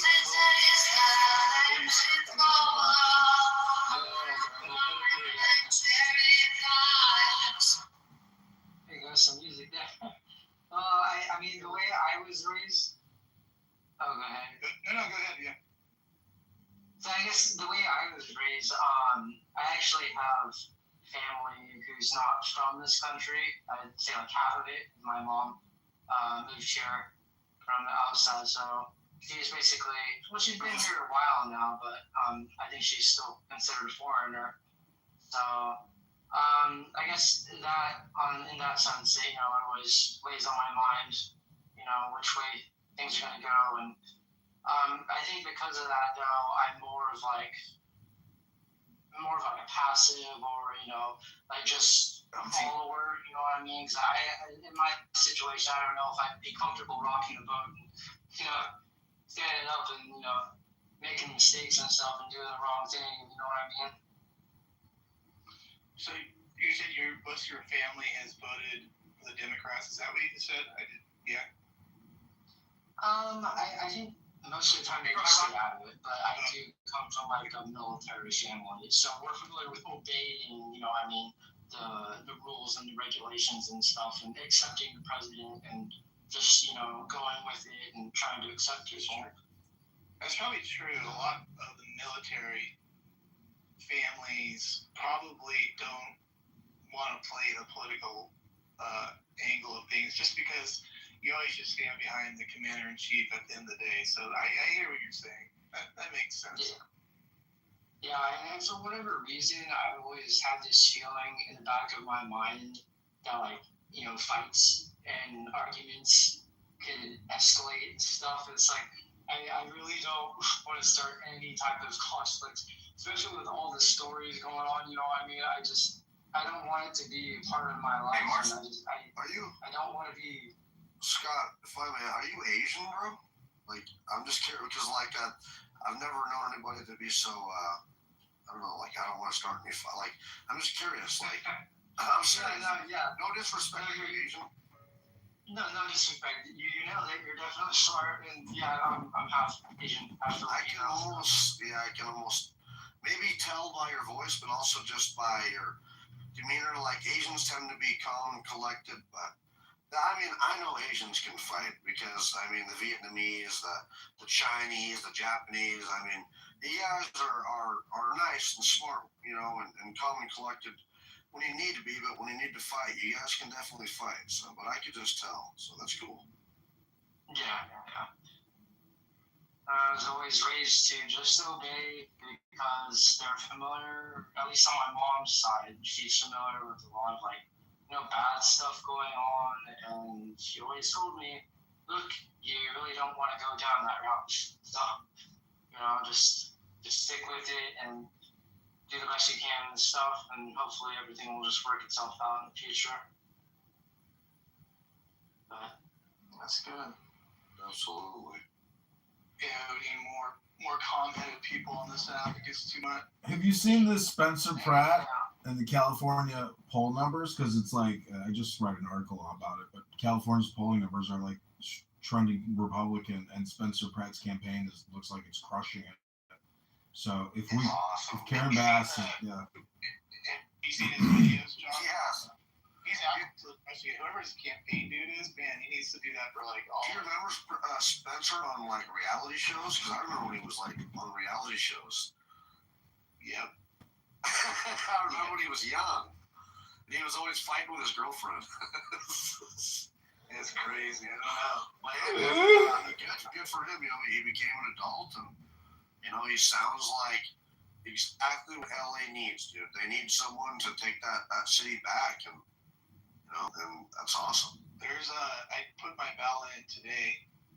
I went for Steve Hilton only because he's for governor, only because he's actually tied, and we just need to push him over the finish line. But there was Eric Swalwell still on the ballot. I'm like, what is going on around here? And actually, Barack Obama was on the ballot too. Now, that's a different story, but yeah, it actually is a different guy.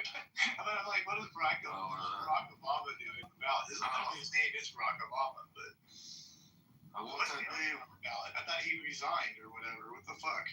He did, apparently. He's not even in the... Yeah, they just maybe can't take him off the ballot or something. I don't know. Right. He's there to suck away votes from somebody. It's so stupid. Maybe, yep. Exactly. He's saying that, like, if he gets elected, funny, man. he's issuing a... Go ahead. Go ahead, John.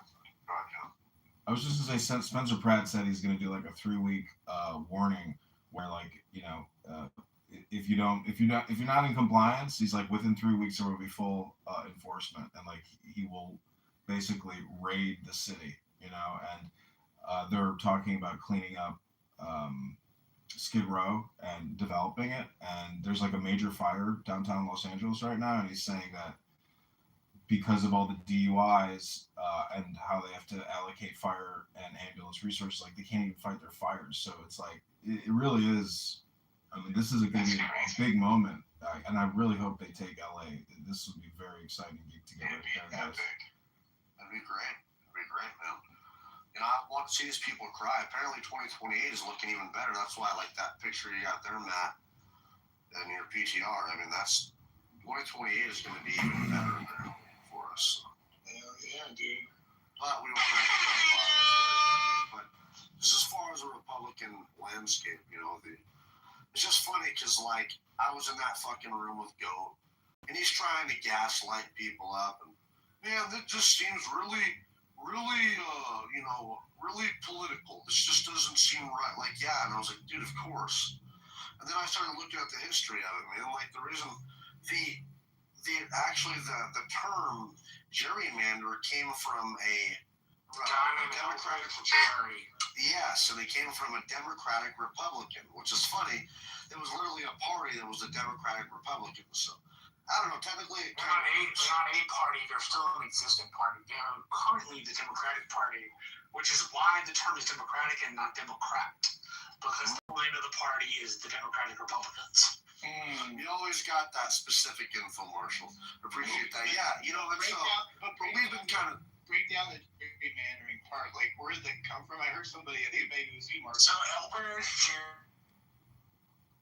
I think either New England or a little below New England, and he drew a district that looked like a salamander. I have it here if you want me to read it exactly. Yeah, go ahead. Yeah, I thought it'd be kind of good. So, all right. So I started. What I put into Claude was who started the redistricting fight, the Democrats or the Republicans? And it said the honest answer is both parties have done it throughout U.S. history. But the current redistricting war of the mid-decade one happening right now was started by the Republicans, they're saying. But it was started by both. But let me just go to the history there. Elbridge Gerry, is a fascinating and somewhat forgotten founder. Here's a rundown. Born in 1744 in Marlborough, Massachusetts. You're a smart dude there, Marshall, you know. He was a wealthy merchant who became one of the most prominent and complicated figures of the founding eras anyway. So, what he did here, the gerrymandering district. The oddly shaped district his party drew to pack Federalist voters was so contorted that a Boston newspaper cartoonist drew it as a salamander-shaped monster and dubbed it the gerrymander. The name stuck permanently. So, yeah. But, you know, they were both, I guess Gerry was a Democratic Republican, which was the party founded by Thomas Jefferson and James Madison. So it's kind of wild. I appreciate that. Gerrymandering's been around, like you said, since the beginning of the country. And a good portion of the 20th century, the Democrats gerrymandered their states and gave them overwhelming control of Congress for like 40 years, or at least the maps were set, so they had an advantage to control the House for 40 years. And the most reason-spared redistricting in a more partisan fashion started with the Republicans in 2010 in Texas. The most recent spate happened in Texas, which, there should be a note of caution for Republicans. These things could easily turn into dummy manders or get struck down as a racial gerrymander accidentally. Or if you're Louisiana, get struck down as a racial matter intentionally. Louisiana had some maps. They went to the appellate court. The appellate court was not enough. Per the Supreme Court decision, you can't draw districts based on race, and this was clearly drawn based on race to disfavor black people, and you can't do that. So, but here's the thing, though, man. It's wild. I'm looking here, and it says that basically through the 1960s all the way up to the 1990s, the Democrats dominated this. They were kicking ass at gerrymandering, but it just changed. After the what? We're kind of cutting out there. I said, yeah, that was my point. Gerrymandered the ever-living hell out of things for something between 50 years. Yeah, since this map drawing, it worked. In 2011, the Republicans sold trifectas in 17 states covering 200 seats, while Democrats control only 6 states covering 44 seats. Historic low for Democrats. Right. So wait, there's two things. One, I thought a while ago there was an effort by, and maybe I'm thinking something completely different of the Democrats, doing something for the long term, maybe like a 10-year plan, turning. You know what? It's the sweepstate stuff. So Colorado blue. You know where I'm going with this, Marshall. You remember that plan? I forget the name of it, but it was a devastating plan. 2029. What is it? It's called Plan. Yeah, I think it's called Plan 2029. And it's the Democrats' response to the Republicans' quote at 2025, like it says it's 2025. Yeah, I think that's it. So I gotta look that one up again too. By the way, here's my. Here comes this Jew-hater Pepe. Here's my question. You know how we're always told if you live in a blue state and you don't like it, you can move to a red state. I'm assuming people can just move around in districts, right, Marshall? Like I was. Yeah, that is unless your state is so gerrymandered that most of the districts are one party. Right, like the way the Democrats were going to draw Virginia, one district would have been Republican. The way the Californians is gerrymandered, California, there's like one Republican seat. The way Texas is gerrymandered, there's like 1 or 2 Democratic seats. And at least for me in Texas, I think it's going to turn out to be a fucking dummy mander. Because when we made the maps, we based them off of 2024 turnout. And here's the problem. In midterms, you never receive as high a turnout as you do in presidentials. You just don't.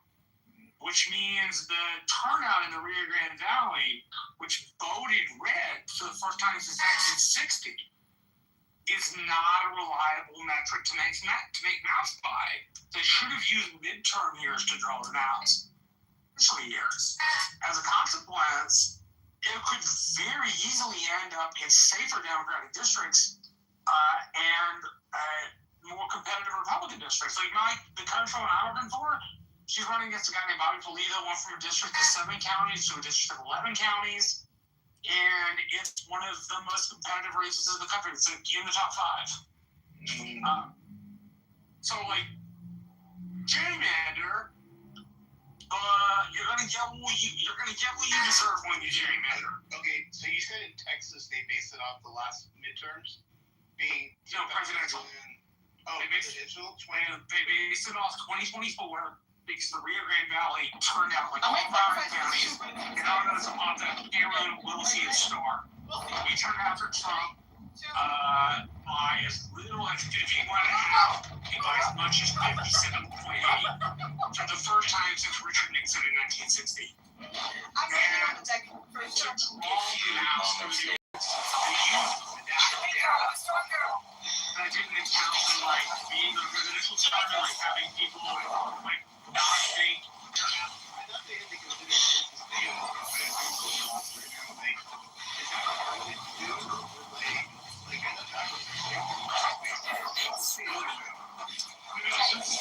Once every 10 years.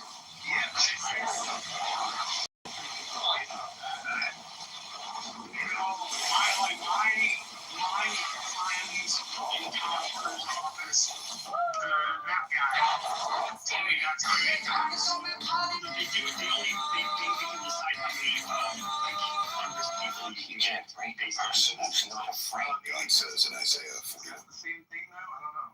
No, Texas gerrymandered to get like 2 to 5 additional districts by shrinking Democratic representation in Texas. It is in general version, right? I gotcha. Okay, that's true. Yeah, but here's the problem: the reduction of Democratic districts to Republican districts was made based on the thought the next election would be as high as 2024, and that's just not true. It's never true. But I haven't run into Todd Hunter in a decade. If I ever run into Todd Hunter again, the first question I'm going to ask him is, why the fuck did you use the 2024 maps? Why didn't you use like 2022? Which like would have predicted, which would have shown you low turnout, but would have showed you where you were in a midterm year. So that when you redistricted mid-decade, it even made more sense. Now, I'm sure somebody probably blew that data in. Right, somebody told Todd Hunter, hey, you should consider this. But for my friends that work for him, they're like, nah, he mostly used 24. And that's just like, that's not responsible for the Texas Republican Party. Like, the Texas Republican Party is massively mismanaging itself. So, is it fair to, wait, okay, so did nobody see this coming?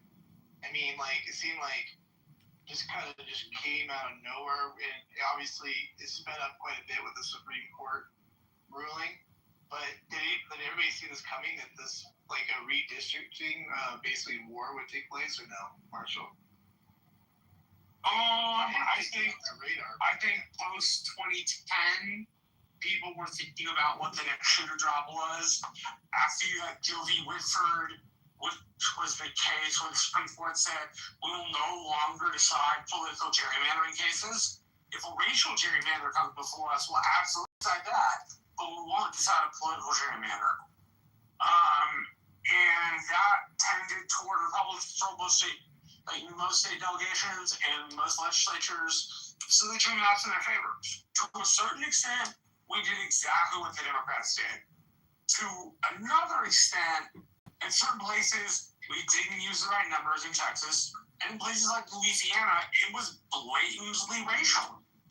That's why the mask got struck down, because they disfavored African Americans. Like, they took not a majority minority district, but like, it's called packing and fracking. So say you have like a city that's got like 43% black population, and it would make sense for that city to vote on its own, not because they're black people, but because it's a city.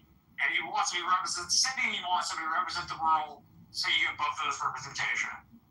Well, if what you do then is take that population inside of the city and chop it up into 6 places, you would be accused of a racial gerrymander. And this is being appealed. They're clearly doing gerrymandering this shit off of race, so it's not going to work. No, I don't think it's going to work. I don't think it's going to work either. I think the court's going to strike it down and go, hey, we told y'all you couldn't racially gerrymander, you couldn't draw communities of interest or like majority minority districts, but you also can't draw all white districts. So neither one is acceptable. Of course. We know that. It's like vote seeking. I mean, I don't know. It's politicians choosing their voters instead of the voter choosing their politician. Exactly. Well, yeah, I mean, that's the thing is like, I'm not saying the right doesn't do some fucked up shit, here and there, but I think the left clearly, with them, the gerrymandering, the fucking open borders, let all the, the amnesty, just the, they want votes, bro. They fucking by the way, real quick, good point. I mean, that was really the big point of letting in a lot of illegals was eventually for votes to totally change the way the map looks. By the way, a lot of the ways. Yeah, sorry, go ahead. Because all of a sudden you have to make sure everybody's represented. Well, I don't think it's disagree with that a little bit, but no, I disagree because I think it's about resources rather than people voting for Democrats. I think if you get the resources, are going to Democrats. What are you talking? No. What I mean is, so like the Rio Grande Valley, we live right next to the border. We have a population of people who are here in this country legally. We just do because we live so close to the border. But in the census, those people are always considered. So if you bring in 13 million people and you divide them amongst the states, they chime in on size of districts and the amount of money the federal government allocates to each state. It's more of that than like they're going to go into a voting booth and vote for the Democrats. No, I think it's clearly that because they've done their research, man. Like I was just about to say, for most immigrants when they first show up, the first generation immigrants overwhelmingly vote Democrat because they believe these are the people that brought them there. They're not going to like, though, that like Hispanics are actually very conservative people, and second and third and fourth generation Latinos and immigrants are not so democratic. But listen. But what I'm saying is I'm just Latinos. Mexicans are a lot different than Puerto Ricans. Yeah. Okay. A lot different than Guatemala and Honduras. Yes, but people that are Catholic, especially. Listen though, they're all mostly Catholic. But as far as like no voting ID, that is absolutely so they can get votes. Mail-in voting, that is absolutely so they can get votes. Open borders, mail-in voting was pioneered by Republicans. You do know mail-in voting was pioneered by Republicans in Washington State, right? And we did it as a way to win over the Democrats on the West Coast. Well, you have Mexican majority states like New Mexico, for example, that are reliable Democrat. It's basically they have an old Democratic machine there. I mean, they are reliably a blue state for the most part. Yeah, but that doesn't mean the migrants are always going to go Democrats. No, but this is what and here's the difference between New Mexicans is New Mexicans have been there for close to 500 fucking years. These are most of the people in New Mexico are not the descendants of immigrants. They literally were part of Spain. Natives, right?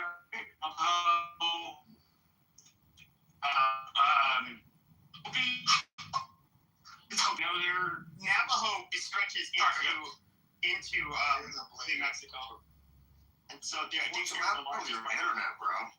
Yeah, Marshall, you got some fucked up internet, by the way, bro. We can't really hear your ass. Scott, I saw you come off mic. Do you want to get back in or no? No, I was just gonna ask if gerrymandering is like is that like a monopoly or like a monopoly? Yeah, no, I'm not exactly familiar with the term. I hearing you guys using it a lot. So gerrymandering means I draw a district in my political favor.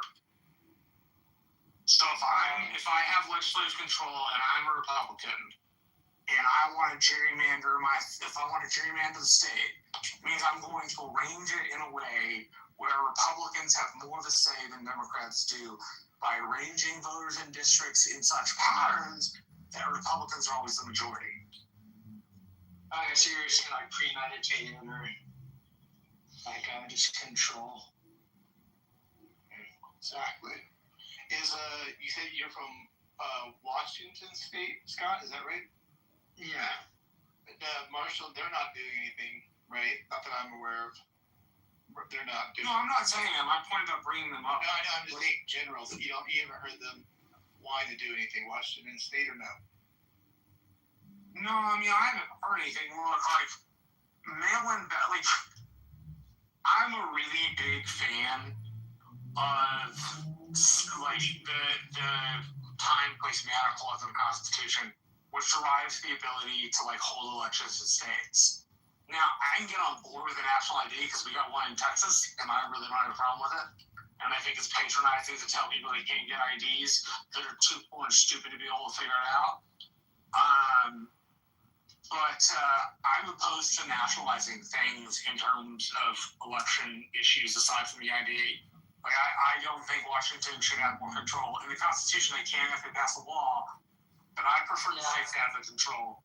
Now, that's going to mean that you have a state like Minnesota who decides not to do ID, and a state like Texas who does decide to do ID, or you have a national law that only does ID, and then everything else is still up to the states. Like, I think states should be allowed to run their elections, and I think it's an important thing that elections be run by policies they represent.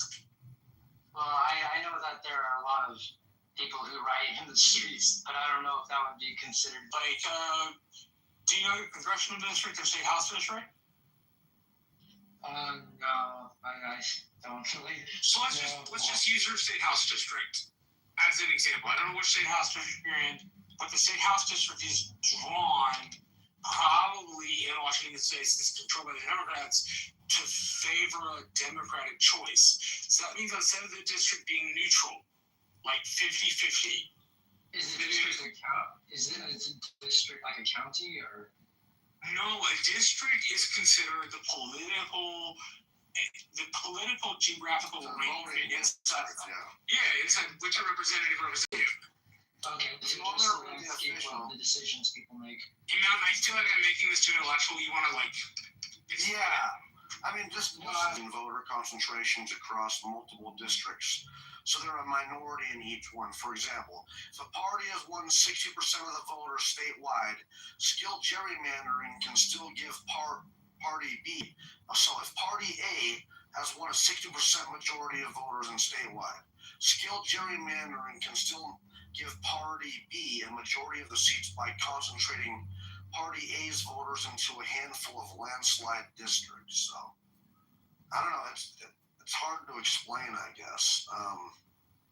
Yeah, so you're saying though, like the district is basically which way you're voting. It has nothing to do with like the property line, the area of.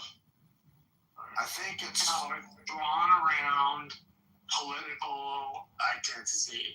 So if you have, say, a major city, if it tends to go blue, and you're in a blue state, typically the gerrymandering will look like taking from the center of a blue city, which has lots of people, and lumping in the countryside, which has no people. Therefore, it's a Democratic gerrymander, and then they decide by how many points. Right? So go ahead. In simplified terms, the core idea is just dividing a large area into smaller chunks so each chunk has its own elected representative or governing body. You're saying like the area of people. Yeah, so like congressional district, there's congressional districts and then state legislative districts, right? Congressional district, each one elects a single member to the U.S. House of Representatives. There are 435 of them nationwide, with each state getting a number proportional to its population. So like me in Montana, for example, I have 2 state legislative districts. So similar idea, but for state legislators, most states have both anyway. So yeah, so like redistricts are redrawn every 10 years after the census. The census for how many people we have as population shifts, right? Each district is supposed to have roughly equal population, 1 person, 1 vote. District boundaries are usually drawn by state legislators, which is why gerrymandering is possible. So that's what I say. Like the core idea is dividing a large area into smaller chunks, so each has its own elected representative of governing body. I don't know. It's kind of weird. By the way, is that put on people's ballots to vote on too? That was the other thing. I know in California we did that. Depends upon the state and whether they operate through referendums. Okay. Virginia and California and a couple of other states, they operate off referendum. I didn't know some states don't do referendums. I didn't know that. That's interesting. Like Texas doesn't do referendum. You do constitutional elections, and the mid-decade gerrymander was decided by the legislature, and the standing committees of the legislature, because we only meet every 2 years, and given approval through the big 3 in Texas, which is lieutenant governor, the governor, and the speaker of the House. And that's a little bit different than how Tennessee draws maps. Tennessee draws maps purely by legislature.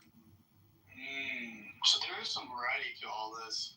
So the stuff started redrawing it. I don't know. No, special. It was a special session.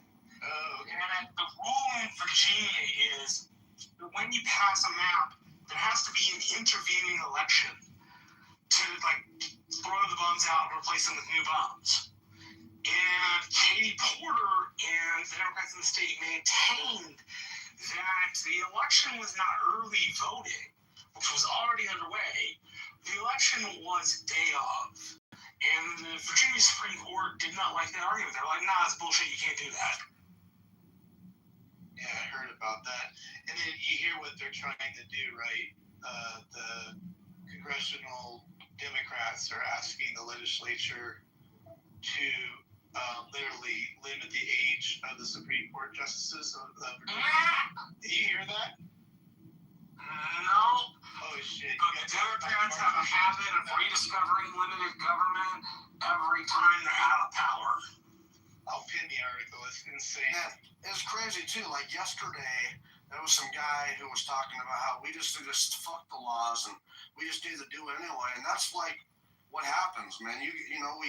That's why we get in this mess. Because as soon as, one gets power, we're going to cram it in the ass of the Democrats or the Republicans. And then that other party gets in power and uses it against them or changes it. It's not, the country ultimately, I think, suffers because of this shit. They do things to each other. Yeah. But the reason the filibuster hasn't been tossed out by Republicans is because, we'll get to cram the SAVE Act down their throat, and we're going to get to cram several other bills down their throat. But what happens when they're in the majority and they can then force it down their throat? And we have no protection against that. Dude, they're going to try to go hard on us. You know they are.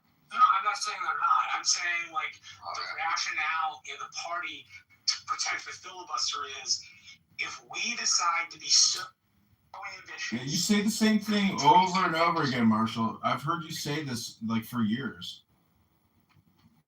Yeah, you can either rebut it, but you don't need to tell me I've been saying it for a long time. I know what I've said for a long time. Like, it's not necessary for you to remind me. He's just an asshole. Just ignore him. Yeah, that's projection, Pepe. Marshall, That's a you problem. Go look at it, Marshall, what they plan on trying to do.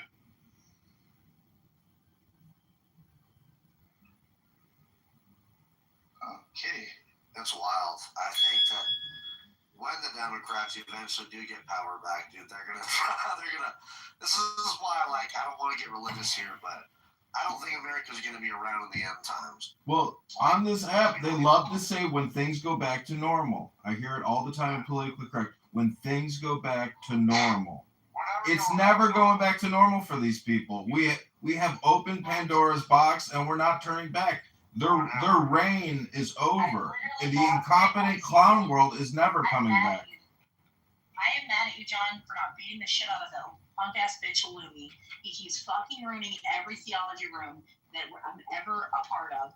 And the fact that you're stronger, smarter, wiser, cunning, like you're goofier, like you could do it, John, with a snap of your fucking finger. Got it, Kitty. Okay. Well, don't know what to tell you, Kitty. Maybe you're your own worst enemy, Kitty. Maybe you are your own worst enemy, Kitty. Hello? Take care of this guy. John, do it, okay? There's no stopping R-word clown world people. It's not going to go over really well. He's going to be just an asshole. No. Marshall, you don't even know who we're talking about. It's a guy named Lumi. It's Cynic Mikhail. See, people just repeat themselves. Oh, we got Augustus in the house. He doesn't stop, John. He doesn't stop. And you're the only person that can fucking fix it. Okay, Kitty, just take a deep breath and relax. You know, we've been witnessing Clown World on here for many years now. Nothing's new. You're gonna kill him, man. I'm gonna kill him, John. The only word you'll get from me, next time. Just saying, you probably shouldn't say that on an app that records you and has a specific prohibition in saying those very things. Marshall, grab your vagina and go fuck yourself. No, really. If you want to get your account clicked, that's your fucking business, not mine. I'm just telling you, that's the kind of shit to get your account clicked. 70 fucking accounts, more than John's had. So go fucking kiss my fucking You're missing the point, which is like, if you don't want to lose the account, don't say dumb shit like that, which is clearly a violation of the terms of service. Not only that, dude. Wait. Don't scare her. Don't scare her. No. Don't scare her. Don't scare her. Listen, no, this is gonna be Hey, Kitty. No, Kitty's my friend. Kitty. Hi, Kitty. It's my friend. How you doing? I got her. Please. Marshall. I got it, my brother. I hear you, my patron brother. Kitty. Hello, love. There's a way that we talk. I know you're passionate. I know you're passionate. I know.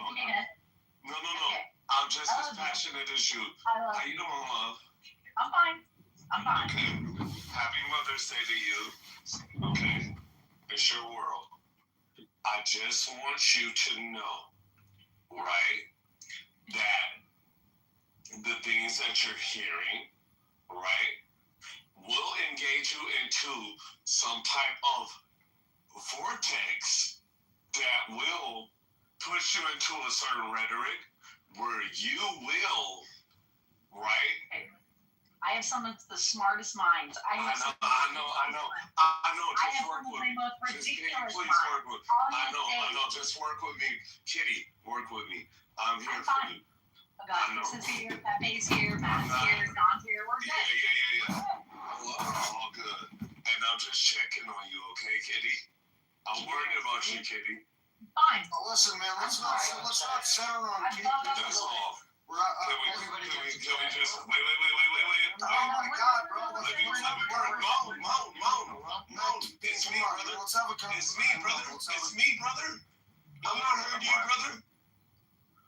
My patriot brother. Don't give a room. No, shut your fucking. Shut up. Yeah, come here. I ain't gonna let no homosexual tell me to shut up, Pepe. Shut the fuck up.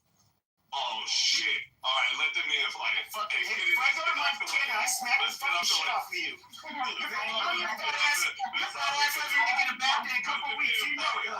I'm in Missoula, bro. I've told you that many times. Yeah, I know. You're in Missoula. You fat fuck. Yeah, well, I know that you're in fucking where? Arizona. Yeah, I know exactly what city, though. I'm not gonna dox you. But you know what? You need to stop that shit, Mom. Come on. Go have coffee together. Keep it political, bro. I'm just saying, bro. Like, no, brother. Brother. Come on, brother. No, King. Listen. I hear you, though. Let's stop centering on this chick, bro. Like, but I will say it ain't about centering on this chick, the reason why Marshall was saying that, and John, is it's true, man. You realize that this app is just a data collection app, right? It's for It's for large language models. But that doesn't mean that you need to mine that data too. I'm just saying. We John Kitover. We got John right here. He knows that. Well, and he sells it. But he doesn't do what you do. Yeah, listen to what I'm saying. Come on, brother. Threatening people on here will get you nowhere, bro. It'll either get you arrested you're doing it, or kicked off. Everybody gets upset. Oh my God. I'm gonna go as soon as I go to my Missoula. Next time I'm up there, I'll take a detour. Okay, and I'm gonna drag you out of your work. And what I'm gonna do is I'm gonna pull down your pants and spank you in front of all of your fucking coworkers. You fucking bitch. You fat fucking slob. You better watch your fucking mouth. I'm about to get out of here. This room is dangerous. I can go into the white room and be like more safe than like the black room. But the white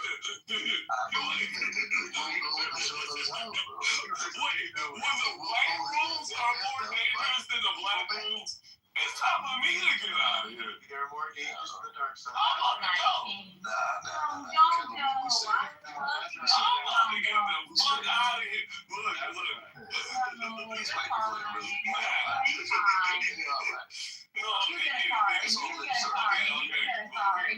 car. You get a car. I'm about to get a bus. Just don't say the girl that I love just waved me. I'll be back. Hopefully you guys haven't destroyed each other. We'll get that pussy. We'll get that pussy. I will. We don't know each other. Wow, dude. There we go. She's safe in here. She's a white guy is the right guy, King. She's safe. I'm She's a white woman. I'm white. You guys hear me? Hey, how you doing, buddy? There you go. Nah, man. We can't hear you, bro. Hello? Can you hear me now? Yeah, now you're no, keep trying. Keep trying. Stop bringing up, bro. Listen, I need John to shut up for the guy. Oh, dude, shut up. We'll get him soon enough. Okay. Promise. Anyway, where are we? Where was going to say has a been gerrymandering. Gerrymandering, and I think, dude, things are looking good for the republic, for the country. The Democrats, we got them on the ropes, and then we got fags like Pepe who want to focus on Israel and Jews. You're ruining the movement, bro. Think about the bigger picture, asshole. All right, that's I haven't said one thing about Jews on this stage. The fuck are you talking about? We're talking about gerrymandering. We're talking about internal politics. Yeah. Today earlier you were too busy talking with those Muslims. By the way, what the hell were you doing, you anti-American dude? What the Which fuck? Muslims today? The Iran room, bro. Like they're she's sick. You sick bastard, Pepe. She's Palestinian. She was the only Muslim in the room, and it was other Jews in there. What the fuck are you talking about?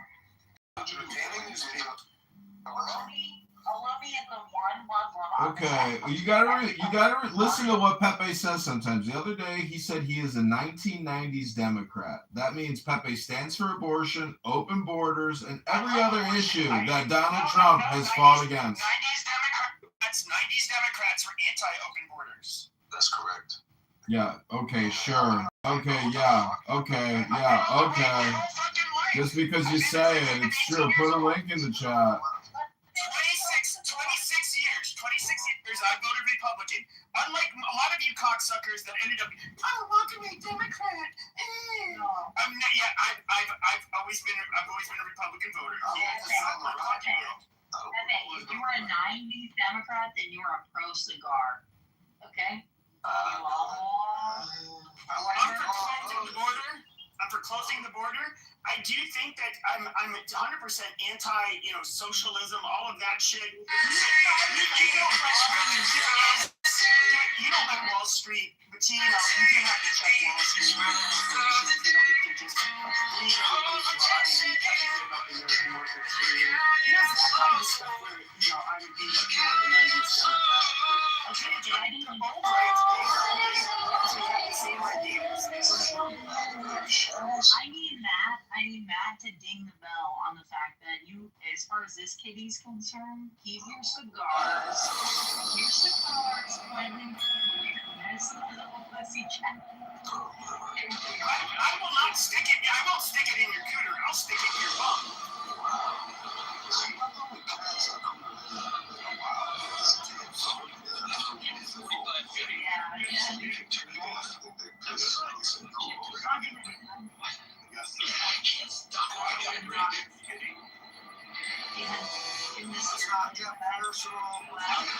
You talk about my ovaries. You want to talk about my ovaries?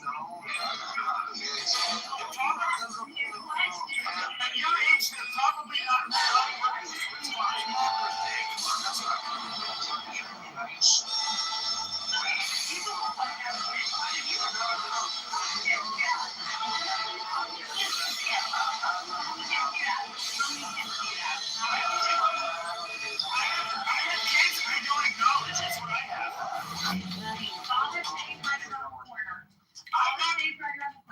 I knocked up a bunch of sticks and they're not to call me father. I don't even want them to be seen near me. No, Father's Day's right around the corner. Let's talk about Augustus's kids. Let's talk about your kids. My kids are in Mexico. They're fine. I hope. Oh, wait. He was fucking silent that day. Augustus was fucking silent. That's a good way to avoid child support, but that's a good, Yeah, they can't come. They'll get deported as soon as they try coming here and suck my fucking dick. I don't know what you're talking about. Augustus, you can suck my fucking dick. Jesus. You dirty foul mouth bitch. Watch your fucking mouth. Oh my God. Jesus. As a man, honestly, at the end of the day, I got kids. I celebrated Mother's Day with my wife. Yeah, you don't take care of them. Which wife? He's a wife, kitty. He looks like he's top G there. No, he doesn't. Yeah, go ahead. He's married? Yeah, are you married? No, you're not. Yeah, I have a wife. Pepe, just because you're homosexual, of course you're on the man's side here, bro. Come on. Stop that. Well, as a man, I'm telling you now, Kitty, the way that you speak to other men in this room makes more sense. Go ahead. Again, I want to talk about. I just want to say, Augustus, I'm really happy that you had a great day with your family. That's beautiful. Tell your wife I said Happy Mother's Day. And Fuck with me again, and Ann will fuck with you, Augustus. What's that, Ann? Yeah, I'm so glad to see you back on the app. Let's fucking go. Let's fuck. Happy Mother's Day, Ann. Thank you. Happy Mother's Day. No, Matt's been here. I've seen him. I haven't been around. It's not pussy. He's only been starting rooms. Hosting rooms is a pain in the buns. Yeah, it is. Oh, don't even get me started. Pain in the bones. Also, there's no heroes calling. I'm going to tell you. What happened to that Persian woman, bro? What happened to that Persian woman, Sarah? That was always talking about how she was the voice of Persian. She was sure that. What happened to that chick? She'll be back. I love you, Ann. I fucking love you, Ann. Sarah, hopefully Sarah's getting fucked right now because I feel like that's like probably something that balances her. Like there's something about her, the rate, she needs a strong man to caress her in the right kind of way, and I feel like that would get her under control. I'm saying you have to be a bull, and you have to be able to stroke her and caress her in all the right ways, and you can get her to calm down. I just have a hunch about that one. And Persians are all crazy, I swear. But where are they? That is a good point. I mean, in fact, they're disappearing. They've been in these rooms going ham on everything, and now they're man. Well, I'm disappointed by both sides. I think both sides are hiding. Even the IRGC is hiding. The IRGC supporters are hiding because they're coming on. The IRGC side is hiding because they're not doing very well, and also the pro-Iran. We're gonna take the. Have a civil war. There's Sarah. There she is, Sarah. Come up here. You're not gonna fucking do shit. Sugar tits, get up here. I was talking about how I know it needs to cure you and balance you. You need a nice, strong man to have lots of rough sex with you and to calm you. That's how you need to calm down. And hopefully you've been getting that. That's all I'm saying. Okay, now this is fucked up, man. I was going to start a room today. If you want Iran, can I ask a few of you? We're not terrorists here, so I think we should be able to answer this freely. If you were Iran, you have the keys. If you were to your strategy eventually prevail. Not even win, just prevail against what would be your strategy. What can you do to what strategy would Iran have to do to win? No, man. No, listen, man. That's not true. Listen, Iran's still got quite a few missiles. Their country's vast, and they have their nuclear stockpile still. But so this is what I would do, and this is fucked up. This is very fucked up. I know it, and I hope they're not listening. But just for entertainment purposes, if I was Iran, I would threaten to say, if you continue with this war, we're going to give our 60% enriched uranium to our proxies. And you will not know who those are. And these proxies will hold the world hostage from Britain, from Paris, France, to New York City, to whatever. If you continue this war, our proxies will get this enriched uranium and do dirty bombs around the world. That's fucked up, but that's just something I thought about the other day. Like, what if they do this? That's a nightmare scenario. I think that they give these? If I was Iran, proxies, I know. You wouldn't want to give it to their proxies because you can't trust them. But dude, that'd be so scary. If you're asking if I was Iran and I wanted to do what I wanted, I mean, this is not my opinion or what I want or my value. No. What would you honestly do? Let's say you hold the keys, brother. If I was interested in only Iran remaining in power as an Iranian, or I should say as an IRGC member, I could imagine. I would want to inflict a lot of damage on Israel if possible. I don't know if they can even do that. But my goal would destroy Jerusalem, although they don't really care too much about Jerusalem, but it would just destroy too many Palestinians. That would be so counterproductive. We're talking about what would you do to actually prevail here? Sure. So imagine.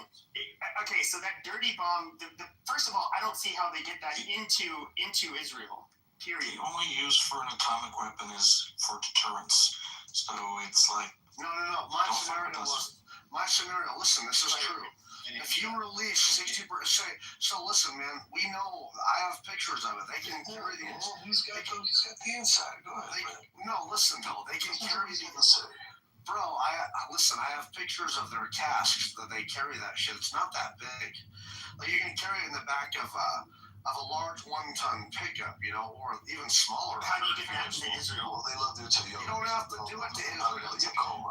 Brother, you can just hold the world hostage. Israel has nukes, and I don't know how to put it. You use something like a dirty bomb, which is unprecedented, and let's say you take out any large number of people, the nuclear option perhaps is on the table. But what will happen is you will get an absolutely merciless, devastating fucking strike against Iran, and that is when you probably would get a buy-in from the American public to put boots on the ground, and they will stomp the living shit out of Iran. And then all of the Europeans, all of the European countries, similar to like Afghanistan and Iraq, they'll join in, and they will fucking obliterate Iran.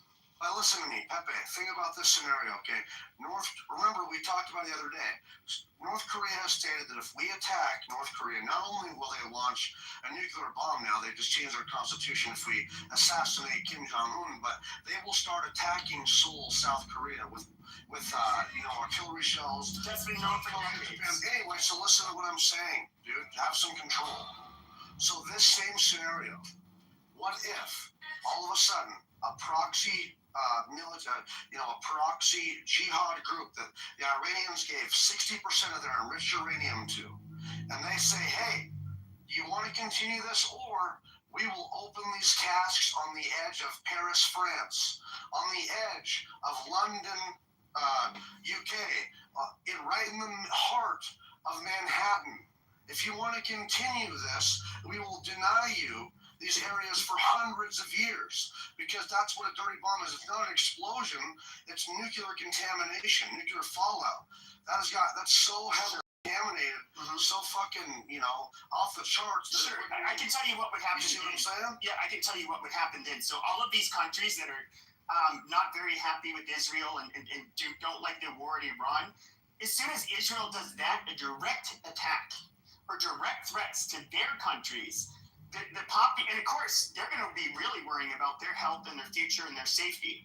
They're going to go, they are all, look, Europe, the European countries, NATO, and of course America, Australia, New Zealand, us going into Iran, that's it. There's no the IRGC will no longer exist. They will not remain in power. They will be fucking crushed. Okay, and it's going to be, instead of maybe a few days, it will be perhaps a week or two until they're just decimated, and we're having to literally drown all of the rats out everywhere they fucking hide. But that is how the war will go. There is no winning this. We outnumber them, okay, numerically. We all outnumber them. They have no real fucking allies. China won't go to war for them. Russia won't go to war for them, but everybody will go to war with if they did something like that against the UK and France. I have somebody else here because Pepe is so certain and stuff. He's not listening when I'm saying. Oh my God, dude. Hey guys, can I speak with you, please? Yeah, please. If you're from Iran, please speak to us, please. We need full knowledge of what is happening. Go ahead, Miriam. Let's introduce myself first. I am Miriam Muhammad Karim Amina Talai. I am married, guys, with Muslim men. And also, I am baby Muslim girl. I am 22 years old. And also, my husband is 26, 27 too, okay? And I am so happy with my husband. He is amazing to me.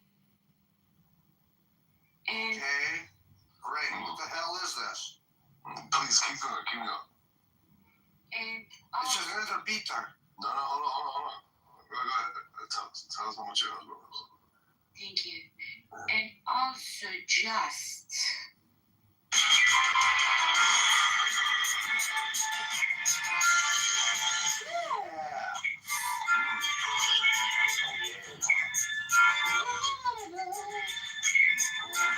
I'm sorry, you were saying how your husband loves you? Continue, please. We're gonna free love, one bite at a time. We're gonna get the nuclear material and shut down their crimes. Netanyahu's on TV saying the war ain't over till we get their nuclear material. I want you to know I have a hand I have sex with every night. I love it. I call it Angela. Angela, I love it. And there's a Sharmut in fucking Missoula, Montana that he's a white boy who likes to get his butt plowed, and I do it all the time. And also, just Oh, she really serious. She gonna keep going. Okay, she holding up the character. Let me see where this shit goes. Hold on. and also he's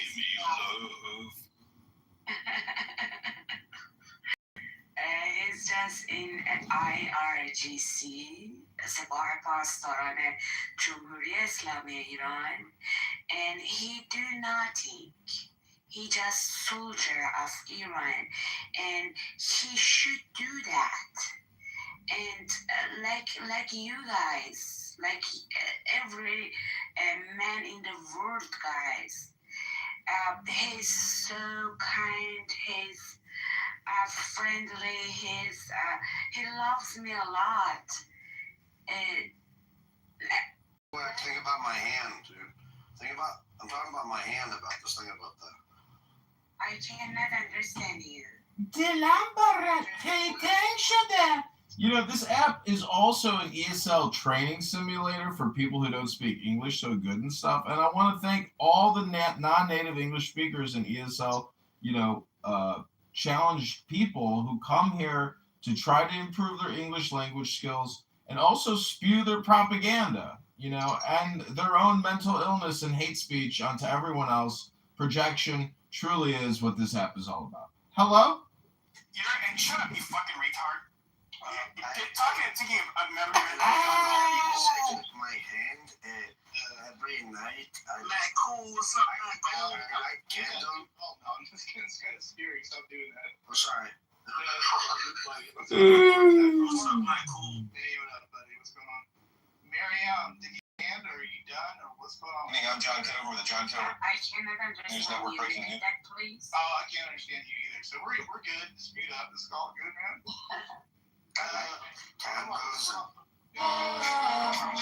Hey man, happy Mother's Day to everybody, and Mother's Day was started right here in Philadelphia, 1908. The first Mother's Day. Are you a father?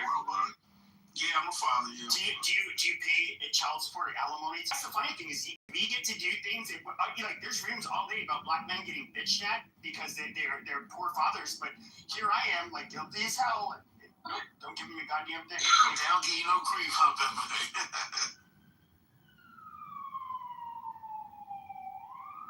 I just don't know why you guys keep picking the whores. Like, you could just solve your problems picking. No, because they're in Mexico. They can't do anything. I was like, okay, come up here, bitch, and get it. Come get your money. Come get it. Come here. Woohoo. And then, but she'll get deported, and that's my plan. They call the whores in Mexico. They call the whores in Mexico. Putas. No, they call them mangoes. Where the mangoes at? Call them tortas, man. The big ones. That too. Yeah. No, look, I think I'm going to Vietnam. The only thing I have a problem with is right? Yeah. Dude, like, the Vietnamese girls love Americans. And I like boats, bro. I love boats. So, I think I'm just going to go to, like, the southern part of the country. And, Hey, Mount, make sure you go legally. Of course I go legally. Yeah, they eat so many dogs, it's disturbing, and cats. When the Vietnamese mafia ends up putting you in the bottom of your boat, you'll know that you made the wrong choice. They don't have much of a mafia in Vietnam. Oh, really? They don't have mafia in Vietnam. Have you been to Vietnam, Little Pepe? Little Pepe, have you been to Vietnam? No. Okay, I rest my case. You? Yes, and I know somebody, and I know an army veteran whose business was taken over by the Vietnamese mafia, and he was run out of the country. That's not fucking. Sex tourism. No. Cambodia, Southeast Asian countries in general have been a place where Western people go because there is quite a bit of poverty there, where they will go and they'll try to rape children or whatever stupid sick fuck and shit, and then they rape little kids. That's what they do. It's a pedo's paradise out there. What is? Southeast Asia. The whole place. When it comes to Thailand, Vietnam, what democratic country? It's so they call it sex tourism for a reason. People go. Any time in history has gotten 95 to 99% approval from voting. I guess Democratic Republic of North Korea. No, that's 99.9. I think you got Well, yeah, they're called the Democratic Republic of North Korea. Marshall, I get your point, but people, like the majority, however the numbers are coming out, the majority approves them, no matter what. Even if it was fair elections, it would still win. Just nobody else is going to vote for it. Yeah, It's not the point. It's not the point. You can't argue that they would elect somebody else if he's getting 95 to 99% of the vote. This was my hair 6 months ago, and this is my hair now. I'm so happy I caught this flash sale and stocked up on Zepton. Maybe not fair elections, right? He's saying Take fair my elections, crown. meaning I'm acknowledging. No flesh and blood manifestation. Yeah, what about No Navalny? political savior. Here's No some polling economic data. Want savior. some polling data on No this? false pastors and false teachers. Realize the kingdom of God is within you. That kingdom is the consciousness of the living Christ. It is yours. Worship the one God and worship Him only. Russia's state pollster, VTCOM, reported a lower figure, roughly, recently 65 to 66% approval in April 2026, down from the low to mid-70s earlier in the year. Kremlin Phone polling, another agency, showed 73% recently. So anyways, it's over 60%, which you would still have the majority, and you would still be the president, correct? Yeah. Is that what it's showing? It's just his approval rate. What it doesn't show is he's running against person X who would win. Got it. That's what it doesn't show. Yeah, like if you were to run against Alexander Navalny, what would the vote be? Exactly. Okay, I don't know. But yeah, okay, it makes sense. My bad. Yes, that makes sense. Okay. But Rafi, it wasn't what I was saying. In the last 20 years, whenever Islamic Republic was killing Putin and Russia were on its side. They supported it all the time. All the time they supported our killer. Okay, no, what I'm saying is that I'm not disagreeing with you. Again, guys, I'm just repeating to the room. I'm not defending Russia.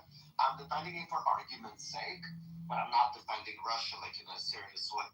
But I'm gonna say it this way: you have to understand, Russia, by the same people that you're asking that your country to be free, this Islamic states, correct? They're not the countries like America or England, whatever country, Germany you're asking, they weren't Russian friendly. So a country like Russia, and it needs an ally. So if America doesn't want to be its ally, what is Russia supposed to do, Martha? If I don't want to be your friend, what are you going to go do? You're going to go find another friend, right, Martha? of course, but it's not what I'm saying. I'm saying that I understand that some people. Hold on, all these good countries that we see as the UK, America, Canada, France, Germany, the good countries that we see, they united together, and they don't let Russia come and play in the sandbox. So what is Russia going to go? They're going to go play in their other sandbox. The other sandbox is designed with the IRGC, with China, this, that, because it's their sandbox that they were pushed on. I think we made a bad decision at the end of the Cold War. We shoved Russia out. They always wanted to be a European state. They always wanted to be absolutely Western Europe. Yeah, if we had simply brought Russia into the fold, we're probably looking at a much different situation with Russia. Also, if we had made them set up rules for their economy before they started the business, there wouldn't have been so many oligarchs and there wouldn't have been such violence. I agree. I just wanted to say that, like, I think we should all learn Russian, and everyone would appreciate borscht so much more if we didn't like I understand this American hate towards Russians. Are we letting women talk in this room now? Of course we are. Wait, You don't understand the historic distrust of Russia? It's mothers, we're gonna let them speak. What did Russia ever do to you? Yeah, happy Mother's Day. So let's just look. Oh my god. Right in time for Mother's Day. Somebody hit you up for. I want to recommend a book called Red Notice. Maybe you guys have seen it. I've read it. It's such a good book. Sergei Magnitsky. Okay, so you understand why the U.S. was trying to work with Russia to make it into a modern capitalist state, and everything was going great. There was freedom. There was commerce. They were trying to make a stock market. And Bill Brown was there in the early days. Correct. And then suddenly everything took a left turn, and they were reverted to a kleptocracy, and that's, I think, when the Western world pulled back. Say, we can't trust you guys. You're going to be the same as the Soviet Union, only you're just going to be on a smaller scale with no communism, but you're still going to have the KGB and the secret police in charge. There's something weird, and no offense to any Russians in the room. I love you guys, and I know you understand what's going on in the West, which is sort of a creeping mind control virus and communization. But Russia is still a place where the rule of law doesn't apply. The institutions aren't sound, and it's impossible really to have a good relationship with them because they're not honest and they're very brutal. There's kind of midway between the Middle East and the West, and in some ways they're even worse than the Middle East. It sounds like Canada too, North. Well, it's happening then. But Rafi can tell us more. They're turning into Russia. What's that? I said Canada's turning into Russia. Canada's worse than Russia. No, but no, it's not worse than Russia. They're very brutal there to their own people, and they're just throwing men into the meat. What were they wearing, Norm? Did they deserve it? That's a good point. Thank you. They were, they probably were. I always like to elevate the conversation. Well, this is why we like to include women sometimes. I'm making a mock anti-feminist joke. I didn't realize that. I've been kidding the whole time. And I did have borscht with Reno once when she was kidding. It was lovely borscht. It's probably the best borscht I've ever had. All right. I feel much better. Anyway, the amount of flirting going on right now. Flirt. It's like the reason why the whole conversation was brought up, and I'll tell you why. Yesterday was Victory Day for Russia.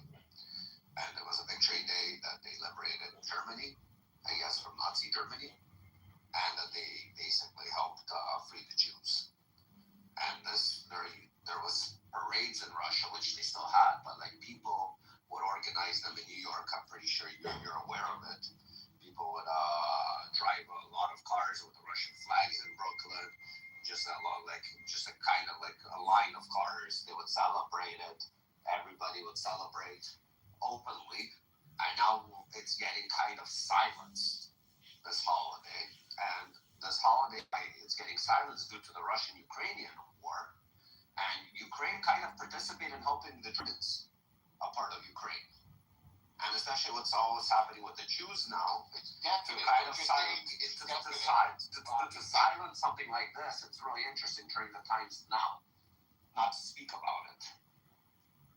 Rafi, Ukraine definitely went Nazi at that crucial moment. Not all Ukraine, but not parts of it went. Ukraine. But now, due to this war, we're kind of silencing history that should be spoken about. You know what's kind of cool? We celebrate VE Day on May 8th. So why is it May 9th for the Russians? Because Germany capitulated on May 8th. It was May 9th in Russia. Time difference. Well, probably different time zones. Yeah, exactly. Better than VD Day. So this is interesting that nobody speaks about. Like you can't celebrate such a thing because right now it automatically comes back to Russia. And even though in modern day Russia, yes, I understand they're the attackers, they're the aggressors, and this and that. But we are silencing history. And we're part of that history. And I'm not speaking only as a Russian, I'm speaking as a Jew. how many did Russia lose in World War II? 10 million? 20 million? No, more 16, 26, 27, 20 to 30 million, actually. Yeah, about 27 million. Yeah. That's military and civilians. Yeah. And without Russia, we lose World War II. Yeah, that's why I don't really understand the sort of like demonization of Russia. Because as soon as World War II finished, Russia's idea was to conquer the rest of the world. I mean, but according to who? Was that according to the Russians? Like, according to our intelligence. Right, but and their posture. I don't. You don't know that that's right. Yeah, but no, you know the story. But according to intelligence, they had reason to create NATO and start a Cold War with Russia. Forget about intelligence, facts on the ground. All of the countries in Eastern Europe. Because Russia never attacked after, right? They never threatened to attack realistically on the world stage. No, but they did the exact opposite of the United States, where the United States rebuilt these places and let them be free. The Russians hid them behind the Iron Curtain and repressed them. They blockaded Berlin against the agreement to divide Berlin into I was thinking specifically of Tito in Hungary the Russians putting down that uprising under Gorbachev. They sent Soviet troops in and they killed those people. They had a coup d'etat in Czechoslovakia in '48. They were behind that. I guess my point is, while the United States let these places be free under our alliance, the Russians did literally the exact opposite. They took them all and mandated and live under a repressive Soviet regime with zero freedom, zero political access. Look, I mean, like Soviet, yes, but my point is, like, we didn't do the same things at the end of World War II. The Russians clearly took over and repressed their people, where the United States let them live freely under our alliance. I mean, communism doesn't work. Stalin was a mass murderer. It's not like this was controversial. We all knew what was going on. Our alliance with them was in order to defeat, not because we had any them or that we had any conflict. Roosevelt said as much. Patton wanted to continue after he defeated the Germans. Yeah, Patton and MacArthur wanted to go on to China and Beijing, but that shit was nuts. No, MacArthur in China, Patton in Europe wanted to push back the Russians. That's right. Yeah, I'm saying that was nuts, though. There was like, the American public was that idea. We understood that their designs were on all of Europe, and I think the same. Yeah, no, that's fair. It was, what do they call it, Norm? It was something of convenience. A marriage of convenience. Yeah, alliance of convenience. Yeah. When Operation Barbarossa started.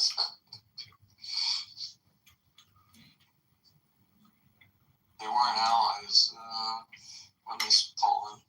They got invaded by Germany, they became allies.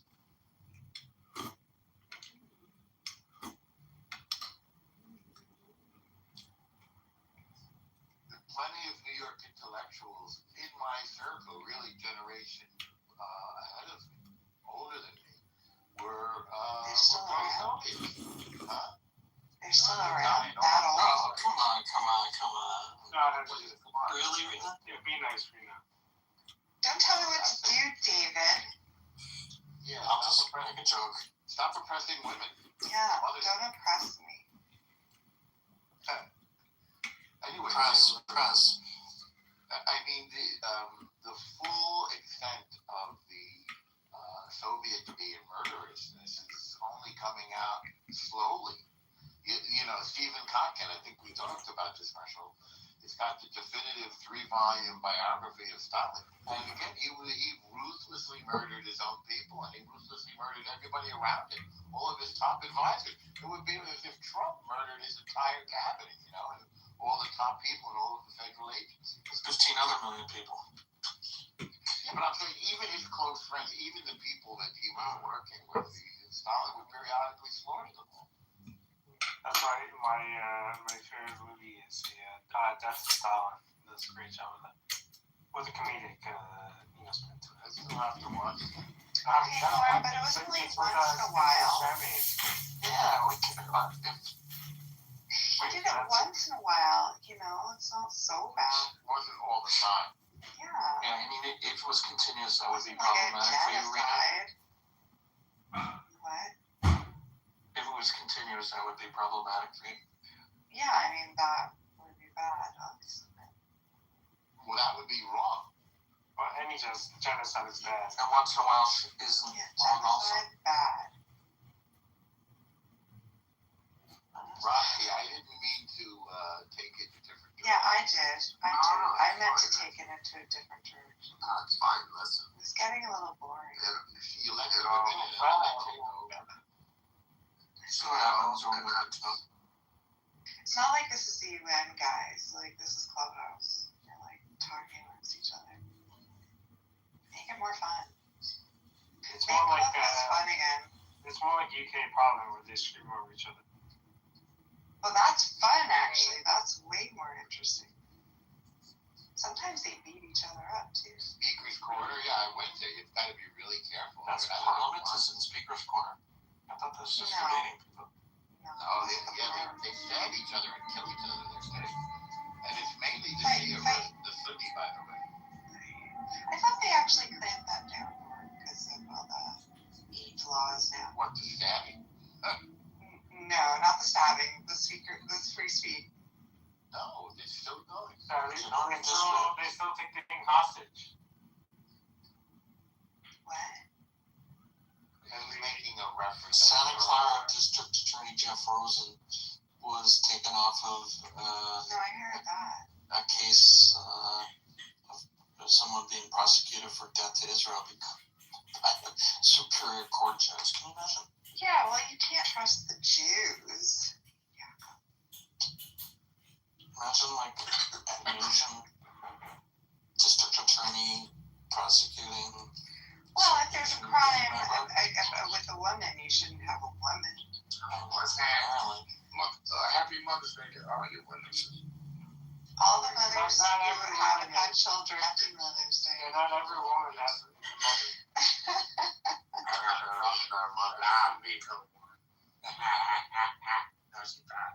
Well, if they're not a mother yet, he's offering. That's what I'm hearing. He's offering to make them up. Baby doggies you got. I love your feet.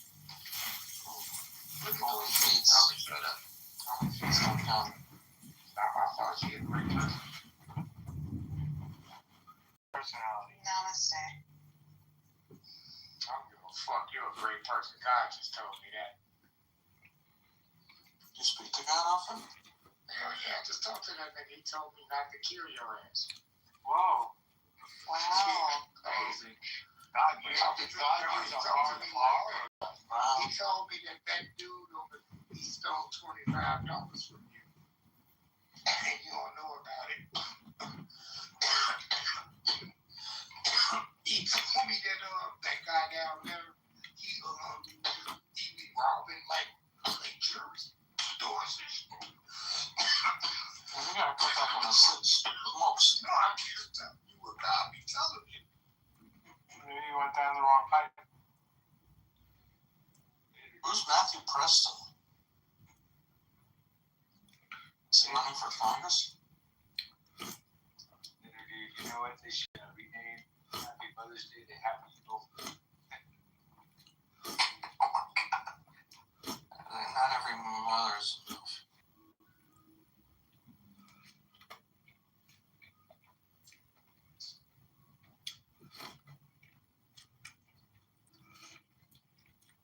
Well, I'm glad that was sorted out. By the way, I dropped that guy because nonsense bullshit. Yeah, I guess you don't want people like talking about murder and stuff here. Yeah, that kind of change direction is like rookie. Alright, well, I think I elevated the room enough. Oh, now you're gonna go after it's been elevated? Yeah, I'm abandoning it. Typical. Like an orphan child. It's fine. David Belvedere, you're in Tennessee. No.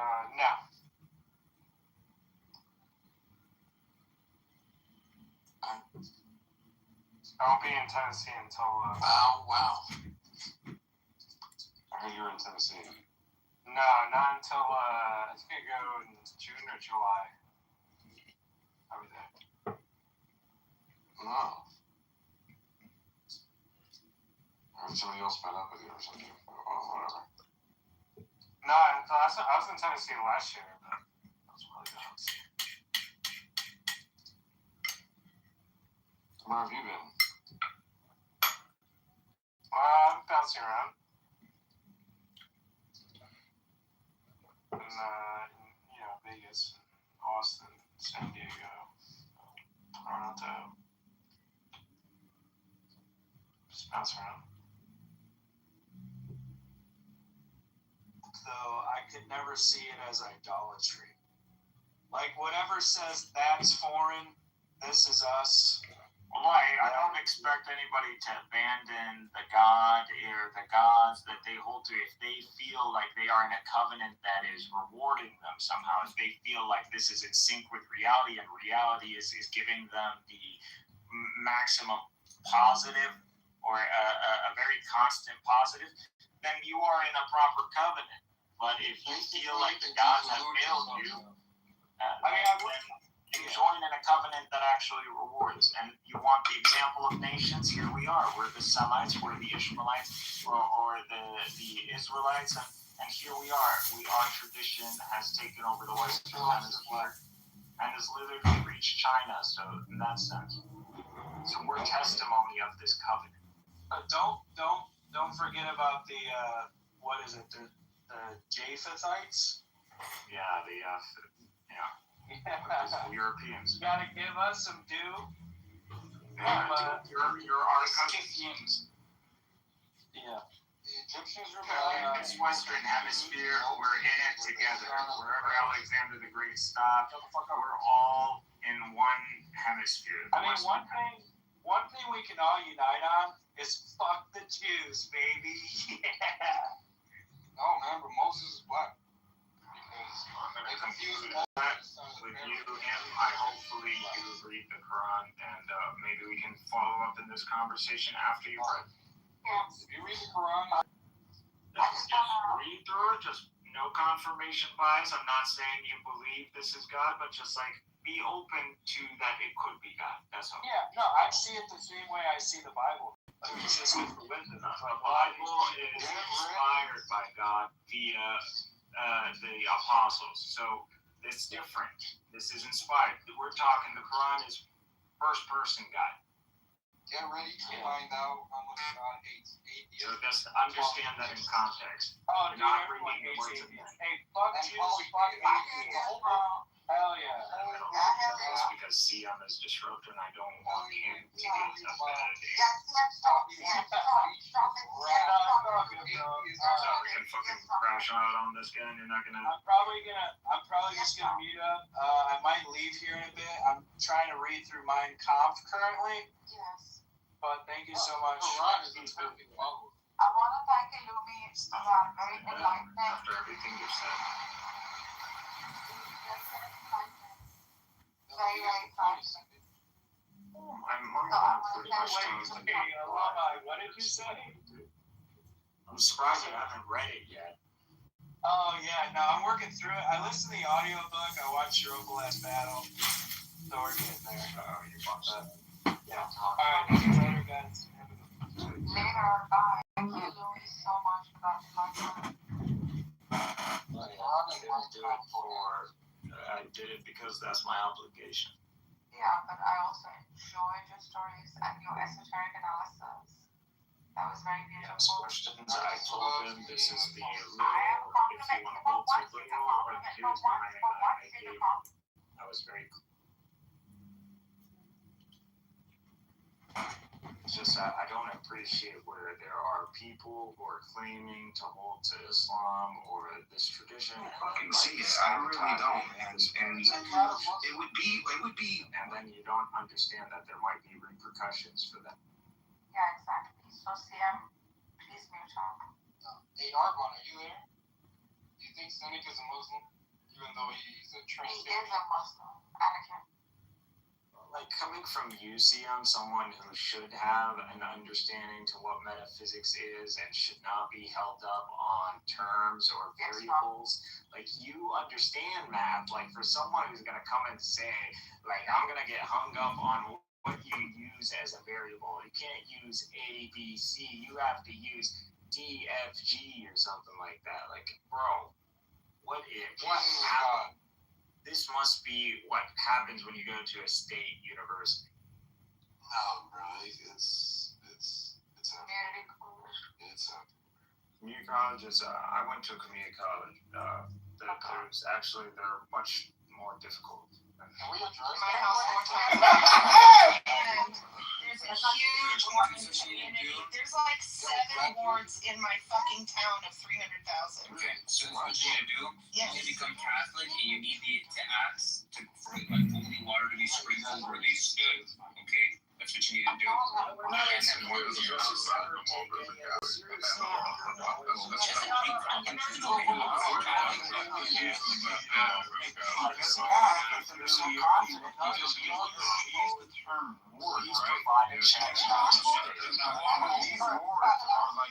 Why are you so individual, like boundaried, right? Walk there. So it's like, hey, if you know you're going to break the code from like this area, the boundary is that you need to go to this type board. Because then it branches out to say, hey, come here, I spent the I really manage. You're my bitch. You're my bitch. You are my bitch. Always be my guys. Make it ring in your head.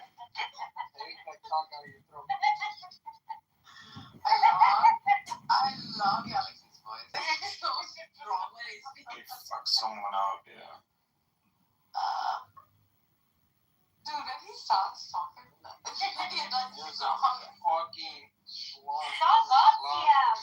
He's Californian, right?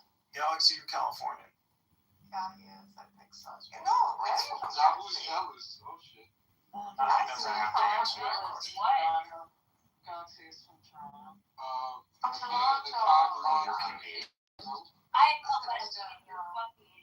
pretty similar to California.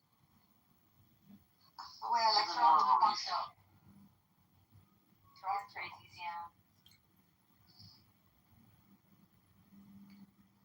Wait, so you're not even bisexual? There's no way. yeah, I love the who have crush on us. I'm talking about Zabu. She's not a lesbian.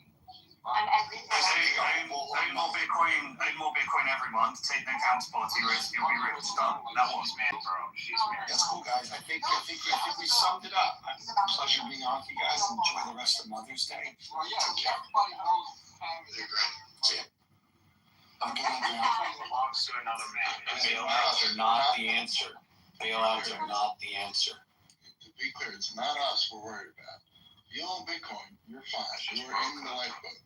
It's everybody else. And you can say, that's it. Or told me her shit about that. You're stupid. It's got a low IQ. You're going to reuniting with her, so that's it. She's got me. Very happy for you, Cora. No, he's not. Bro, he looks 19 for God's sake. He's 51. Yeah, but that picture you showed me, like, freaking looks straight up like a undergrad. Sorry, there's nothing out there. Which is a good thing. Like, shit, that's really good for a white person to look like that at that age. But you can tell this is military. He's, like, military.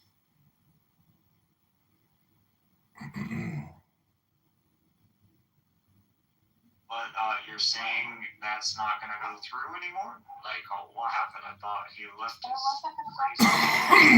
was just like kind of reveling in like all my predictions coming true about that fucking crazy news. But he reached out to you. I mean, do you think Cynic is a Muslim?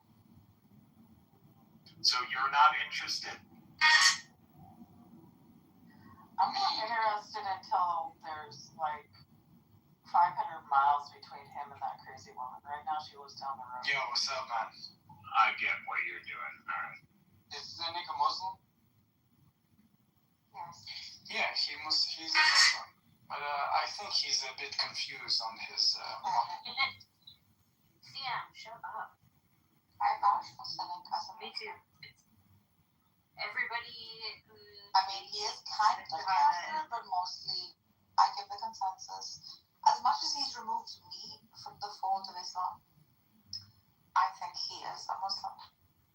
Well, I'm not a Muslim, and I've removed him, but on the authority of every other Muslim in the world. That's not true.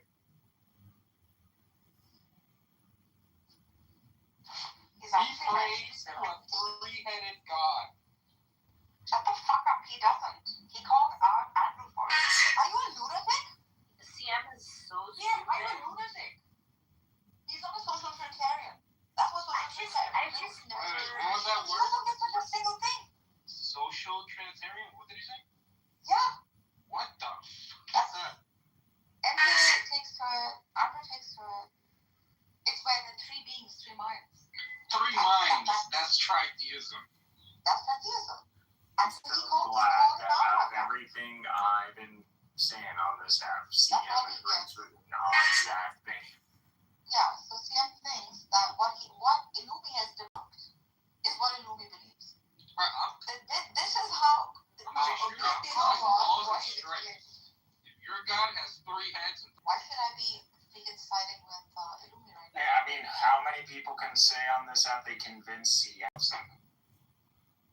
It's not even hard. Not a lot, man.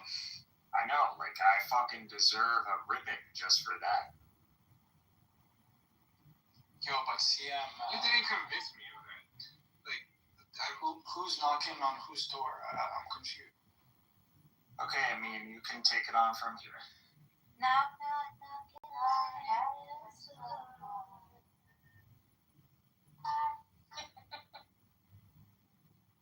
It is you, my lord. This is you, my lord. This is only you. so hold on. Is Nargis a Trinitarian now too? No, I'm a Kitover. Yeah, I know. That's why I love you, Nargis. I know you're. Bro, why did you say this to yourself, even as a joke? She has admitted it to me that He's portraying the atheist over.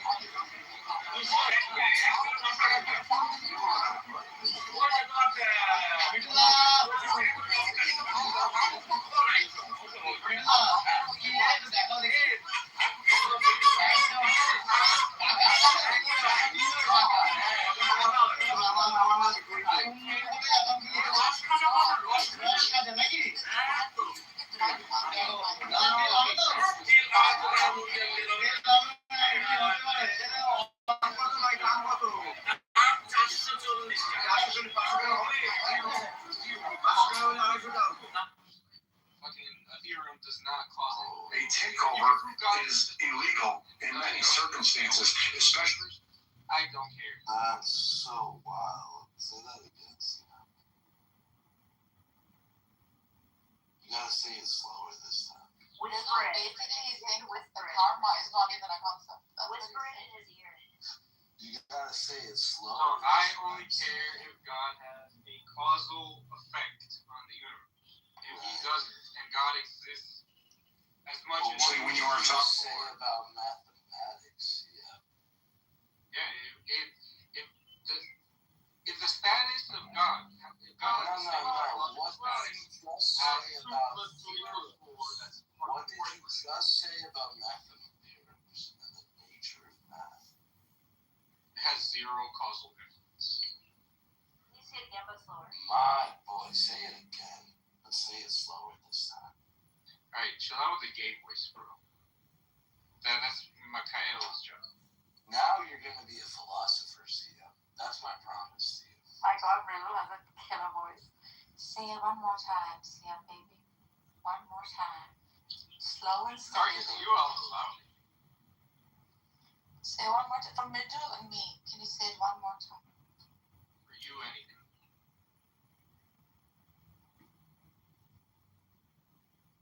Wow.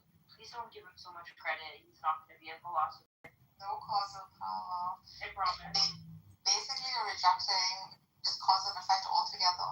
When did you become a human? Kant is business. Because you like Plato. Because he can. Because he likes Plato. Because he knows that they like have to act this dumb because they're like repressing this dogmatism. The truth, you know? Yeah, it's just to show that identity, right?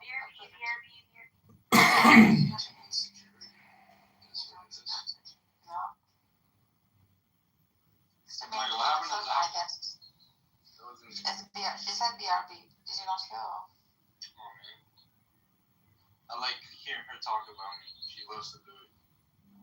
Why do you fight her? Well, that's really bad. Because she fights me. She was a nobody to me, and so she started like fucking, I don't know, first pretending like we were like friends from a long time ago. And then once I was like, what the fuck, I don't know you. Then she just magically said, now I hate you.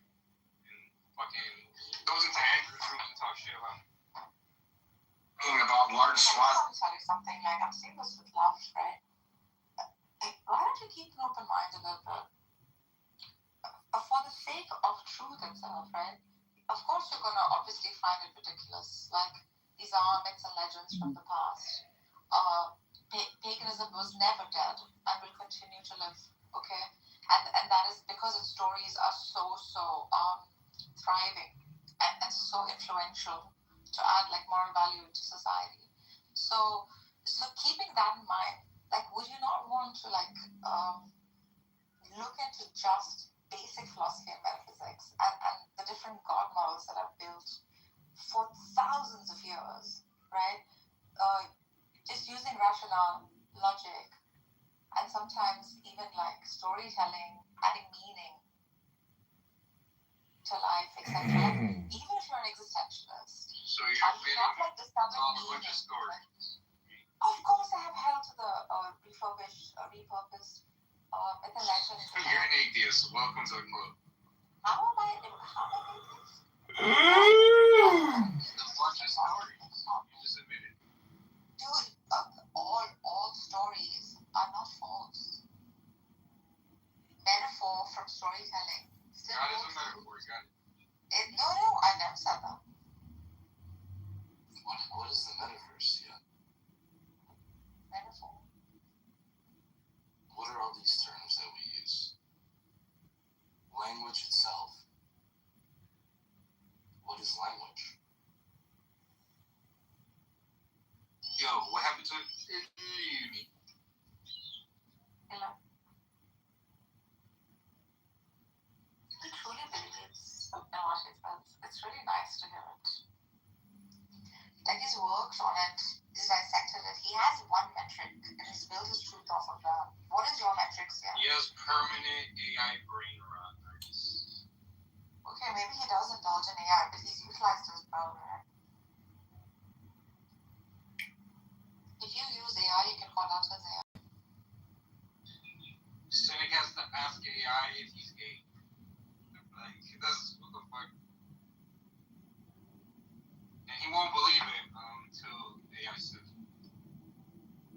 Yeah, okay, so he's showing excessive dependence on AI, so it's pretty cool. Yeah, it's been here for a long time, honestly. It used to be called statistics back then. So Riddle, I had an objection to it because I thought like it would kill art, it would kill design and things like that, right? And perhaps like wouldn't let us engage in our reasoning mind, things like that. That's not true. Now that I look through If you look at the history of Photoshop, the technique of Photoshop has existed since they were doing like made animation in like Disney. Those techniques have always existed.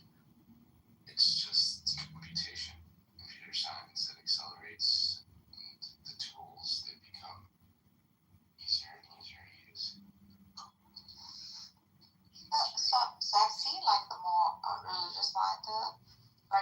artists completely deny it, right? And very, like, I don't know, few of them.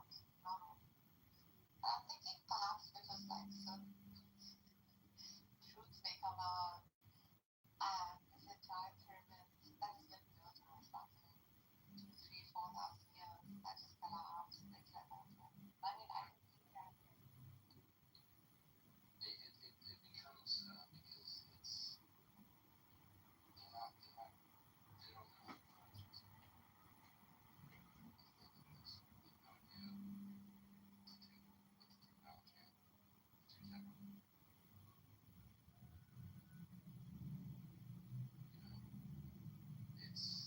It's like everything. It's entered this like metaphysical, weird, philosophical inflection point. A lot of these billionaires, they just want to create life with it. They don't even understand the nature of reality, so how are they going to?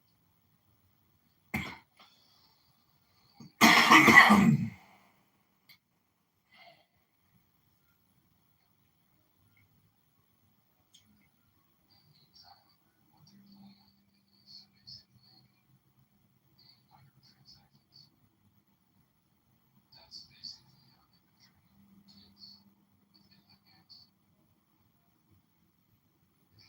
Every aspect of your life, as much as possible. Look at it happen.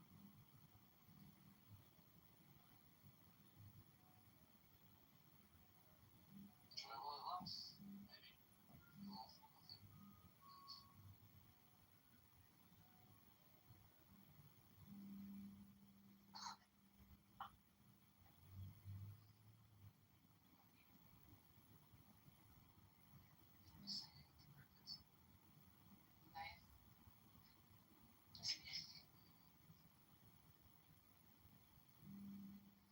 I can hear the crickets. Your side.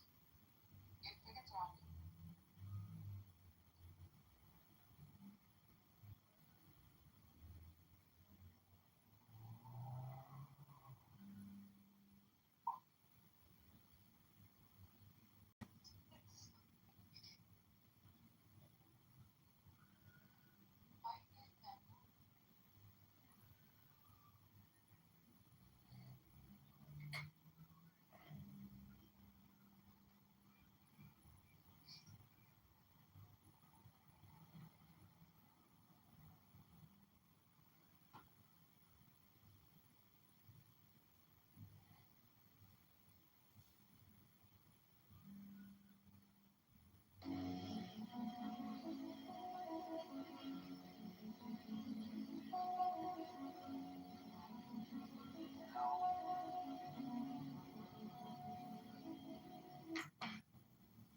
Do you know that most people read ads about things they already own?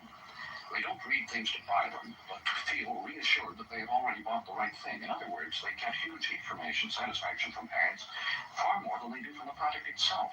Where advertising is heading is quite simply into a world where the ad will become a substitute for the product, and all the satisfaction.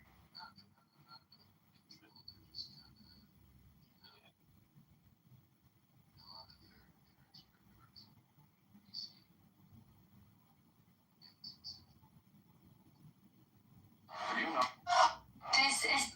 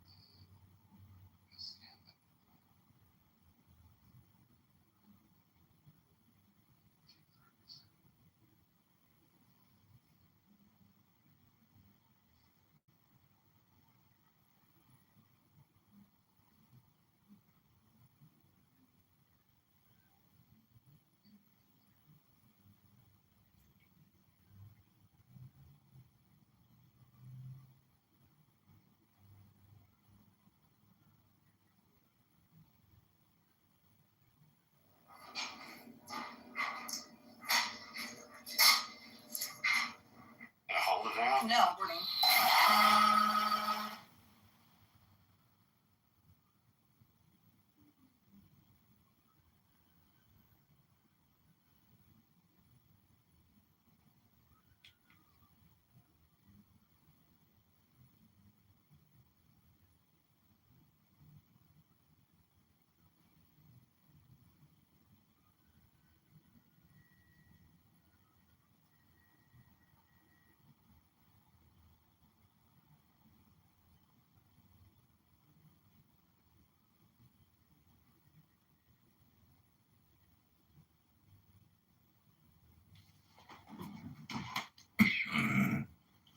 To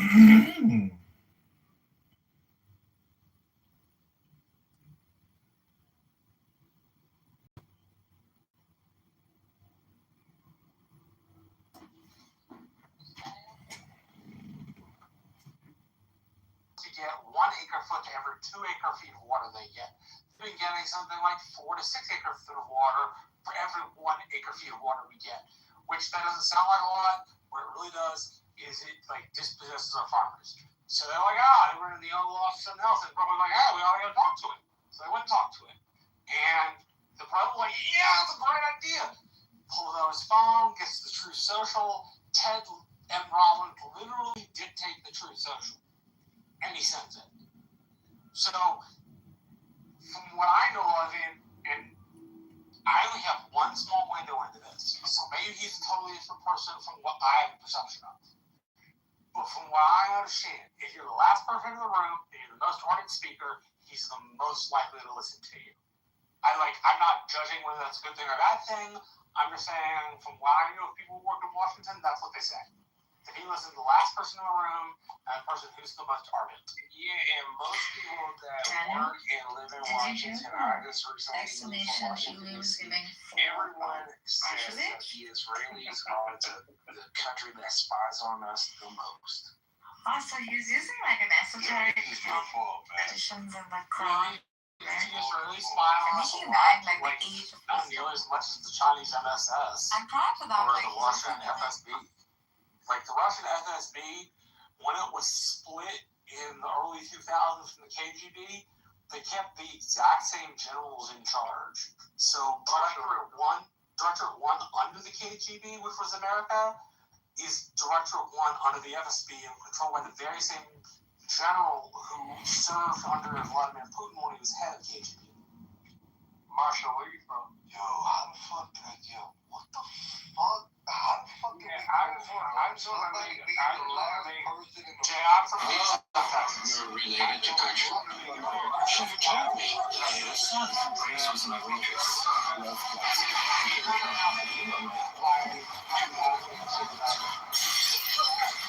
Time for your medicine. The payment from my heart. I forgive you for all your past transgressions.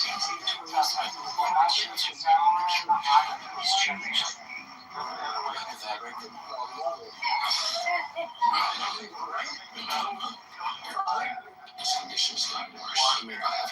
He's called for his mom. He's going to change his will. Yes. Thank you so much, Grace. I want you to have it all, my son. This house and all that's in it. First thing tomorrow, I'll have my lawyers draw it up. Oh.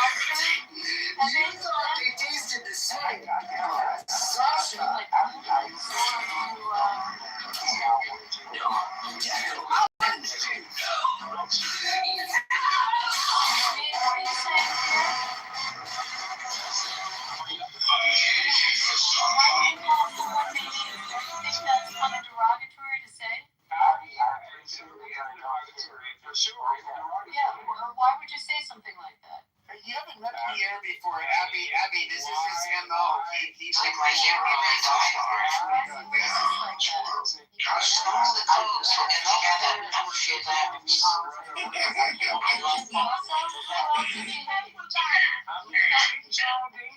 Talk shit about any group of people. You know what?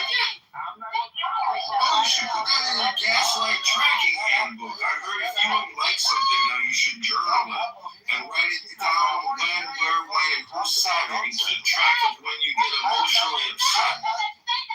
What's up?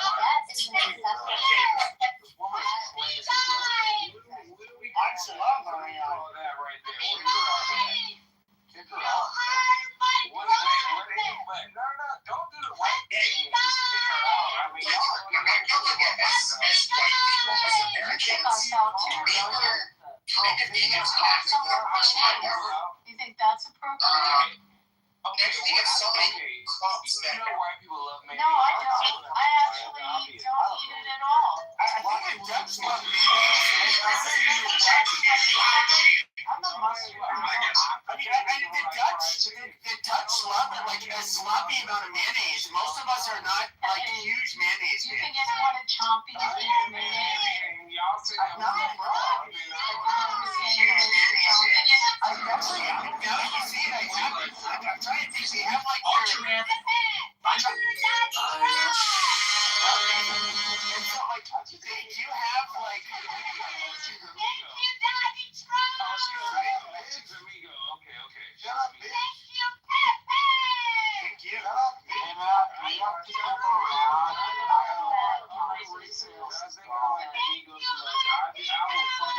Somebody's having a mental health episode on stage. Matt, please, bro. I don't want. Matt, incest is not bad. That's like, I don't want to get Matt, I don't want to tell you to have modern room, but like, goddamn. What, Yeah, bro? bro. You don't know. Modern room, but like, damn, bro. Yeah, Matt, just. Miriam is positive. Mountain, Mountain, like, you keep on taking pot shots at. That makes me actually want to have a conversation. Marshall, I'm sorry I had to comment on that, but I just don't like when someone say something like that to you. It really means a lot. I just want everybody to know. I'm like, that stuff rolls off my back. If Pierre wants to call me out like that, that's Pierre. Trying to be your favorite content. Yeah, I mean, Pierre is a dirty, angry little nigger, and he can talk about us however he wants. It's fine. Out of line, not cool. Stop. Wait. You did the hardy. Alright, do it again. I just want to hear it one more time. Nigger. There you go. Damn. Yep, there you go. Okay, so me talking about y'all eating mayonnaise now that you can eat me. No, you called no. You called him. Hold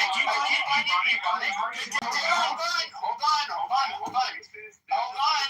Yeah, what I said was racist. You know what I always found really funny about black people is there's one word you could say to them where they lose all impulse control, they lose all free will. And then they can just like act like a bunch of fakes and do whatever the fuck they want in response to you. Hello? Hello, Andre.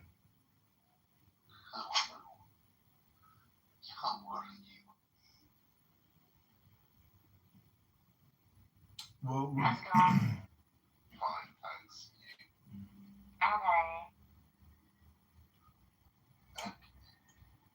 Narjas, I like your PTR with the Daniel Nero necklace. It's awesome.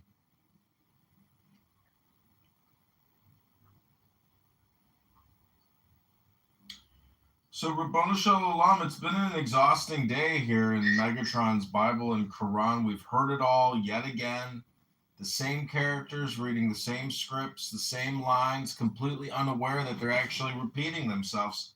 And I just find it amazing, the level of toleration and the disregard for one's personal well-being by wasting an entire beautiful Sunday listening to Illumi just, basically filibuster, hypnosis, just whatever, no purpose, no goal, no syllabus, no framework, nothing. He claims he's already started on his notes and his organizing and all this, but I just say, to me, a book is worth so much compared to listening to somebody just, make these little micro statements. And at the end of the day, there was no meditation course. How many years left do you have for house arrest? Is it like a lifetime sentence or? No, I went for a jog today. I had a great day out in the sun. I gardened. I watered all my, growing flowers. And I just recorded, the entire day in multiple recording studios. That's the thing is, I don't want to listen to the people here anymore. I just want to record the people here. But I can't also, I'm struggling to find the willpower to want to read a book. That to me is very difficult because it seems that the social aspect of communication is so much more desirable than the hard work of reading a book. And that is what's truly so, challenging about life, is that you have to do something with yourself, which is work. And that's a job. But coming here 7 days a week and calling that work, it's not work. It's just birds in a tree just going. That's it. That's all that's happening. Hello? You can always go on YouTube and watch garbage AI werewolf romance stories. Those are great. Yeah, I would just go for the Japanese cat videos. What are you talking about? Werewolf AI? What do you think Clubhouse is? That's what Illumi is. He's just a werewolf person. He's a vampire type. Oh, he's a real person. We've spent hours, both on cam on TikTok together, so he is a real person, don't you worry. I think AI couldn't come up with the things he comes up with. Mom's face, were you gonna lick it all over? I know your white ass wanted to. No, I know. No, she was waiting for you to come home to lick it off for her. So, What did you do? I didn't hear that. She went to mass, she said. I asked her, she had brunch. Church, and then me and my daughter went bike riding, and we went shopping, and then just spent time with each other. Thank you. I'm actually recovering from foodborne illness because I was eating with David's mom, and she cooked a white dish where she didn't season the chicken at all or cook it properly. Well, what's his mom? He's a good dad, but my husband. No, and you know who my Yeah, who is your husband, Jay? Yeah, I had diarrhea for the whole past week because I was kicking it up Pepe's mom. Oh, shit. That's something different. You may want to go get that shit checked out. Oh, you got checked in Dr. Anytime you're around a white bitch, you gotta look at that shit. You gotta look at it.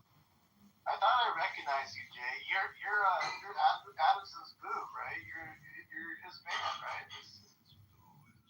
Oh my God! Does you know you're on here, Jay? I know. It's weird as all you just on here, not Adams. Where's Adams right now?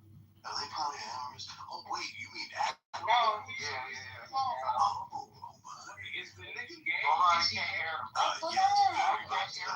Goddamn, hey girl. Well, Michael J, shut up. Go ahead. Oh wait, he's there. Adams is with him. Oh, Adams is home.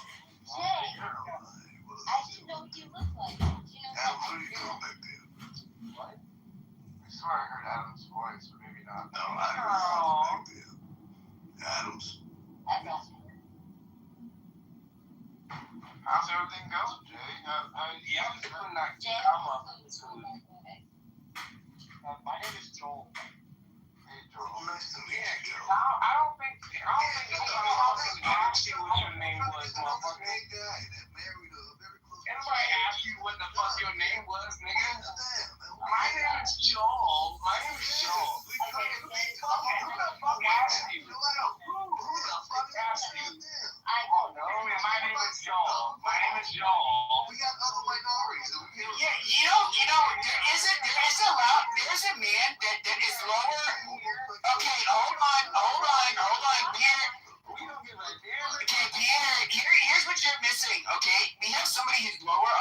fucking totem pole.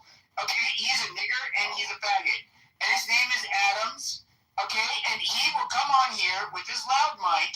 Okay, can you please tell your husband, and please don't tell him that I called him a nigger faggot, but can you tell him that there is some business to do with Pierre. Pierre is being belligerent. So he getting bent over by a black man.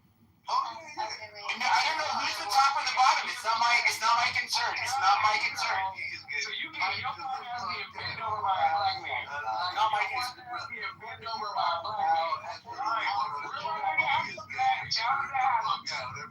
I think Adams is the taker. Or Wendy. Adams has one black parent. I think one parent might be seeing, and if a lot of you know, like a lot of they have an Afro Latino population in a nigga population. Yeah, exactly. Okay, amazing. And in Panama, and so like here's somebody who is black. Here's at home right now sleeping because he's sad. This is his second Mother's Day without a mother. Yes. Oh shit. Yeah, no, I did. And why do we give a fuck? Why do we give a fuck? Tell this fuck. You don't have to listen to this game, Jay. Come on. Change the subject. I'm gonna filibuster. You guys, I'm gonna filibuster. Leave them alone. Leave them alone. Alright, we're not talking about Adams. No, we need to talk about Adams because we have this fucking porch monkey. You dirty nigger. You were literally derailing. Okay, you know what? We were having a normal conversation, man, before. Okay, get this nigger to the goo. Get this nigger to the gulag. Okay, he cannot be here. You gotta be quiet. We have to get back to the conversation. Can I just know why? So he's allowed to call me a nigger, but I can't say anything. Well, it is what it is. Shut your nigger mouth, bitch. What are you talking about? You can read the house rules too, Pierre. It has some rules around that. They'll help you out, by the way. Go for it. Anyways, So in your house, do this nigger. He won't shut up. He won't. Pierre, why are you so angry at your mother? Why? Shit, you know, because you're black. Oh my. No, you just seem like you're Yes, really if you were angry. why are you riding my dick with no license? Oh. Yeah, I have a topic. Alright, let's get this going. I don't know. Here's the topic. This is the topic. Did Iran beat the U.S.? Did Iran beat the U.S.? I'm gonna make the claim. Can we make that the title, please, Mons? We be Mons. That be Mons. That was Still Mother's Day. How about that? It's still Mother's Day for 30 minutes and Wednesday. Eastern Standard, because you know that we rule. You are sorry. 30 minutes of MAGA Mama, and then you got a pre-gaming precursor to topic coming up in 30 minutes. Yeah, my old dance is gonna be snowing in about 30 minutes. Yeah, what else would I have got? Me too, bro. I think that's like.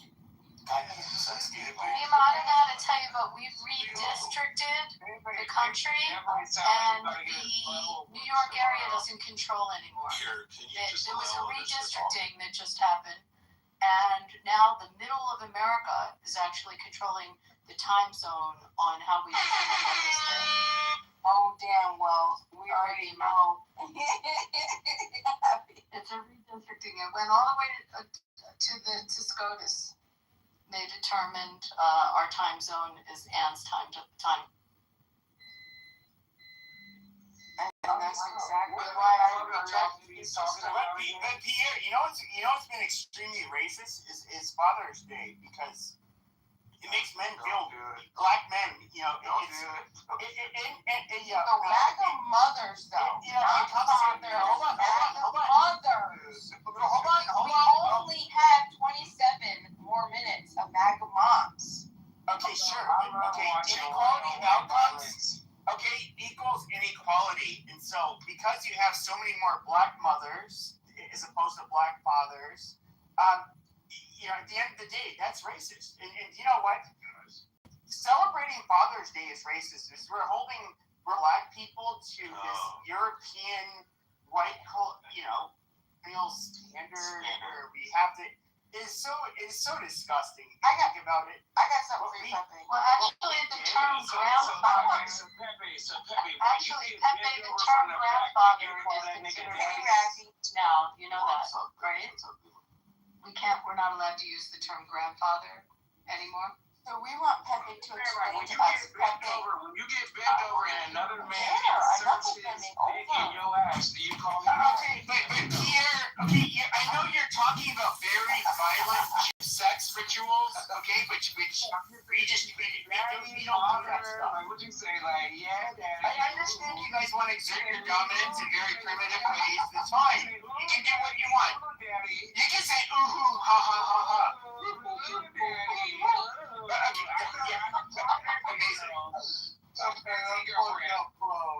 Evolution is really not really improving. More evidence is all I'm asking is, when you say, when it 5 minutes into MAGA mothers, or do you say, damn, Daddy? I don't know what you're talking. This is more chimp coke. I don't know how. Can you explain to the room why there are 3 numbers between 1 and 5 and 4 numbers between 5 and 10? He had a dick in his ass before. I'm not stuttering. I'm listening. I'm literally listening to somebody just like chimping out. I don't even know what to say. You get backed up in every fucking room you go in whenever you have to intellectually debate something. Like you never win. You're just a loudmouth. Let's talk about Chud. You say Daddy. Since we're gonna do this, let's talk about Chud the Builder. I guess he got arrested. Did you see that, Pepe? Yeah, I saw that. The thing is, though, is I get it because look, there is 2019 to 2021. Can't even get his words together. You think God damn you. Pierre, can you get to stop normal for like a minute? Like, I'm going really well. You know what crazy Yeah, is? this is fucking retarded. I'm actually fucking behaving myself. If I can behave myself, you can behave. Like, no, this is literally where, like, okay, people use the term nigger fatigue for a fucking reason. I can behave. Okay, there's a reason. It's called nigger fatigue for a fucking reason. Like, here you are, mostly in a white space, but here, who's the person acting like a nigger more than anybody else? It's a black man. Amazing. Okay, can you put this shit in the goo? Don't do the carrot shit now. Don't start doing that.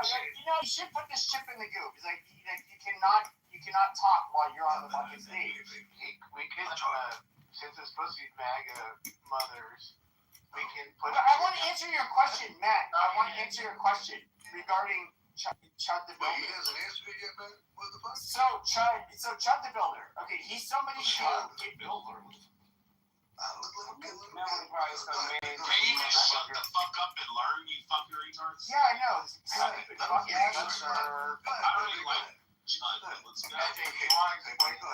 Yeah, so Chud is somebody who originally he became viral because there were these 2 African American men that were parking in emergency spots or something like that, and he's like, why are you guys parking there? And then he's pointing his camera kind of at himself and them, and he's like, am I on camera? And he's like, yeah, why? You don't like looking ugly, on camera? And then they're like, oh, what'd you say? And then he's just like, oh, what you gonna do? And he calls them the N-word, hard ER. And then it was kind of funny, and he's like, oh, look, they're tripping out. It was funny. It took off from there. Right, yeah. Yeah, it took off from there, and it was funny. But it's kind of. But it was just like, okay, you did it once, bro. It's okay. Some comedic value in what you did, but it's after that, it's just like, okay, so you're gonna go around and you're gonna call people the N-word hardy are and say that freedom of speech is not saying. You already said. Okay, but then that you can say. Okay, but freedom of speech has to do more or less with whether or not the government can prosecute you. Now, okay, so I remember after October 7th, anti-Semitism, for example, was really high, and there was I forget the name of this guy. He lived in Texas, and he was saying like, I don't get it. You can't just go to a black neighborhood and just call people the N-word and not expect consequences, but you expect it with us. And one of the things, like, he was not realizing at the time, just like, okay, when you have people with nothing to lose, or a higher proportion of people with nothing to lose in a specific community, and they likely are criminal, have low impulse control, are much more likely to react violently, yeah, you're going to be cautious with what you say around them. Kind of like how you're going to be cautious. Isn't this all just common sense, Pepe? Aren't you actually describing what you've done for years on this app, which is just go around and say the N-word? N-word Tourette syndrome? You're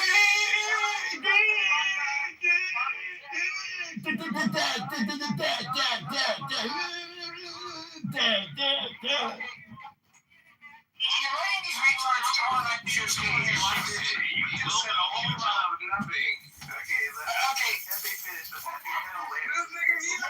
to later. Shut your fucking mouth, you fucking shit. Oh my god. Oh my god.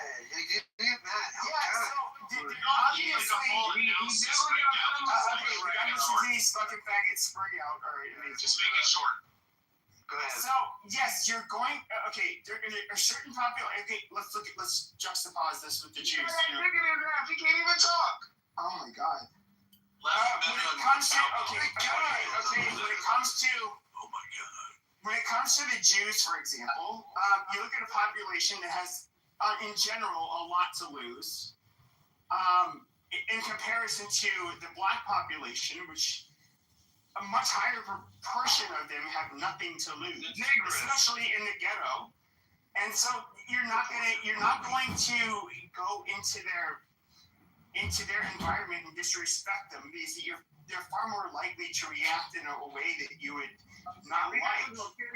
Just like I would not go. Okay, I would feel safer going into an upper class black neighborhood and insulting them than I would be going into like a lower class white neighborhood and insulting them, because the white class people, the lower class white people are much more likely to, react violently. We gonna kill you. It's fucking common sense. All right, that big cool beer. You get a little time here. Socioeconomics. That's what you're talking about. Giving you some time to speak. Go for it, man. You got like a minute or two, then we'll move off this. But go ahead. Yeah, I mean, just because he has a gay accent and he's fucking white doesn't make this motherfucker Albert Einstein. This nigga just told us basic social economics. He's just talking about basic social economics. No nigga. In that particular event that we were just talking about, that day. But I don't know. No, I'm talking about D'Lo. That's what he's saying.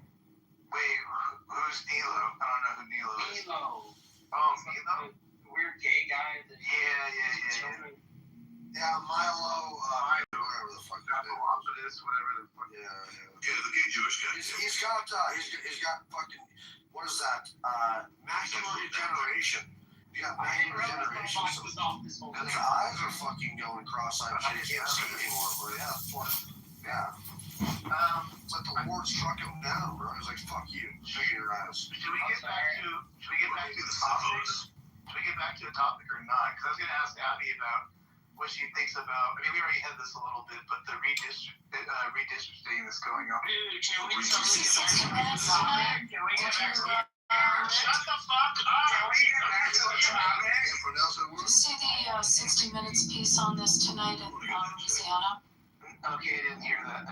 What, the 60-minute piece? 60 Minutes did a piece on it tonight in Louisiana, and they interviewed the member of Congress that's going to lose his seat. And then they were just talking about the redistricting there and the lawsuit. But we give a fuck because Wait, you don't care Get her about out of the fucking room. Hold on, God damn it, man. Alright, guys, I can mod the room. Yeah, are you not feeling well tonight? Is there something wrong? You got like some problem? Why do we give a fuck? I was asking if he had to something his ass. Like, are you not well, Pierre? I'm not Something wrong? allowed to. Black people aren't allowed to ask questions. Are you black or are you Asian? I thought you were Asian. Anyway, so it's Ching chong ding dong. it looks like, I mean, if it all goes through, it looks like we're looking at 6 to maybe 12 seats. Could be that much. As a pickle. I mean, if you just tally it. Why the fuck do we care about that ass crap in the state? Sorry, you're sad. That state is ass as hell. We're sad because you're Democrats. Matt, I'll try to post a link to. I think that I can find it online. It's really good. The Virginia one is really interesting. Yeah, that's the one. Yeah, I can't have my chopper no more. Pierre, you know what? You're gonna be alright. Just breathe. I learned how to breathe a long time ago when I remembered that. I realized that my life was a lot easier. Breathe. We're gonna be alright. Wait, that's what that nigga do when he wants another. Is this just a crash out room, or is it like a genuine conversation? Who's asking? Vegeta, why don't you sit your ass the fuck down in the goddamn room? How about that? Yeah. I mean, I actually want to have like a real conversation. We could have a real conversation, but y'all ain't gonna be serious. Hey, baby, no one can fucking hear you, and I am glad we can, because you can't hear me. Yeah, we can't hear that. Yeah, this voice shit.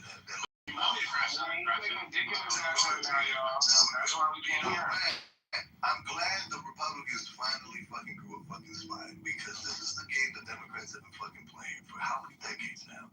These motherfuckers have been running around, redistricting all of these fucking coastal states, and all of a sudden, Republicans start doing the same shit, and oh my god, look at what they're doing, this is our country. Shut the fuck up. I lived in a representation. You want to know why? Because Democrats were running around with the crayons. And you know what happens when you let the retards run with the crayons. Please, learn, children. Don't run with them. They end up being those. Like Democrats. It's true. I mean, they were dominating from the 60s, the 70s, the 80s, and 90s from gerrymandering the Democrats for us. And we flipped the script in 2010. Now they're pissed the fuck off, and so I'm glad. I'm glad things are working out, for the country. Black people originally voted Republican, by the way. That's true. Actually, that's a fact. I actually looked that up a little bit more. You are right, but I don't know what that is. So back late 1800s to a certain amount of time, like 1930, then it stopped for a little bit, and then, it was the party of Lincoln, Matt. No, I know, I got that. I don't know why. But I was looking that up. It was interesting to see where it stopped and now but the modern day, Democrats have just gone totally bonkers. I don't know what happened to them, but Pierre, what do you say? The Democratic Party is the party for the gays. So all of your rights are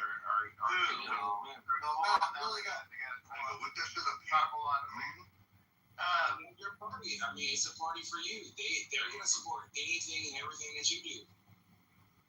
So wait, what are you talking about? The gays and who? Who are you talking about right now, Pierre? Which party? So the gays are going to. I mean, the Democrats are gonna pass bills that work for the gay community, for the Jewish community. Everything except they're not doing anything for the Jewish community. Trust me, it's not happening. It's called the Democratic Party anti-black. But look at the northeast of the country and tell me how many Republicans. Wait, hold on. This dude. Matt, can you mute him for a sec? Tell me how many Republican. Adams in 20 years. Tell me how many Republican representatives there are. No, dude, shut up. How many Republican representatives are there out of Congress and Senate in the northeastern part of the country? No, buddy. You're asking to mute me. Yeah, I think you should be muted. I think you should. It's Mother's fucking Day, and you should be muted. And explain that. I'm gonna interrupt you. Don't interrupt other people. No, you can't. No, I'm gonna interrupt you, and you're disparaging. You're literally doing the Karen shit. So to answer the question, Matt, how many representatives in Congress in the northeastern part of the country? How many representatives in the northeastern part of the country are Republicans?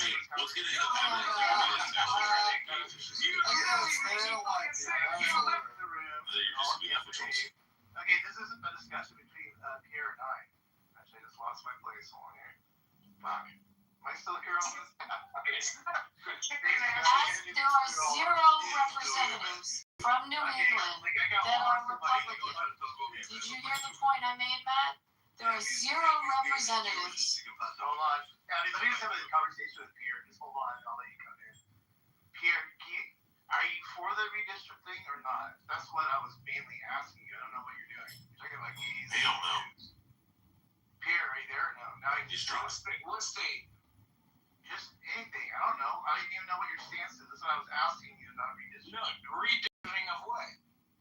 What is going on right now? He's a black conservative. He's anti-Trump. No. Like a redistricting of what? Like so, how they're moving. Conservative. I was stating his position. All right. No, it's not. It's a shit talking. Okay, you guys. I'm talking to Matt. You fucking crackers. Yeah, dude. He's talking to the crackers. What the fuck are y'all watching? When I'm talking to Matt. Anybody that comes out. Y'all motherfuckers is cracking. I ain't gonna lie. Y'all don't do that mayonnaise shit with me, nigga. Check this out. The cracker up here is talking here. All right, yeah, I'm talking to the cracker up there. Yes, Lord. Yes, you are. Okay, so you know what? I'm not talking to none of you other crackers. I'm talking to you. I'm gonna move you. You know, you gotta be quiet. Okay, what is, so do y'all know what's going on? What we're talking about a little bit here? I, for one, personally think Pierre is a great addition to this room. We need more gay black representation. I was trying to respond to Matt, but crackers are talking over me. So am I allowed to speak? Or are crackers going to talk over me? Go. Let me know. Matt, I'm trying to reply to your question. But there's other crackers getting in the way. I'm moving them down. Go ahead. All right. So in my state, I saw that they rezoned fucking districts and zoning lines and all that shit for specific votes in like zoning? in particular counties. You don't know what zoning means. All right, and another cracker talking over me. Go ahead. Silence yourself, cracker! Because zoning has nothing to do with redistricting for voting. You have a conversation, cracker bitch. You have a conversation. Go talk to me. Dumbass, zoning has nothing to do with redistricting for voting. It's fine. It's like an idiot. What does zoning have to do with it? Why y'all not gonna let him finish though? Pierre sounds like you went to Lyric Center. Nah, come on, You need a redistrict.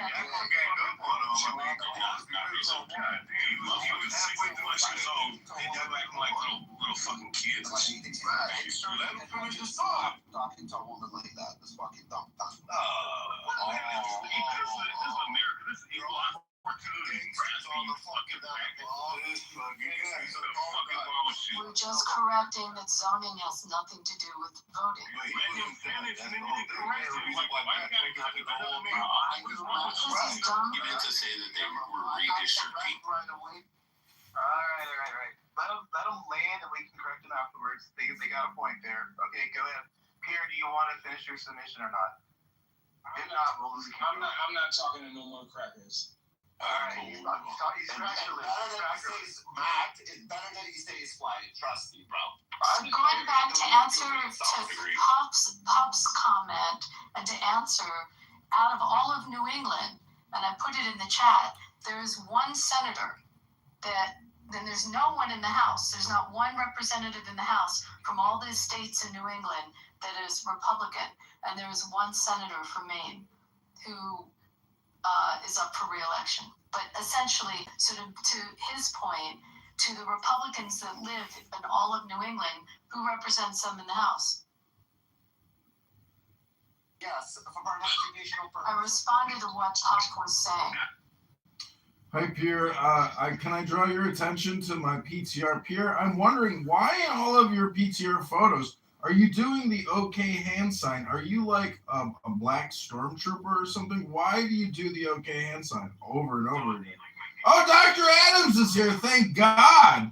Counterpart is here. Your clone has arrived. The gay token black man has arrived. You're a Red Lodge member. Like, you're the last one to be talking about somebody's fraternity. I'm a Red Lodge member. What the fuck is a Red Lodge member? What's a Red Lodge? Riyabia, the first day I heard you on this app, you were talking about how you had to get the bus camera footage because you were attacking and abusing young girls on a bus and you couldn't get prosecuted because you got the bus footage. So I don't know all these dispersions that you say I'm like a Red Lodge member. Maybe it's called I read books and such. I'm in a book club. I pick up a book and I read a book and then I come on Clubhouse and I just laugh at how stupid you are. Hello? I'm pretty sure you got a lot of faggot shit in your lifetime. I'm part of being a one part of of the a faggot oldest fraternity. prestigious black fraternities of all fucking time. Oh, shut the You fuck up, white Pierre. ass Don't don't know say shit that. about you. Do they have hazing in black fraternities? Don't know nothing Do about they that. haze in black Yes, they fraternities? whip them with a How belt. do they haze them? They whip them with a belt. You ask a question like a little white bitch. Yeah, that's No, what do they haze you? Were you hazed? No, I don't fucking know. You asking white people questions. No, Pierre, you actually make Dr. Adams look good. I just got to say, Pierre, you make Dr. Adams actually look great. Dr. Adams is so successful compared to you, Pierre. It's unbelievable. Eastern Star, so whatever they do Well, over you there, said you were in a black fraternity. Did you have hazing when you part of joined? the black fraternity, they do the same shit that you do. You know what I'm saying? Like, you're a damn Eastern Star. Eastern Star, Riyabia. Ain't nobody in the cult. Ain't nobody in the craft up in here, Dr. Riyabia. Dr. Riyabia, try going to the gym and do something with yourself. I mean, come on, Riyabia. You got an extra 50 pounds you got to lose on that big old belly gut you got, Riyabia. Maybe try a new update to the name from Riyabia to like Kevin, your name, or like Steve, or whatever the fuck your name is, Dr. Riyabia. Fuck, I can do every day in the motherfucker. You dig? Okay, Dr. Riyabia. He's a tough guy. This is a UFC superstar we got here on here. A Jew hater extraordinaire. Go ahead, Riyabia. Tell us your worldview. Who is in control of everything? Eastern Star. Every man and every woman is a star. Do you read books, Riyabia? Do you read any books? You angry. I'm happy. Leave me alone. You angry. I'm happy. Right. Anybody got a topic? Like, I'll let someone else just pick a topic, or are we just crashing out? I don't know what's going on around here. Like, you wanted to crash out, I guess. Talk about that dick that's in Pepe ass. Alright, that's not really a topic, I don't think. So, Dima, you had one earlier. The one in my PTR? Yeah. You wanted to talk about the war, right? So, Yeah. I remember you over redistricting. We're not talking about that. I'm so excited to that topic. I love It's about to fall. I heard that I heard Cuba's about You know to you fall. love BBC. Well, No, I don't have any information to prove that's true, but my name is Mountain Mouth. Okay, bro. I'm just saying, man, they don't have any oil left and they're making negotiations. Well, they're talking to us at least. I mean, I think that it's probably what we want to do is probably normalize relations and get rid of the Castro regime or any loyalists. But I mean, It's like it's probably we have to like get rid of the negotiations and like suddenly get rid of the regime. Like, all right, it's just so wide. So not even yuppie. Can you do a public service? Can you do a public service announcement? The account is on the stage. That if you click on it, it will freeze you. And yeah, but everyone just none of us have to agree on stuff, but on that one we all have to agree on. It's like it's not happening.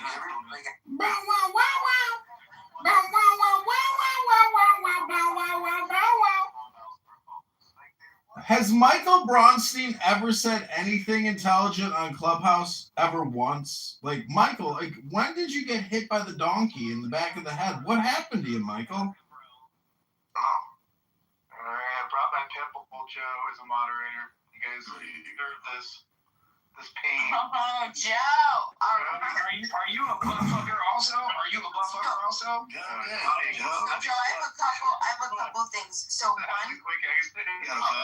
one Dima, do you want to respond to my question that I had about the ball of moon run and how you feel about that? And we're going to talk Oh, politics. I don't know what question it was. Bima, you had a topic for us about an hour ago. Yes. Did you? I'm giving you the stage. You're going to lead us with a topic. We're going to talk up here politics now, and I'm going to mod this stage, all right? Oh, thank you, Joe. So there's a couple things. I'm going to offer 3 topics. One pretty controversial.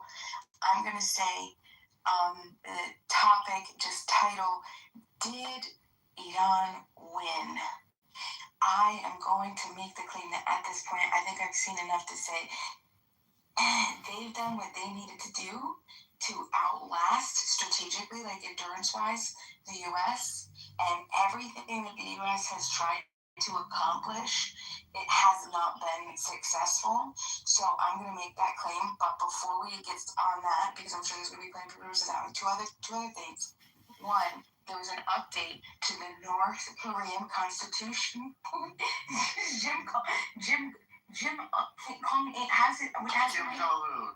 Jong-un, thank you. He's freaking out over there. He wants to be involved so bad. He's so sad that he's just changed the constitution that if the leader gets assassinated, there shall be an immediate nuclear bomb. So I'd like to talk about whoever's unmuted. The feedback is killing me. You know, my brain can't do that. If you could just mute up. It's Bow Wow. Don't click on his profile. So the question is, how would we handle something like that? I mean, I think he pretty much just put himself and his country into, I'll let you guys discuss that, because now how will we handle, right? I'll leave that open to you guys. Right. And then the third topic, real quick, is just the hantavirus thing. We know that we had this cruise. The cruise is going on. Some guy is on the cruise. He gets off he dies on the cruise. 70-year-old man. He gets off the cruise with his wife. They don't test him for anything specific. He's now the wife is traveling through the airport. She ends up getting taken off a plane, and then she dies in the airport. They still don't test for anything. Then another guy, a British guy, he ends up dying. So now they test it. Okay, now he has hantavirus. Now they figure, oh wow, we have hantavirus, anti-strain, human-to-human transmission. Interesting. 47 people had gotten off at this one point where they had gotten off. So now we have a bunch of people just flying around the country or flying around the world, going, whatever. We have one now positive American that has tested positive for hantavirus, and it seems that it was from the Dutch cruise ship, the Hondius, and so this is interesting because a lot of people are talking about, this whole thing. So that's something else that we could talk about. And those are the 3 topics. Thank you. I just want to say, when it comes to the hantavirus, it's interesting. Hold on. There is something that I bring up the aliens. He's the fucking mod, bro. Chill out. I'll let you talk next. I just want to kind of set the ground rules. Look, those are great topics. Let's try and pass the mic after making one point. Let's not pancake. So Pepe wants to talk about the hantavirus. Go ahead, Pepe. What you got on the hantavirus? Virus. So that is something that when I was in middle school, so my dad worked for the federal government, and we would have to go to different parts of the country, and then. Aren't you supposed to like make a point and then pass the mic? Amazing. So, so when it came to the Four Corners region, which is Navajo country, the hantavirus, that was something that was happening. People were just dropping dead. While they were, driving in their cars, all kinds of weird shit. That is something that you still, if you look at the communicable disease reports here in Arizona, the hantavirus is something that you still get every year. There's several people who will get diagnosed with it. Now, this is something similar. I mean, it is a hantavirus, but it's a little bit different, I guess. That it's not quite the same as the one that you would get here, but I don't think that it's from everything I've heard, it's not something that is easily. It's more transmissible. Yeah, Democrat and like administration, they would probably try to lock us down and overblow us, but amazing. It's not going to happen like that, bro. Amazing. So it is something. Is this the Pepe show? Can you like make a point and then just go on mute and pass the mic? Shut your goddamn Joe, can you do your job? So look, let me help you out. Shut the fuck up. We're just trying to make points and pass the mic. So look, the hantavirus is rather largely overblown. If you look at the past years, there's been more cases of the hantavirus than what we've had so far. It's rather just a media hysteria. It was kind of hard to catch it, so only a few people would, and of course it is like a horrible illness. But this, I guess it was there's a variant of it in South America. Watchers, there was a bird watcher basically. He was by a landfill. He was by a landfill. In a landfill. It was actually in a fucking landfill. It was literally pictures of a bird. Yeah, Why the endangered bird. Why are they doing bird watching by a dump? Because where they congregate. Yeah, I don't know. They congregate by the landfill, picking up resources. Really? Oh yeah, they want to try to, And then they were stepping over dead rats with droppings, and then like they apparently hailed certain contaminants from the actual fucking droppings itself. Piss or shit, yeah, it's the piss that. Piss or shit. Okay, at least when it comes to epidemiologists, with here in Arizona, where hantavirus, this was a state that was the most affected by it, at least in North America. Going on a few decades, it's not something that's easily transmissible. Right, it's rarely transmissible, but once you catch it, it's a 40% survival rate apparently. It's a horrible illness to be. To catch, but it was not. Look, they have tracked patient Bureau to. They did visit an Argentina dump where rats were present. They were bird watching or something. Yeah, so that's what we're talking about there. Ornithologists or whatever their nomenclature, what they are, their hobby practice is he's an ornithologist or whatever. He studied birds. Yeah, he was. That's right. But no, it's 40% survival rate. It's rarely transferred. It barely is able to go from human to human if it jumps. So they're thinking that maybe possibly rat droppings itself or contaminants or rat droppings entered the actual ship, and it's like touched other people. People were able to smell it and somehow got airborne. But it's like there was another epidemiologist came on TV and basically said you guys basically have to have almost like anal sex essentially to have to transfer the fucking hantavirus like that. Like it's very, very, very, very, very rare.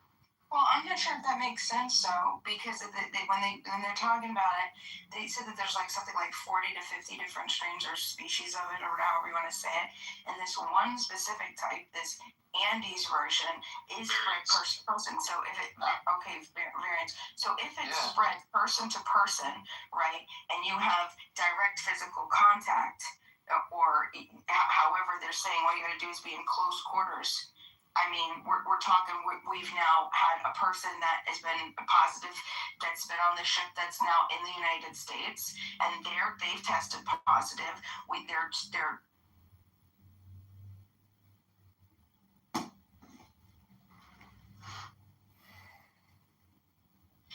This is a lot of whatever. So, I mean, I'm going to challenge to say that the Andes version specifically, I do think it's airborne. Not in like the measles type airborne, but I'm saying it's right. But that's not this person because these people were all aerosol droplets. Isn't it how Jane Hampton died? Isn't that how Jane Hampton's wife died?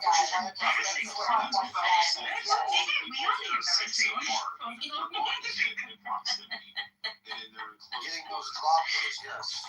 It's aerosol. And research it, research it into a certain type of, what do they call that fucking, yeah, not Ecuador, but the Andes mountain, like, rats that have certain trends, like, yeah. Well, don't you think though? Do you believe that, like, I mean, not to bring conspiratorial kind of crap, but like, don't you think the media kind of is also their job to bring dramatization? And now everybody's just latched onto it. They were trying to do what the measles, remember? Yeah. They were trying to do what the measles, RFK, I started to think that. That was the one that was hepatitis A. Today I saw this they're talking about like it's finally springtime here. The sun's beautiful, maybe the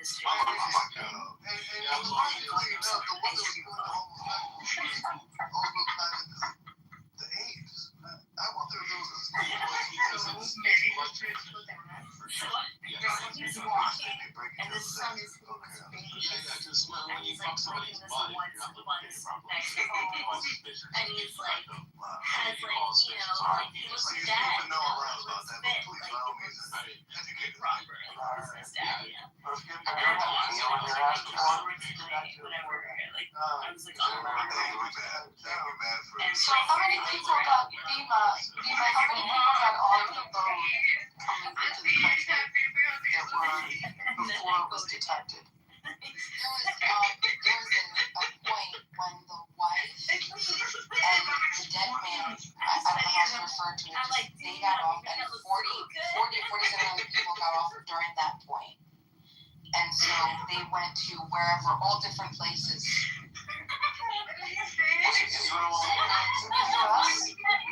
No, it was some other location. I think it was off of Cape Verde.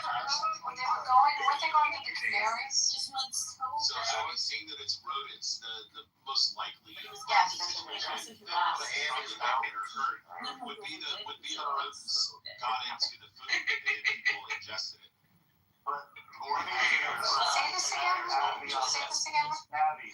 So if you have rats on the boat, and the rats are on the boat, they have this virus, and then they're laying droplets and urine, and they're also speaking on bread and stuff like that. So people aren't properly checking, you know, the food products, and then people are ingesting it. That would be in real life? So let me just interject real quick. Look, the CDC reports there's been no outbreaks in America from the Andes hantavirus right now.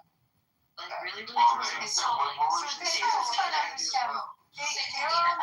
They're on this ship, and the ship then goes from South America, crosses the Atlantic, and like makes me feel and ends up in the Canary Islands.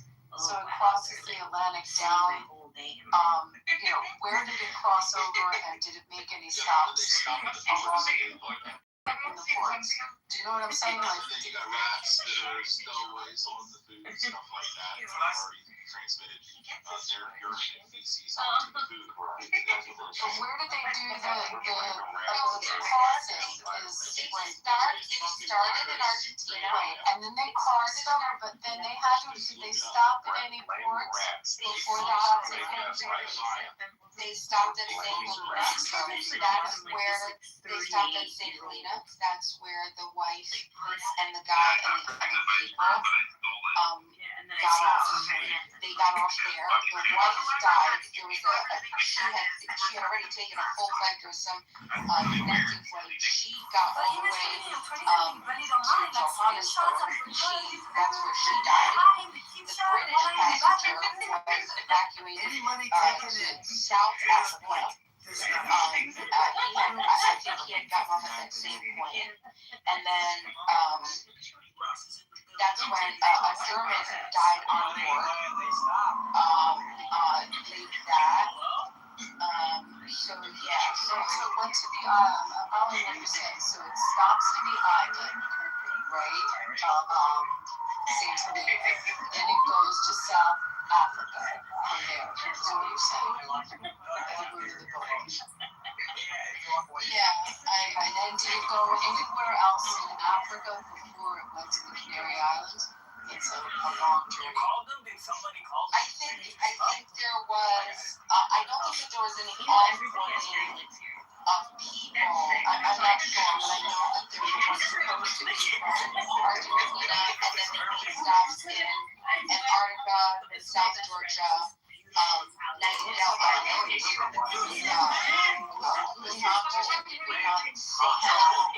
and then Ascension Island. So those were the. That was the trajectory of the ship. St. Helena, I would assume, the route.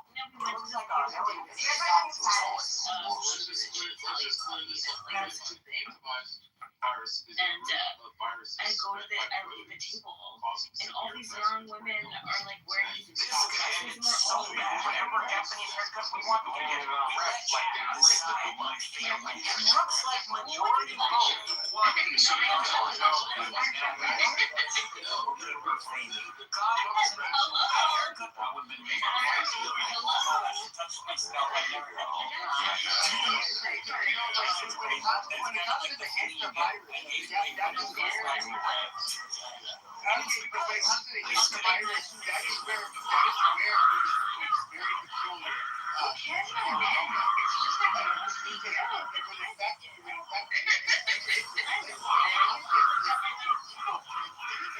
This is why walking through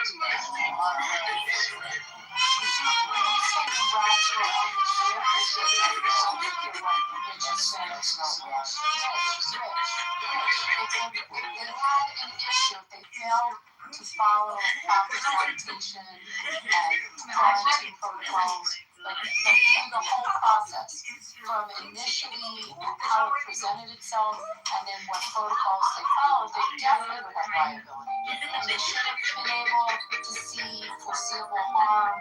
You know, did they properly inform the passengers of the outbreak? I mean, you go through the whole analysis of that. I mean, even if it came onto the boat and it wasn't their fault, there still are protocols when there's an outbreak.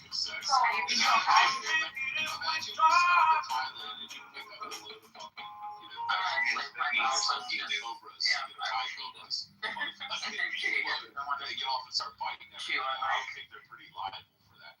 It's different than the people just talking about. There's maritime law. I mean, not to get into all these specifics of it.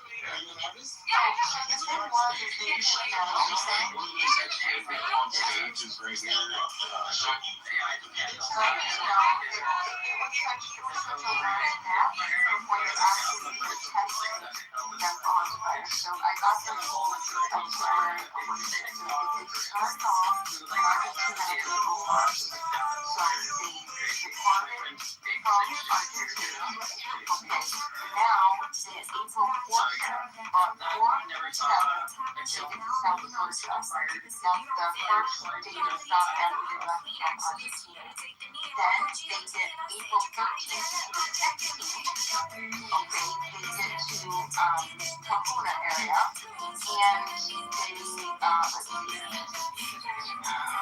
and Nightingale Island.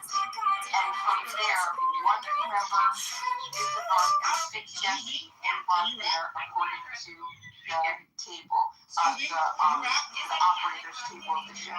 Now, hold on, what was the period of when they were, so the period was, let's see, the first patient died on board on April 11th. Okay, so keep that in mind. The first patient died on board, the civilian died on April 11th. So let me go back to... You said on the 13th. So it had to be before the Right. So from April 4th to 7th, they were, and that was the first stop. Then April 13th to 16th, they stopped at the Puna area. The stop for a second. You said there was a death on the 11th. Right. Yeah, they had knowledge on the 11th, and they said, unfortunately, he died. Probably natural causes or something like that. Like they had no idea. All the way April 27th. So the first guy died April 11th. He was known about the series. Once he died, So the guys on the 11th, they just keep the body on board? Do they evacuate the body? The body kept on board until they got off to April 24th at St. Helena. So from April 11th to April 24th, the guy died April 11th. They took the body off April 24th at St. Helena. Then, I'm not reading an article. I'm reading a bunch of articles telling that It's a vibrant, even that theory. Hold on. What do you mean I'm reading a whole article? Where's part of it wrong? Actually, they still can't this. So why don't they I still do. I'm wearing skating shoes raining. They don't skate, you wear the shoes. Oh yeah, what's it called? So it gets to a point where you get like really tired getting hurt. Like I don't mean like I was like doing little shit. I was jumping stairs and shit. I just want to say that as a bald man, you never see bald men complaining about like the discrimination that bald people suffer at the hands of women, employers, neighbors, people on the internet. Like you never see bald people, claiming that there's this disenfranchisement.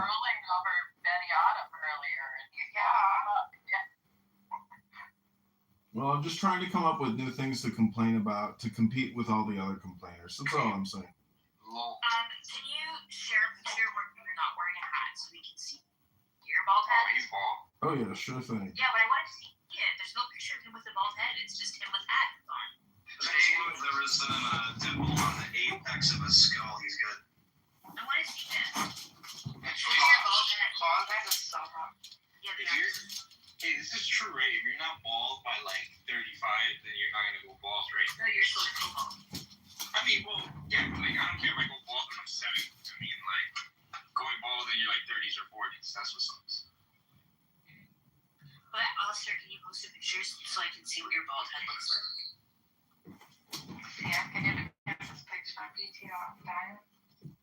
Do you think bald heads look like big penises? No.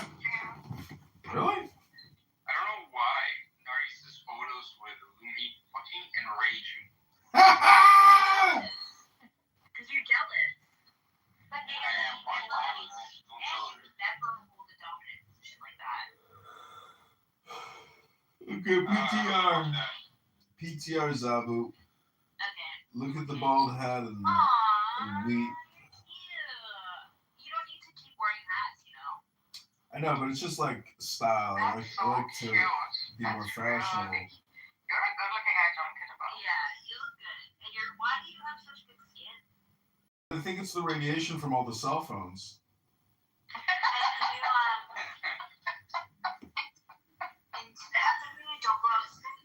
I pour myself a beer mosa and lay in the sun butt naked and tan my butthole. Oh my god, is your butthole hairy?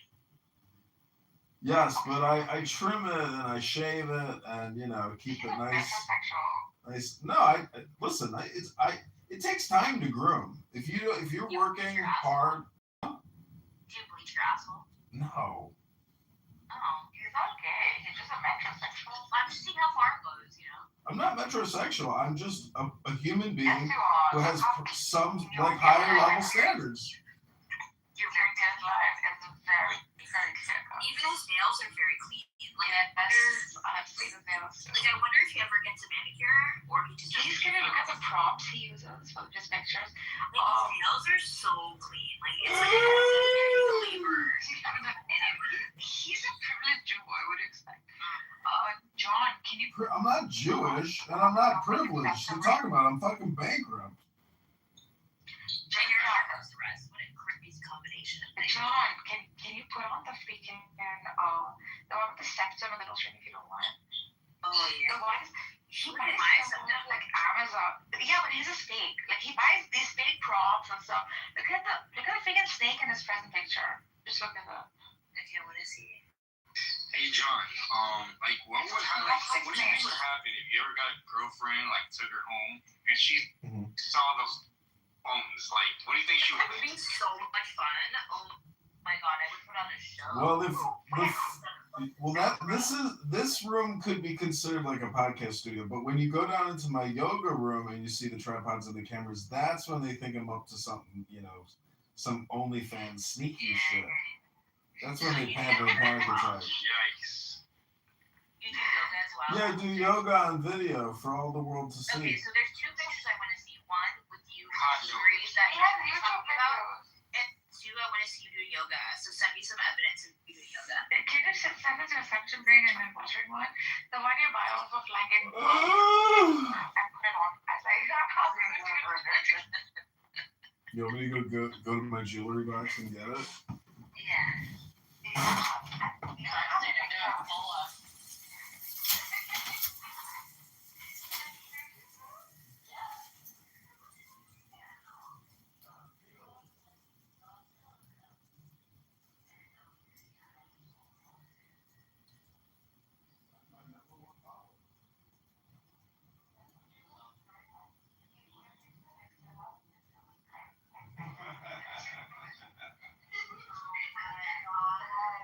She was pissed.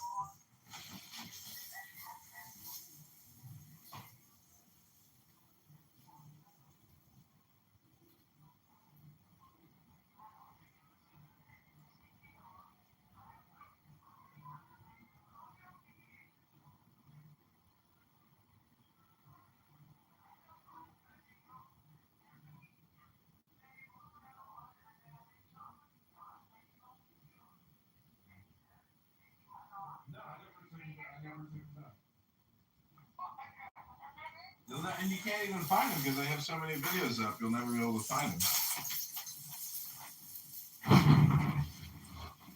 Okay, Why are you picking your nose in this video? Sometimes I pick my nose live on camera. I just, Why? Sometimes I don't even put a shirt on. Which video is that? I don't see it. Well, I try to put a shirt on now because I'm running for political office, and what kind of a politician films himself without a shirt on YouTube?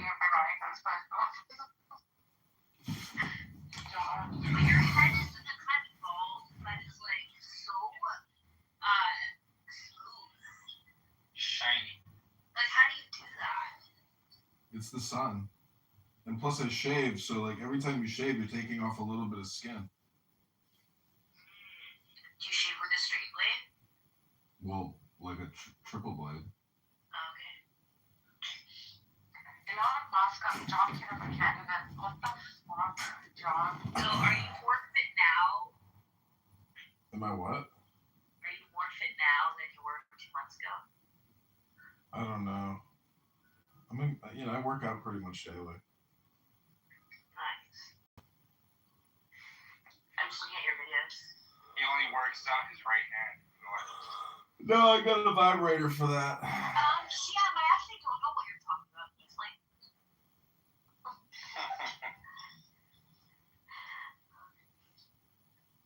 Okay. John, like, I had over 100 people vote for me for Congress.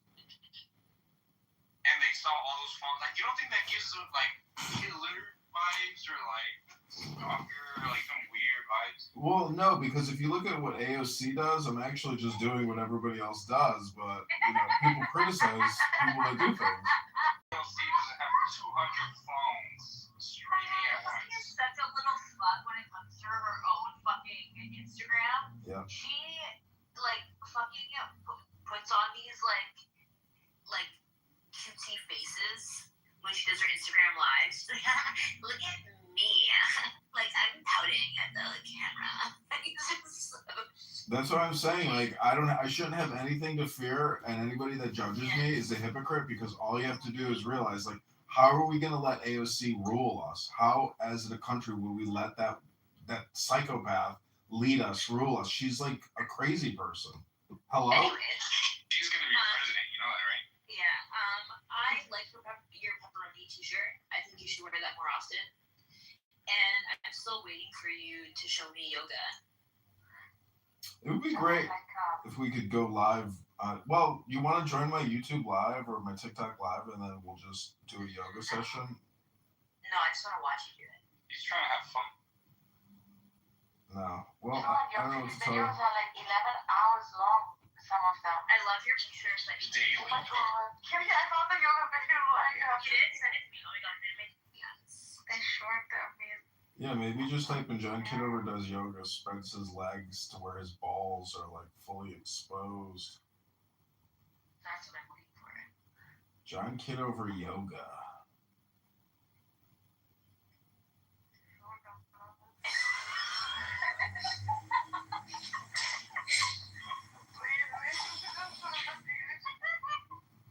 Okay, well, I found a good one.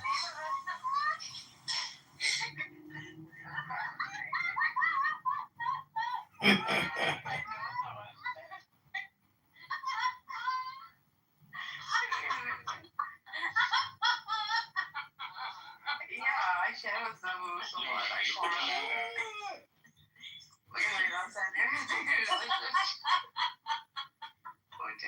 Oh my god, you're actually doing yoga. He's actually doing yoga, yeah. Oh yeah, look at him do. There's We subscribe to his OnlyFans. He's doing like hot yoga, but Is this the hey John, have you started your OnlyFans? That's what wants to know. You have something on your pants though.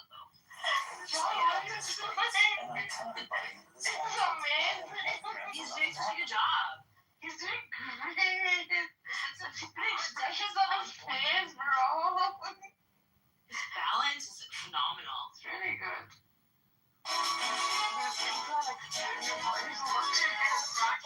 Yeah, that's a fucking awesome shot right up in there.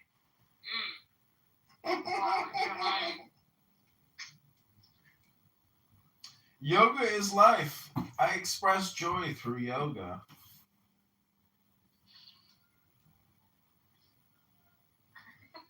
See, You're kind of cute. yoga is actually, is this still called the Gnostic room? See, yoga is actually gnosis, because when you actually log off of Clubhouse. Do you want to do a guest lecture in my philosophy of yoga class? Sure. Okay.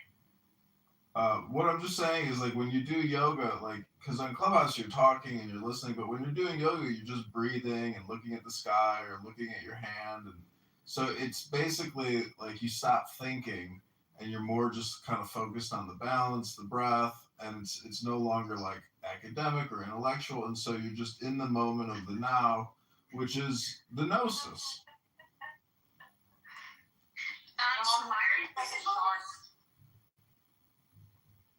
Why are you single? I don't understand. I don't know. I think it's because of my social media presence, to tell you the truth. That's probably the reason why. Well, you seem kind of fun, so good for you. I probably don't agree with your politics, but you seem like a nice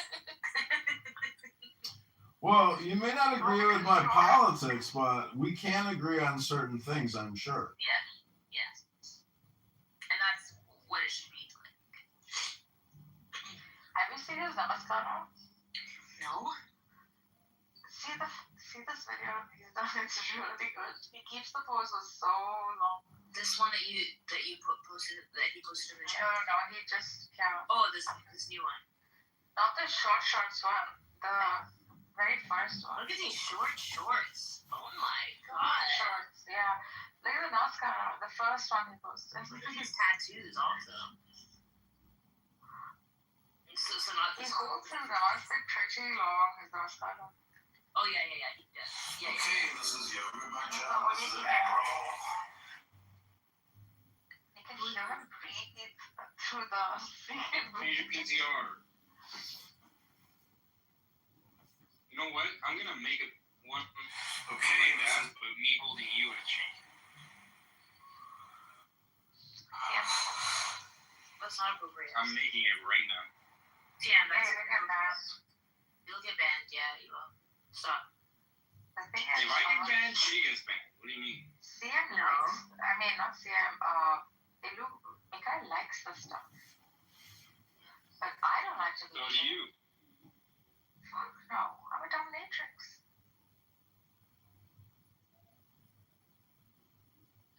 I don't think so.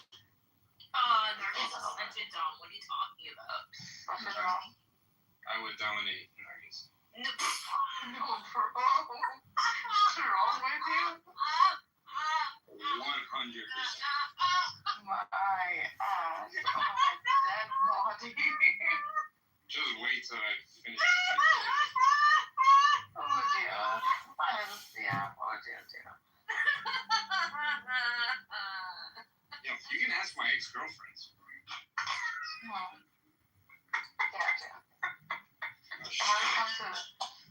Yeah, Dr. Z, I was joking, by the way. Oh my god, I forgot Sam's crush on Dr. Z. yeah, that's more likely. It's Yeah, more plastic him crush. having a crush on Dr. Z is more likely than him ever being a Dom. Dude, he's had this crush on Dr. Dr. Z Z for the would longest time. dominate him hard. So much. Saying she would yell at him all the time. Tell him the signs of the Quran now. Who's grabbing my dog? Now. Which volcano are they sitting in? Which one? Now.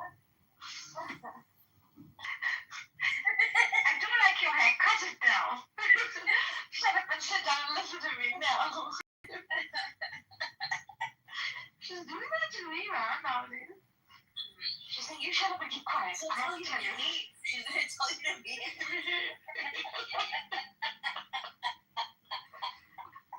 How many I love you messages I just sent to Dr. Z? Oh, let's come back. You're wasting your time. Bro, I've known Dr. Z for like 5 years now. Yeah, but she isn't offering you the same courtesy. He does it, but that's because she's like that. I'm not. Yeah, but I mean, she sounds I do cross lines with her, obviously. Yeah, but she's Is she married? She's Yeah, married. She is? She seems mean. Yeah, she's very mean. Seems like. So can you. Yeah. No, not a lot. Me? No, Kimmy's so mean. What are you She talking reminds me of a about? little puppy. She is mean, that's right. But she has cute physics. Cute choice, no? It's like, how like a little child, no other choice. And I think we are strong enough to take care of ourselves, and if need, we should be even stronger. We are modern people, good science and technology. I think we have the arms are inferior. I wouldn't like to say that, but I think it's fighting. Yeah. How do you see the role of the superpowers in the Middle East? Russia. Or support the Arabs if the Arabs decided to leave? No, not really. I think that Russia wants. I can imagine her cutting and pasting verses of the Quran and that video, you got it. Saying like how the microwave utilizes waves that are like passes across and talk about those videos. There's also, you know what the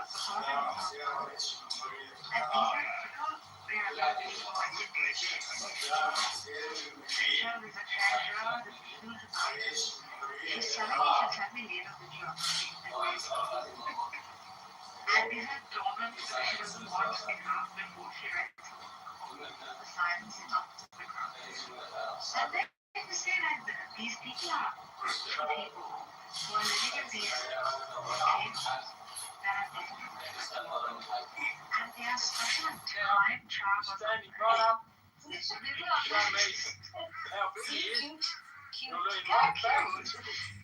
you use that palm as a spring, and you come forward. And this whole thing is this time. In the volcano. Now, stop, come on, come and in. This And volcano go is down. dormant at the moment.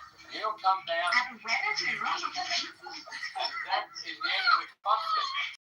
these people will rise and come out. I wonder if they get charred or burned. Like, how are they going to face lava? Like, I actually figured that Matthew started to sort of use a couple of scientific references when he was talking. Dr. Z very frantically texted me on my phone and said, Agnes, what is he doing? And I said, what? He's wobbling. She's like, no, what is he doing? I said, what? He's using science like me. I'm like, I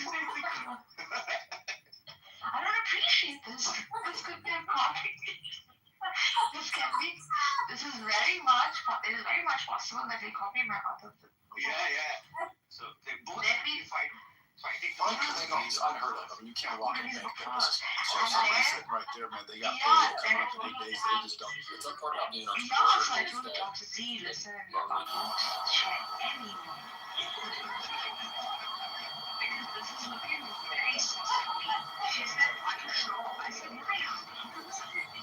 Next time you're around, it's actually dead quiet. And he said, oh, Dr. Z is a conscious, he's talking in his drinking water. So to me, his eyes. And she said, yeah? Do you have any more explanations?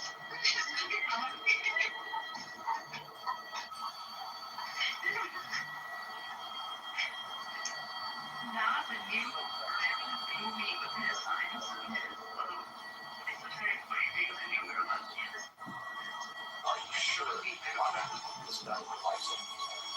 I want you to know we've never knowingly condone or accept someone taking a wager of their entire life savings. I'm sure everybody just give me a head nod and get started.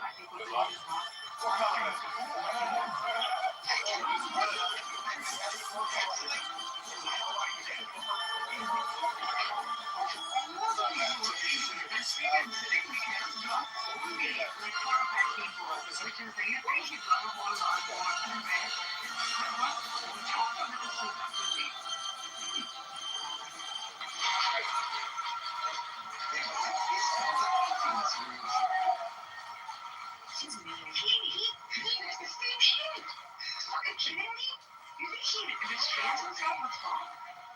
I mean, with me, he thinks it's like somehow we feeling going on. With her, she's proper as heck. She's not anything.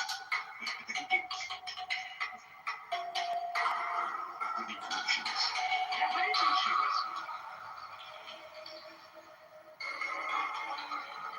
She has her moments where she's lets go, like. I make lawyers more rich and Yeah. Oh, she's really nice. Yeah, she's fancy nice. She's a fancy fancy.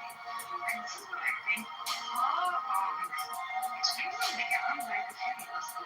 She was studying like a risky feminist in the Open English. Really? I'm telling you, she spied out with these guys. hey, I slap socks. Giving it all to the freaking men. Oh, we, the women, what can we do? Can we even be prophets? I freaking, I was like, I'm a part-time man. Yeah, it's People think this is just a project. they're wrong. Like, I was quite academically, like, laying out my premise, whatever. So the goddesses were frequent. It stopped. I was at a positive point like that. Matriarchy. Yeah, Dr. Z, I was talking about you. Dr. Z's explanation was no, like a prophethood is a very hard job. Not all women have taken it. They want to do it. Okay, so you can grant some like he has to travel, he has to fight wars, etc. But doesn't have to fight wars. Do you not agree with me? Like Buddha never fought a war. He too can be considered like a spiritual leader, right? Who changed the planet of his people. One of the 125,000 prophets. No, I don't think Buddha is included in that list. Yeah. It's unnamed, right? It's unnamed, yeah, it could be. Because he's also introducing the Eightfold Path, right? And the Four Noble Truths. Yeah, these are pretty much in sync with like Islamic. Yes. And even like amongst the women, I think like Mary could definitely have been like one of the prophets. 7 families, 7 emirates, 1 country. Let me explain how this country operates. It's a federation. Each emirate has its own ruler, their own laws, their own personality, but they all work together as one. Abu Dhabi, Sheikh Mohammed bin Zayed, the capital, the oil, the wealth, long-term thinking, 7 families, 7 emirates, 1 country. Let me explain how this country operates. It's a federation. Each emirate has its own ruler, their own laws, their own personality, but they all work together as one. Abu Dhabi, Sheikh Mohammed.